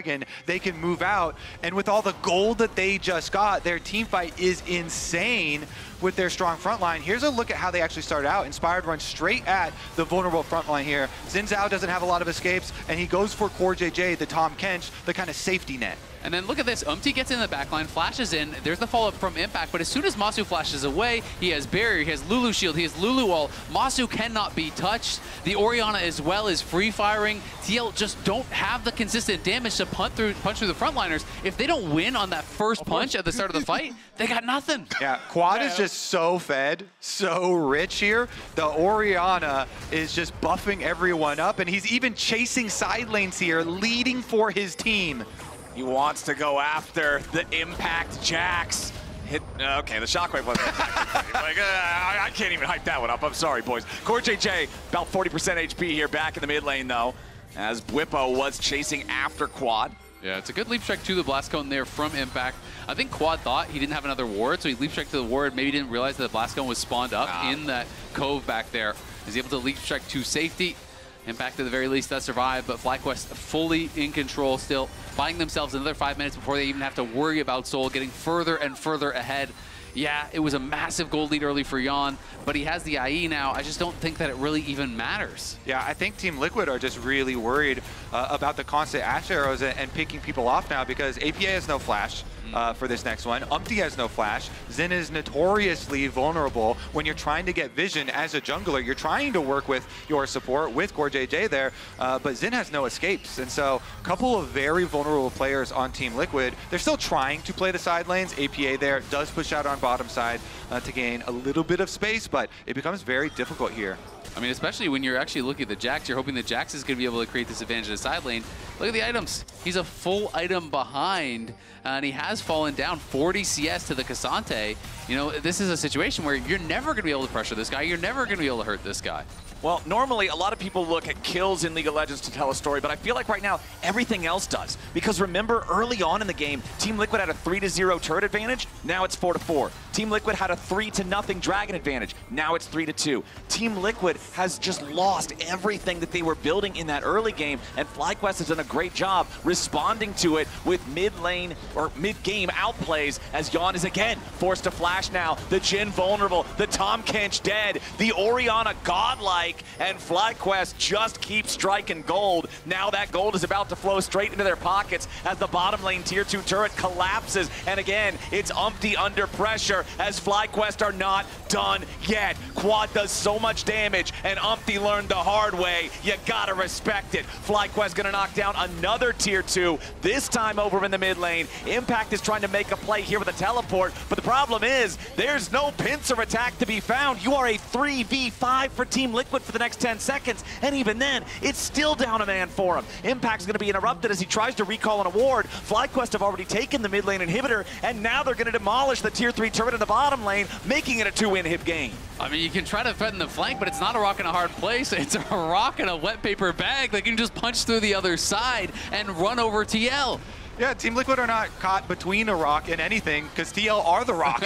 There's 5 of them there, and Impact teleporting in behind them, but 2 teammates for Team Liquid already gone. So FlyQuest, they just have seemed so calm in this game, even in the early stages where TL were pushing them around the map and generating an objective and gold lead, because it just felt like they were so confident in their ability to pick TL members when it came to the team fights, when it came to the skirmishes, and FlyQuest have just repeated that play. Now it's up to Team Liquid to get creative with it, because 2 inhibitors down, super minions mean you have guaranteed pressure for FlyQuest in 2 lanes. It's almost like Team Liquid's only real tool and real strength in this whole game has been taken away, and so it's got to be some magic now.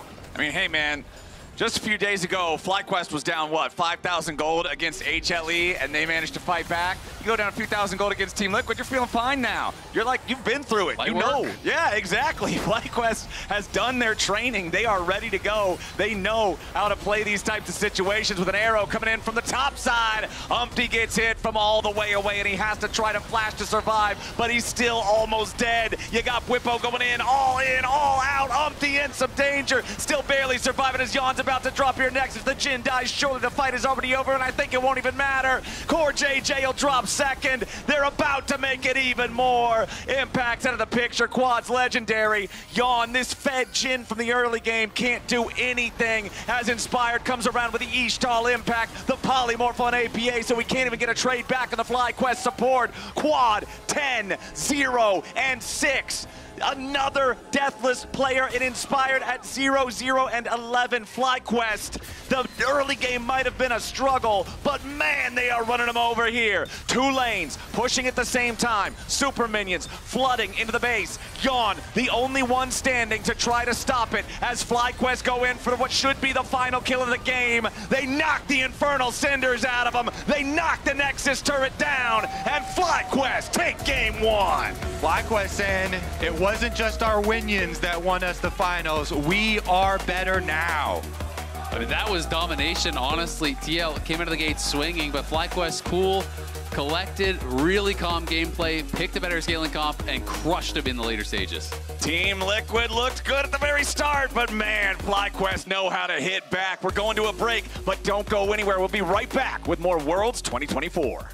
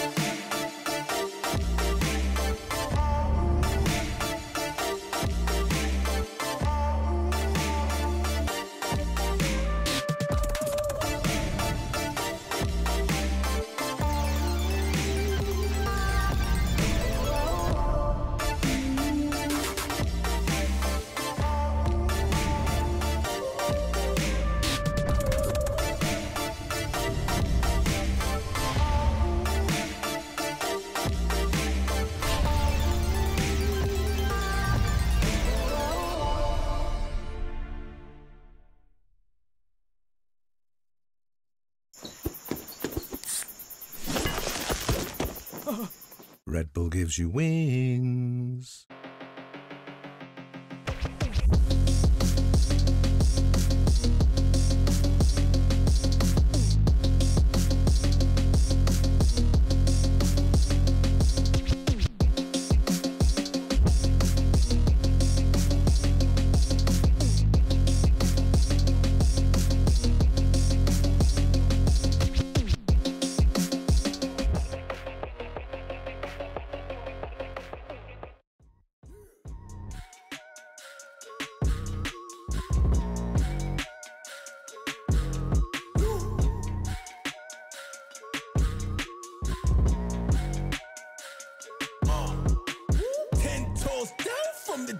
I'll admit, push and drop, have to drop till y'all know that I exist. And I'ma blow, and I'ma pop, y'all can't possibly depict. And I'm gonna probably take risks, and I'm gonna die before I quit. I gotta take action against stagnant, and they stopping it too many been passive, and they lost it. The rappers, I move backwards, and they honest. Hacking the right back, and to make profit, and accurate, new acumen makes options.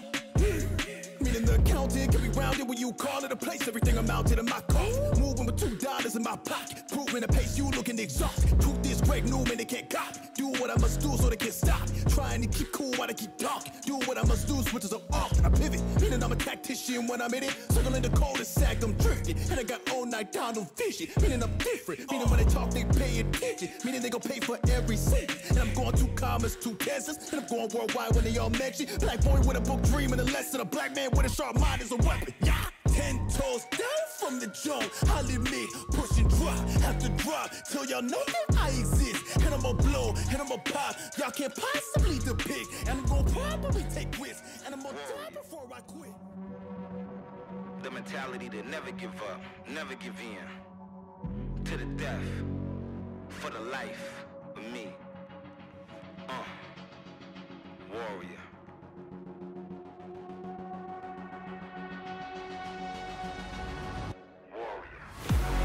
I'm a warrior. I go to war with ya. I fight to the death, give it everything I got till I got none left. No, like a warrior. I go to war for ya.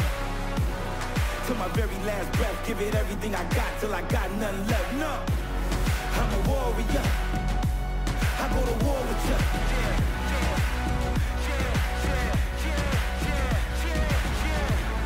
Like a warrior.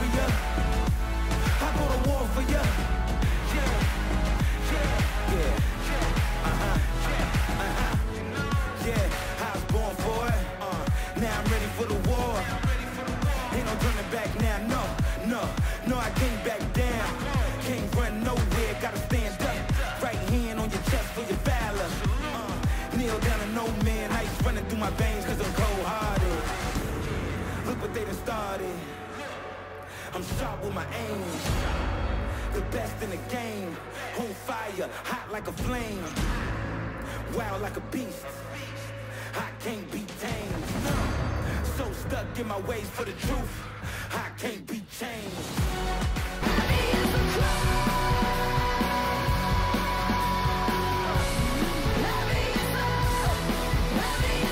Otherwise, guys, energy up. Let's go. Fighting. Okay. Okay. Can flash. I'm going to flash. No flash. No flash. You guys get it? Yeah. We go to now. Nice. You should go anything. Okay, nice. I'm flashing out. That Jack's no flash. Just hit front. No flash. I'll W. He was typing to bot. Oh, that's funny.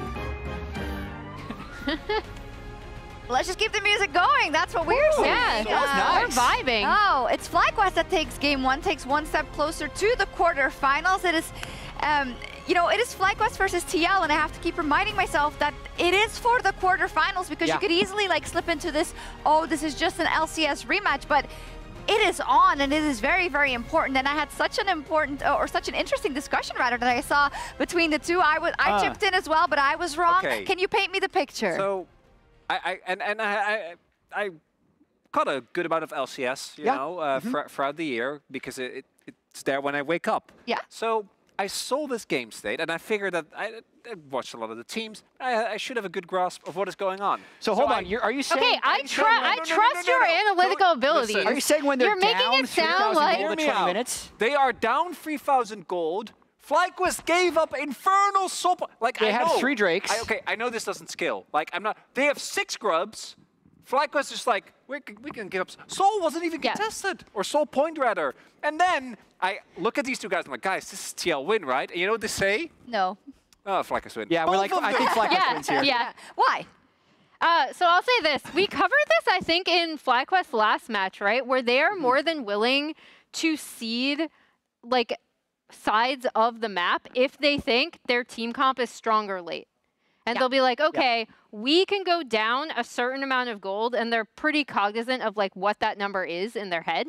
And then they're like, okay, we're good. And then we team fight, and then we win. It's super impressive to watch, and I think it's more impressive because I actually saw them do this versus HLE. Yeah. And that is why I don't want to go like, oh, an A strat or whatever, because that would be doing a disservice to their late game team fight prowess. Yeah, against D+, they went down 6,000 gold, made it back to even, ended up losing the game. 2 games against HLE, they were down 3,000 to 4,000 gold in the early game.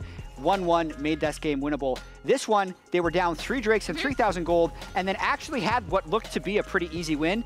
They still do need to clean up their early game, though, but the purpose, though, is they're trying to not lose that badly, so I feel like they're often going to lose by a little bit. And you can see TL was doing everything they could to try and crash this bottom lane in over and over again. Core and Jan had some good Jin and Tom Kench angles, but this was pretty key. Like, any way they can stop the snowball from happening allows them to turn it on later. And then by contrast, when you look at TL, I think they are a team that really, really benefited from the AD carry meta. Not because APA can only play AD carries, but just because the way that they like to play the map really benefits from rotating an AD carry into sides and being able to chew through turrets very quickly. And we kind of saw him doing that on Syndra, but Syndra does not have the same kind of turret taking power as something like a Ziggs or an AD carry does. Yeah, we can take a look at some of these fly skirmishes, right? And as they were taking off, Jat, you were saying, no, just wait. Yeah. You'll see, because they know when to pounce. So listen, FlyQuest has a really good front-to-back team fighting execution. Quad and Masu, I feel like, got better every game this year, and I need to remind people, they're the youngest team in the Swiss stage, so they still have a lot of scaling left. But fights like this, where Bwipo's playing on margins, and then Quad and Masu are just doing maximum amount of damage, not necessarily playing too safe, but just far up enough to be able to get the damage out. And these are crucial fights, right? This was right before the Soul Point fight. This is before the Drake that could have actually given TL Soul, and they're just finding such good front-to-back spacing. The other thing to point out in these fights is just APA's inability to be effective. I think Emily kind of alluded to this. I think this has been one of the largest reasons for Team Liquid's lackluster showing at the World Championship, is because he hasn't really found his footing team fighting with the Syndra type champion. Look at this. Yeah, it's rough. Quad was a streamer for a year, right? Like he debuted on, or he was there all the way back on Kingzone Dragon X, then played for DRX last time in 2022. And the fact that he's able to improve, because we saw him even last year in the LCK when he was playing on Nongshim, a really big improvement for him individually, which I think is a large part of why the fight went the way that it did. Crazy. Quickly, you know, the big picture of FlyQuest here, who not a lot of people would have put in a quarterfinal of Worlds a couple of months ago, are on the brink of doing it. And for Team Liquid, I cannot overstate what an absolute collapse this would be if they cannot bring this back, Chad. For sure. They have had such high aspirations. They were so dominant throughout most of the summer split until the final when FlyQuest did beat them. FlyQuest has now won 4 of the last 5 games against Team Liquid. Team Liquid will have to turn that around. And they really need to find their footing. You can tell they've been trying to cook. Like game 1 against GAM yesterday, they were back to Maokai Trist. Game 1 here, they're playing Tom Kench and Jin in the bottom lane. So they're trying to find that secret sauce, but it looks like FlyQuest is so comfortable with these scaling teams. Taste and sour. And we haven't really talked about it as much, but I think the jungle matchup was also a big thing for me. Yes. I think inspired his team fights, the way he often was able to get rid of that Kench, which can be a big problem for them to deal with, wasn't something that they could really deal with. We see again, Spawn is going to his troops. We've seen it a couple of times. It worked speech. yesterday. Yep. Remember, they were behind. They were down versus GAM as well. They lost that first game. They won the 2 thereafter sovereignly for Team Liquid. We know they have it in them, but do they have it in them versus a team that knows them so well and currently feels like they have the upper hand? It's FlyQuest that are just 1 game away from reaching the quarterfinal of Worlds. Can they do it? Let's see, Shocks and crew and everyone else, exactly if they can. My brain's starting to lag. It's been a very long day, but you know what? The day goes on. The series goes on. The day, it is definitely the series not is young, but it is still alive. And that's what's important for Team Liquid. They are still alive at Worlds 2024, but they are on their last leg, man. It's put up or shut up now. Yeah, and honestly, you know, they're back on blue side here. I am expecting them to just go straight towards a scaling comp to try to look to match what FlyQuest were going for. I don't think they're going to commit to full-on early game because that Jhin was looking useless when it got to the later stages of the game. Just could not hurt the frontliners, backed up by that Lulu, which may have been a bit of a liability early, but late, it was making those tanks feel invincible. Especially since their mid laner, Orianna, kind of doubles as another enchanter with the extra shields and utility. Lulu.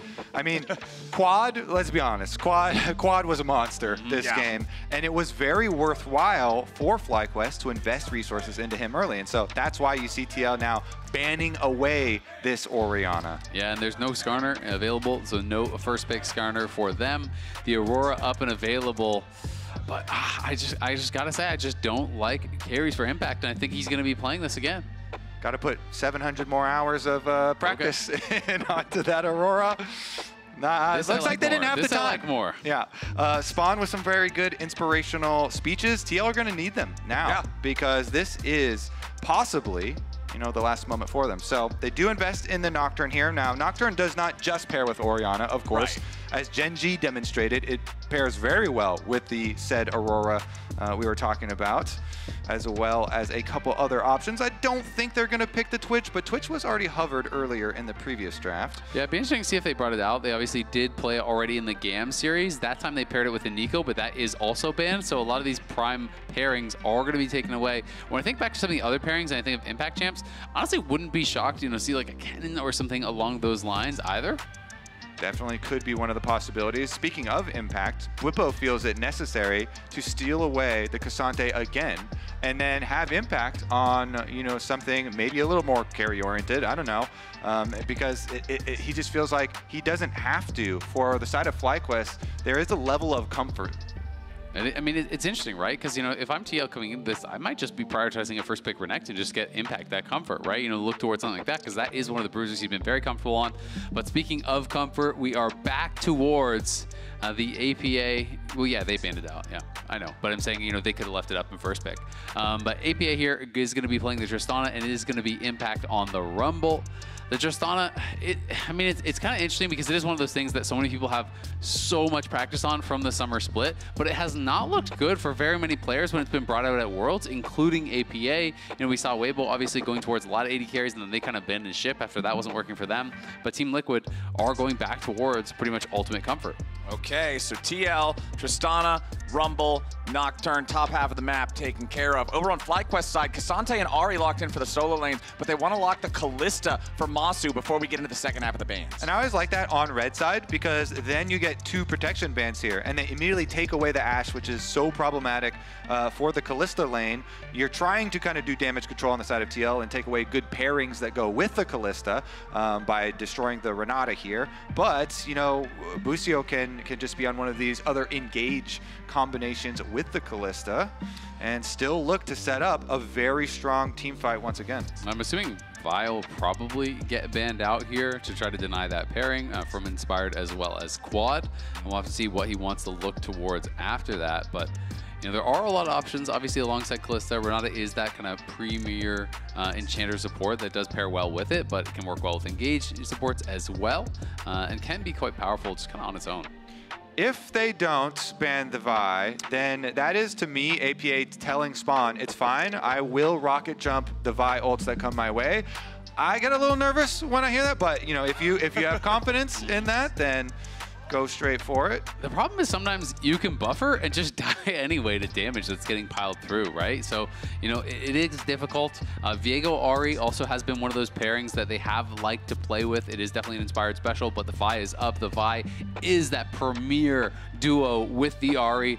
And I'm already getting a little bit worried here for TL just through the draft. Yeah, Vi and Ari, best buddies. This duo has just done so much work throughout pretty much forever, right? And I mean, we just know there's going to be multiple targets though, right? Because it's like Yana's going to go towards an AD carry pretty much guaranteed here as well. So you have 2 AD carries to look towards. Rumble can be an easy pick target in the side lanes as well if you're playing through those sides. Can definitely be dangerous here. But the Xayah, obviously a strong answer to some of that dive, so Yon will have a little bit of that innate safety. APA is going to have to use those buffers on the rocket jump as well as the buster shot on those correct timings to try to stay safe as well. Yeah, I love the Xayah into the Vi for being able to get away from that engage. I also like CoreJJ being on this Rakan. I like him having that huge team fight go button to really give Team Liquid a chance to find the engages, find the fights when they need them. Now let's see what the final answer will be here. Okay, Callista Senna for Masu and Busio. Again, it's going to be these double-ranged lanes here, so TL are really going to struggle in that 2v2 early, and they have Bwipo here that's going to be in one of these lanes, so they could even just swap again onto the Rumble and do what they did last time around. Busio has just been such a fan of playing for the 2v2. He is a mid laner who swapped down to support. He's comfortable playing a lot of different styles of champions, and they are going to look to try to bully TL. Yeah, I mean, you mentioned it, but last time when they met back up after the lane swap and tried to play the 2v2, didn't work so well. They got turbo blasted in that Boston. Yeah, and that was double range. Technically, it's definitely a way weaker double range than. But fast forward 30 minutes, and then how did it look? They won the game. Scoreboard. Yep. That's what matters. All right. Once again here, Team Liquid have invested in the Nocturne plus CoreJJ's Rakan. CoreJJ, of course, with the signature Rakan available. And if you get Nocturne Ultimate to turn out the lights, you can come up with some very huge, you know, game-making plays. And Team Liquid are a team that have really just not let go of double AD carry. And in a world where so many of all of our other teams that made it here to Worlds have kind of like loosened their grip at the very least on double AD carries, TL still holding on tight. They are, and I mean, over on the other side, Busio is playing Airy. He's very likely to play the Enchanter-style Senna. Of course, it is an AD carry, but you're not really going to be building any of those damage-style items. It can be really annoying to play against because there is so much sustain, a lot of poke and prod. The shielding, the healing can become really, really powerful. But again, it is a very vulnerable target here to that Nocturne, plus the Rumble Equalizer coming in over the top. That CoreJJ engage. If you can lock down multiple of these AD carries, it can be devastating because there's so many squishy members over on the FlyQuest side as well. All right, boys, let's do it. It might be the last game of Swiss stage for Worlds 2024. If FlyQuest can triumph again, it would silence the doubters who still think that Team Liquid are the best team in North America. It would make FlyQuest feel the best they could possibly feel to 2-0 their rivals heading into the quarterfinals. But TL would love to stop it and take us to a third game. TL, in their series versus GAM, dropping game number 1, Spawn then gave a speech to his team in which he said, "We cannot go out like this. We invested 10 months of hard work and training into this year." And it all comes down to this once again. Now FlyQuest, though, their opponent, an opponent that knows them very well. And this time around, no lane swap either, so we will get the standard lanes matchup.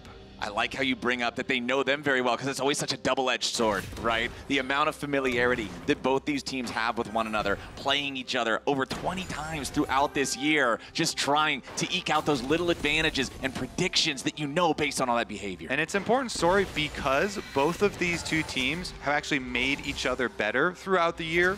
This is not a story of them, dominating from the very beginning, but they really had to work through it through spring, through summer, and both of them here making their way to the world stage. Of course, here on the bottom side of the map, the double range here, pushing in, trying to get their advantage on the minion wave to get their level 2. And we'll see if they are going to be able to do it. Busio is going to be able to get that level 2 first, and they will step forward. And any trades you can take, it's going to be a lot about just dodging out the recon queues, because that's the only way that they can kind of sustain up and survive in this lane. Busio is going to be poking and prodding and make things pretty difficult for them. That guy in the audience, I think he might have missed some of the play-in stage. 100 Thieves are still here. I think there might be some VODs you need to go watch, brother. No, I disagree. Skip those. I disagree. Go watch some Beat Cloud9. It doesn't get better from there. It's kind of like Game of Thrones. You just stop at a certain point. Right. Don't watch the end. Anything after Season 6, we're not watching anymore. All right, boys. 100 Thieves beating C9, Season 6 Game of Thrones. Stop. Yeah. All right, well, Busio is taking a little damage here as FlyQuest put the pressure on early here in the bottom lane. Remember that in game number 1, it was Yon and CoreJJ ruling that 2v2. They were building a lot of the lead. When Team Liquid first hit the 2,000 gold lead mark, it was 1.7k on Yon, but a flash as FlyQuest are getting engaged on down here in the bottom lane. Yon and CoreJJ are lower, but Umpty is showing up first. Busio's gonna die, and it's Team Liquid getting first blood yet again. And these are the types of plays where you desync the timing, because the junglers are mirrored coming towards bottom side, but because Umpty skips his red, which is kind of common for Nocturne, you do your small camps first, get them respawning first, he's on Krugs, he knows he's going to be one camp ahead of Inspired, who's just full clearing on the Vi, and CoreJJ goes in to burn Busio's flash, even though the TL bottom lane, health gets chunked out and they can't follow, their jungler is enough. The desync timing there pays off. First blood. It's nicely done, and it's going to be accelerating. Umpty had a massive game, obviously. Great start up in level 1 when they played against GAM on this pick. Really went off to the races and became such a problem in that game. Was constantly attacking side lanes and being really efficient. Wait, you didn't change the script. It was lose game 1 into pick Nocturne. It's happening again. Lose game 1 into Please Nocturne. Mix it up a little bit. I mean, come on. Make it feel believable, you know? Well, here's another little wrinkle in the script. 4 people top for TL, looking for the dive. Inspires around. All right, let's see what Whippo can do. Needs to buy enough time for his jungler to arrive at least. Whippo with the flash impact, going to take some damage from the turret, but not enough to kill him, and Inspired cannot get there in time. Nicely done, Team Liquid 2-0. Yeah, really nicely done there from TL. Just using the tempo, they get the kill on bot side, they recall, they all go top, they get an immediate dive there onto Whippo, force out his flash. Didn't even cost them a summoner, so very clean stuff there from TL. I swear, there better be another VOD of the speech that Spawn gave after losing this game 1.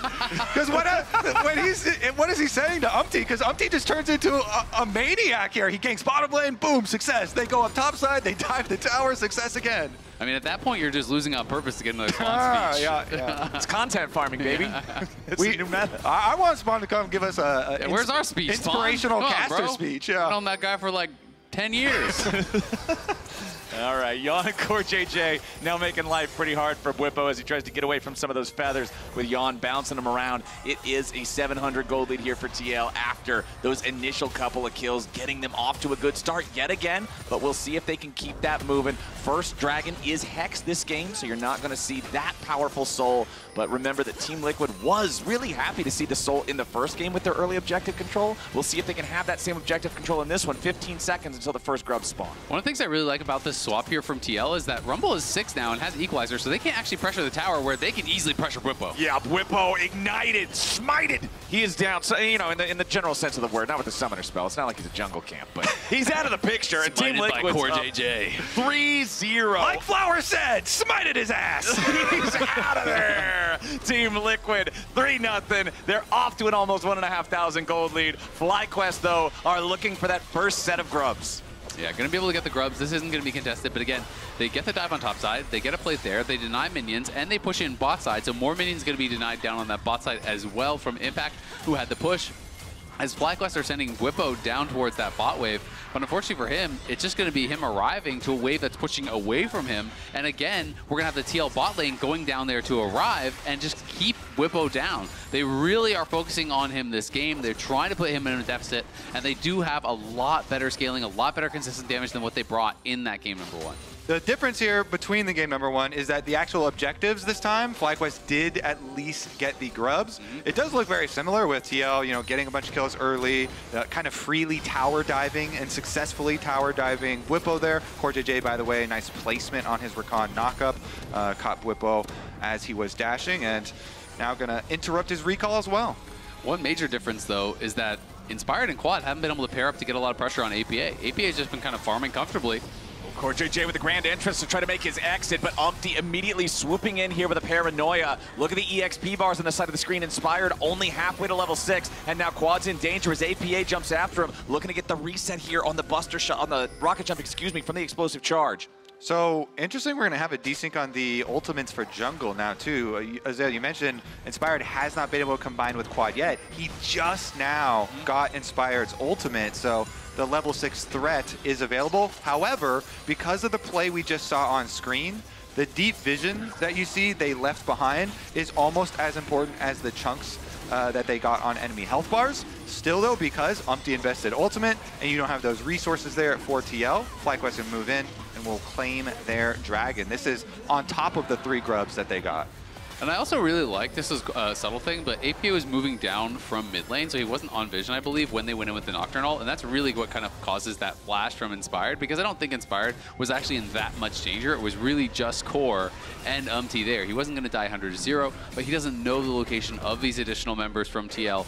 The lights get turned off. It can be a bit chaotic, and didn't want to risk getting CC'd 100-0. It gets a little bit scary. FlyQuest do have control over both of the first spawns of neutral objectives, but Team Liquid with an over 2,000 gold lead, just 6.5 minutes into the game, feels very, very good. Yon and CoreJJ still here in this 2v2, almost level 6 for Core. Still needs about that last 1/3 of a level. Yon taking some damage from Busio and Masu here with a double ranged threat. Yon's got a lot of spears in him, down to 100 HP with a Dawning Shadow, forcing out the Feather Storm. Quad as well has a roam timer. I don't know if he's going to be able to catch them, but he's even going towards tier 2. Bwipo goes in for the third, and Tofo Strike goes all out on Impact, bringing Inspired in with him. Impact with a flash away, but immediately with the chase from Inspired, Equalizer drops down over the top. Impact staying alive for now. Bwipo might just be taken down by Umpty, who needs one more hit, and he takes him out of the picture. It's a 2v2 outplay for Team Liquid. It's massive for TL, and they survive on the bot side as well. It does cost Yon his barrier, but not his flash. Quad can't get anything. Masu and Busio do farm some plates, though, so that is the lone victory for them. But look at your on the top side. This is going to be even more tower damage. Team Liquid are pulling away with this game number 2. Yeah, Quad tried to find them in that brush down there, but invested ultimate, as you say, unable to actually find a kill, and APA being funneled money. We have seen this all summer long for Team Liquid, especially on the Tristana here. I mean, we thought Team Liquid's game 1 early game looked good. Game 2 is looking even better. All of this plate money, all of this kill money, nearly 3,000 gold ahead of FlyQuest. 30 seconds until our next set of grubs spawn. FlyQuest as well this time around are a bit shorter range. Till Busio collects a bunch of souls, that is. And do rely on the Ahri plus Fly combination, you know, looking for some of those picks. Kalista as well needs to get right in there. So we'll see how Team Liquid is able to continue to play the map this time around. Last game, they really broke down in the mid-game stages where they started giving over picks and kills to FlyQuest. They cannot repeat that mistake again. Whippo getting torched down here against Impact, who had that heated up Flame Spitter just lasting on him for the entire duration. But it looks like Team Liquid's control over the topside river will earn them the second set of grubs. Neither team should be able to hit that 4 grub spot unless CoreJJ can randomly steal this with a Gleaming Quill, but there's almost no way. All right, Umpty's got the smite. 3-3 on grubs in this second game. Yep, Inspired was stealing away the red. He did get it.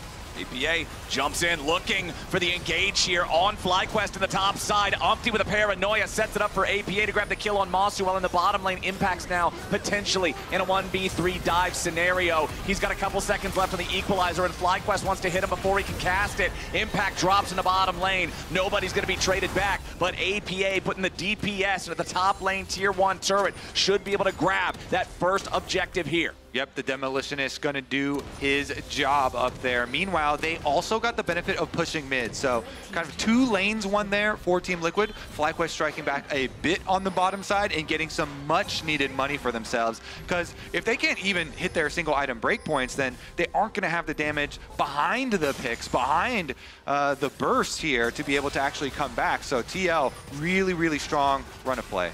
And one of the big problems here that we haven't talked a ton about is the fact that, you know, Whippo was a brick wall in game 1. Game 2, he has less gold than both the supports. He has no economy in this game. He's getting focused very, very heavily, pushed in, killed off constantly in this game. Just now got a wave, so he's just slightly past them.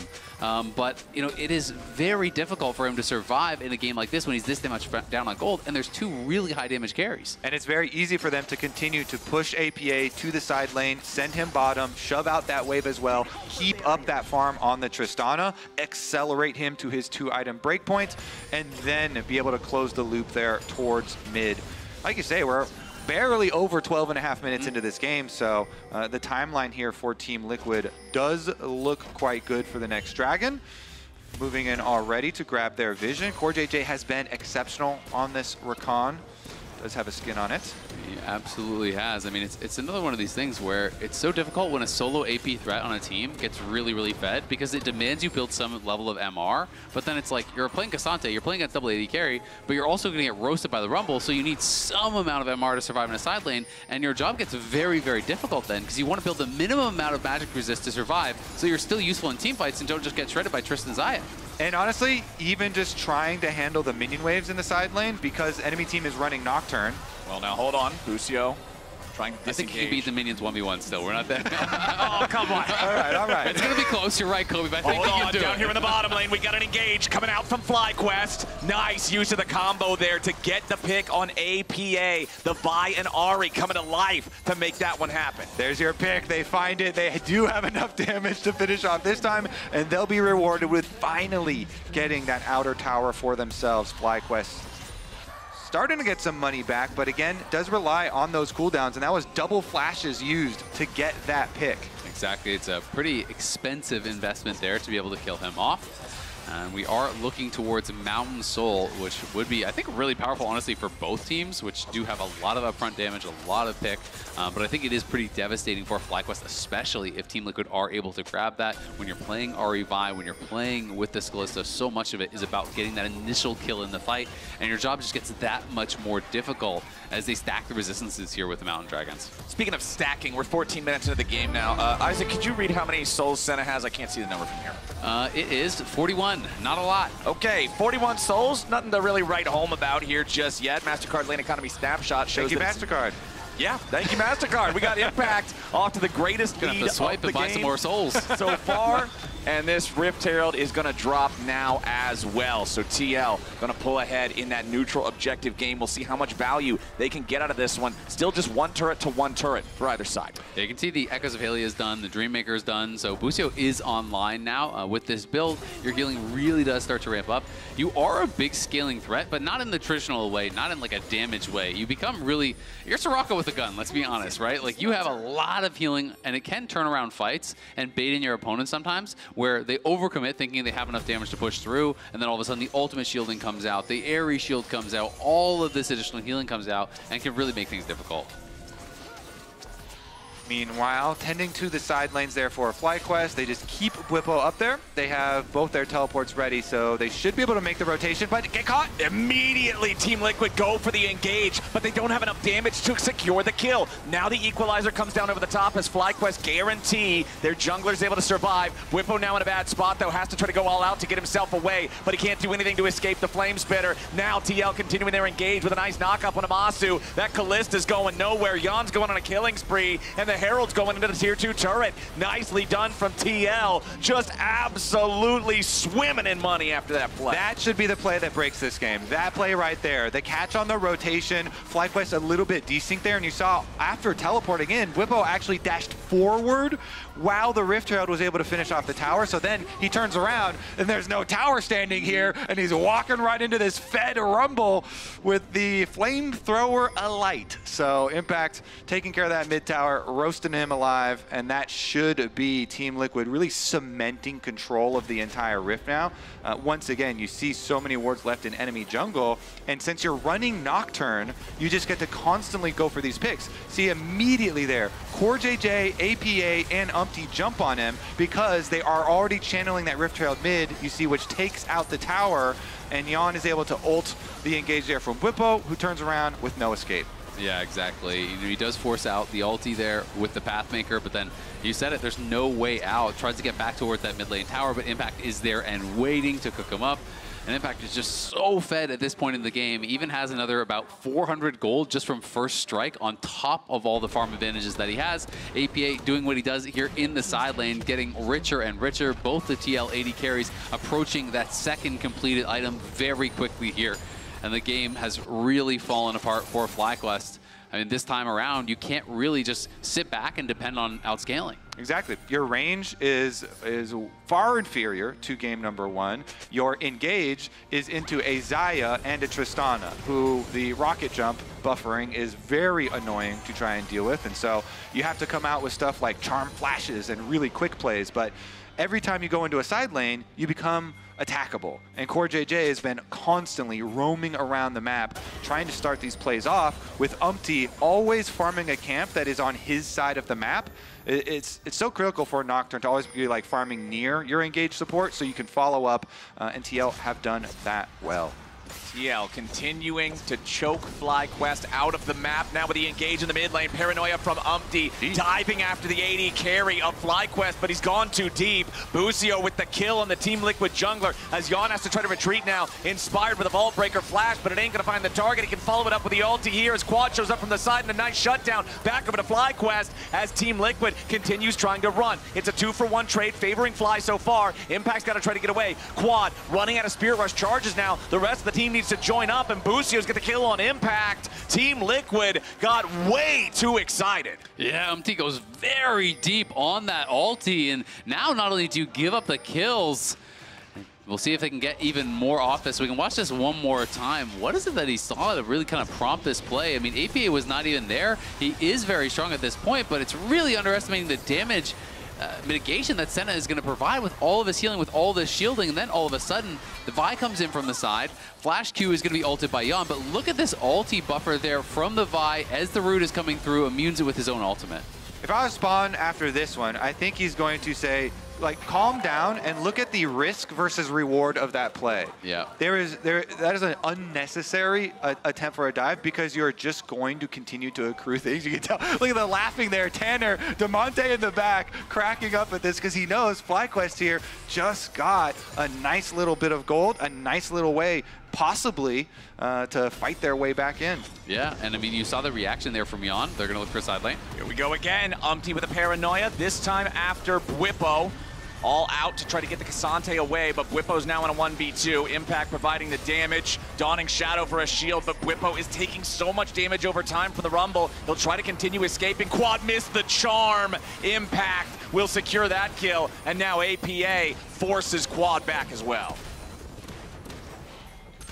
All right, let's see. It doesn't look like that will allow them to force anything because they know Bwipo has teleports.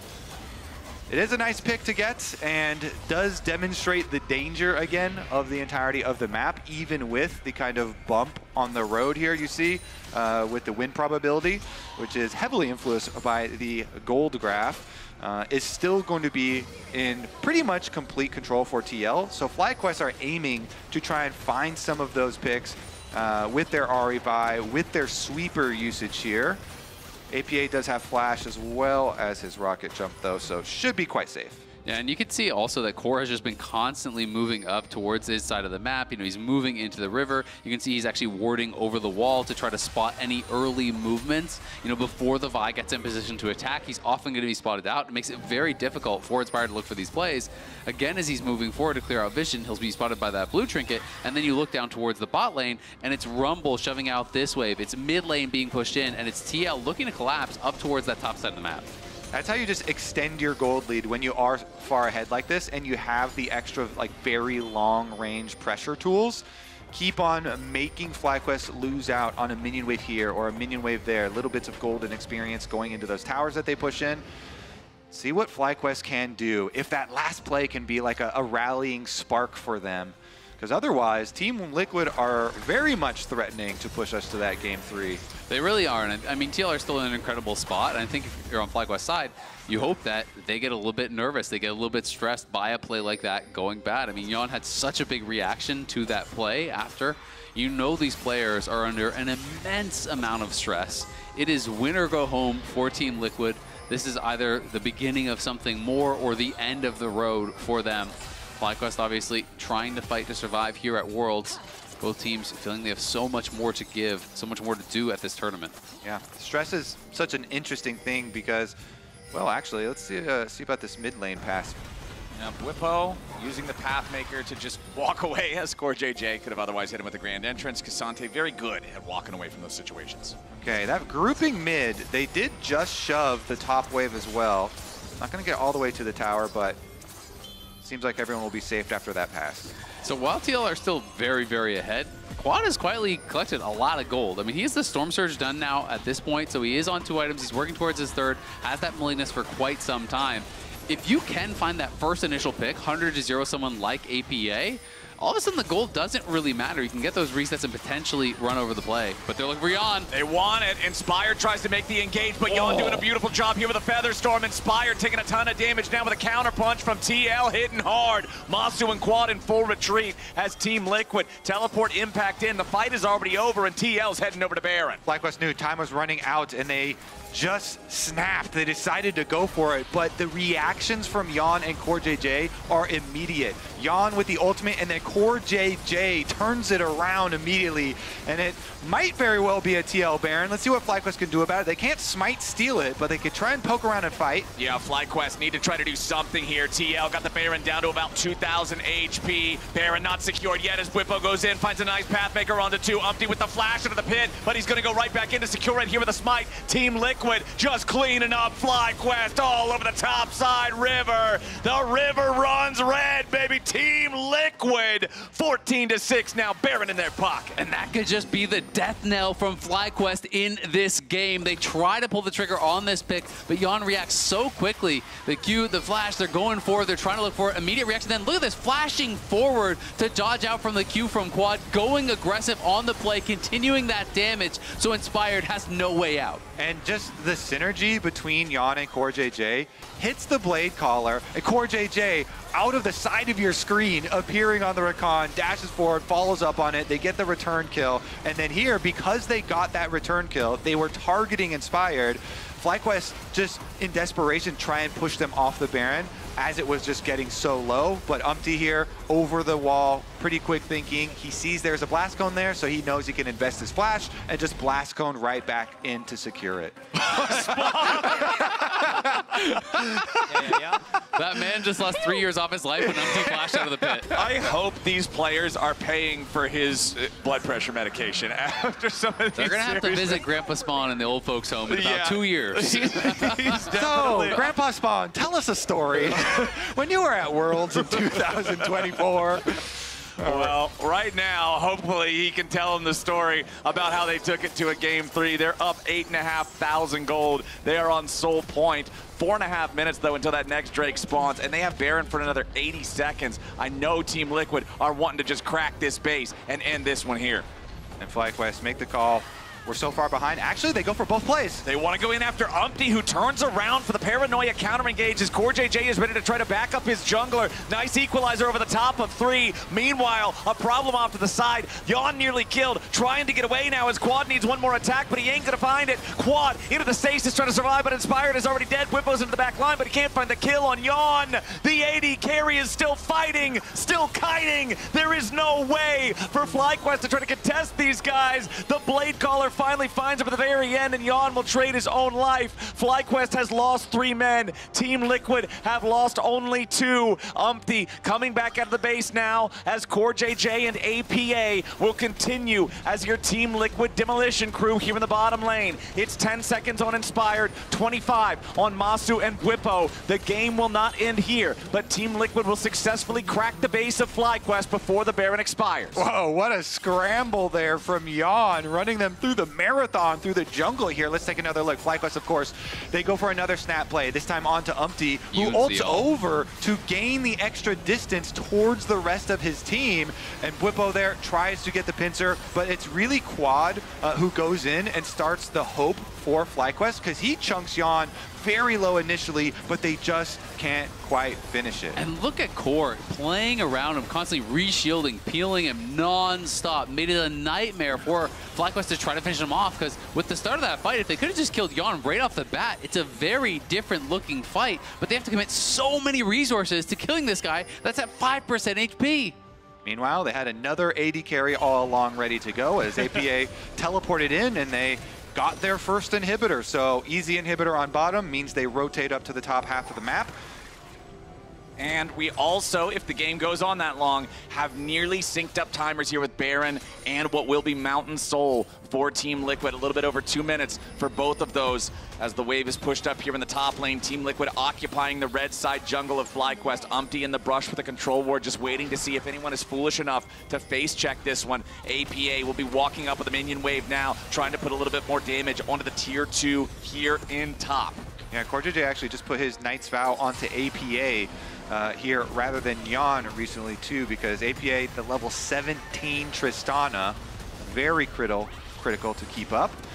And of course, he still doesn't have his flash quite yet. Inspired with the engage, a lot of damage onto APA, but he rocket jumps back over the wall to stay alive. Plenty of damage, just burning Inspired away as Paranoia brings Umpty into the fight a little bit late. It's already won here for Team Liquid as Yawn uses the Featherstorm and Barrier at the same time, thinking he was way too close to death. He and Core just barely hanging on, but there's plenty of HP on APA, Impact, and Umpty, and they're gonna keep pushing the tier 2 while the super minions push the base of FlyQuest.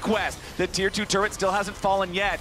FlyQuest doing a good enough job hanging on for now, but back in the base, Quad's the one who has to save those Nexus turrets. Impact still trying to find some damage here with the Electro Harpoons, but APA is ready to follow it up. He tries to go forward after Masu. Masu using the Fate's Call, trying to bring him back. Fight back against APA, and the shutdown goes over to Busio. The Team Liquid mid laner got too aggressive, and FlyQuest punished. Well, what he was trying to do there was protect Impact, who just got snared, and then actually does force the double summoners out of Masu. While it is a slight opening here for FlyQuest, they're going to have to run with it. Any slight opening at this stage, you just have to full send, and the Dragon is, unfortunately for them, too far in the future, because APA will be back up by then. And I'm going to say, though, credit to FlyQuest. I thought this game was going to be over a while ago. It was such a massive lead for TL. They are fighting nonstop. They're pushing and not allowing TL to take an inch. Well, Whippo now finding himself in a 1 versus 3, and one of those 3 is an AD carry. Makes it very hard for the Cassante to try to get away. Yawn eats 2/3 of his own health there from the combo. of Quad, who does hit the charm on the enemy AD carry, but the Nocturne ulti is good enough to make FlyQuest back away as the Baron spawns. And Jan almost has his ulti back here, so that window is closing. Inspired with spam pinging the Xayah ultimate, after that last fight, trying to see if they could find a window to punish that. But that window has closed, and it's going to be difficult to get into the backline and get him. And Dragon's Soul is on the map. The Dragon is already up here, so we're seeing the mid-prio turn into River here. As they're right inside, APA gonna blow this one up quite quickly. I don't think there's anything that FlyQuest can do about it. And since they are running so heavy investment into pick, into burst damage with Vi Ahri here, is really unfortunate for them. Very difficult, Drake, as far as their possible ways to win. Now, in addition to all the gold and all the extra item leads that Team Liquid have, they've got the extra safety of the Mountain Soul. It'll take a miracle for FlyQuest to win at this point, and Team Liquid are trying to ruin the chance for even that, just pumping DPS into this Baron. No contest coming from FlyQuest. We should be looking at our final push coming up here soon, as TL have everything they need to lock this game away. Guardian Angel actually picked up by Umpty for good measure here, so they've got an extra life. I mean, there are just so many defensive things here that are really difficult for FlyQuest to get through. Kind of mentioned in the previous team fight where Core JJ was like moving his Knight's Vow around when APA did not have flash, and then in that fight after APA was safe, he then switched it onto Jan after the cooldown came up, and he's just been so good in his like flashy plays getting in there too. But now it's quite easy for TL as they reset and try and retake control of the top side of the map yet again. I think Core has been stellar this Worlds, both when he was playing Enchanters, when I think back to the Nami game from him, also when he's been playing these hard engaged, the amount that he has been able to move around the map and make things work for TL. It's one of the best years he's had in the LCS, I think, in a long time. Has been really looking on top of his game here in TL, trying to force us to a game number 3. Does feel like when these teams play, it's always so competitive. The TP's coming in and TL looking to try to put the finishing touches on this one. We'll see if FlyQuest can pull off a miracle and make the game continue. Not just a TP with an infinity edge for that level 18 Tristana. APA has massive damage. Engaged with a grand entrance from Core JJ, and APA's already killed Inspired before the Vi could do anything. 5v4 for TL as FlyQuest try to scramble and defend what's left of their base. Bwipo's nearly killed already as he tries to retreat now. Third and Topo strike with a knockback onto Umpty, but it ain't gonna matter. The Flame Spitter putting so much damage into Bwipo. He'll burn away before he can reach the safety of the fountain. The Nexus turrets will not stand long. It is going to be a 9-game day here on the final episode of Swiss 2024 as Team Liquid even up this best of 3. Woohoo! We're going the distance! I mean, it's just been a battle between these two teams. TL dominating the early games. FlyQuest crushed the late game in game number 1. We'll see if they're going to be able to do it in game number 3. We're going to be right back after this.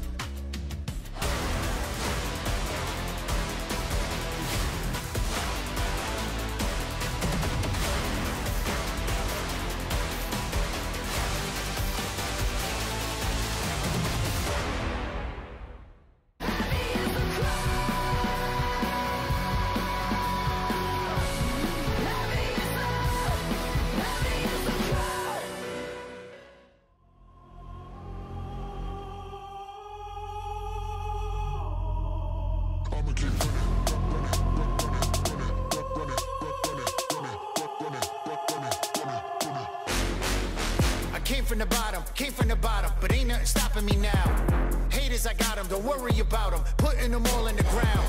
Prodigal child with a style. You'll click a whole bunch of clowns. I'm lining them up and laying them down. Who be the man that's in charge? Point him out, show me the face. Down on his knees while I'm testing his faith. Pleading his case, make no mistakes. I'm executioner, judge, and the jury. And I lack patience, so I'm in a hurry. Your position ain't one that concerns me, but you should be worried. Cause I know I got both feet on the ground, head up in the clouds. I'm not slowing down. Both feet on the ground, head up in the clouds. I'm not slowing down. I'ma keep running, running, running, running, running, running. I'ma keep running, running, running, running, running, running. I'ma keep coming, coming, coming, coming, coming, coming. Ain't nothing gonna hold me back. Watch me go as I blow right past. I'ma keep running, running, running, running, running, running.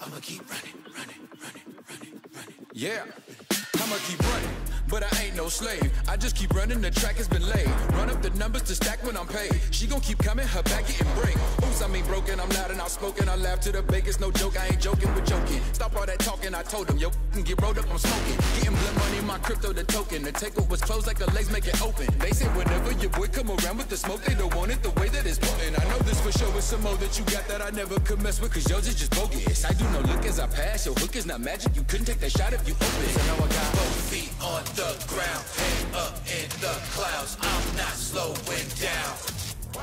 Cause I know I got both feet on the ground, head up in the clouds, I'm not slowing down. I'ma keep running, running, running, running, running, running.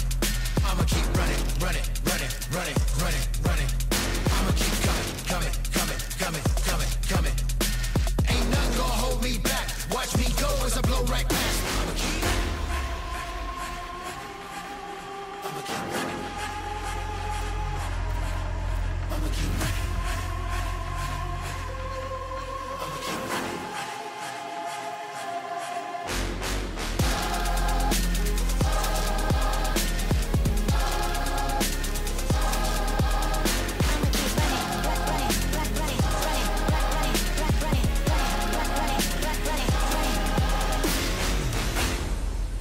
I'ma keep running.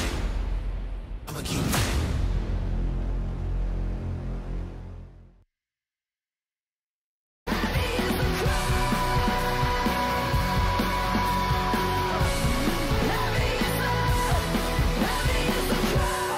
They basically stomped Gam after inting game 1, so just focus up. Yeah, don't worry. They have a speech buff. Yeah, I get it. Let's bounce back. And I need us to focus up, yeah? Yep. Right there again. Okay, I'm flash. Oh, I'm riding in.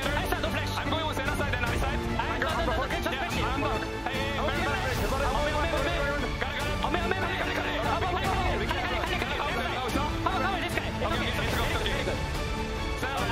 Wow. Nice job, guys. We can do it. Good job. It wasn't going to go any other way than all Late the night way snacks. to 3 games. We need some late night snacks because TL is taking us to a third. Look at my nose.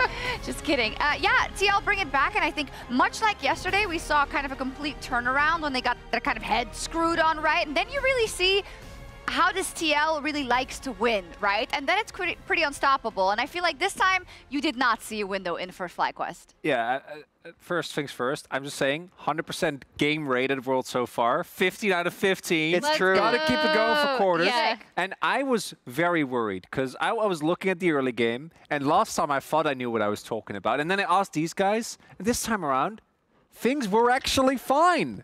They did it. We said that they closed out the early lead. We were like, yeah, I think FlyQuest is done. Yeah.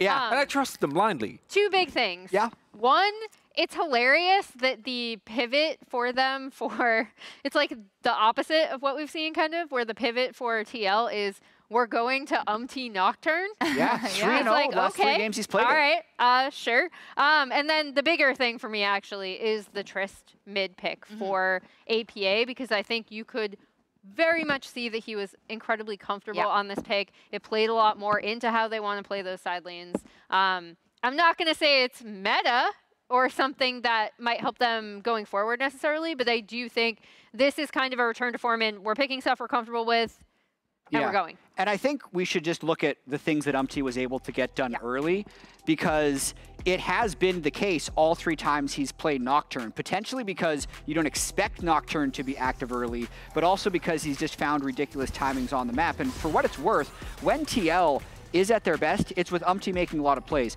But also when FlyQuest is at their worst, it's this. This is a FlyQuest classic. Whippo's behind, they hard force a gank, and it gets countered, and it double kills them and makes the game much, much harder.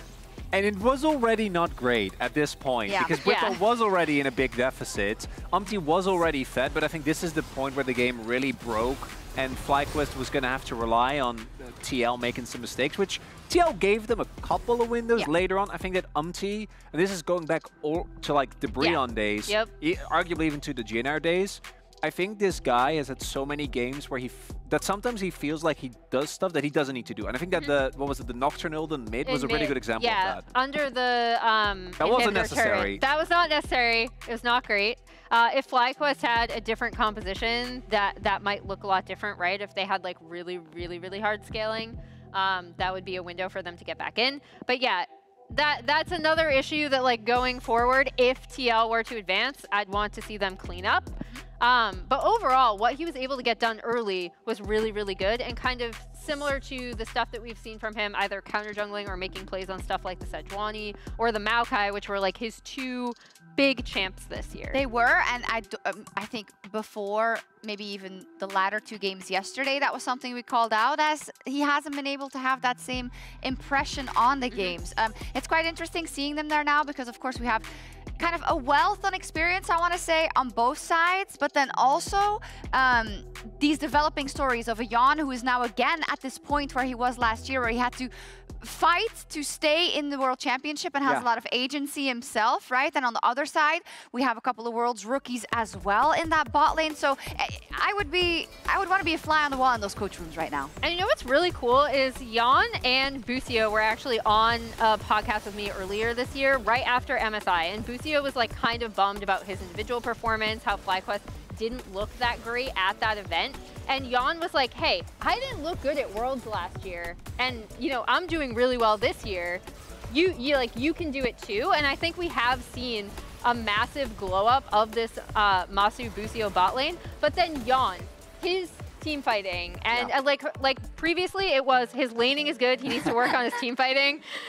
Spawn there. I love how his headset is just like already off his head. Yeah. But his team fighting has improved well, like a lot over the course of this year. I still think TL as a team have some improvements for their 5v5. I want to know. But Jan himself has performed really well. But I want to know from the NA pundits, who would you rather face the teams that are already in quarters? And who do you call for this last game? That's a tough one. I'm not going to give you a fake answer, though. And right now, it actually feels like FlyQuest. Because I feel like their team fighting has been better. Even in this game, down 10,000 gold, they were still competitive in a lot of team fights. But that's not to say that Team Liquid still can't find something, because I still don't love what they found in these drafts. This last draft worked because I think, generally speaking, they were able to keep Whippo down in this game, and they actually played sides the way they did in North America. But, Shox, this is an incredible North American rivalry. I just want to double down on this. This is the they're about to go into their 26th game against each other this year. That's the most two teams have played against each other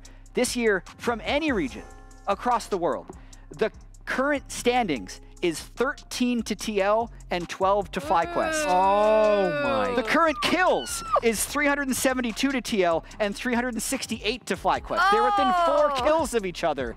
It is absolutely fitting that this goes to the last game. It's awesome. I mean, I'm jealous of how close you have these two teams in your region the whole year. They push each other. Yeah, they push each other. And I also love, like, they also don't hold back in interviews. They fire shots. They genuinely want to see the other team lose, right? And that makes a lot of sense. But especially now when it is, I want to be LCS's hope going into those quarterfinals. I deserve it more, and I'm going to fight for it. You can even hear it, I think, in the comms. Like, the amount of pressure, and obviously, you know, with the initial setup, we're having some fun with this, but the pressure that is on these players and how much it matters for them to get this final win, especially when, I imagine, if you're either of these two teams, this has got to feel like it's one of the most attainable paths for you to make. FlyQuest is on blue. Call it. 3, 2, 1, Maurits? I'm going TL. 3, 2, 1? FlyQuest. I'll stick with my original prediction. I'll go FlyQuest. All right, 2 FlyQuest, 1 Team Liquid. Let's head into our last game and find out our very last team going into the quarterfinals.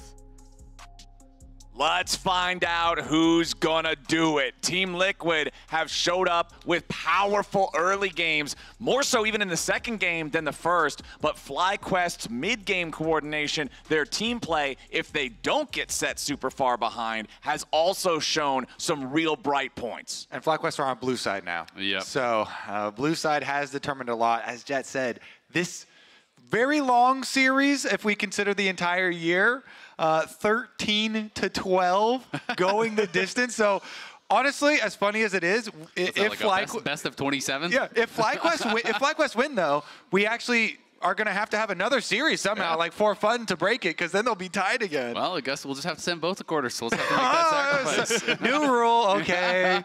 I guess I'm willing to make that sacrifice. We'll send them both, okay. Okay, everybody here gets a vote. I say yes. Yep. That's it passes. Okay, cool. Okay, cool. All right, send them through.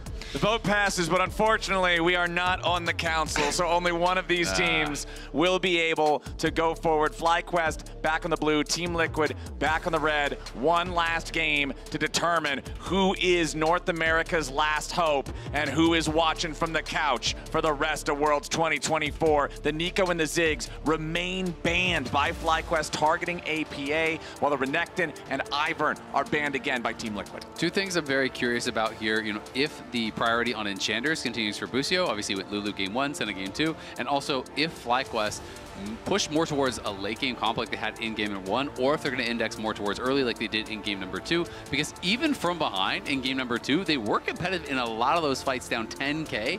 You have to feel like, hey, if we just picked a little bit more scaling, played the game a little bit more slowly, we're kind of just outplaying Team Liquid in the 5v5s. Also, the dare of the top lane champions, I feel like was kind of broken in the last one, where Impact's Rumble was massive. Very good. You know, FlyQuest keep on like taking away the Cassante, really feeling like Impact, has the biggest, change on the game with that champion. But Impact flashing the Rumble there before he goes for the first pick for his team as well, kind of reminding him who the biggest gold lead in that game actually was.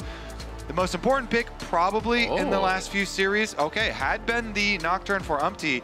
This is a deviation. Of course, we saw him win out there versus Scam with it, but making a slight deviation here, which makes me think they are going to go the Yone or, some of these melee solo laners. Maybe just Rumble.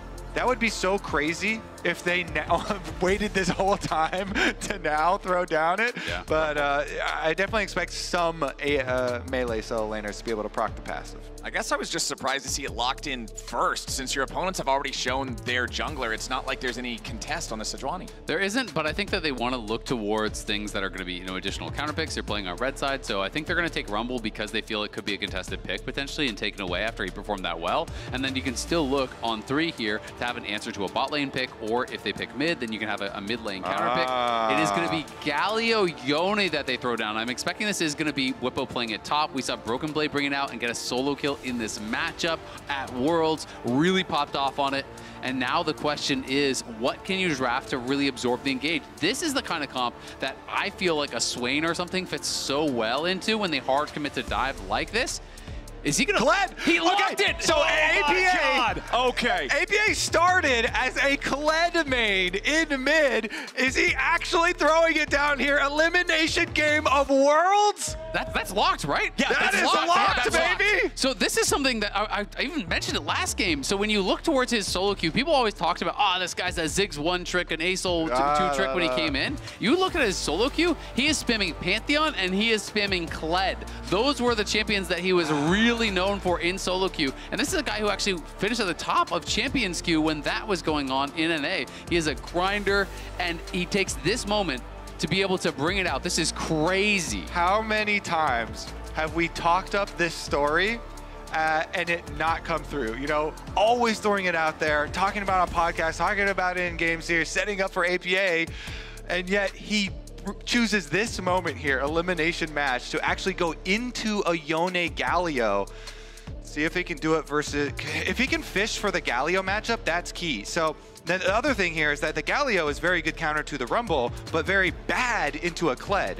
And so there's going to be a lot of mind games around APA and Impact trying to find the correct lane matchups here, because they really want the Kled to go into the Galio.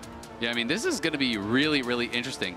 This, if I am correct, and I'm pretty sure that I am, International plus LCS combined is only his 2nd ever game of a Melee champion. His first one was this playoffs when he played Nasus. It was a win. So even though he plays a lot of these champions in solo queue, playing it in pro is a different beast. And this is only the 2nd time in his LCS and international career that he'll have brought out a Melee champion. He has played them in Academy, but that is really throwing down in a high pressure moment here. And Kled, I have played a lot of this champion. This is just about as feast or famine as you get in League of Legends. You must slam the early game or you are going to be useless. And our lovely producers and stats people behind the scenes have just provided us with the information. This is the first Kled at Worlds since 2021. It has been 3 years since we've seen the champion. I also love the fact that they wait until FlyQuest finally sort of breaks this Aurora Yone truce that the teams had been practicing for the first couple of games in the series. They slam the Yone, and Team Liquid's response is this. And I mean, Kled is a very strong matchup into Yone in the early phases of the game. The question is, can you punish enough in that mid lane? It's not an extended long top lane where you can freeze the wave on him and look for all-ins. It's a lot more difficult. Can you get that massive edge that you'll need to not just have the Yone massively outscale you and dominate the 5v5? Or like I said before, does he even go into the mid lane? Because they could look for, you know, lane swaps that are mid and top lane swaps. Yeah. It's definitely possible, not guaranteed or anything, but it also reveals why they invested in the first pick Sejuani, because Kled is insane with Sejuani. They were baiting the Yone. Whether or not it's the right decision, they were baiting the Yone. All right, so we're talking about this Kled a lot. It's a huge pick, it's a big deal, but at the same time, I want to go back and answer a couple of questions that we had in our minds before we saw anything from the draft. Busio will be back on Engage here in this final game. He did play the Lulu, then the Senna. Now we're back on pretty much the Engage champ of the tournament in Rel. It's Masu on the Xayah to be able to peel for himself, while Skarner and Yone and the Galio are diving into the Team Liquid lines. Exactly. It can be very difficult, you know, as Kled trying to get into the back lines here, especially against the Xayah, because if Galio gets super tanky, Galio's just going to sit there, and when you pop ulti, he's just going to walk forward with taunt up and absorb that with the damage reduction and be able to just stop that ulti from coming on through. It gets so hard for Kled to then get into that back line. If you get dismounted too early in a team fight, it is very difficult to be able to get that remount, especially against CC heavy teams. So it's going to be interesting to see how they play this out. Are they going to try to attack through side lanes, look to overload a side lane, and just look for lane ganks? Because that's something that Kled can be very successful with, just diving a tower. Jungler doesn't have to come in behind them. You just run straight at him with the Kled ult. We have seen FlyQuest versus Team Liquid 25 times this year. Give me 26. On the 26th time, we get a Kled. That is crazy. Like, I am actually blown away that he is putting their entire year on the line with the Kled. And this is something that is going to either look spectacular or fall flat on its face. I really feel there's almost no in-between for this champion. I've never seen Kled do okay in a game of League of Legends. Yeah, it is.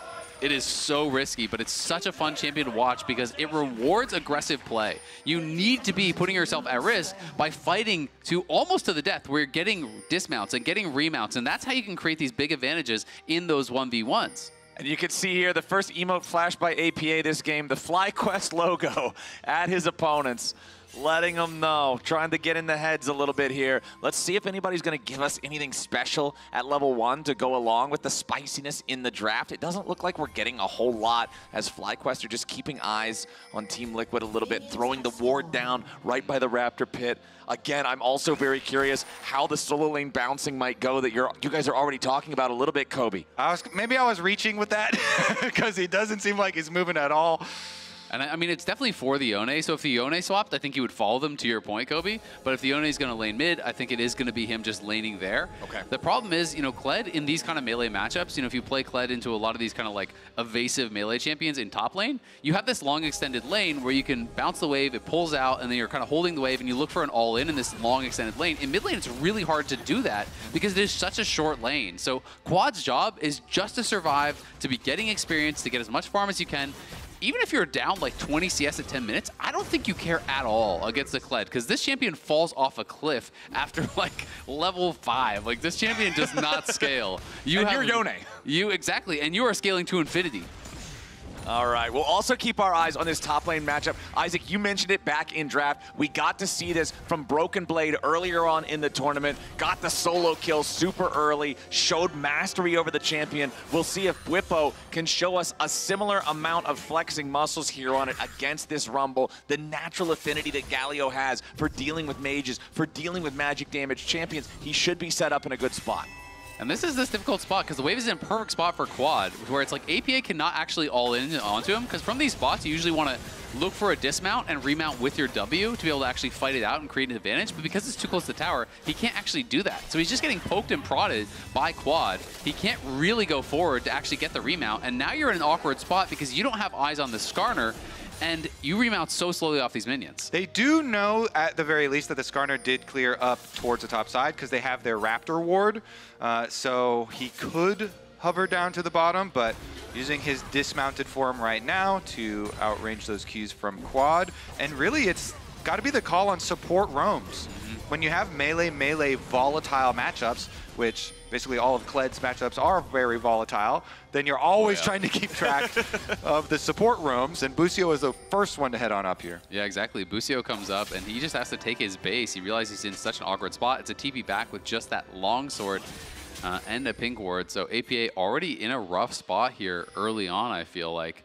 And this is kind of my concern about these melee matchups in mid lane. It's so hard to actually get the wave in a state where you can threaten it all in, but Umti is behind him. We'll see what they can get. All right, they want to try to get some power here with this Sejuani. The Soul Unbound has already been spent by Quad, but now he's trying to get away over to Inspired, who's coming in to back him up. Eastall's impact slams APA into the wall, but Quad is already down to 250 HP. The Yone trying to get away, goes back in for the Q3, but he ain't gonna find enough here just yet. Nice heal there, as now the first blood for Inspired. He turns around to save his mid laner, because he knows that APA might be able to remount. FlyQuest come out on top. Even with the Kled, even with the Sejuani pick to back it up for the prime 2v2, Inspired comes out with the kill. Really impressive flashes there. Yeah, I mean, he just blocked APA from being able to get back to Quad. Quad was put incredibly low, but APA gets dismounted. He can't actually reconnect, and then when the Q3 comes through from Quad, he has to flash away and look to try to turn onto Inspired just to get that remount,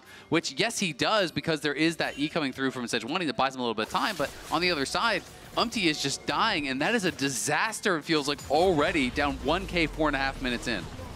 Whippo taking the worst end of a trade up here in the top lane, but now bottom side, it's Inspired on the Skarner yet again, this time looking for Core and Yawn. Core JJ is turned to hamburger, and Masu's eating good. The race car Skarner is unleashed. After the mid lane victory, the pressure just leaks over to the bottom side. That was a beautiful setup as well.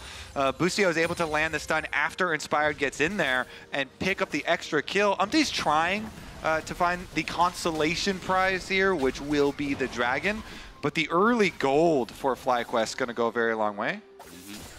See APA pushing in, and at this point, if you're not doing well in the 1v1, it's time to abandon ship, and it's time to move around the map with your jungler. That's kind of how Kled goes, and you can get pushed, build an early Tiamat, shove the wave, and then just try to make the enemy jungler's life a nightmare.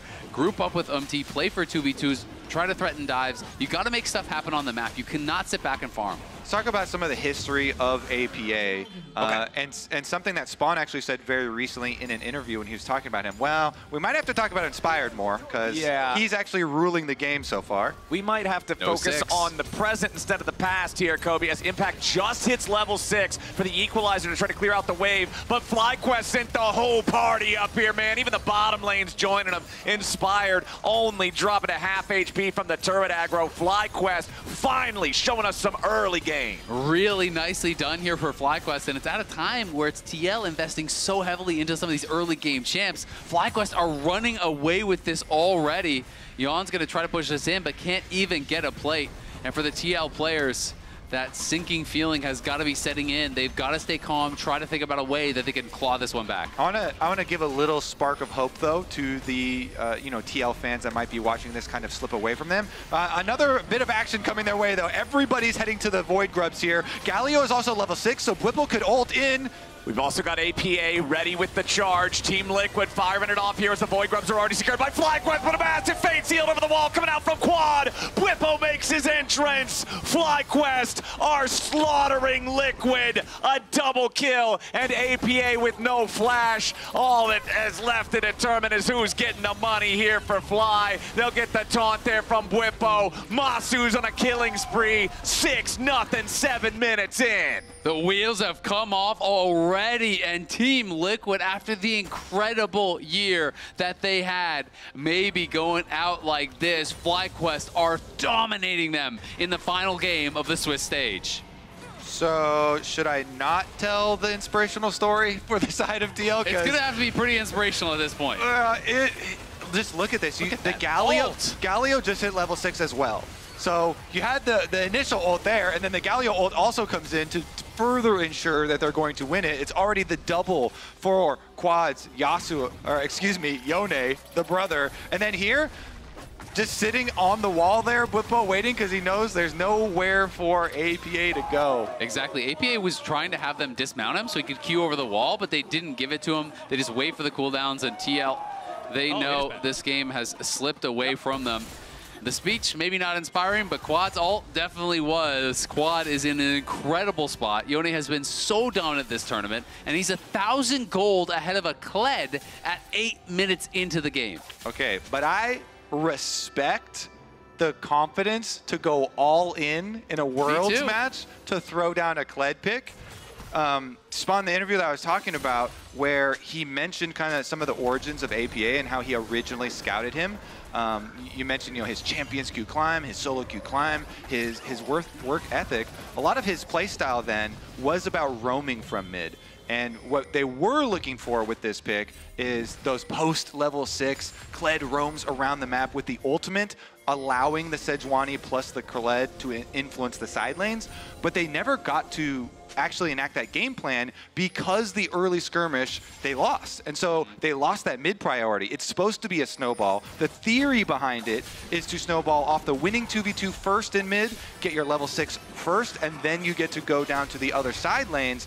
But they never got to that point, and that's why it looks like this. When you're winning 2v2 mid, misses out on that kill by just a sliver of HP, and you fall behind, the snowball immediately turns the other direction. More than a 3,000 gold lead for FlyQuest now as Team Liquid tries to bring more men into the top lane. But look at the wards. They spotted him already walking across it. Now the sweepers come out, but FlyQuest already is well aware, and I think TL knows they must have been spotted somewhere because of how quickly they did back off. At this point for TL, all they can really do is try to overload one side, but they're already getting picked bot. Yeah, Bwipo immediately with a Justice Punch into the taunt. Inspired can use the Impale to bring Impact so far away. There's no chance of escape for the Rumble. All he does is shoot the Equalizer to try to thin the wave, reduce what FlyQuest can gain, but FlyQuest is up 7-0. Yeah, I mean, you draft a mid jungle to try and get control of side lanes, but Inspired is the one who won the fight in mid, and then he's the one constantly roaming bottom lane, making plays for FlyQuest. And they seem to have this one 7-0 at 10 minutes, truly under control. Remember back when we reached the end of regular split in summer 2024 in the LCS, first team All-Pro was 4 Team Liquid players, with Inspired being the only non-Team Liquid player to make first team. And he's showing everybody why in this early game, in game number 3. And he stated his goal is to be the best in the West. The best in the LCS, definitely in his sights and within the grasp here of FlyQuest. Let's see how they finish it out though. Of course, Team Liquid will continue to try and make some surprise side lane plays and try and play off the synergies that they do have. They've got a very strong possibility of diving. You do need to overload with a lot of people, but they've got a Kai'Sa to try and back it up too. Here comes Impact on the Rumble. All right, Bwipo staring down the barrel of 4v1. Goes for the taunt, finds it onto APA, flashing back underneath the turret, goes for the Justice Punch again, trying to keep himself alive, but the lockup is too much. Team Liquid, 11 minutes into the game, find their first kill, but it's at great cost. The second set of grubs, along with the tier 1 turret, the first turret of the game in the top lane, going back to FlyQuest. Exactly, and it's solo gold for Masu up on that top side. He is ridiculously fed. He's 2,000 gold ahead when he's down farm over Yone. That is a monster Xayah that they're going to have to deal with, and they lose all the camps on top side, and they lose all of the grubs as well. That's Rookie of the Year, Masu, to you. Rich man on campus. It's actually so heartwarming, the stories here for FlyQuest members, especially their 2 carries of Quad and Masu, which how much they have grown with this team. And now on the precipice here to move towards quarterfinals. Of course, job is definitely not done.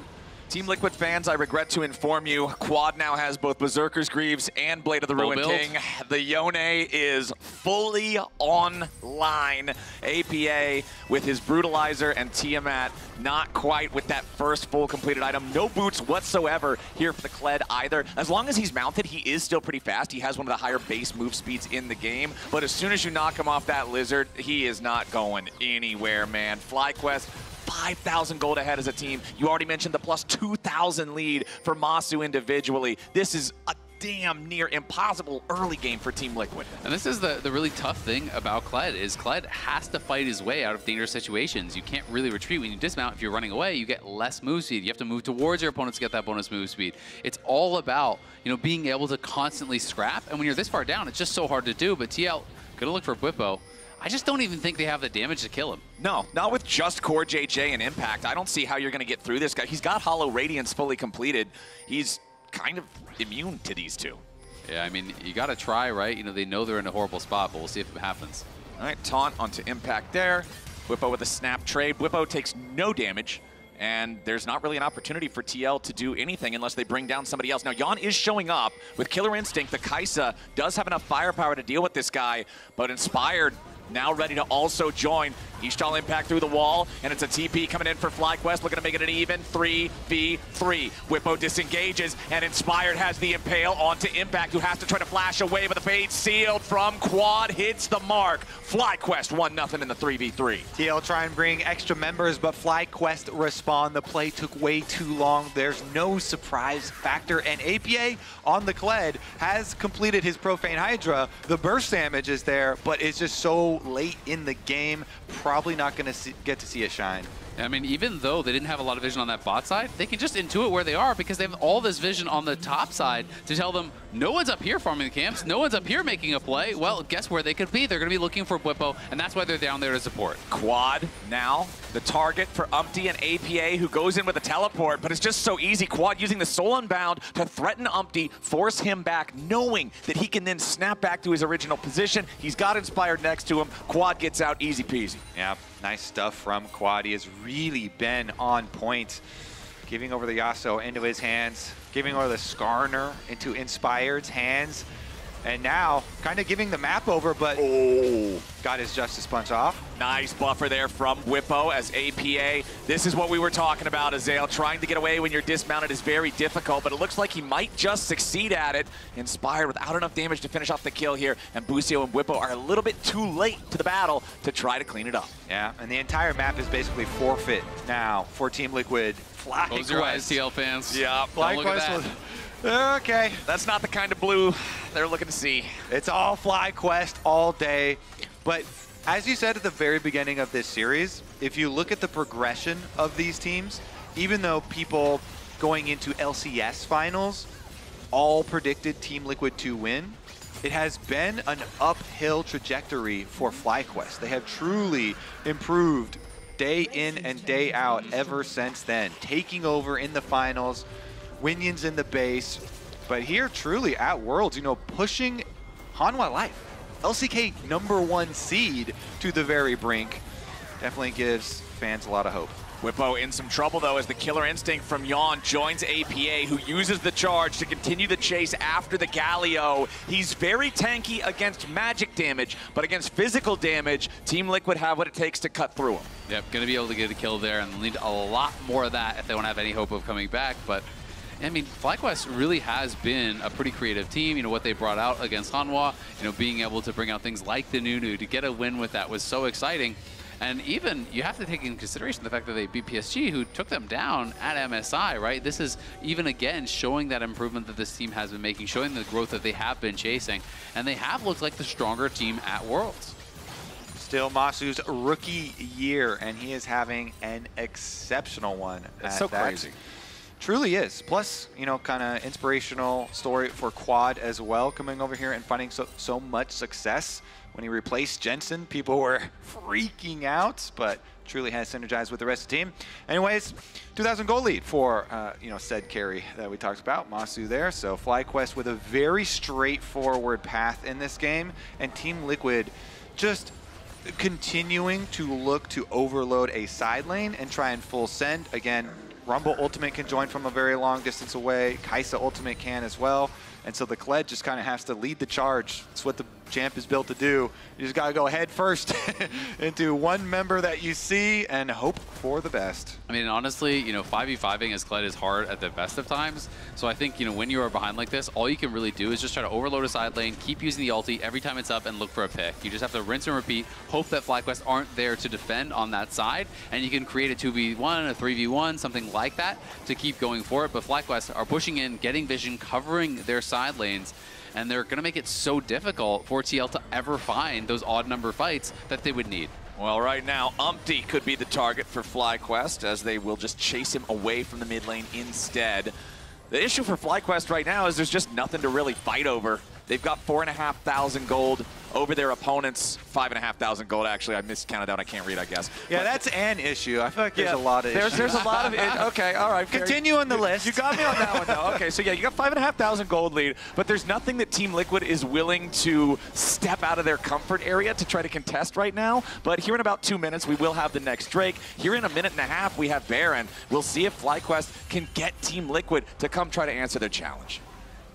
Yeah, and honestly, with how fed Masu is, the Baron would go down very, very quickly. So would be tough. I do think FlyQuest are going to play towards this Dragon, then potentially start looking over towards that Baron side, take over vision in the enemy jungle, really start to threaten those Baron takes, force TL to come in, look for picks. I don't think they're necessarily needing to actually start it up because their comp scales incredibly well, but they want to put that pressure on. Uh-oh. Oh man, Umpty caught in his own jungle as Busio and Inspired were ready and waiting, and Masu's got more than enough firepower to guarantee they get what they came for. Now with a man advantage for the next 25 seconds, FlyQuest will use that to knock down the tier 2 turret here in the mid lane. They were already gonna do it, but they might as well just use the Herald. They'll summon it up here, and this might be, hold on, can they do the secret? Okay, never mind. I heard that if you summon the Herald just right and drive it into a turret as the first one before it was exploding, sometimes you can get a double Herald charge. Yeah, I was wondering if we would get to see that. I've never the actually forbidden tech. Yeah, I've heard of the tech. I have never seen it. I thought maybe we would get to see it here at midnight, but not quite yet.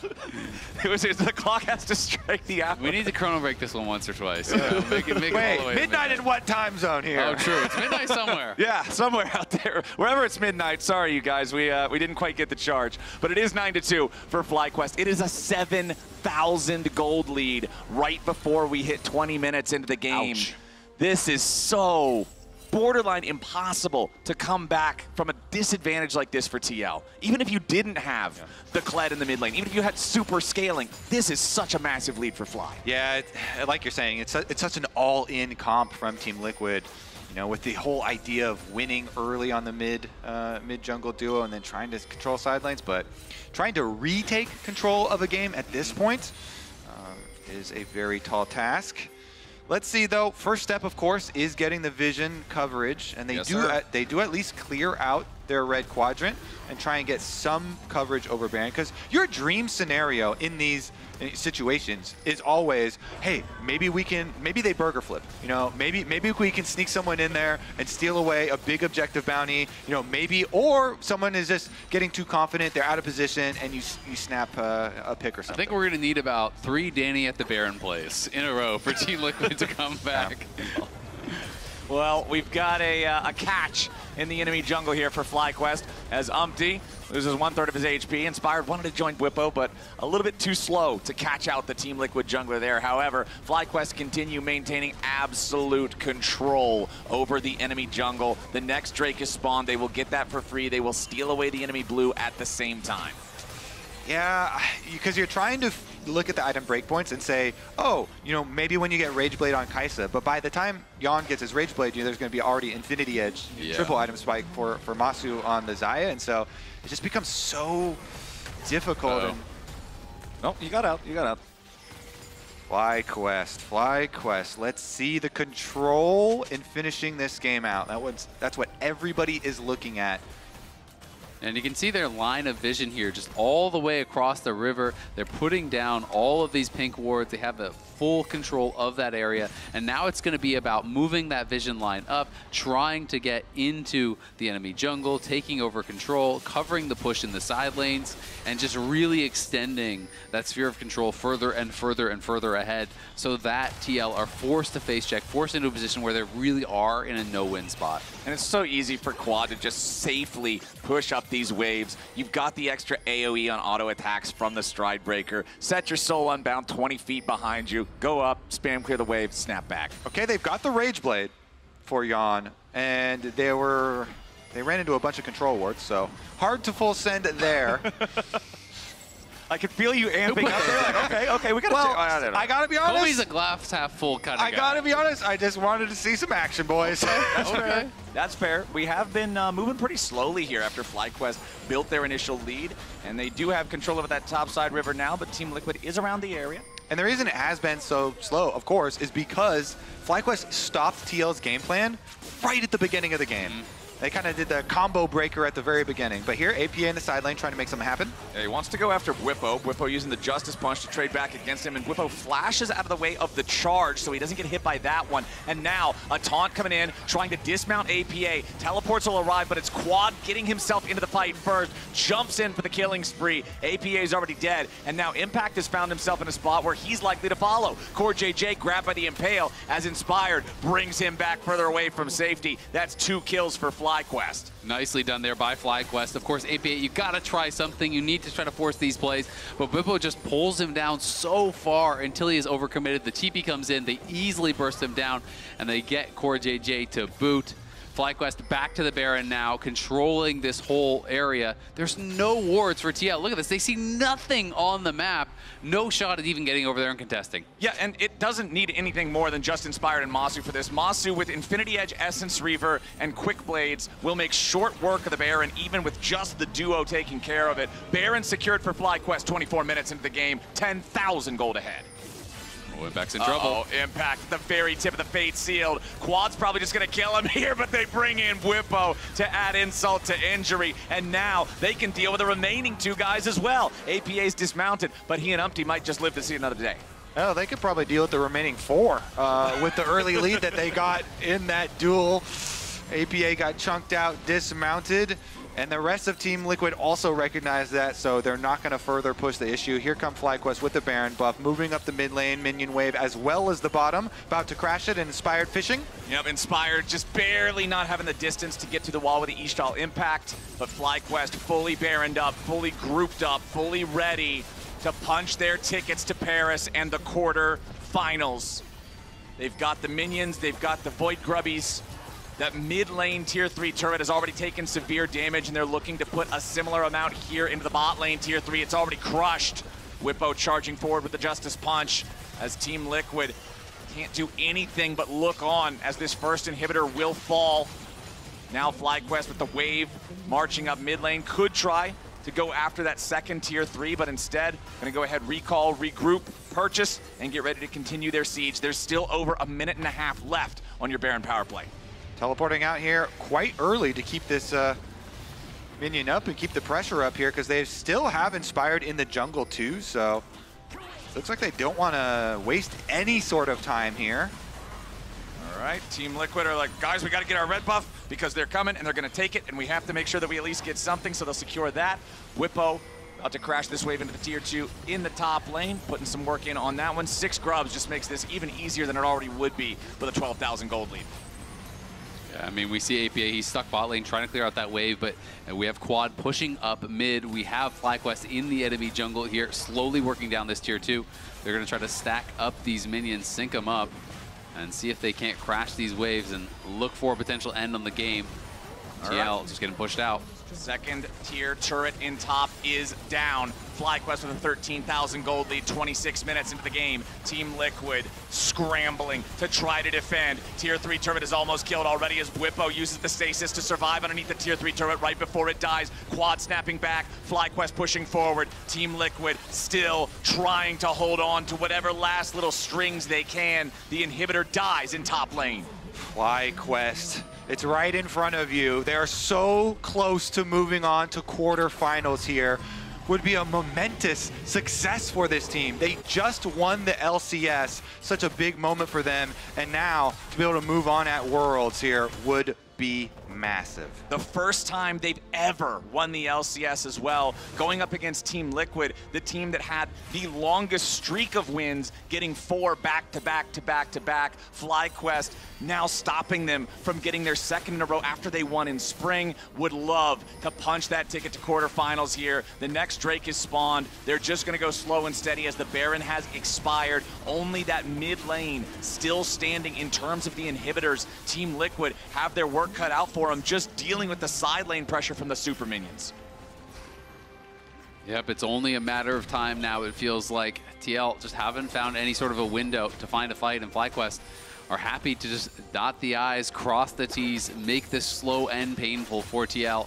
But they're going to have to choose their moment here, and really, those moments are running out. You can see that QuartJJ is looking for a very long flank here, and I think when he chooses to go, that is going to be the last shot for TL to try to find that miracle fight, to try to find something and keep their hopes alive. He's waiting for that minion wave to walk on in. Spotted now. QuartJJ could just walk right on top of that control ward, though, as the turret falls in the mid lane. Core is still so far away from the rest of the team, and Whippo goes in for the engage. He finds the taunt onto 2. Team Liquid not in any danger here just yet, but their base is utterly destroyed. Umpty on the front line. Masu taking a lot of damage, but he ain't gonna be killed just yet. Goes up into the Featherstorm, staying alive for now. Team Liquid wants to jump in and kill him, and they finally got the kill they needed. Impact taking the credit, but FlyQuest is so far ahead. Quad jumps back in with a Fate Sealed. APA remounts, but it ain't gonna matter. Umpty drops to 0. A double kill for Quad.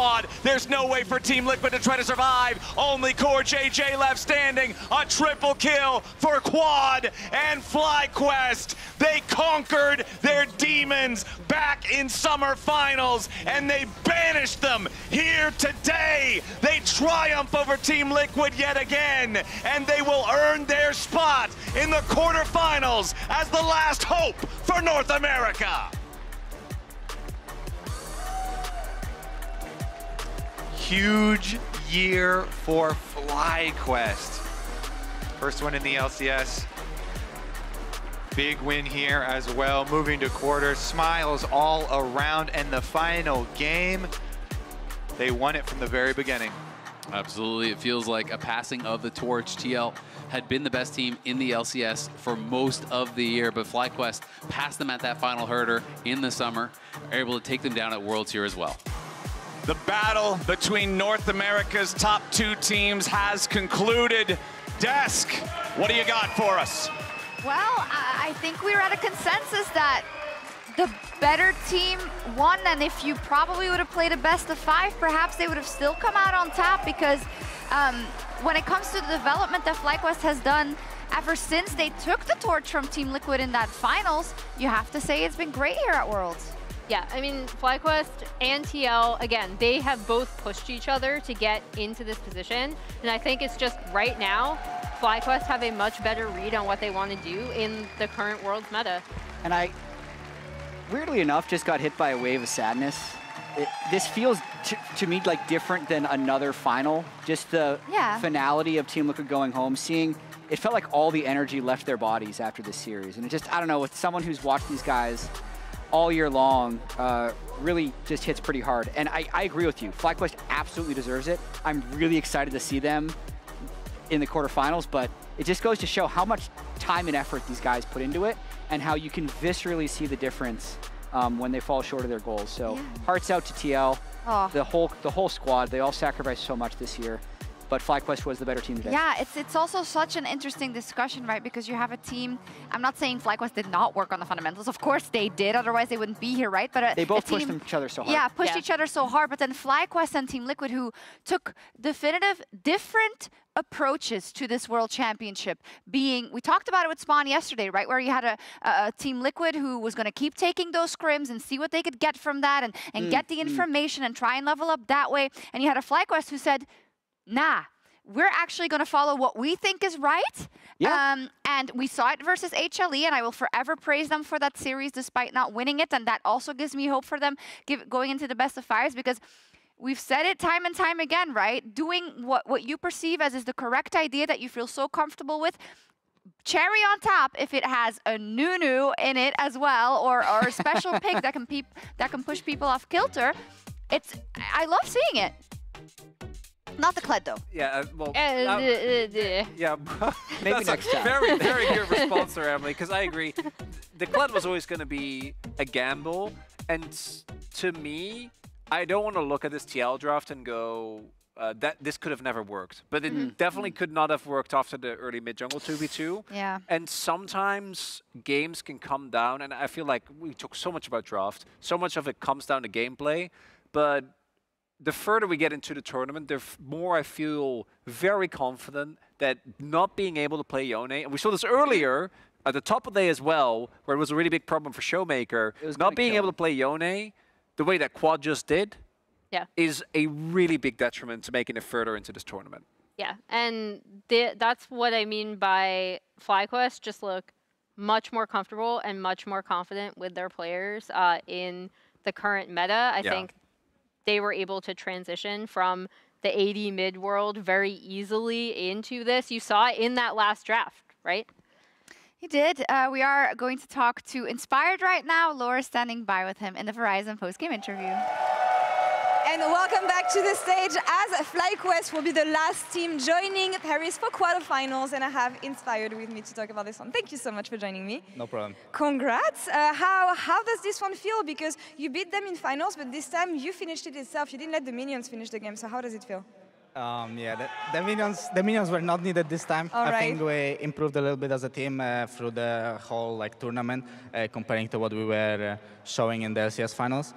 And I mean, overall about the game, I'm happy we won. I was expecting that we're gonna win, but it doesn't feel as rewarding because we honestly didn't really beat a single Asian team in the series. But I loved the draw, so I'm happy we'll make it to quarters, and we'll try our best there. All right. I mean, at least there was one Western team liking the draw, so you got to take all the luck you can get, Inspired, because it hasn't been easy, and I know that there's been a lot of discussion around the draw, the luck that you can get, but ultimately you fought to get there, and you're going to be at quarterfinals, so I feel like it's mostly about the improvements that you get made as a team. What are the biggest improvements for FlyQuest over the course of your run? I feel like we're just getting experience, especially in the bot lane. I think during the whole year and during the playoffs in LCS, we were really shaky with our performance, and right now it feels like our bot lane is getting to know how the very important games look like, because Masu is a rookie ADC, Alan Busha didn't really play on big stages yet, so I think we are just gaining experience there, and overall just understanding each other a little bit more and more with the time passing. Are you helping them on that front? Because you have a lot of experience, Whippo as well, so I'm wondering, are you helping the kids getting used to this? Of course, that's kind of my job, so. Perfect. Well, tell me a bit more about this. What are you sharing words of guidance, reviewing some stuff with them maybe? I mean, we are reviewing all of us, me and Whippo and the coaches, we are working really close with the bot lane through the whole year pretty much, and you can clearly see their improvement. I think they're very talented, and they are playing better and better with every day, pretty much. All right, Inspired, focusing on the next stage.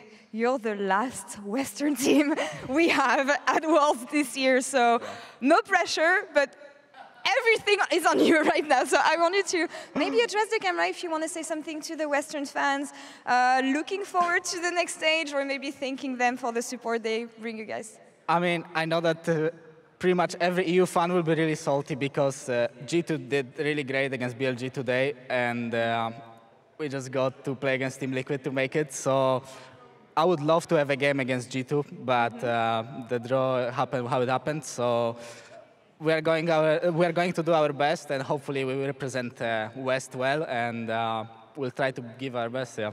Well, thank you for still being here. And thank you for a great interview. Inspired. See you in Paris next week, and congrats on making quarterfinals. And that's all for us here on this side of the stage. We'll be right back for the draw in just a couple minutes. Stay tuned. Coming us. Thank you. We will rally behind you, Inspired. We haven't forgotten you. And yeah, a huge congratulations to FlyQuest and to Busio as well, who is joining us I don't know if you caught it because you guys were chatting, but Inspired was giving the development of his bot lane a lot of props, especially kind of throughout summer, but also coming here to Worlds. Do you feel the same? Do you feel like you have really taken steps forward in that regard? And do you feel up to snuff versus the bot lanes that are coming in the quarterfinals? Yeah, I mean, for sure, just screaming Worlds teams and just playing the competition makes the level way higher. So we just naturally get better, and we've had a lot of improvement over this Worlds. And I think me and Masu can take care of the stronger bot lanes. I mean, we were doing good in the HLE series, so. Great. Nice. I'm confident. How do you feel about because I remember talking to you and Jan actually on a Pros episode where he was actually telling you, he's like, I know you guys had a rough MSI because you were like, oh man, didn't do well at MSI, hope to do better at Worlds if we make it. How would you feel like your development compares from them to now in terms of your performance? Big development. Like, you know, just a big one.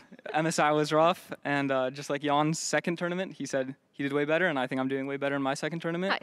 Nice. Yeah, it's kind of crazy because I remember Papa Smithy tweeting after you guys won the trophy about how like he had a really long call with you, and this was years ago already, about kind of would you consider going to support? And now you're doing from the support position something that many LCS Pro has tried to do, and you succeed. And yeah, the BS about the draw, you can only beat the teams that are in front of you is how I see that, right?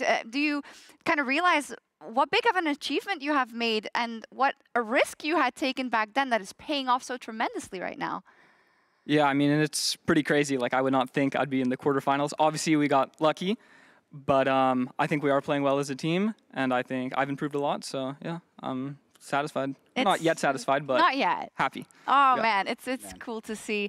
But hey, I gotta say, like, and Jad, I think you share this sentiment because I asked right before the last game, who do you feel would be the best representative to send to the quarterfinals?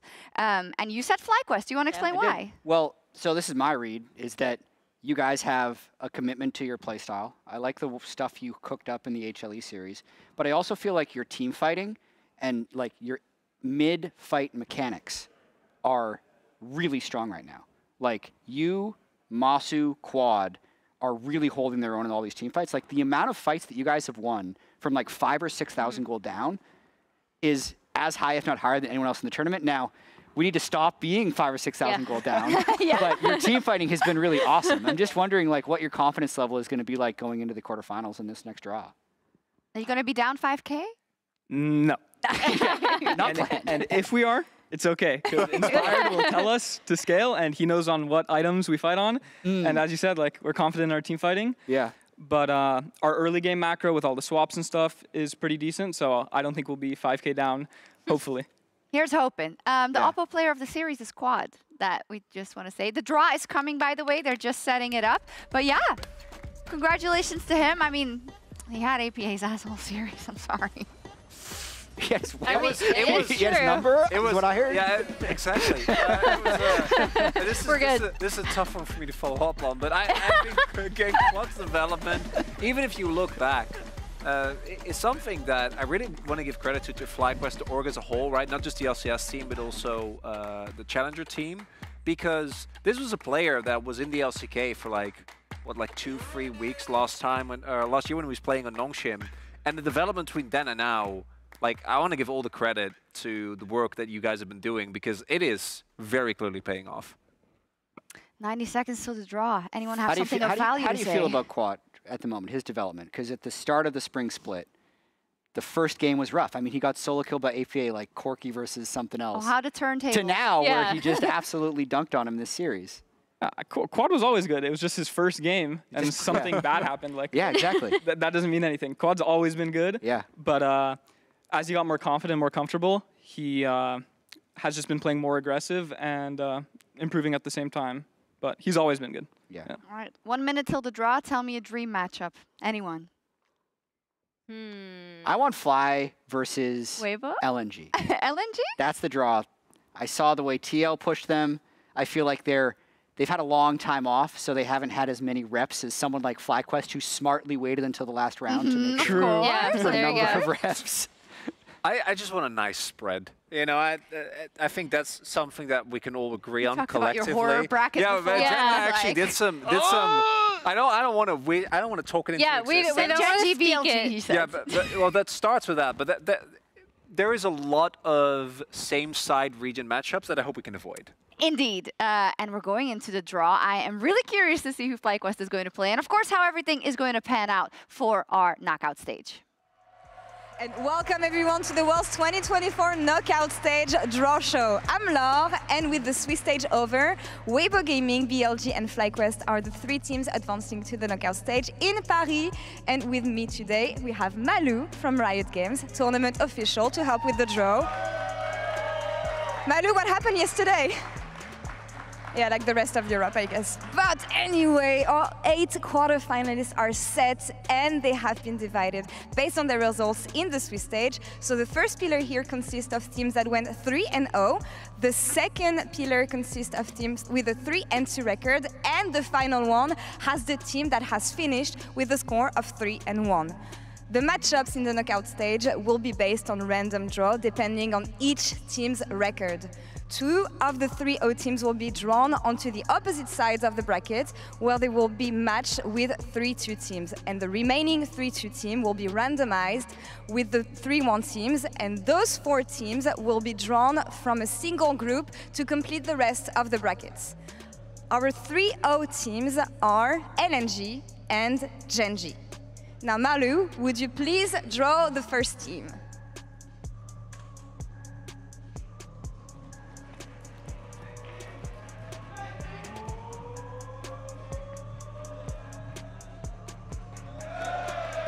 LNG. All right, now the second team, please.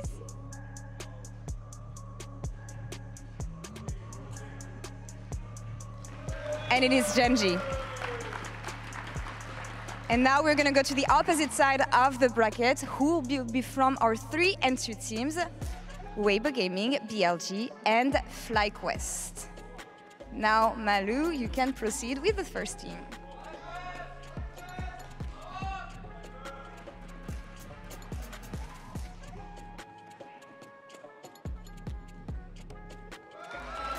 Weibo Gaming. And they will play LNG. Now Malou for the second team.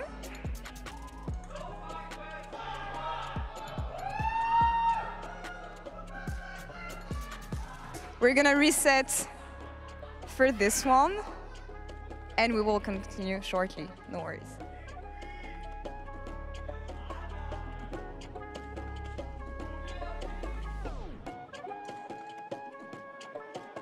Are we good? All right, Malou. You can draw an opponent for Genji now.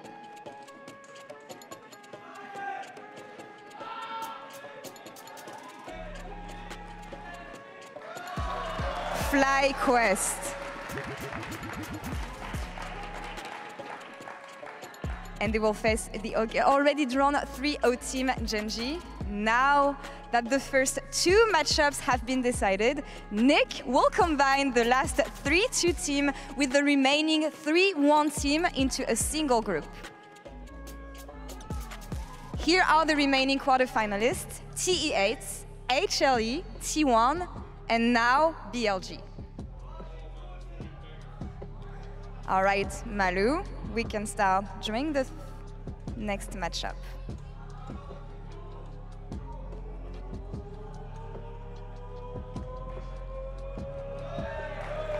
It is LoL Esports. And they will be facing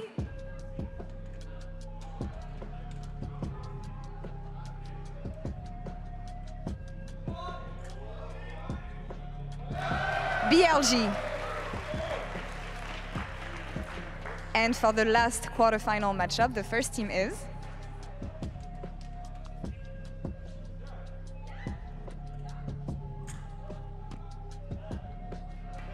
Top Esports.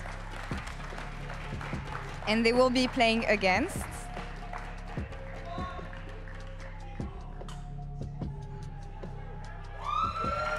T1. Now, here are the matchups for Worlds 2024 knockout stage. We will be back on October 17 at 2 p.m. CEST from the Adidas Arena in Paris, France. And remember, league officials will confirm the order of the matches soon, so be sure to follow us on LoLesports.com to see the schedule as it is locked in. That's all for us here in Berlin. À bientôt in Paris!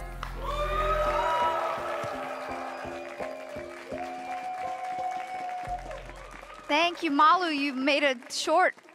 You came back for a bit. We needed you yesterday. And what you also did is you drew FlyQuest into Gen G. You killed Jet. Yeah. Jet's gone. Oh He's my dead. God. Who's excited to see Weibo LNG again? FlyQuest was due. To be fair, it's like, yeah, they were. I think that makes sense because of the. Well, actually, no. If TL would have made it, I feel like they would have been due Gen G. But FlyQuest actually had. They took a hard game opponents. off HLE. They played well against D+. They did. They can take a game off of Gen G. There we go. That's where my expectations That's the are set. spirit. That's the spirit. Yeah. At least you have a team in quarters, okay? Yeah, Shocks. Let's go. At least I have a team. Let's go. All right, anyways. tough. What do we think? Can we get the bracket up to full bracket? Because I do want to talk about this. Yeah. Like how it falls out in terms of how we're going to get the best League of Legends, basically. Pretty good. Yeah. Right? Like, I actually do think, I think looking at this initially, like both the Humble Life BLG and the TES T1 series, I think is where your attention are going to be drawn. But the fact that they're on opposite sides of the brackets, I think is pretty big. Yeah. Yeah. And I mean, I think this is a really, again, a big game for BLG. I'm still not super confident in them, and I think HLE are looking really, really good. TES versus T1 is a banger. I can't wait for that. And then I'd like to sell some people on LNG Weibo just because I feel like these two teams have still changed a lot. When we saw them face each other in the regional qualifier, it was right after Weibo had played in the finals against BLG. So that's one of those series that you kind of don't take as heavily in terms of what it's going to reflect for these teams. So it's been a while since we saw LNG, and a lot has changed since their initial meta adaptation, which I did think was really interesting. So now having to go up against a Weibo who's had a little bit more time on this patch on stage is going to be really Weibo interesting miracle for me run incoming. As an LPL enjoyer. Yeah. I mean, it's a pretty darn balanced bracket. That's right. Like, the fact that we have the two MSI finalists on different sides with Gen G, BLG, the #1 seeds from both regions going into the tournament are playing in round 1, which is pretty crazy, HLA, BLG, but that's just because of Swiss performance, so it makes sense. Well, not only that, like, the Hanwha Life top side left Gen G, I think, in large part. That the reason Gen G broke up was because of what BLG did to them last year in quarters. Yeah. Like that Peanut and Doran facing off against It's actually a pretty good bracket. It's a pretty good bracket. That's a fire matchup. Yeah. It's HLE is going to have to pull a T1. Yeah. They wanna. Yeah. It's crazy. We do have a couple of more interviews to get to because we, of course, said goodbye to 2 of our Western teams today. We're going to start with the interview that Laure recorded earlier with G2's coach Dylan in the Verizon postgame interview. And welcome back to the backstage area of the studio with Dylan Falco this time around. Thank you so much for joining me. I'm sorry the season is ending like this. Obviously, it's not what you guys have expected, but any first reactions on the series from your side? We're pretty sad, pretty disappointed. I still feel like I work with a really talented group of players and a really strong team, and just falling short again of making the top 8 at Worlds is. It just sucks, and I think we showed a lot of good gameplay this Worlds, but I'm sure if we were a bit better, we would have made it. So. Do you think it's just a matter of being better at League of Legends and not maybe, I don't know, I know it's a difficult question, but maybe working on outside of the game aspects with the team? And I know it's really hard because it's just super fresh, but maybe it's not just League of Legends, because we saw that when you guys are at your max, then you're unstoppable. No, ultimately, I think we do a great amount of work both in and out of the game to try and be the strongest team in the West or the strongest team in Europe. And I think at this tournament, we've had a lot of very winning game states. We've had Barons, we've had Inhibitors, we've had such good positions versus some of the strongest teams in the world. But, you know, ultimately it is those tiny micro outplays, the team fights, the decision-making that I think just turns a couple of these losses into wins. And I think that can make the entire group stage look a bit differently. I know I've been asking this question to a lot of Western teams actually, but QuartJJ had a comment that I thought was really impressive. When you dominate your region so much and you arrive at Worlds, adapting and adjusting to the way Asian teams play can often be hard. Is that something that you felt as a group? I think that we've scrimmed a lot internationally. We play these teams a lot. We have some very veteran players on our team, so I don't think of that as much. I think this year's meta, at least, was very dynamic. There's like so many crazy flex picks and aggressive picks that go in with like the Nocturne and the Aurora and all this sort of stuff. So that definitely was a big challenge, but I think we came up with some cool solutions for sure. Any last thoughts and comments for the fans and the EU fans? Yeah, just know that we're just as disappointed as everyone else. Even if we didn't make it out, we still think we're probably one of the best teams in the world. But ultimately, if we can't close the winning situations and we fall a bit short, and that's how it goes, okay? Dylan, thank you so much for coming today, and thank you for this season. See you next year. Shox, over to you. Absolutely. Thank you for this season. A lot of learnings. We don't know what's going to happen, of course, but you know, when a team is together for this long and then you don't hit your goals after so many days, who knows? But I think they can be very, very proud. Like, they didn't steal anything, and I think people are seeing and saying that as well. A tremendous performance that just wasn't. They didn't have the percentages to close out the games that they had to, and that's what it comes down to. And a draw. But we do also have our exit interview, unfortunately, because Team Liquid is no longer with us, and Azael is standing by with APA. Hi there, I'm Azael here with APA immediately after their loss against FlyQuest. Unfortunately, does mean you guys are eliminated. Obviously, a heartbreaking end to what was a really strong year from you guys overall. Tell me a little bit about this series and what your guys' preparation was coming into it. People are obviously going to be wondering about the CLED, and people are going to be wondering about a lot of the early game focus that you guys had. Yeah, or at least going in from draft perspective, we knew that FlyQuest weren't really a good Aurora team. In all reality, neither are we, because we didn't show that much priority on it as well. And then, yeah, I've played CLED for a while, and then we figured out through scrims and champions queue and even one-on-ones with good players that I've played versus that it's actually a pretty good answer. And then, yeah, it ended up not working out too well apparently. What do you think, went wrong in this series overall, right? Because you guys obviously did feel like it had a lot of focus on kind of early game comps. You look back to game 1, there was the Jhin comp where it was kind of struggling to really punch through the tanks, even with the big advantage. Was this something that you guys just really wanted to emphasize, or what was the kind of thought process? Well, it's not even like we were super early game. I think FlyQuest itself, or themselves, are just like a pretty bad early game team. And then the way they play side lanes is very unique to them. It's like a very FlyQuest thing. So the best way that we wanted to play was we would go like small map and then all base and small map in the bot side and keep like ping-ponging it back and forth, which is similar to what FlyQuest does. And then it's pretty much like if you fall behind even a little bit, it's very rough. So like that's what happened kind of in game 2. We just kept like hunting inspired, and it did work out really well. But then honestly in games 1 and 3, just it's honestly my lane didn't go as we hoped. So yeah, just the series ended up being rough, like at least from my perspective. So having been eliminated from Worlds, how do you reflect on the year as a whole and Worlds as a whole? Because obviously there was such high expectations, so many hopes I know that you guys had, that people had for you. You almost took down T1 at both MSI and EWC. You almost went undefeated in the summer split. What does the year kind of mean to you now that it ends like this?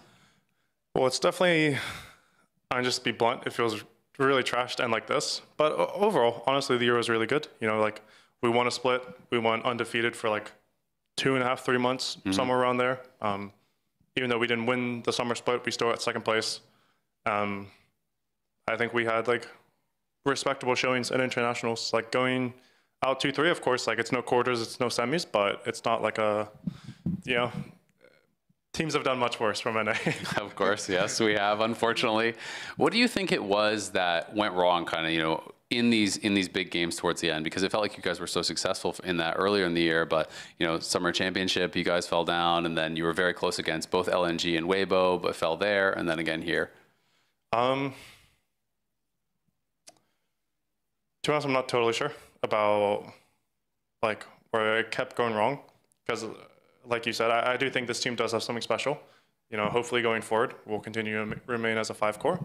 So, like, you know, I think we had a successful year so far. Could be much better, of course. But I think we'll, especially me, but I think the entire team will just take this, you know, generally just take this in stride and remember this feeling to improve for next year. Well, thank you so much. It was wonderful watching you play all year long. You have improved incredibly from last year's Worlds to this year's Worlds. So I'm excited to see what's next for you and what's next for Team Liquid. Thank you again, APA. I appreciate it. Yeah. Oh God, it's for TL. It's just such a. Oh, it's so frustrating. I feel because yes, I mean you end up in the same position like you did last year, despite all the market improvement that you have. And I get afraid that people, and I think we've talked about this already, that people will just only remember the last thing they have seen, which I think is incredibly unfair on all that roster has done. But that's, I guess that's how the cookie crumbles, right? That's just how it goes. That's like, sports. That's sports. Well, and particularly in League to me is so insane. There's such small moments that can have such big repercussions where a player can miss one play and that'll be their reputation forever. Yeah. It's rough. It's a tough game. Like any League player professionally, I think, is facing an uphill battle in that regard. Do you want to add something? Tough finish.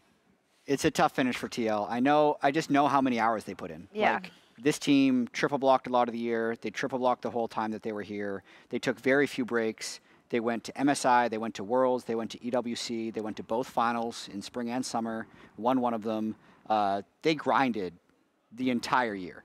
And you could see them deflate when they lost to FlyQuest. So, I mean, I think they did a good job this year, to APA's point. They wanted to do a better job. Yeah. So they're going to be very disappointed. I see so many similarities to G2, I have to say it, right? Because what you say about grinding that whole year and putting in the work, but it's one game where you have to push that percentage, and sometimes you do it and sometimes you don't, and that is sports. And that does conclude the Swiss stage of Worlds 2024 in Berlin. The knockout stage quarterfinals resumes in 4 days on October 17th in the Adidas Arena in Paris. That is 2 p.m. Central European summertime, so the same as it has been, 8 a.m. US Eastern. And I want to thank the production, because the Swiss stage was brutal for our teams, but when we tap out here, they clock in and work through the night so that the show is there in the morning. So I really, really want to thank them for that. And for all the rest, Paris, Paris, la France, j'espère que vous êtes prêtes. On arrive avec le championnat du monde et on se verra à Paris. Bye bye.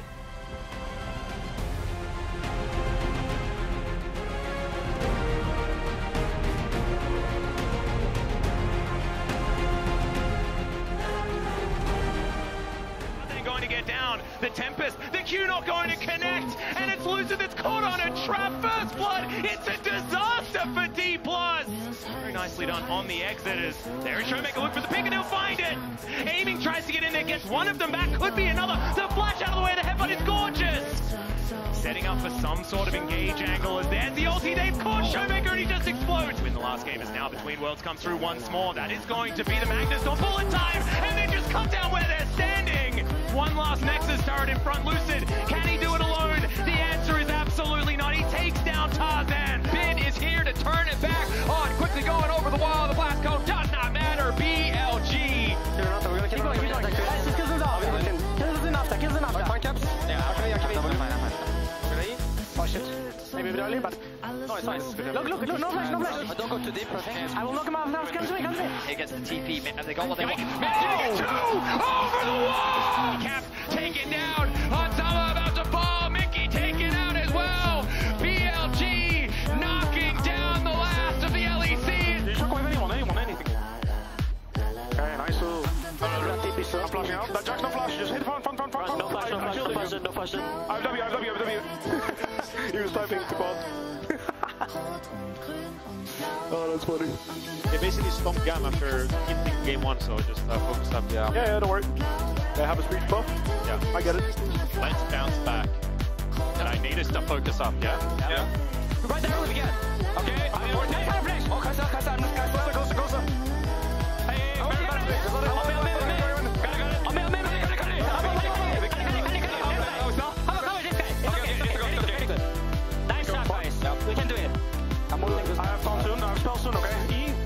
W soon. Yeah. We're going to parties, baby. Was not here. Wow, nice guys. We're going to quarters, baby. Nice guys. Nice job, team. Nice draw. Beat NA team and go to quarters somehow. This is what you asked for. Heavy is the crowd. Fire in the sunrise. Ashes raining down. Try to hold it in, but it keeps bleeding out. This is what you asked for.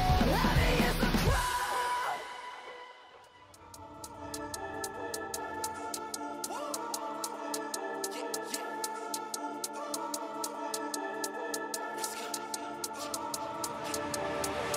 Changes, phases, life and it goes in stages. Patient, dedicated, write these poems and pages. Phases, stages, backtrack, go back to the basics. Don't stop till we get to the top like ooh, what? Take that shot, I'm blessed and I'm all with ease. All these men when they talk that breeze. Did that big chat, did that scene, but I won't go back, now I switch that theme. Let's get that P, now I got that team, now I hit that pump, that get that clean. No rest in peace till I said my piece. Now we gotta run with a different league. Changes, phases, life and it goes in stages. Patient, dedicated, write these poems and pages. Phases, stages, backtrack, go back to the basics. Don't stop till we get to the top like ooh, what? Take that shot. Been through phases, hit them with a flow and it's so contagious. Bet I'm a vet and I roll with the greatest. Shoulda, woulda, coulda got me running my paces. Get in my space and you're gonna feel mad cause I can't sit still like I'm running around tracks. And I ain't gonna stop till I go to the max. I can't stop, don't stop, won't stop. Back big moves, take notes. Could've been huge but I say no. Me and you ain't in the same boat. Been around and about but I lay low. Stay so gonna break ground when it ain't seen. Not the best, no stress cause I'm better than I been. One shot, level up to the top, no cheat. Putting in work, this life ain't free, no. That's changes, life in the blink of an eye through phases. Been around the world, big tours, big stages. Hitting with a source and I don't stop pacing. Don't stop making, won't stop chasing. Got a big dream, won't stop till I make it. Take it, this one here's for the haters. Face it, can't stop, won't stop blazing. Changes, phases, life and it goes in stages. Patient, dedicated, write these poems and pages. Phases, stages, backtrack, go back to the basics. Don't stop till we get to the top like ooh, what? Take that shot. Changes, phases, life and it goes in stages. Patient, dedicated, write these poems and pages. Phases, stages, backtrack, go back to the basics. Don't stop till we get to the top like ooh, what? Take that shot.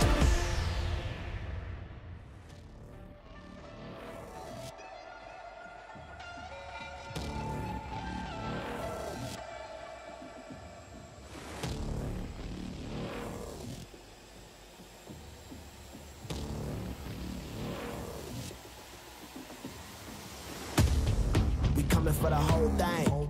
Instead of stepping, we like big brains. Rose gold for the whole team. Top flight, we do that. It's a mismatch, they running up. Get back, you ain't tough. One punch, they fold enough. Life hard, I'll show you some more than just a one and done. Front line till the war's won. Also bad tendencies tend to get their heads spun. Real world problems they didn't teach in school. Now we playing catch up, gotta keep up. With celebrating courses when you in the field. Mental trauma that we got, I can't wait to heal. I can't wait to seal.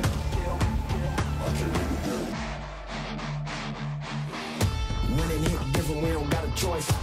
Negotiation for a better life. It's what I'm what you bargain for. Trust and believe in the process, hard work and forcible. What you doing it for? You see the needle, keep pushing it forward.